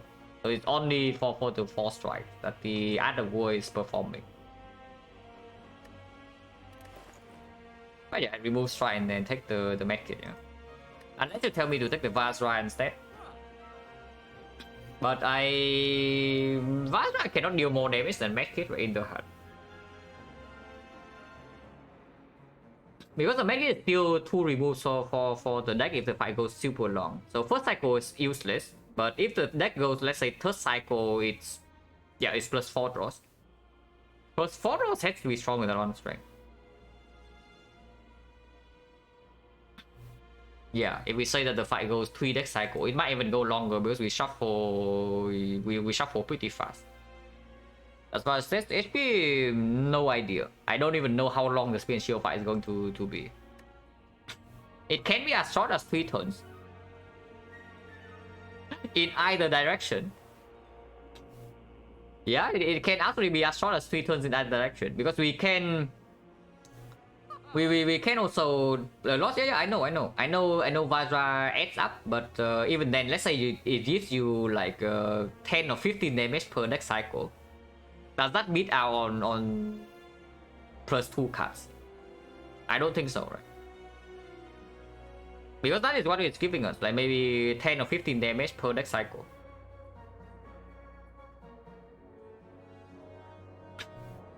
But yeah, like if we draw well, we just kill Spear and Shield almost immediately. We do double Aggregate, double Tempest.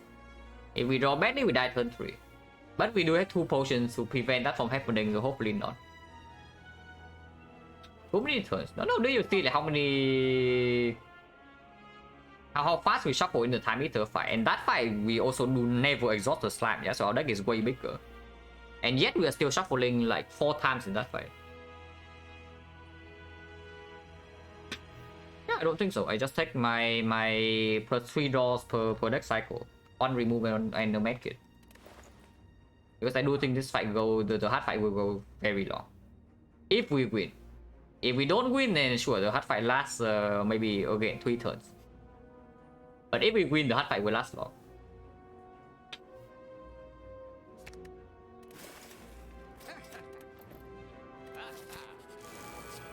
Oh, Electro here is good. Electro here is very nice. Ooh, Master Strategy versus the Bomb. Like Medkit, yeah. Medkit is a very slow relic, but our deck is also not very fast, you know. Echo from the Bomb is like quite a lot, but we have the Electro now. Electro is a freaking godsend here, yeah? Because it does allow us to one-shot these fools with a Tempest. We can actually one-shot these things with Tempest now. The enough goal, yeah, it's true. It's actually true. There wasn't enough goal for Secret Technique plus remove. If not, I take Secret Technique over the medkit.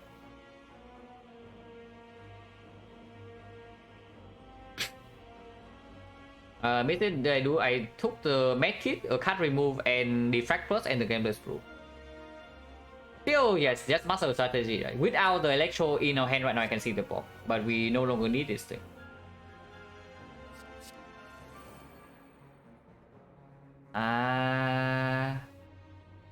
Wait a second, how big is this? Oh really, how big is this? If I start with Electro into Tempest right away... Let's Master first. Master Strategy first and then we see.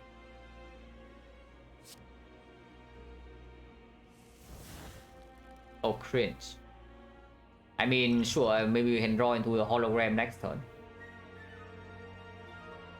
yeah, Secret Technique would be good here, true. But it's also has to be in our hand. And don't forget, if we have Tempest in the hand already, we only draw 3 cards.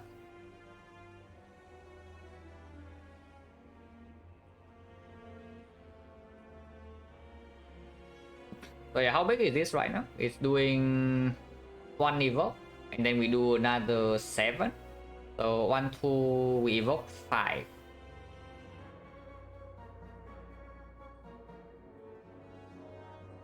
Seven, 1, 2, and then 1, 2, 3, 4, 5. So we actually evoke 6, evoke 7, 56 AoE. 56 AoE plus another 9 AoE, so we do 65 AoE with 3 lightnings. yeah, no defect, no aggregate. I mean, we can also use one potion immediately, for example, Gambler's Brew. But I don't think we ever play 2 Echo Form here though. I think we play at least 1, but I don't think we play 2. If that is the case, I can also see an argument to Gambler's Brew away 1, 2, like 1, 2, 3, 4, 5, 6. But the problem with if we do that, yeah, we are committed to killing. If we otherwise we can just play our Echo Form, play our Electro, play something else, maybe a Zap or Doom and Gloom with a Penny. And then next time if we draw into a hologram, we have hologram algorithm full block. And then if we draw into aggregate, later we still have 1 more hologram. And we can still play this fight slow. If we full block next turn, we algorithm or some defrag or some defrag glacier combination. Then yeah, there are many things we can do. Not playing 2 Echo Form is so weird though, because 2 Echo Form actually allows me to do double hologram into double algorithm. Otherwise, next turn I cannot full block with 1 algorithm anyway. And I really am not really, I'm really not ready to commit on killing yet. Because the moment we use this and we fail, yeah, Next time we probably also need to sweep potion as well, and then what would happen? Because if we draw exactly into hologram right now, there's not even a line to hologram algorithm next turn anymore. And then what do we do next turn, even with the draw potion? Like we just don't do anything. Yeah, it's just a terrible idea, right? Yeah, it's probably just long fight echo. We are still healing 20 here. We were still healing at least 20. I wonder if it ever makes sense to actually just play double echo and take 10 here then. Yeah, double echo is like kind of sick. No, honestly, double echo form is kind of sick.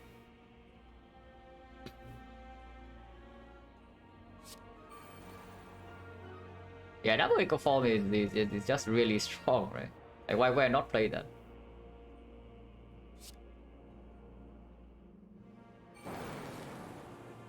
Then yeah, second echo form.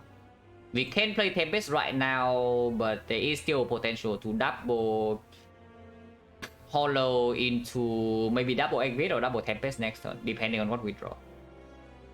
If we also defect, maybe that can be a kill. And then of course I'm missing some HP, but we'll see.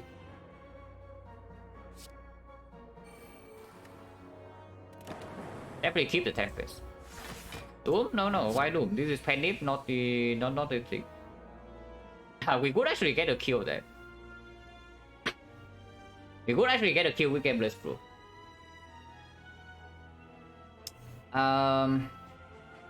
Double Aggregate. And then... Double Aggregate means that the moment they draw into a single hologram, they die. But I don't get double cell repair. What about draw pot this turn? Like before doing anything. It's not Gameless Brew, yeah? There are already 2 cards I would like to play in this hand. And Sweeping Beam is cycling itself. If I draw pot, I lose 1 energy. So is that lose 1 energy? So duplicating aggregate means I lose 2 energy. Is that ever a problem? So I go down to 21 cards, it give me 7, so it actually give me 14. I gain 13 energy, so go to 18. 18 double defect is going to 17. 17 hologram go to 16. 16 and then Tempest for 17. Tempest 17 and Evoke is going to be 12 each. 192 but again 2 energy, and then these are still dealing damage, so they all die. Even if I lose 2 energy here. And if I draw pot into, let's say, a Glacier, I can also change my plan to double defect, double Glacier. Instead of committing on the double aggregate. That's okay. Let's draw pot. Huh. That's annoying. That's really annoying. I may also force to Gameless Brew this turn. That would be bad.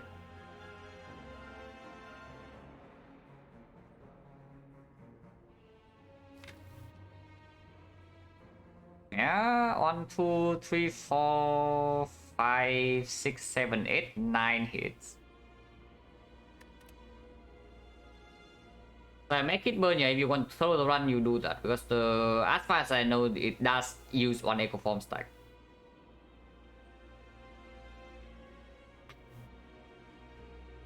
Now, if I don't double aggregate here, the Tempest line no longer works, yeah. So even if I draw into the hologram, the best I can do is get back the algorithm, which is still okay. Double beam, yeah, I'm considering. I'm actually thinking about it. But we still need to play the cards in a proper order so that the... yeah. If I draw into hologram, there's already an algorithm line. So I do not need to have enough energy to kill with Tempest this turn, basically. But yeah, it's like that I can definitely see double Sweeping Beam.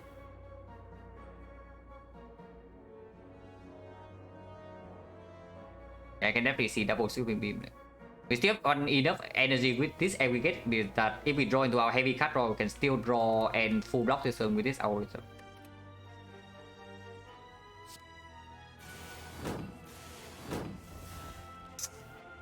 What a garbage. Well, I guess the potion here is also false.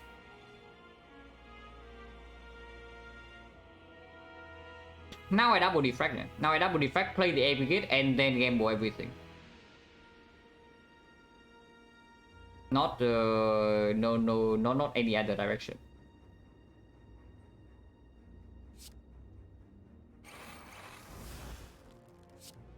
And then gamble 1, 2, 3, 4, 5, 6, 7. Or do I want to keep this defect? Not really, right? Because I can still hologram defect into playing the defect itself next turn. And buffer is covering for this hit as well if I still have that.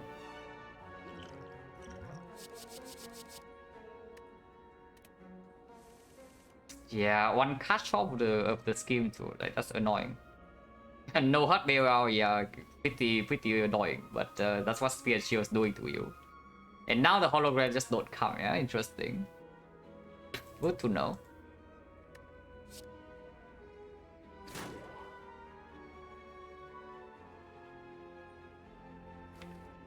Compile first.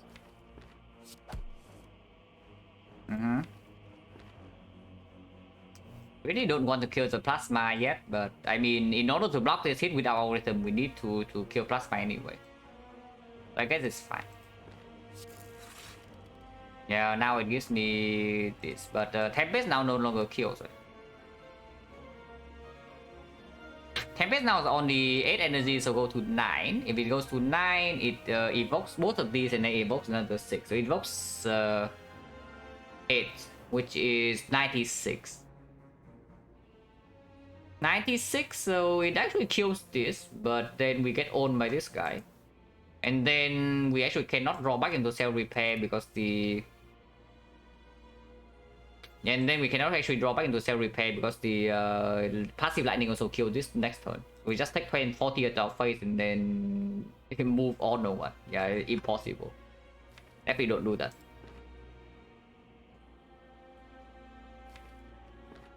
Oh sure, I guess we just do Glacier. Then hologram Glacier. Or hologram algorithm. If I hologram Glacier, how much block is it? Drawing 4 now is actually bad because it means that this hologram becomes useless. So hollow back the Glacier is blocking 18 plus another Glacier is minus, right? So yeah, 8. 18 plus 8, 26, 26, 34. 34 plus 18, 52. 52, 58, 58, 64. So that is perfect block. And then we still have buffer for this hit next turn. If this guy doesn't attack, it's good. If we don't do the hologram, I can do maybe double hologram into double defect. If not, we can force the reshuffle right away with maybe double two-headed. Or not really. Next turn we don't actually have a lot of draw if we end this turn with 3 frost. But cannot actually bring back anything other than Glacier or Algorithm here. So we have to end the turn with like 3 frost. Oh yeah, hologram. Glacier. Yeah, Blizzard will be good here. Blizzard is actually good here. But we don't have Blizzard. Oh yeah, 58, 64, perfect block. And now we do play buffer, yeah.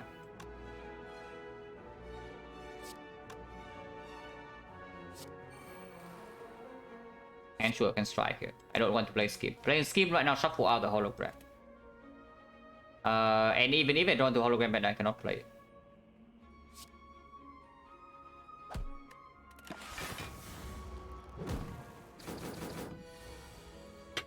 Okay, that's good.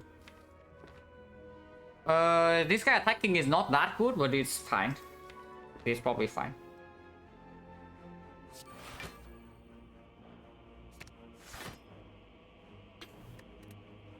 I pull back, go for beam cell, right? To turn. I already have the thing to turn around. Maybe pull back the burn just to exhaust. Right? Yeah, probably just pull back the burn to exhaust.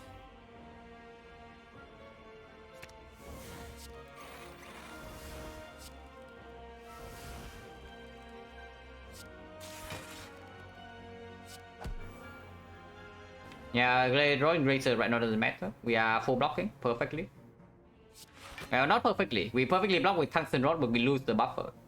But let's not do that.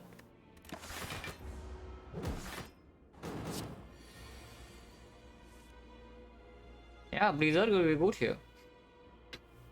Like, what can I say? Blizzard will be good here. Next time we might still get owned, but we at least we have 30 passive block.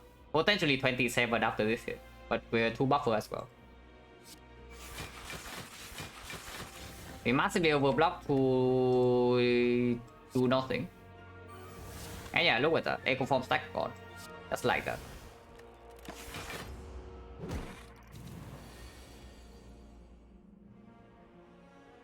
Currently cannot turn around. Currently cannot turn around, so better do something about that. Double quit it first. Okay, now we can turn around. This is only 48, right? So I can see double doom and gloom. Buffer stack is still protecting from the hit from this guy next turn, yeah. Double doom and gloom means compound is drawing 2, but if I draw to aggregate, I cannot play it. If I draw to Tempest, it's also empty. The other line just double sweeping beam maybe, but it's weird. Double doom and gloom is not so bad. Like Dark Orb with 7 focus is, even if we evoke randomly, they still deal a decent amount of damage. And this evoke 2 frost, we block for 48, 57. Yeah, it's easy full block.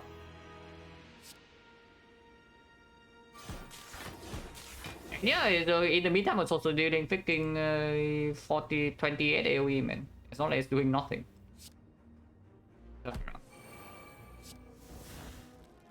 Don't need to play barrier, so I don't play it. I think 2 potion freaking sucks. I would still really love to double my cell repair. This guy is bird striking again.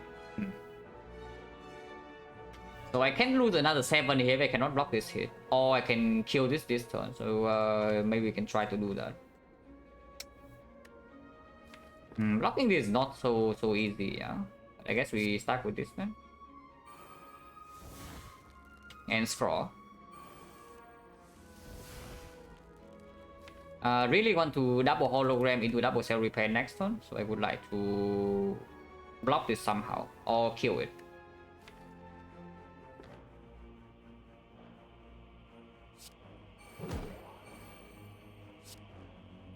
If I compound rival right now, I cannot do the double cell repair, so I need to redraw into it again. Unless I make the compound draw 1 somehow, which can be done with hologram, back the doom and gloom, and then compound, and then maybe play this up. It works, right? Yeah, it works. That actually works. Let's do that. Oh no! Even if I compound right now, it's fine because this idiot shuffles in like 2 birds on top of the draw power. So as long as I do not draw into hologram, and now there's a 75% chance, so it's 50-50. Yeah, it's a 50% chance that I do see a hologram next turn. Before playing the cool-headed. Okay, so I can't compound rival here then. Yeah, algorithm is the full block, so 75% chance I see this hologram next turn and get to double cell repair.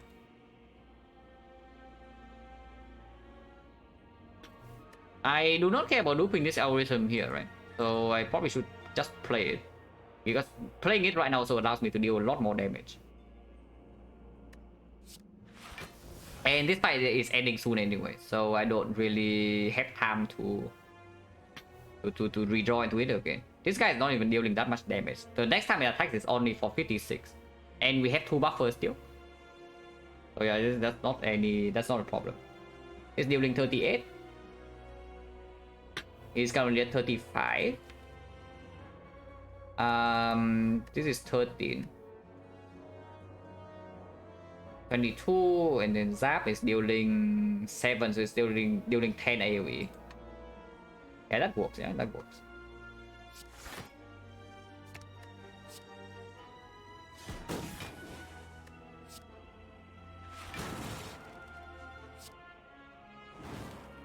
Yeah, the thing's dead.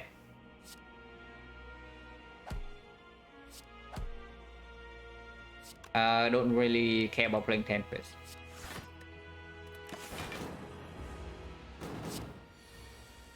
Oh, come on. Come on. But really though. Yeah, I guess we wait to redraw into the cell repair. After you need to get the full 20 here if I already used the 2 potions. I absolutely get my full 20. And there's also medkit, so we can store this guy. Like, that's not a problem. If I draw into the cell repair right now, I can already play it. There's 2 more hologram, right? So even if I continue to draw into the cell repair, it's fine.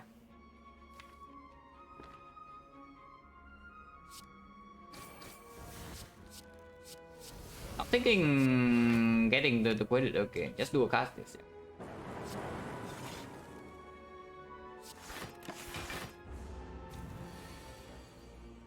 Yeah, 56 easily blocked.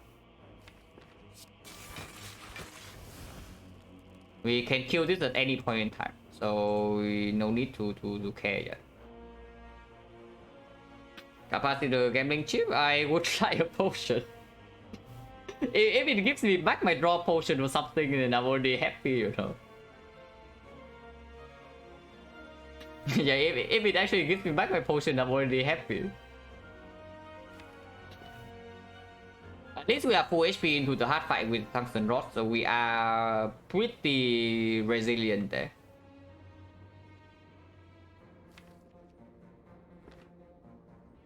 What do I play? Maybe double beam cell. So OVI can land.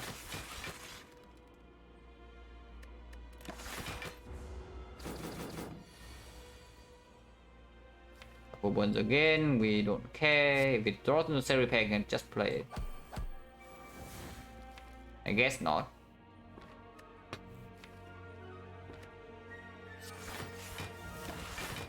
And yeah, of course we have full buff for still, yeah, so there's no problem. 20. Next turn we have double skim, so cannot be bad. Don't really care about the penny. I care a lot about the nunchaku and the happy flower, but happy flower is more important. At some point we also cannot store this guy anymore if his skills for too high, but medkit allows us to actually play super long here after the fight is under control.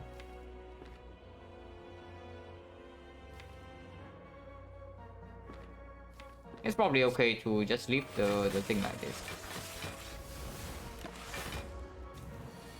64, yeah, no problem. I hope it's no problem. We only need to lock 32 here. Flower 1 with both echo form, I don't think so. Because we can also choose to not play any attack, you know. If we set up both the nunchaku and the happy flower, we can choose to use energy.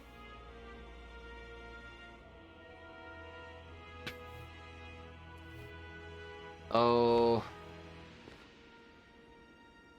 double scheme is fine. Yeah, double scheme we cannot break anyway.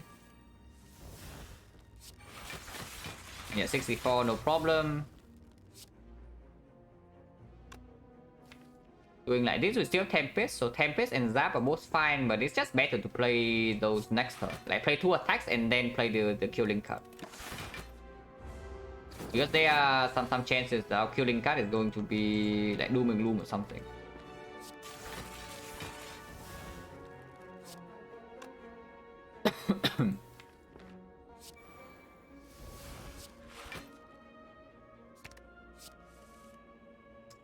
Tempest would be nice.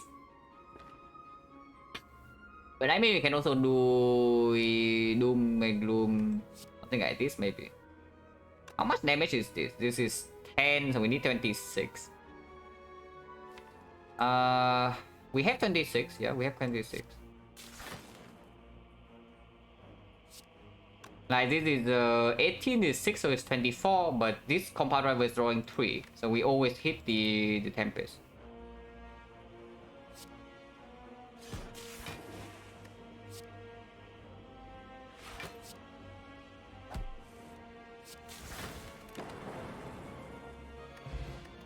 Yeah, thanks. Yeah, thank you very much, Spire.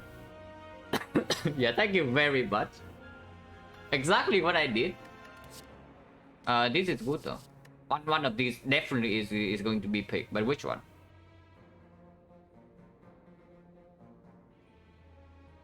I mean, okay, maybe Spire didn't hear the full sentence, you know. It hurt that I want my potions back, but it understood as I want something that gives me HP back when I use the potion, and then it gives me only softer. Quitter is probably stronger than Compound, right?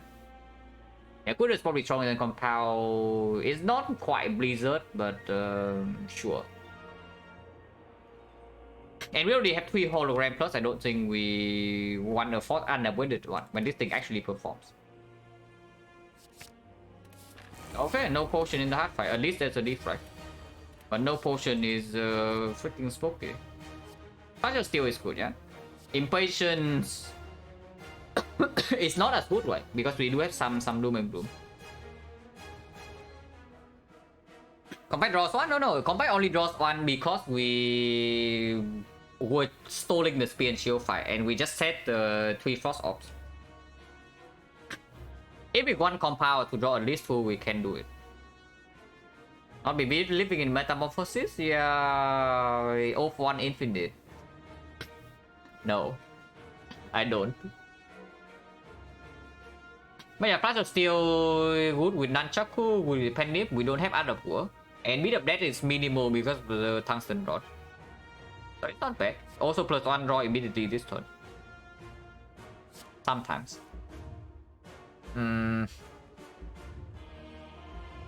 Oh, this is actually pretty tough.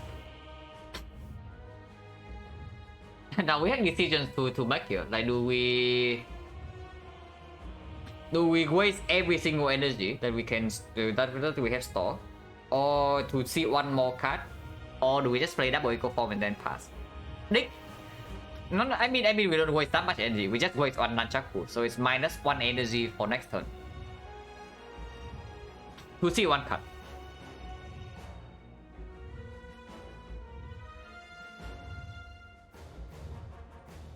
How many holos? We have 3. 3 hologram plus, but Buffer can also block the single big hit.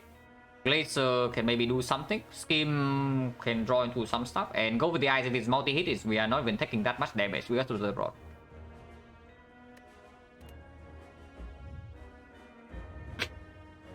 Go to egg form. Yeah, I don't want the second one.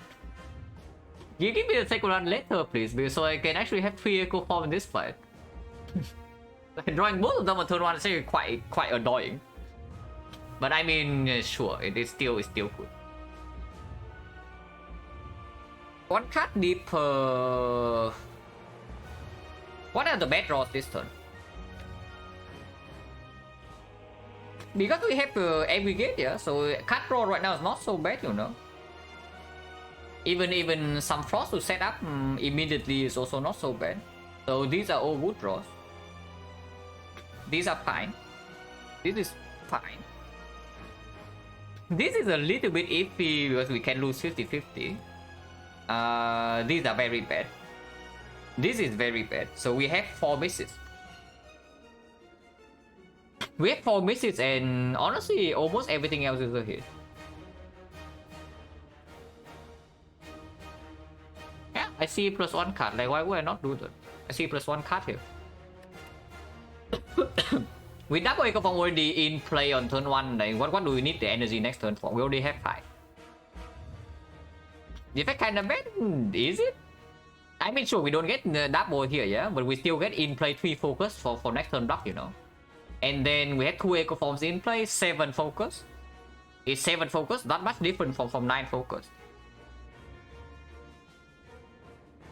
Is it really so much different in a deck like this?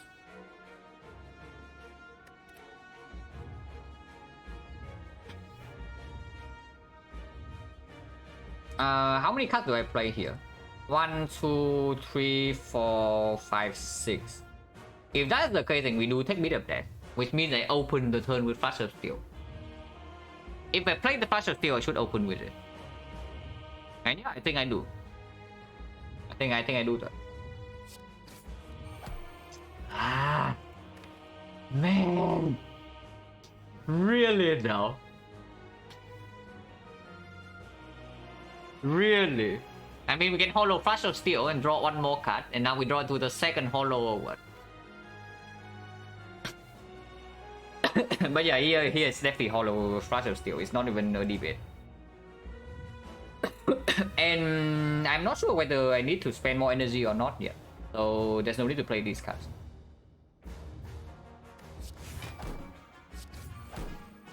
Glacier's fine. Glacier's fine. Glacier's completely fine.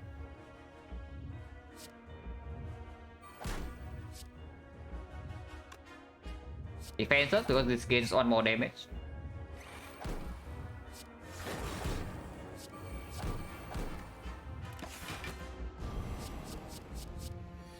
Season 15. Yeah, now we double defect. And we can still double coded afterwards.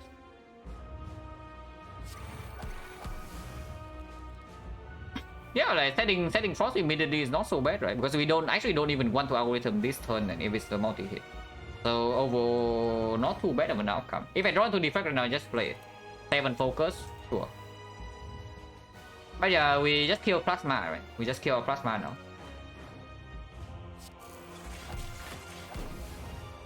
Oh, can we full block next turn, this turn somehow? So skim. I mean, there was an argument to compound first because it draws more. Actually, I should do that. Yeah, why did I not do that?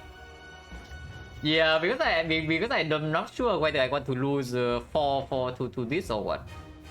That's actually stupid, right? Because then I take me the death first and then Quader is still blocking. Yeah, that was really bad. Okay, hopefully not punished. Punished. I mean, kind of, but not really. We do have 2 other holograms to pull back the buffer, and we are not even taking that much damage. It's okay.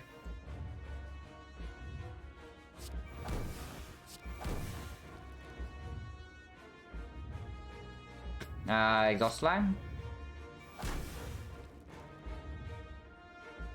Then I guess honestly we can even do Doom and Gloom.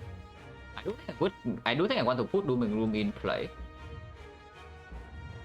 Next turn maximum we take is 6. We are facing 67, yeah, but we are only blocking 14, and there are a lot of full blocks in here.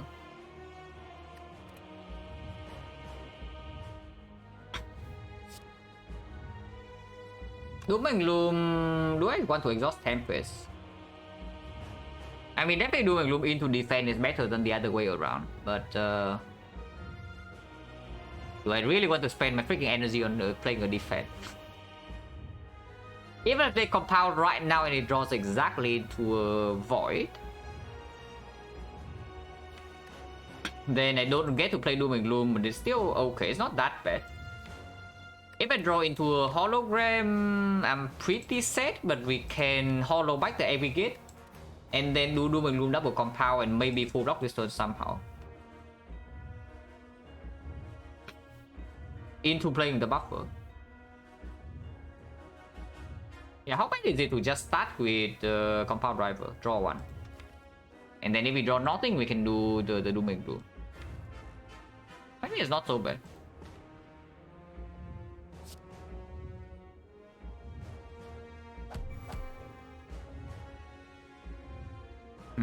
That's a good draw next turn, so it's slightly annoying. We can continue with Cool-Headed, I guess, without playing the thing. But digging with this Cool-Headed right now makes less sense than before. Yeah, digging with this Cool-Headed actually makes like a lot less sense than the last line. I think I just play Doom and Gloom and then end the turn. No more compound rival in here, yeah? So it doesn't make any sense to play Tempest either.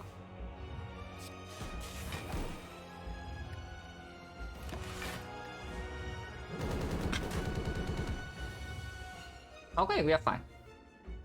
And we definitely buffer instead of genetic algorithm. This algorithm is blocking for us for 3rd cycle probably.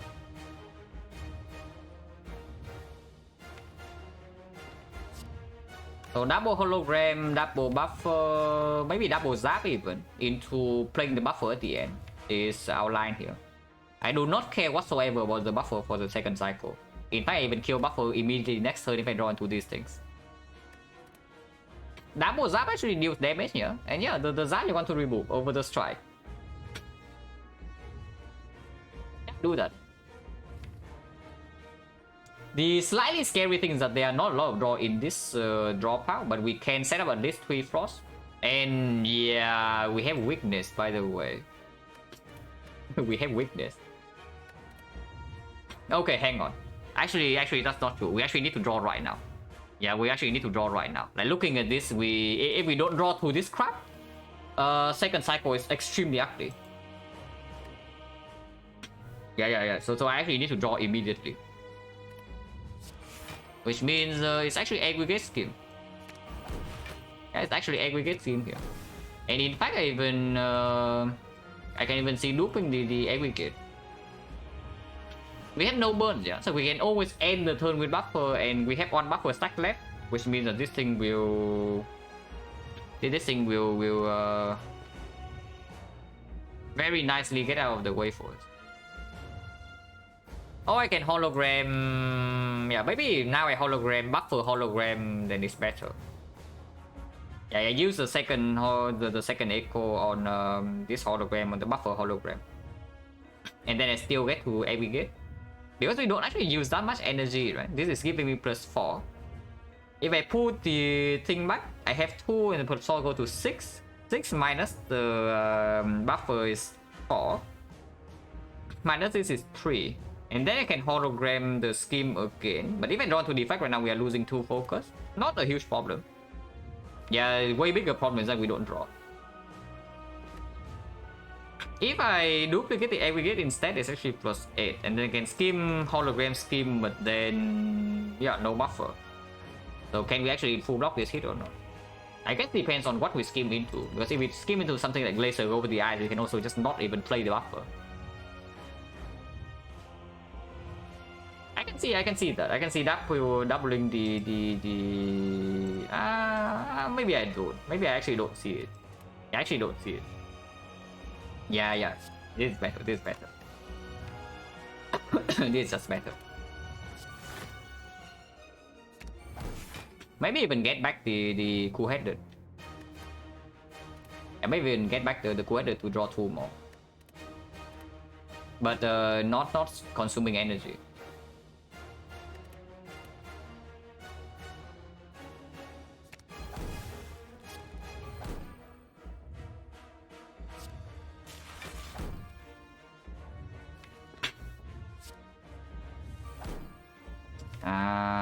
So I guess yeah, we don't have to duplicate on this defect, but it's fine.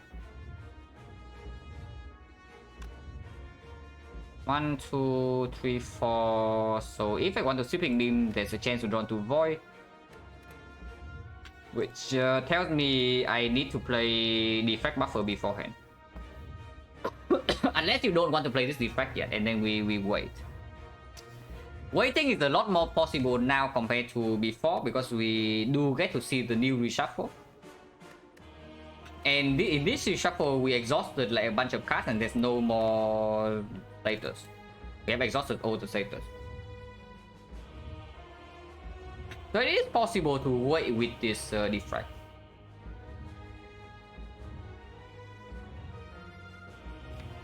I kind of want to double cool-headed next turn, so this Dark Orb is going to die. And then if I double cool-headed, reshuffle into compound driver, it draws 1. So maybe I do actually play Zap this turn. Yeah, what if this turn's actually Zap buffer sweeping beam? Yeah, actually, what about that? +1 card? Zap being deployed is dealing 8 damage passive, when evoke is dealing 13. So at least 21 damage, 1 energy. And redrawing into compound driver is a lot stronger in the shuffle. Because apparently we actually don't really have weakness here. Yeah, go with the eyes on the off turn, like freaking standard, it's true. And that is go with the eyes with triple hologram in the deck as well. It's actually just impossible to land the go for the eye. Unless we draw into it right now. But even if we draw into it right now, it doesn't do anything. But yeah, I see it. I see Zap sweeping beam buffer.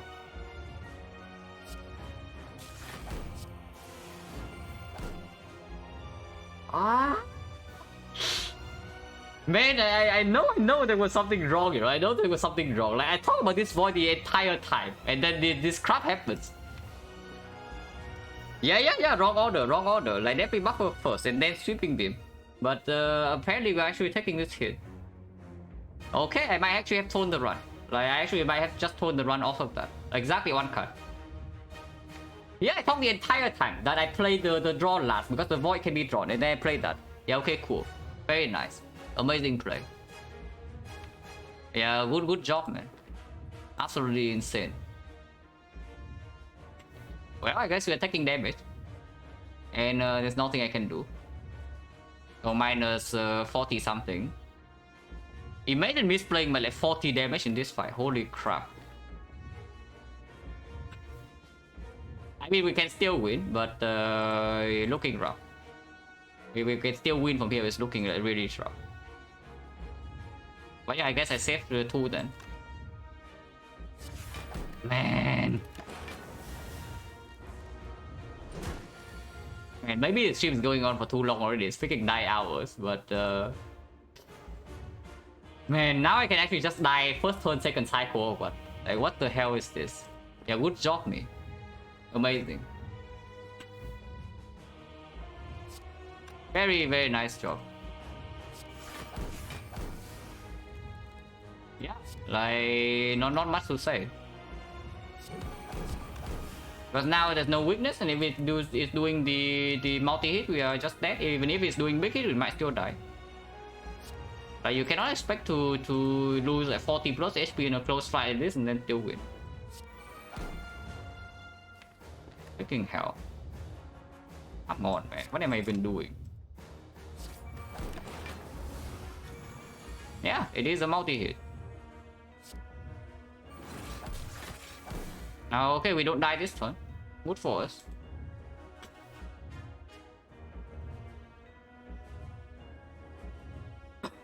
I can sweep our artifact and apply weakness here. Yeah, with this throw, if I actually buffer the last hit, I think we actually just win this fight from here pretty easily. Like the second reshuffle being like this. Like we apply weakness this turn, we fully block easily second cycle. And I'm at 60 plus HP with the algorithm. Margin of error extremely large. But now actually the fight is tough.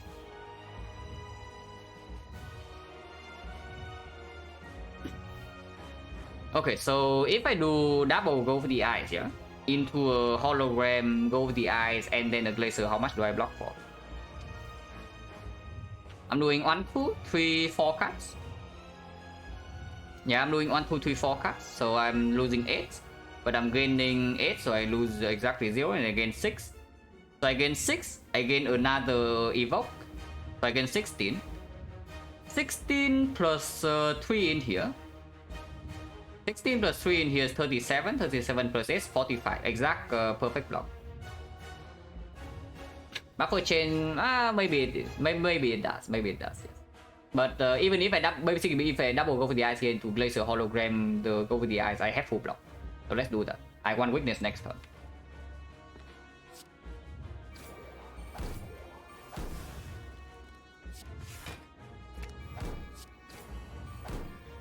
In fact, we even have more energy because of the nunchaku. I can apply even more weakness if I want 4 weakness, so it persists until the first attack of the third cycle. Let's do that. Yeah, let's do that.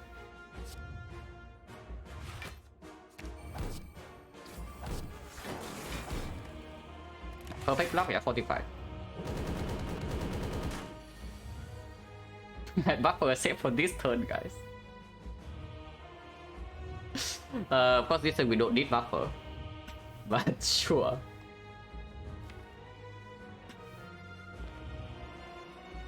Do I pay 2 HP to double skim?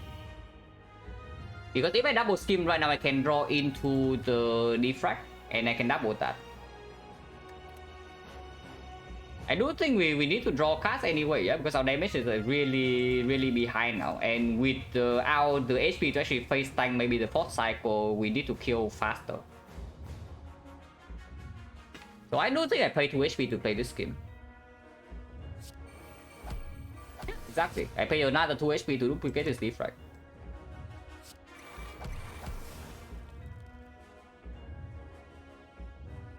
Yeah, imagine this with plus 40 HP. Like, how easy is that, please?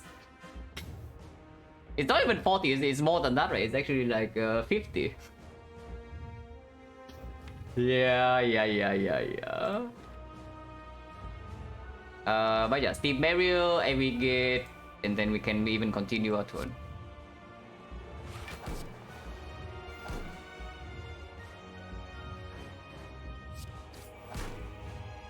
And we apply Beam Cell.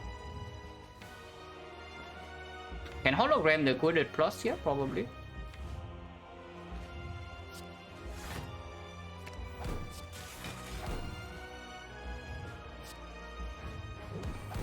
And yeah, Buffer apparently does not get exhausted because we don't need to play it to full block this hit.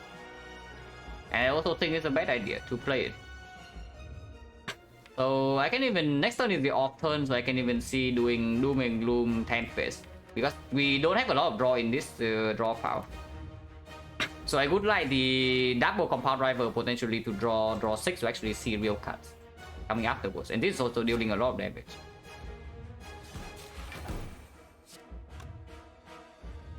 Can't even compound right now, but if it hits either compound or Quest or the Doom and Gloom, I'm slightly sad. Well, maybe it's okay. Maybe this is okay too. It's okay to just play this. Yeah, this is fine. And Tempest for 1, yeah.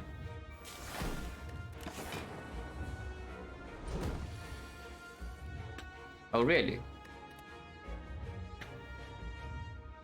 Interesting.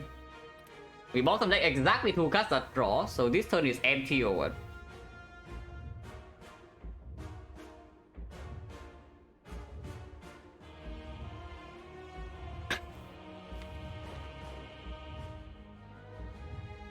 Okay. I should really get over this minus 50. If I'm upset, I can be upset later. Like if I keep thinking back to it now, I'm just going to lose this fight. So what is the plan here? Next turn is already bit of red 3, yeah.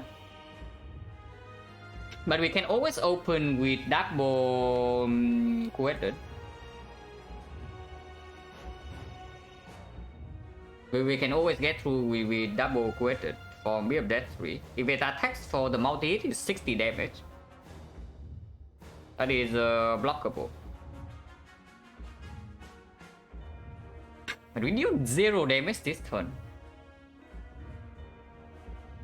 No, the unfortunate fact is that every single big attack after the first cycle is way easier to block than the very first one.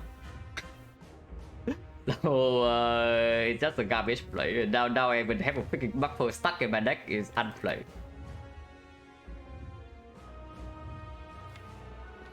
I mean, it's not so bad it's building up to be that. I'm just wondering when I'm allowed to play this Zap or not. But probably not, right? Yeah, probably I'm not even allowed to play this Zap.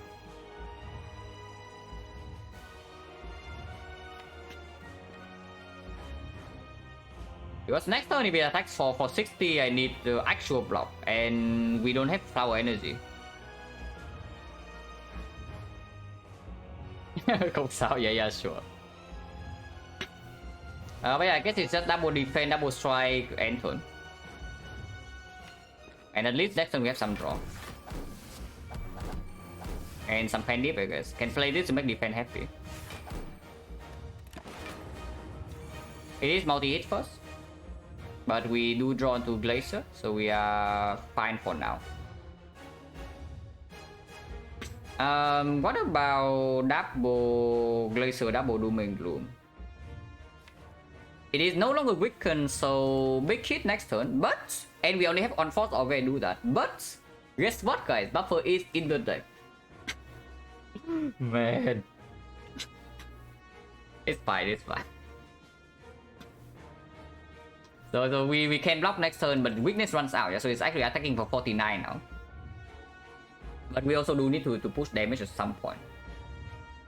The alternative is paying 4 HP to start with double compound rifle. I don't know how good that is, because the only good draw is into, like, let's say dual cast, so that I can dual cast is for plus 36. But then I might as well just play Doom and Gloom. It's more damage anyway.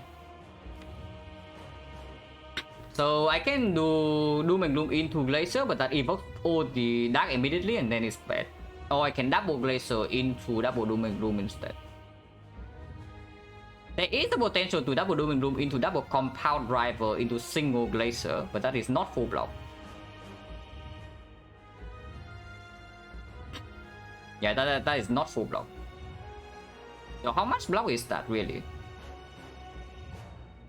This evokes for 14, 14, and then 22, 22, another 22, 46.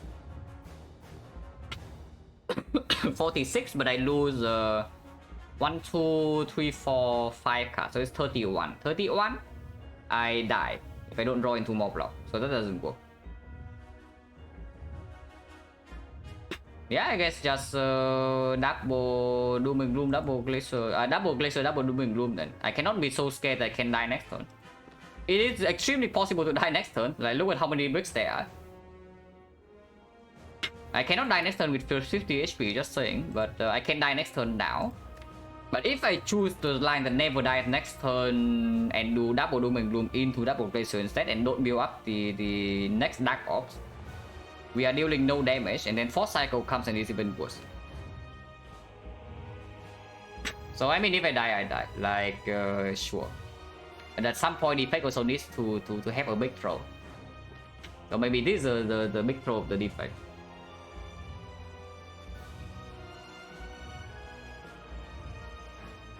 Is it possible to double Coed instead? No, right? Yeah, not really. Double I can do it. It just depends on what I draw next turn. Mostly. Oh yeah, double Glacier into double Doom and Gloom. Yeah? I need to put more damage in.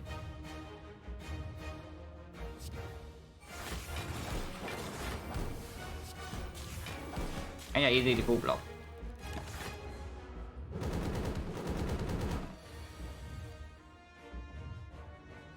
Oh really? Just as planned, guys. Just as planned.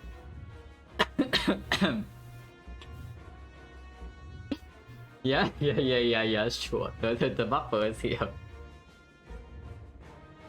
The buffer that we save with 50 HP, I mean, we can full block this turn if we don't have buffer in hand. It's fine. We can play buffer.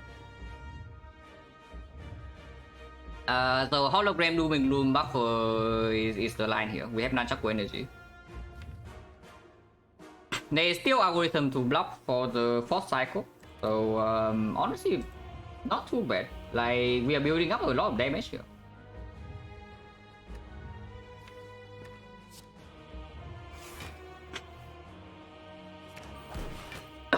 And yeah, the second Doom and Gloom also going kind of going in here. I cannot play anything else. Right? It's actually just Doom and Gloom into buffer because playing Laser right now blocks more, but it kills these Dark Ops, so it kills like so much damage. Not too interested. And next time we don't need the Frost. We can still have enough HP to face tank a few beat of death play with the Echo Form. Double Doom and Gloom, yeah.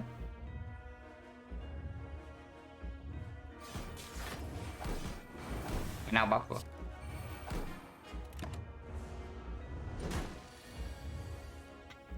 Oh, if I draw double hologram this turn, I'm not a huge fan.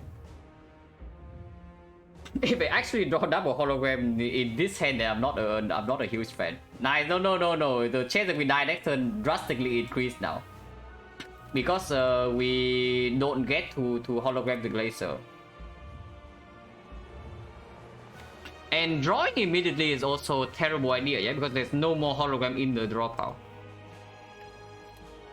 Buffer, yeah, I mean, if it's multi-hit and we land on our turn, we also have full block. So I guess we just spend this turn to deal damage then. Yeah, I guess we just spend this turn to deal damage. So it's double hologram, maybe double dual cast afterwards, and then we can see what we do after. This 2 energy, we have 5.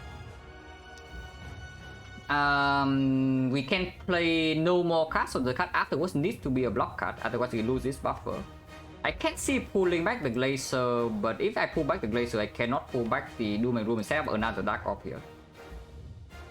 So 1, 2, 3, 4 Glacier, and we have 1 more energy. What does 1 energy do? I can pull back the Zap. So Zap kills the Dark Orb here. So next one we have Lightning, 2 Frost in the front and then Lightning on the back. So the compound driver is still drawing 2. It's not that bad. Yeah, it's not that bad.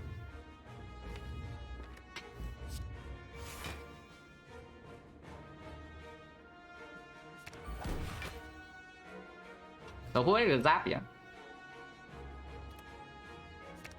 Double dual card. Exactly perfect block. And now we Glacier.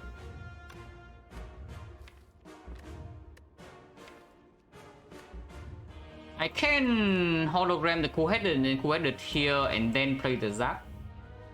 No, I cannot. Because beat is 3. If I want to preserve buffer, I cannot do that. On buffer is gone, yeah, so what?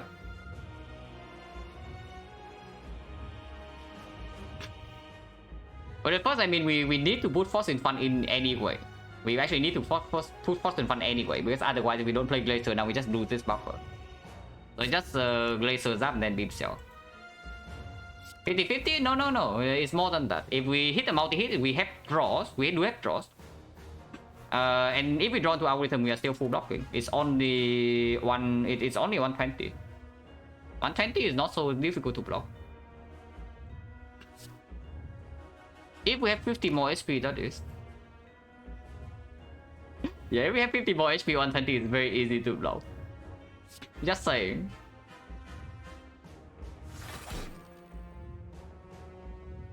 But yeah, Zap, yeah, and then I cannot play the Beam Cell. Playing the Beam Cell in here kills the buffer. If it's a Beam Cell, yeah, I cannot play Beam Cell as a last card. So I guess just play Zap then. The Beam Cell vulnerable doesn't matter too much anyway next turn. And it is not set up, and we are not doubling the Doom and Gloom.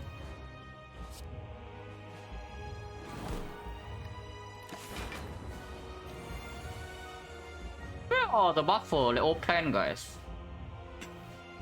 No, really, everything is planned, but we are full blocking this turn. We're actually full blocking this turn. I'm just wondering whether I should play this Quended or not. If I play the Quended right now, and we draw into the algorithm, can we live next turn? Because we still have double Glacier to go for the eyes, yeah? So it's only hitting us for 90. And double Glacier is... How good is double Glacier? We evoke 4 Frost? That's 56, plus another 3 Frost in here. Yeah, that's easily full block. Yeah, that is easily full block. So double, start with double Quended, yeah? Just start this turn with double Quended. If I don't want to go with the eyes right now, I can just play it. Cringe. But we are fine next turn. But still cringe. Now I cannot skim. Yeah, now I absolutely cannot skim. But we never die next turn, at least from this spot. Also cannot compound, so this turn is like... Can I not compound? Can I actually... Am I not actually allowed to compound rival here? Because if I don't draw to Glacier, it's fine. So the worst possible draw is Glacier plus the Cool-Headed. If that's the case, then what happens? It's weakened forever, yeah. And we probably can take buff for this turn. If I draw exactly into this, then we absolutely play the Scheme. So see Steam Barrier into the Scheme afterwards then, and then we go into the Shuffle completely blind. Or we play Glacier. No, we cannot play Glacier afterwards, after the scheme. But wait. But I can Flash of Steel. But I can Flash of Steel, shuffle everything here out and do the aggregate and have a ton of energy and then still quadrat plus and continue our turn. In which case I trade for the guaranteed Glacier next turn for an insane amount of damage.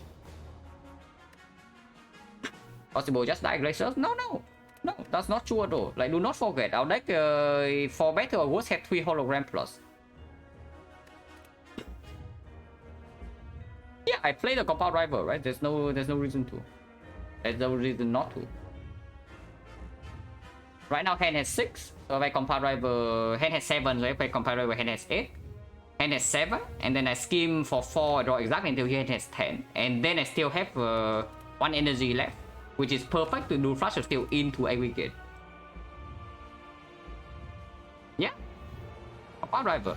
Wait, he gone what? Is it stream down or what? No. The stream's fine, I think. Wait. Well, that was dangerous. Oh, that was very dangerous. You know what happened? You know what almost happened just now? I do not play this game on full screen, yeah? So I click outside my window to see where the OBS is telling me anything bad or not. And then when I click back in, the place where I clicked was actually close to this enter button. Oh, that would have been that would have been something. That would actually have been something if I actually press enter. I mean, enter we don't die this turn, but then and next turn we don't die either, but then you can get weird, you know, because we just lose our damage. Now we do have a time limit now, yeah. We have this turn, we have next turn, we have the off turn, we have the turn after. We have actually 4 more turns to actually kill this thing. The next attack is 20 times 15, 50% of the time. We cannot block that. So I don't see any reason not to play compound rival here. If we say that even if we draw exactly into Glacier right now, we are still fine. In fact, I might even do the big draw regardless.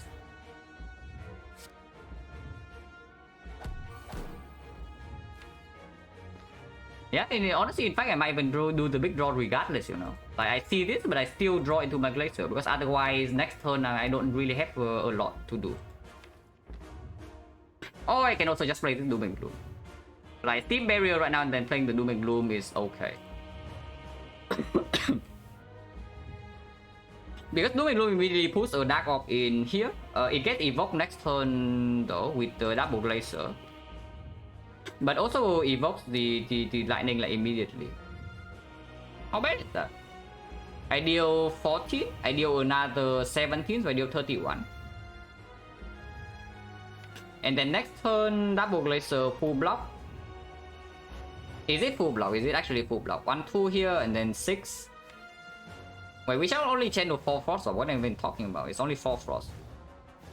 So Dark, 2 Frost in front, evoke 2, we only evoke 3 Frost. If I evoke 3 Frost, it's only 42. 42, and then we have 3 more passive, so 42 plus another 33. So 75. 75 plus another 10. So 85. Yeah, 85 we never die. But if we actually have to face tank a little bit of damage, we actually see get wounded. So is that even good? Or should I just shuffle right now? Honestly, like why not shuffle right now? Right? What is the reason to not shuffle right now? 3 holograms a hit next turn. The Glacier is a hit next turn, and we still have the scheme in the redraw.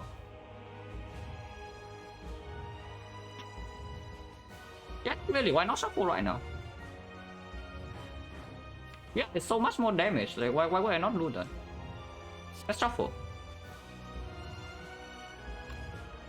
So yeah, Team Barrier, scheme for 4, play the Flash of Steel and then play the aggregate, and then play Doom and Gloom, maybe even Glacier afterwards, depending on what I see. Because the better way to block next turn is still double algorithm, you know, in which case they can build up this Dark Orb. Yeah, in which case they can actually build up this Dark Orb and still deal, basically deal more damage. Because yeah, now we are on a time limit, like 4 turns. Otherwise, I end turn here, it goes to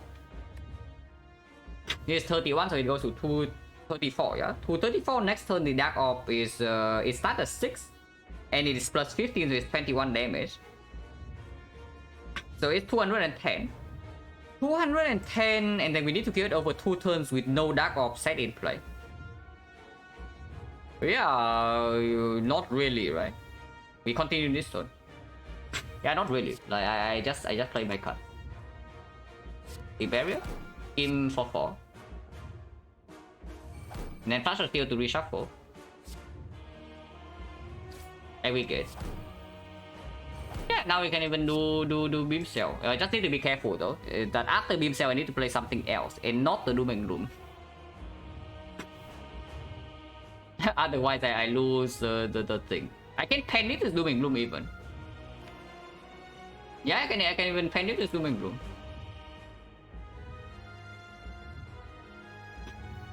So what is the order here? I guess we can start with the Glacier. Like Glacier, Beam Cell, Strike, Doom and Gloom, for example.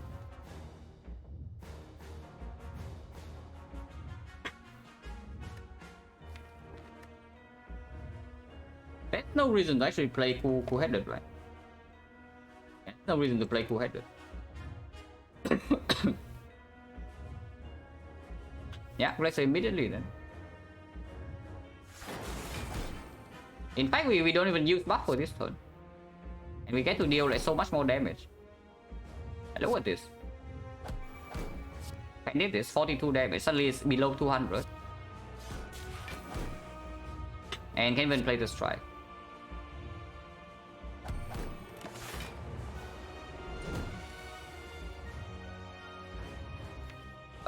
We get to draw a lot here.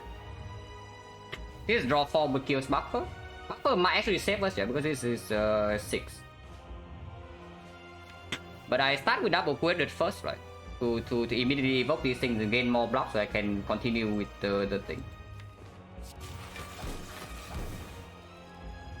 We get to double one more card, and that should be the team. Now we don't have energy, so it gets a little bit scary. Will? No. Will scheme definitely not will. Like if I draw to other hologram, then I would feel safe. Or Glacier. But the scheme here is actually dangerous because now I need to draw into one of my 3 holograms. But we do have Nunchaku, so it's +1 energy, which is very good. Oh yeah, but we cannot play it first. Like the scheme still needs to go first. Like draw 5, otherwise it's draw 4. We still have an Echo Form stack here. Is it ever dual cast? Drawing 8 is not drawing 8, it's only drawing 5. And if it's only drawing 5, what if I just play Compound Rival instead then? Yeah, what if you just play Compound Rival? It's more damage, and it's 1 less card. Go for the eyes, we still have Echo Form though, so if you go for the eyes here, you are wasting your second Echo Form stack. Damage is good, still need to leave this turn, but of course damage is good. And by the way, if we draw into the hologram and our hologram aggregate is giving nothing because the discard power, the draw power is empty. So what is the chance that I draw 5 cards and I miss all 3 holograms? I mean I can draw 2 more. So it is possible to double the Compound Driver and then still go for the ice scheme, and then I get our rhythm. Is that enough block? That is a lot of cards play, yeah. So I can't double scheme, why not? Double scheme full hand 10 and then compound to go for the eye is 9 cards in hand, and then Compound Driver is 8 and it only draws 2. So I draw the absolute maximum possible. Aggregate not work. Aggregate already doesn't work though. Like because I do you actually want to risk it. Hologram bringing back Aggregate is block neutral. It gains 0 block. This thing's blocking 6 and we play 2 cards, so it's 0 block, and it gains what? 1 energy. because it costs 2 to play in the first place. And then now you actually need to draw into another hologram and you die.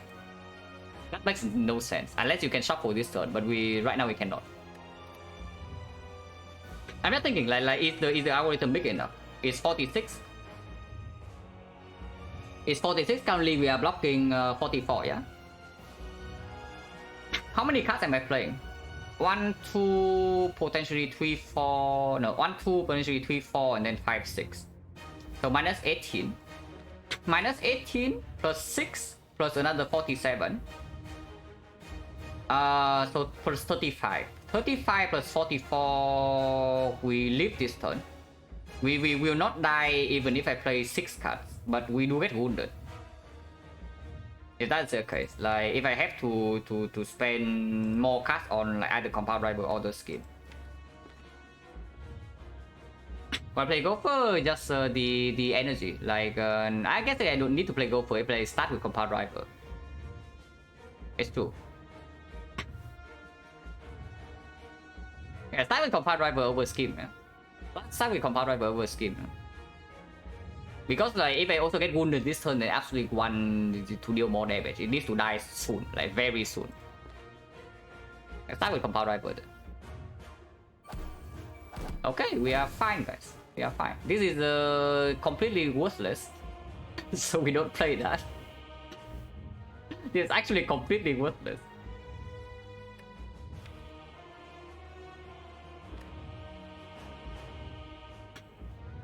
We are fine this turn, but we do get a little bit wounded, right? We don't need to play scheme. But yeah, finally build up the algorithm, the entire Act 3 for this. And yeah, you think that upgrading algorithm then stalling for it every fight is bad. Cannot pull back anything else, right? Oh yeah, I do pull back algorithm and then play algorithm. Yeah, no, nothing else here makes sense. And we are currently dropping 85. Oh, buffer. Buffer actually saves a wound here. Oh, buffer actually saves a wound here. That's very cool. This buffer blocks the very last hit of this attack, so we don't get wounded. So our deck has 0 wounds. And now the next time this thing is at 36. I mean, also yeah, like good thing that actually played the line that I did on the big hit last turn, that we deal this much damage, because you see even here the fight is still close. Like imagine right now, but this Dark Orb is not here, and this thing has 80 more HP. Like what do we do? Yeah, like not very well, right? If that is the case. Am I allowed to play dual cast or no? Dual cast doesn't even make sense. Next turn evoking this normally with this is already good. If that's the case, then I hologram and play beam cell. Yeah, I hologram into a beam cell. Yeah, nothing else makes sense. Even if I hologram, I'm still not full blocking this, so hologram beam cell loses me nothing and gains me too vulnerable. Yeah, perfect, right? 88, and now we play this. We go to 85, and 85 is perfect block. We don't get wound.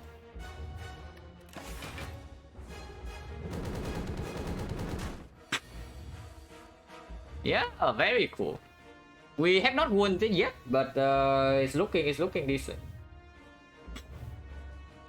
Because now I see yeah, a lot of perfect block, like the turn 3 of this fight. Yes, perfect. Very perfect. Turn 3 of this. Okay, so there are a few lines I see here. I can see Dark Ball Sweeping Beam. We take 4 damage intentionally, so that I can hologram a dual cast and aggregate. And then with compound driver take another. No. I don't take damage because the hologram here can block. And then compound driver draw 2, aggregate immediately, dual cast to deal 72 damage, and then continue with our Doom and Gloom. I should have enough HP to play for all that. Yeah, that sounds very good. Yeah, that actually sounds extremely good. Start with the double sweeping beam then.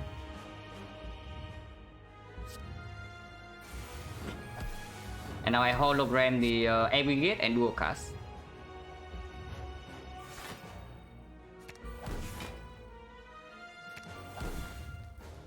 Definitely need to draw with Compound Rival, not full-headed, because otherwise I kill this Dark Orb before I do a cast. And otherwise I don't have enough energy. So Compound Rival.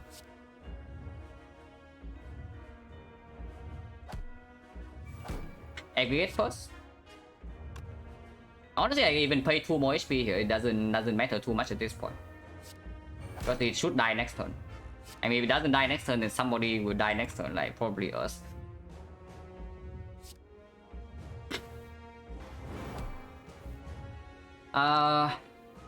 Doom and Gloom co-headed. Doom and Gloom first and then co-headed, yeah. Because I want to this dark to be evoked faster. And we have HP, let's use that. I am not too interested in panipping this Doom and Gloom, because Doom and Gloom here is unupgraded. We still have an upgraded one, and there's a Sweeping Beam in here as well. Panip, I know Panip is close. Don't worry. Don't worry. After the display, I'm like when I see the chance to win it, after third cycle, I'm in the zone. So don't worry. Right from this point, I do not think I misplay. But yeah, Doom and Gloom co-headed.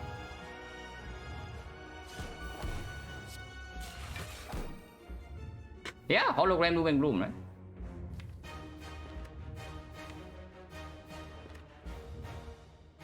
Oh wait, is Compound Rival good enough? Compound Rival is we don't have strength, so Compound Rival is 14-21, barely off. It's very barely off with that. But we always have enough in next turn as long as we don't do any attack whatsoever. Any orb card could also work, because orb card is immediately pushing the Dark Orb. So how many bricks? 1, 2, all of these are hits. 3. Okay, literally cannot break next turn then. If I just hologram back the Compound Rival and we panip that. We dead? No, the heart is dead. The heart is dead, we are not dead.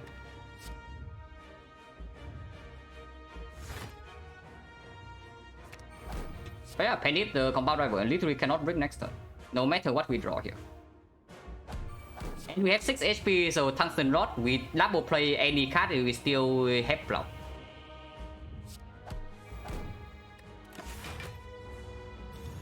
Oh, easy every time, guys. I never doubted.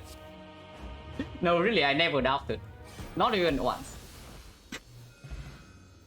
Well, that was almost bad. That was almost bad, but decent recovery at least. But what the hell was that? Yeah, 50 is none apparently, but yeah, what the hell was that? That I just talk about the void the entire time and then I play the card in the wrong order. Well, that was good at least at the very end. And yeah, like very good decision to push damage on the big hit that we are already full blocking. Like if I do not do that, I think we just die. Maybe not. We did win the final 50-50. So 20 times 15, we have one more turn to deal. In which case, I think we can get it regardless. Never lost, yeah. Ever since I came back, it's like 5-0 so far. So that's not too bad. Even if I try, even though I try pretty hard to throw this one, it's still currently 5 streak.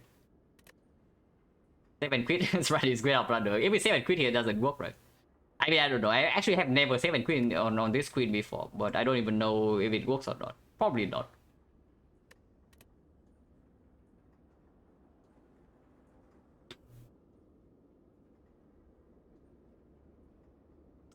But yeah, at least decent recovery after the horrendous blunder.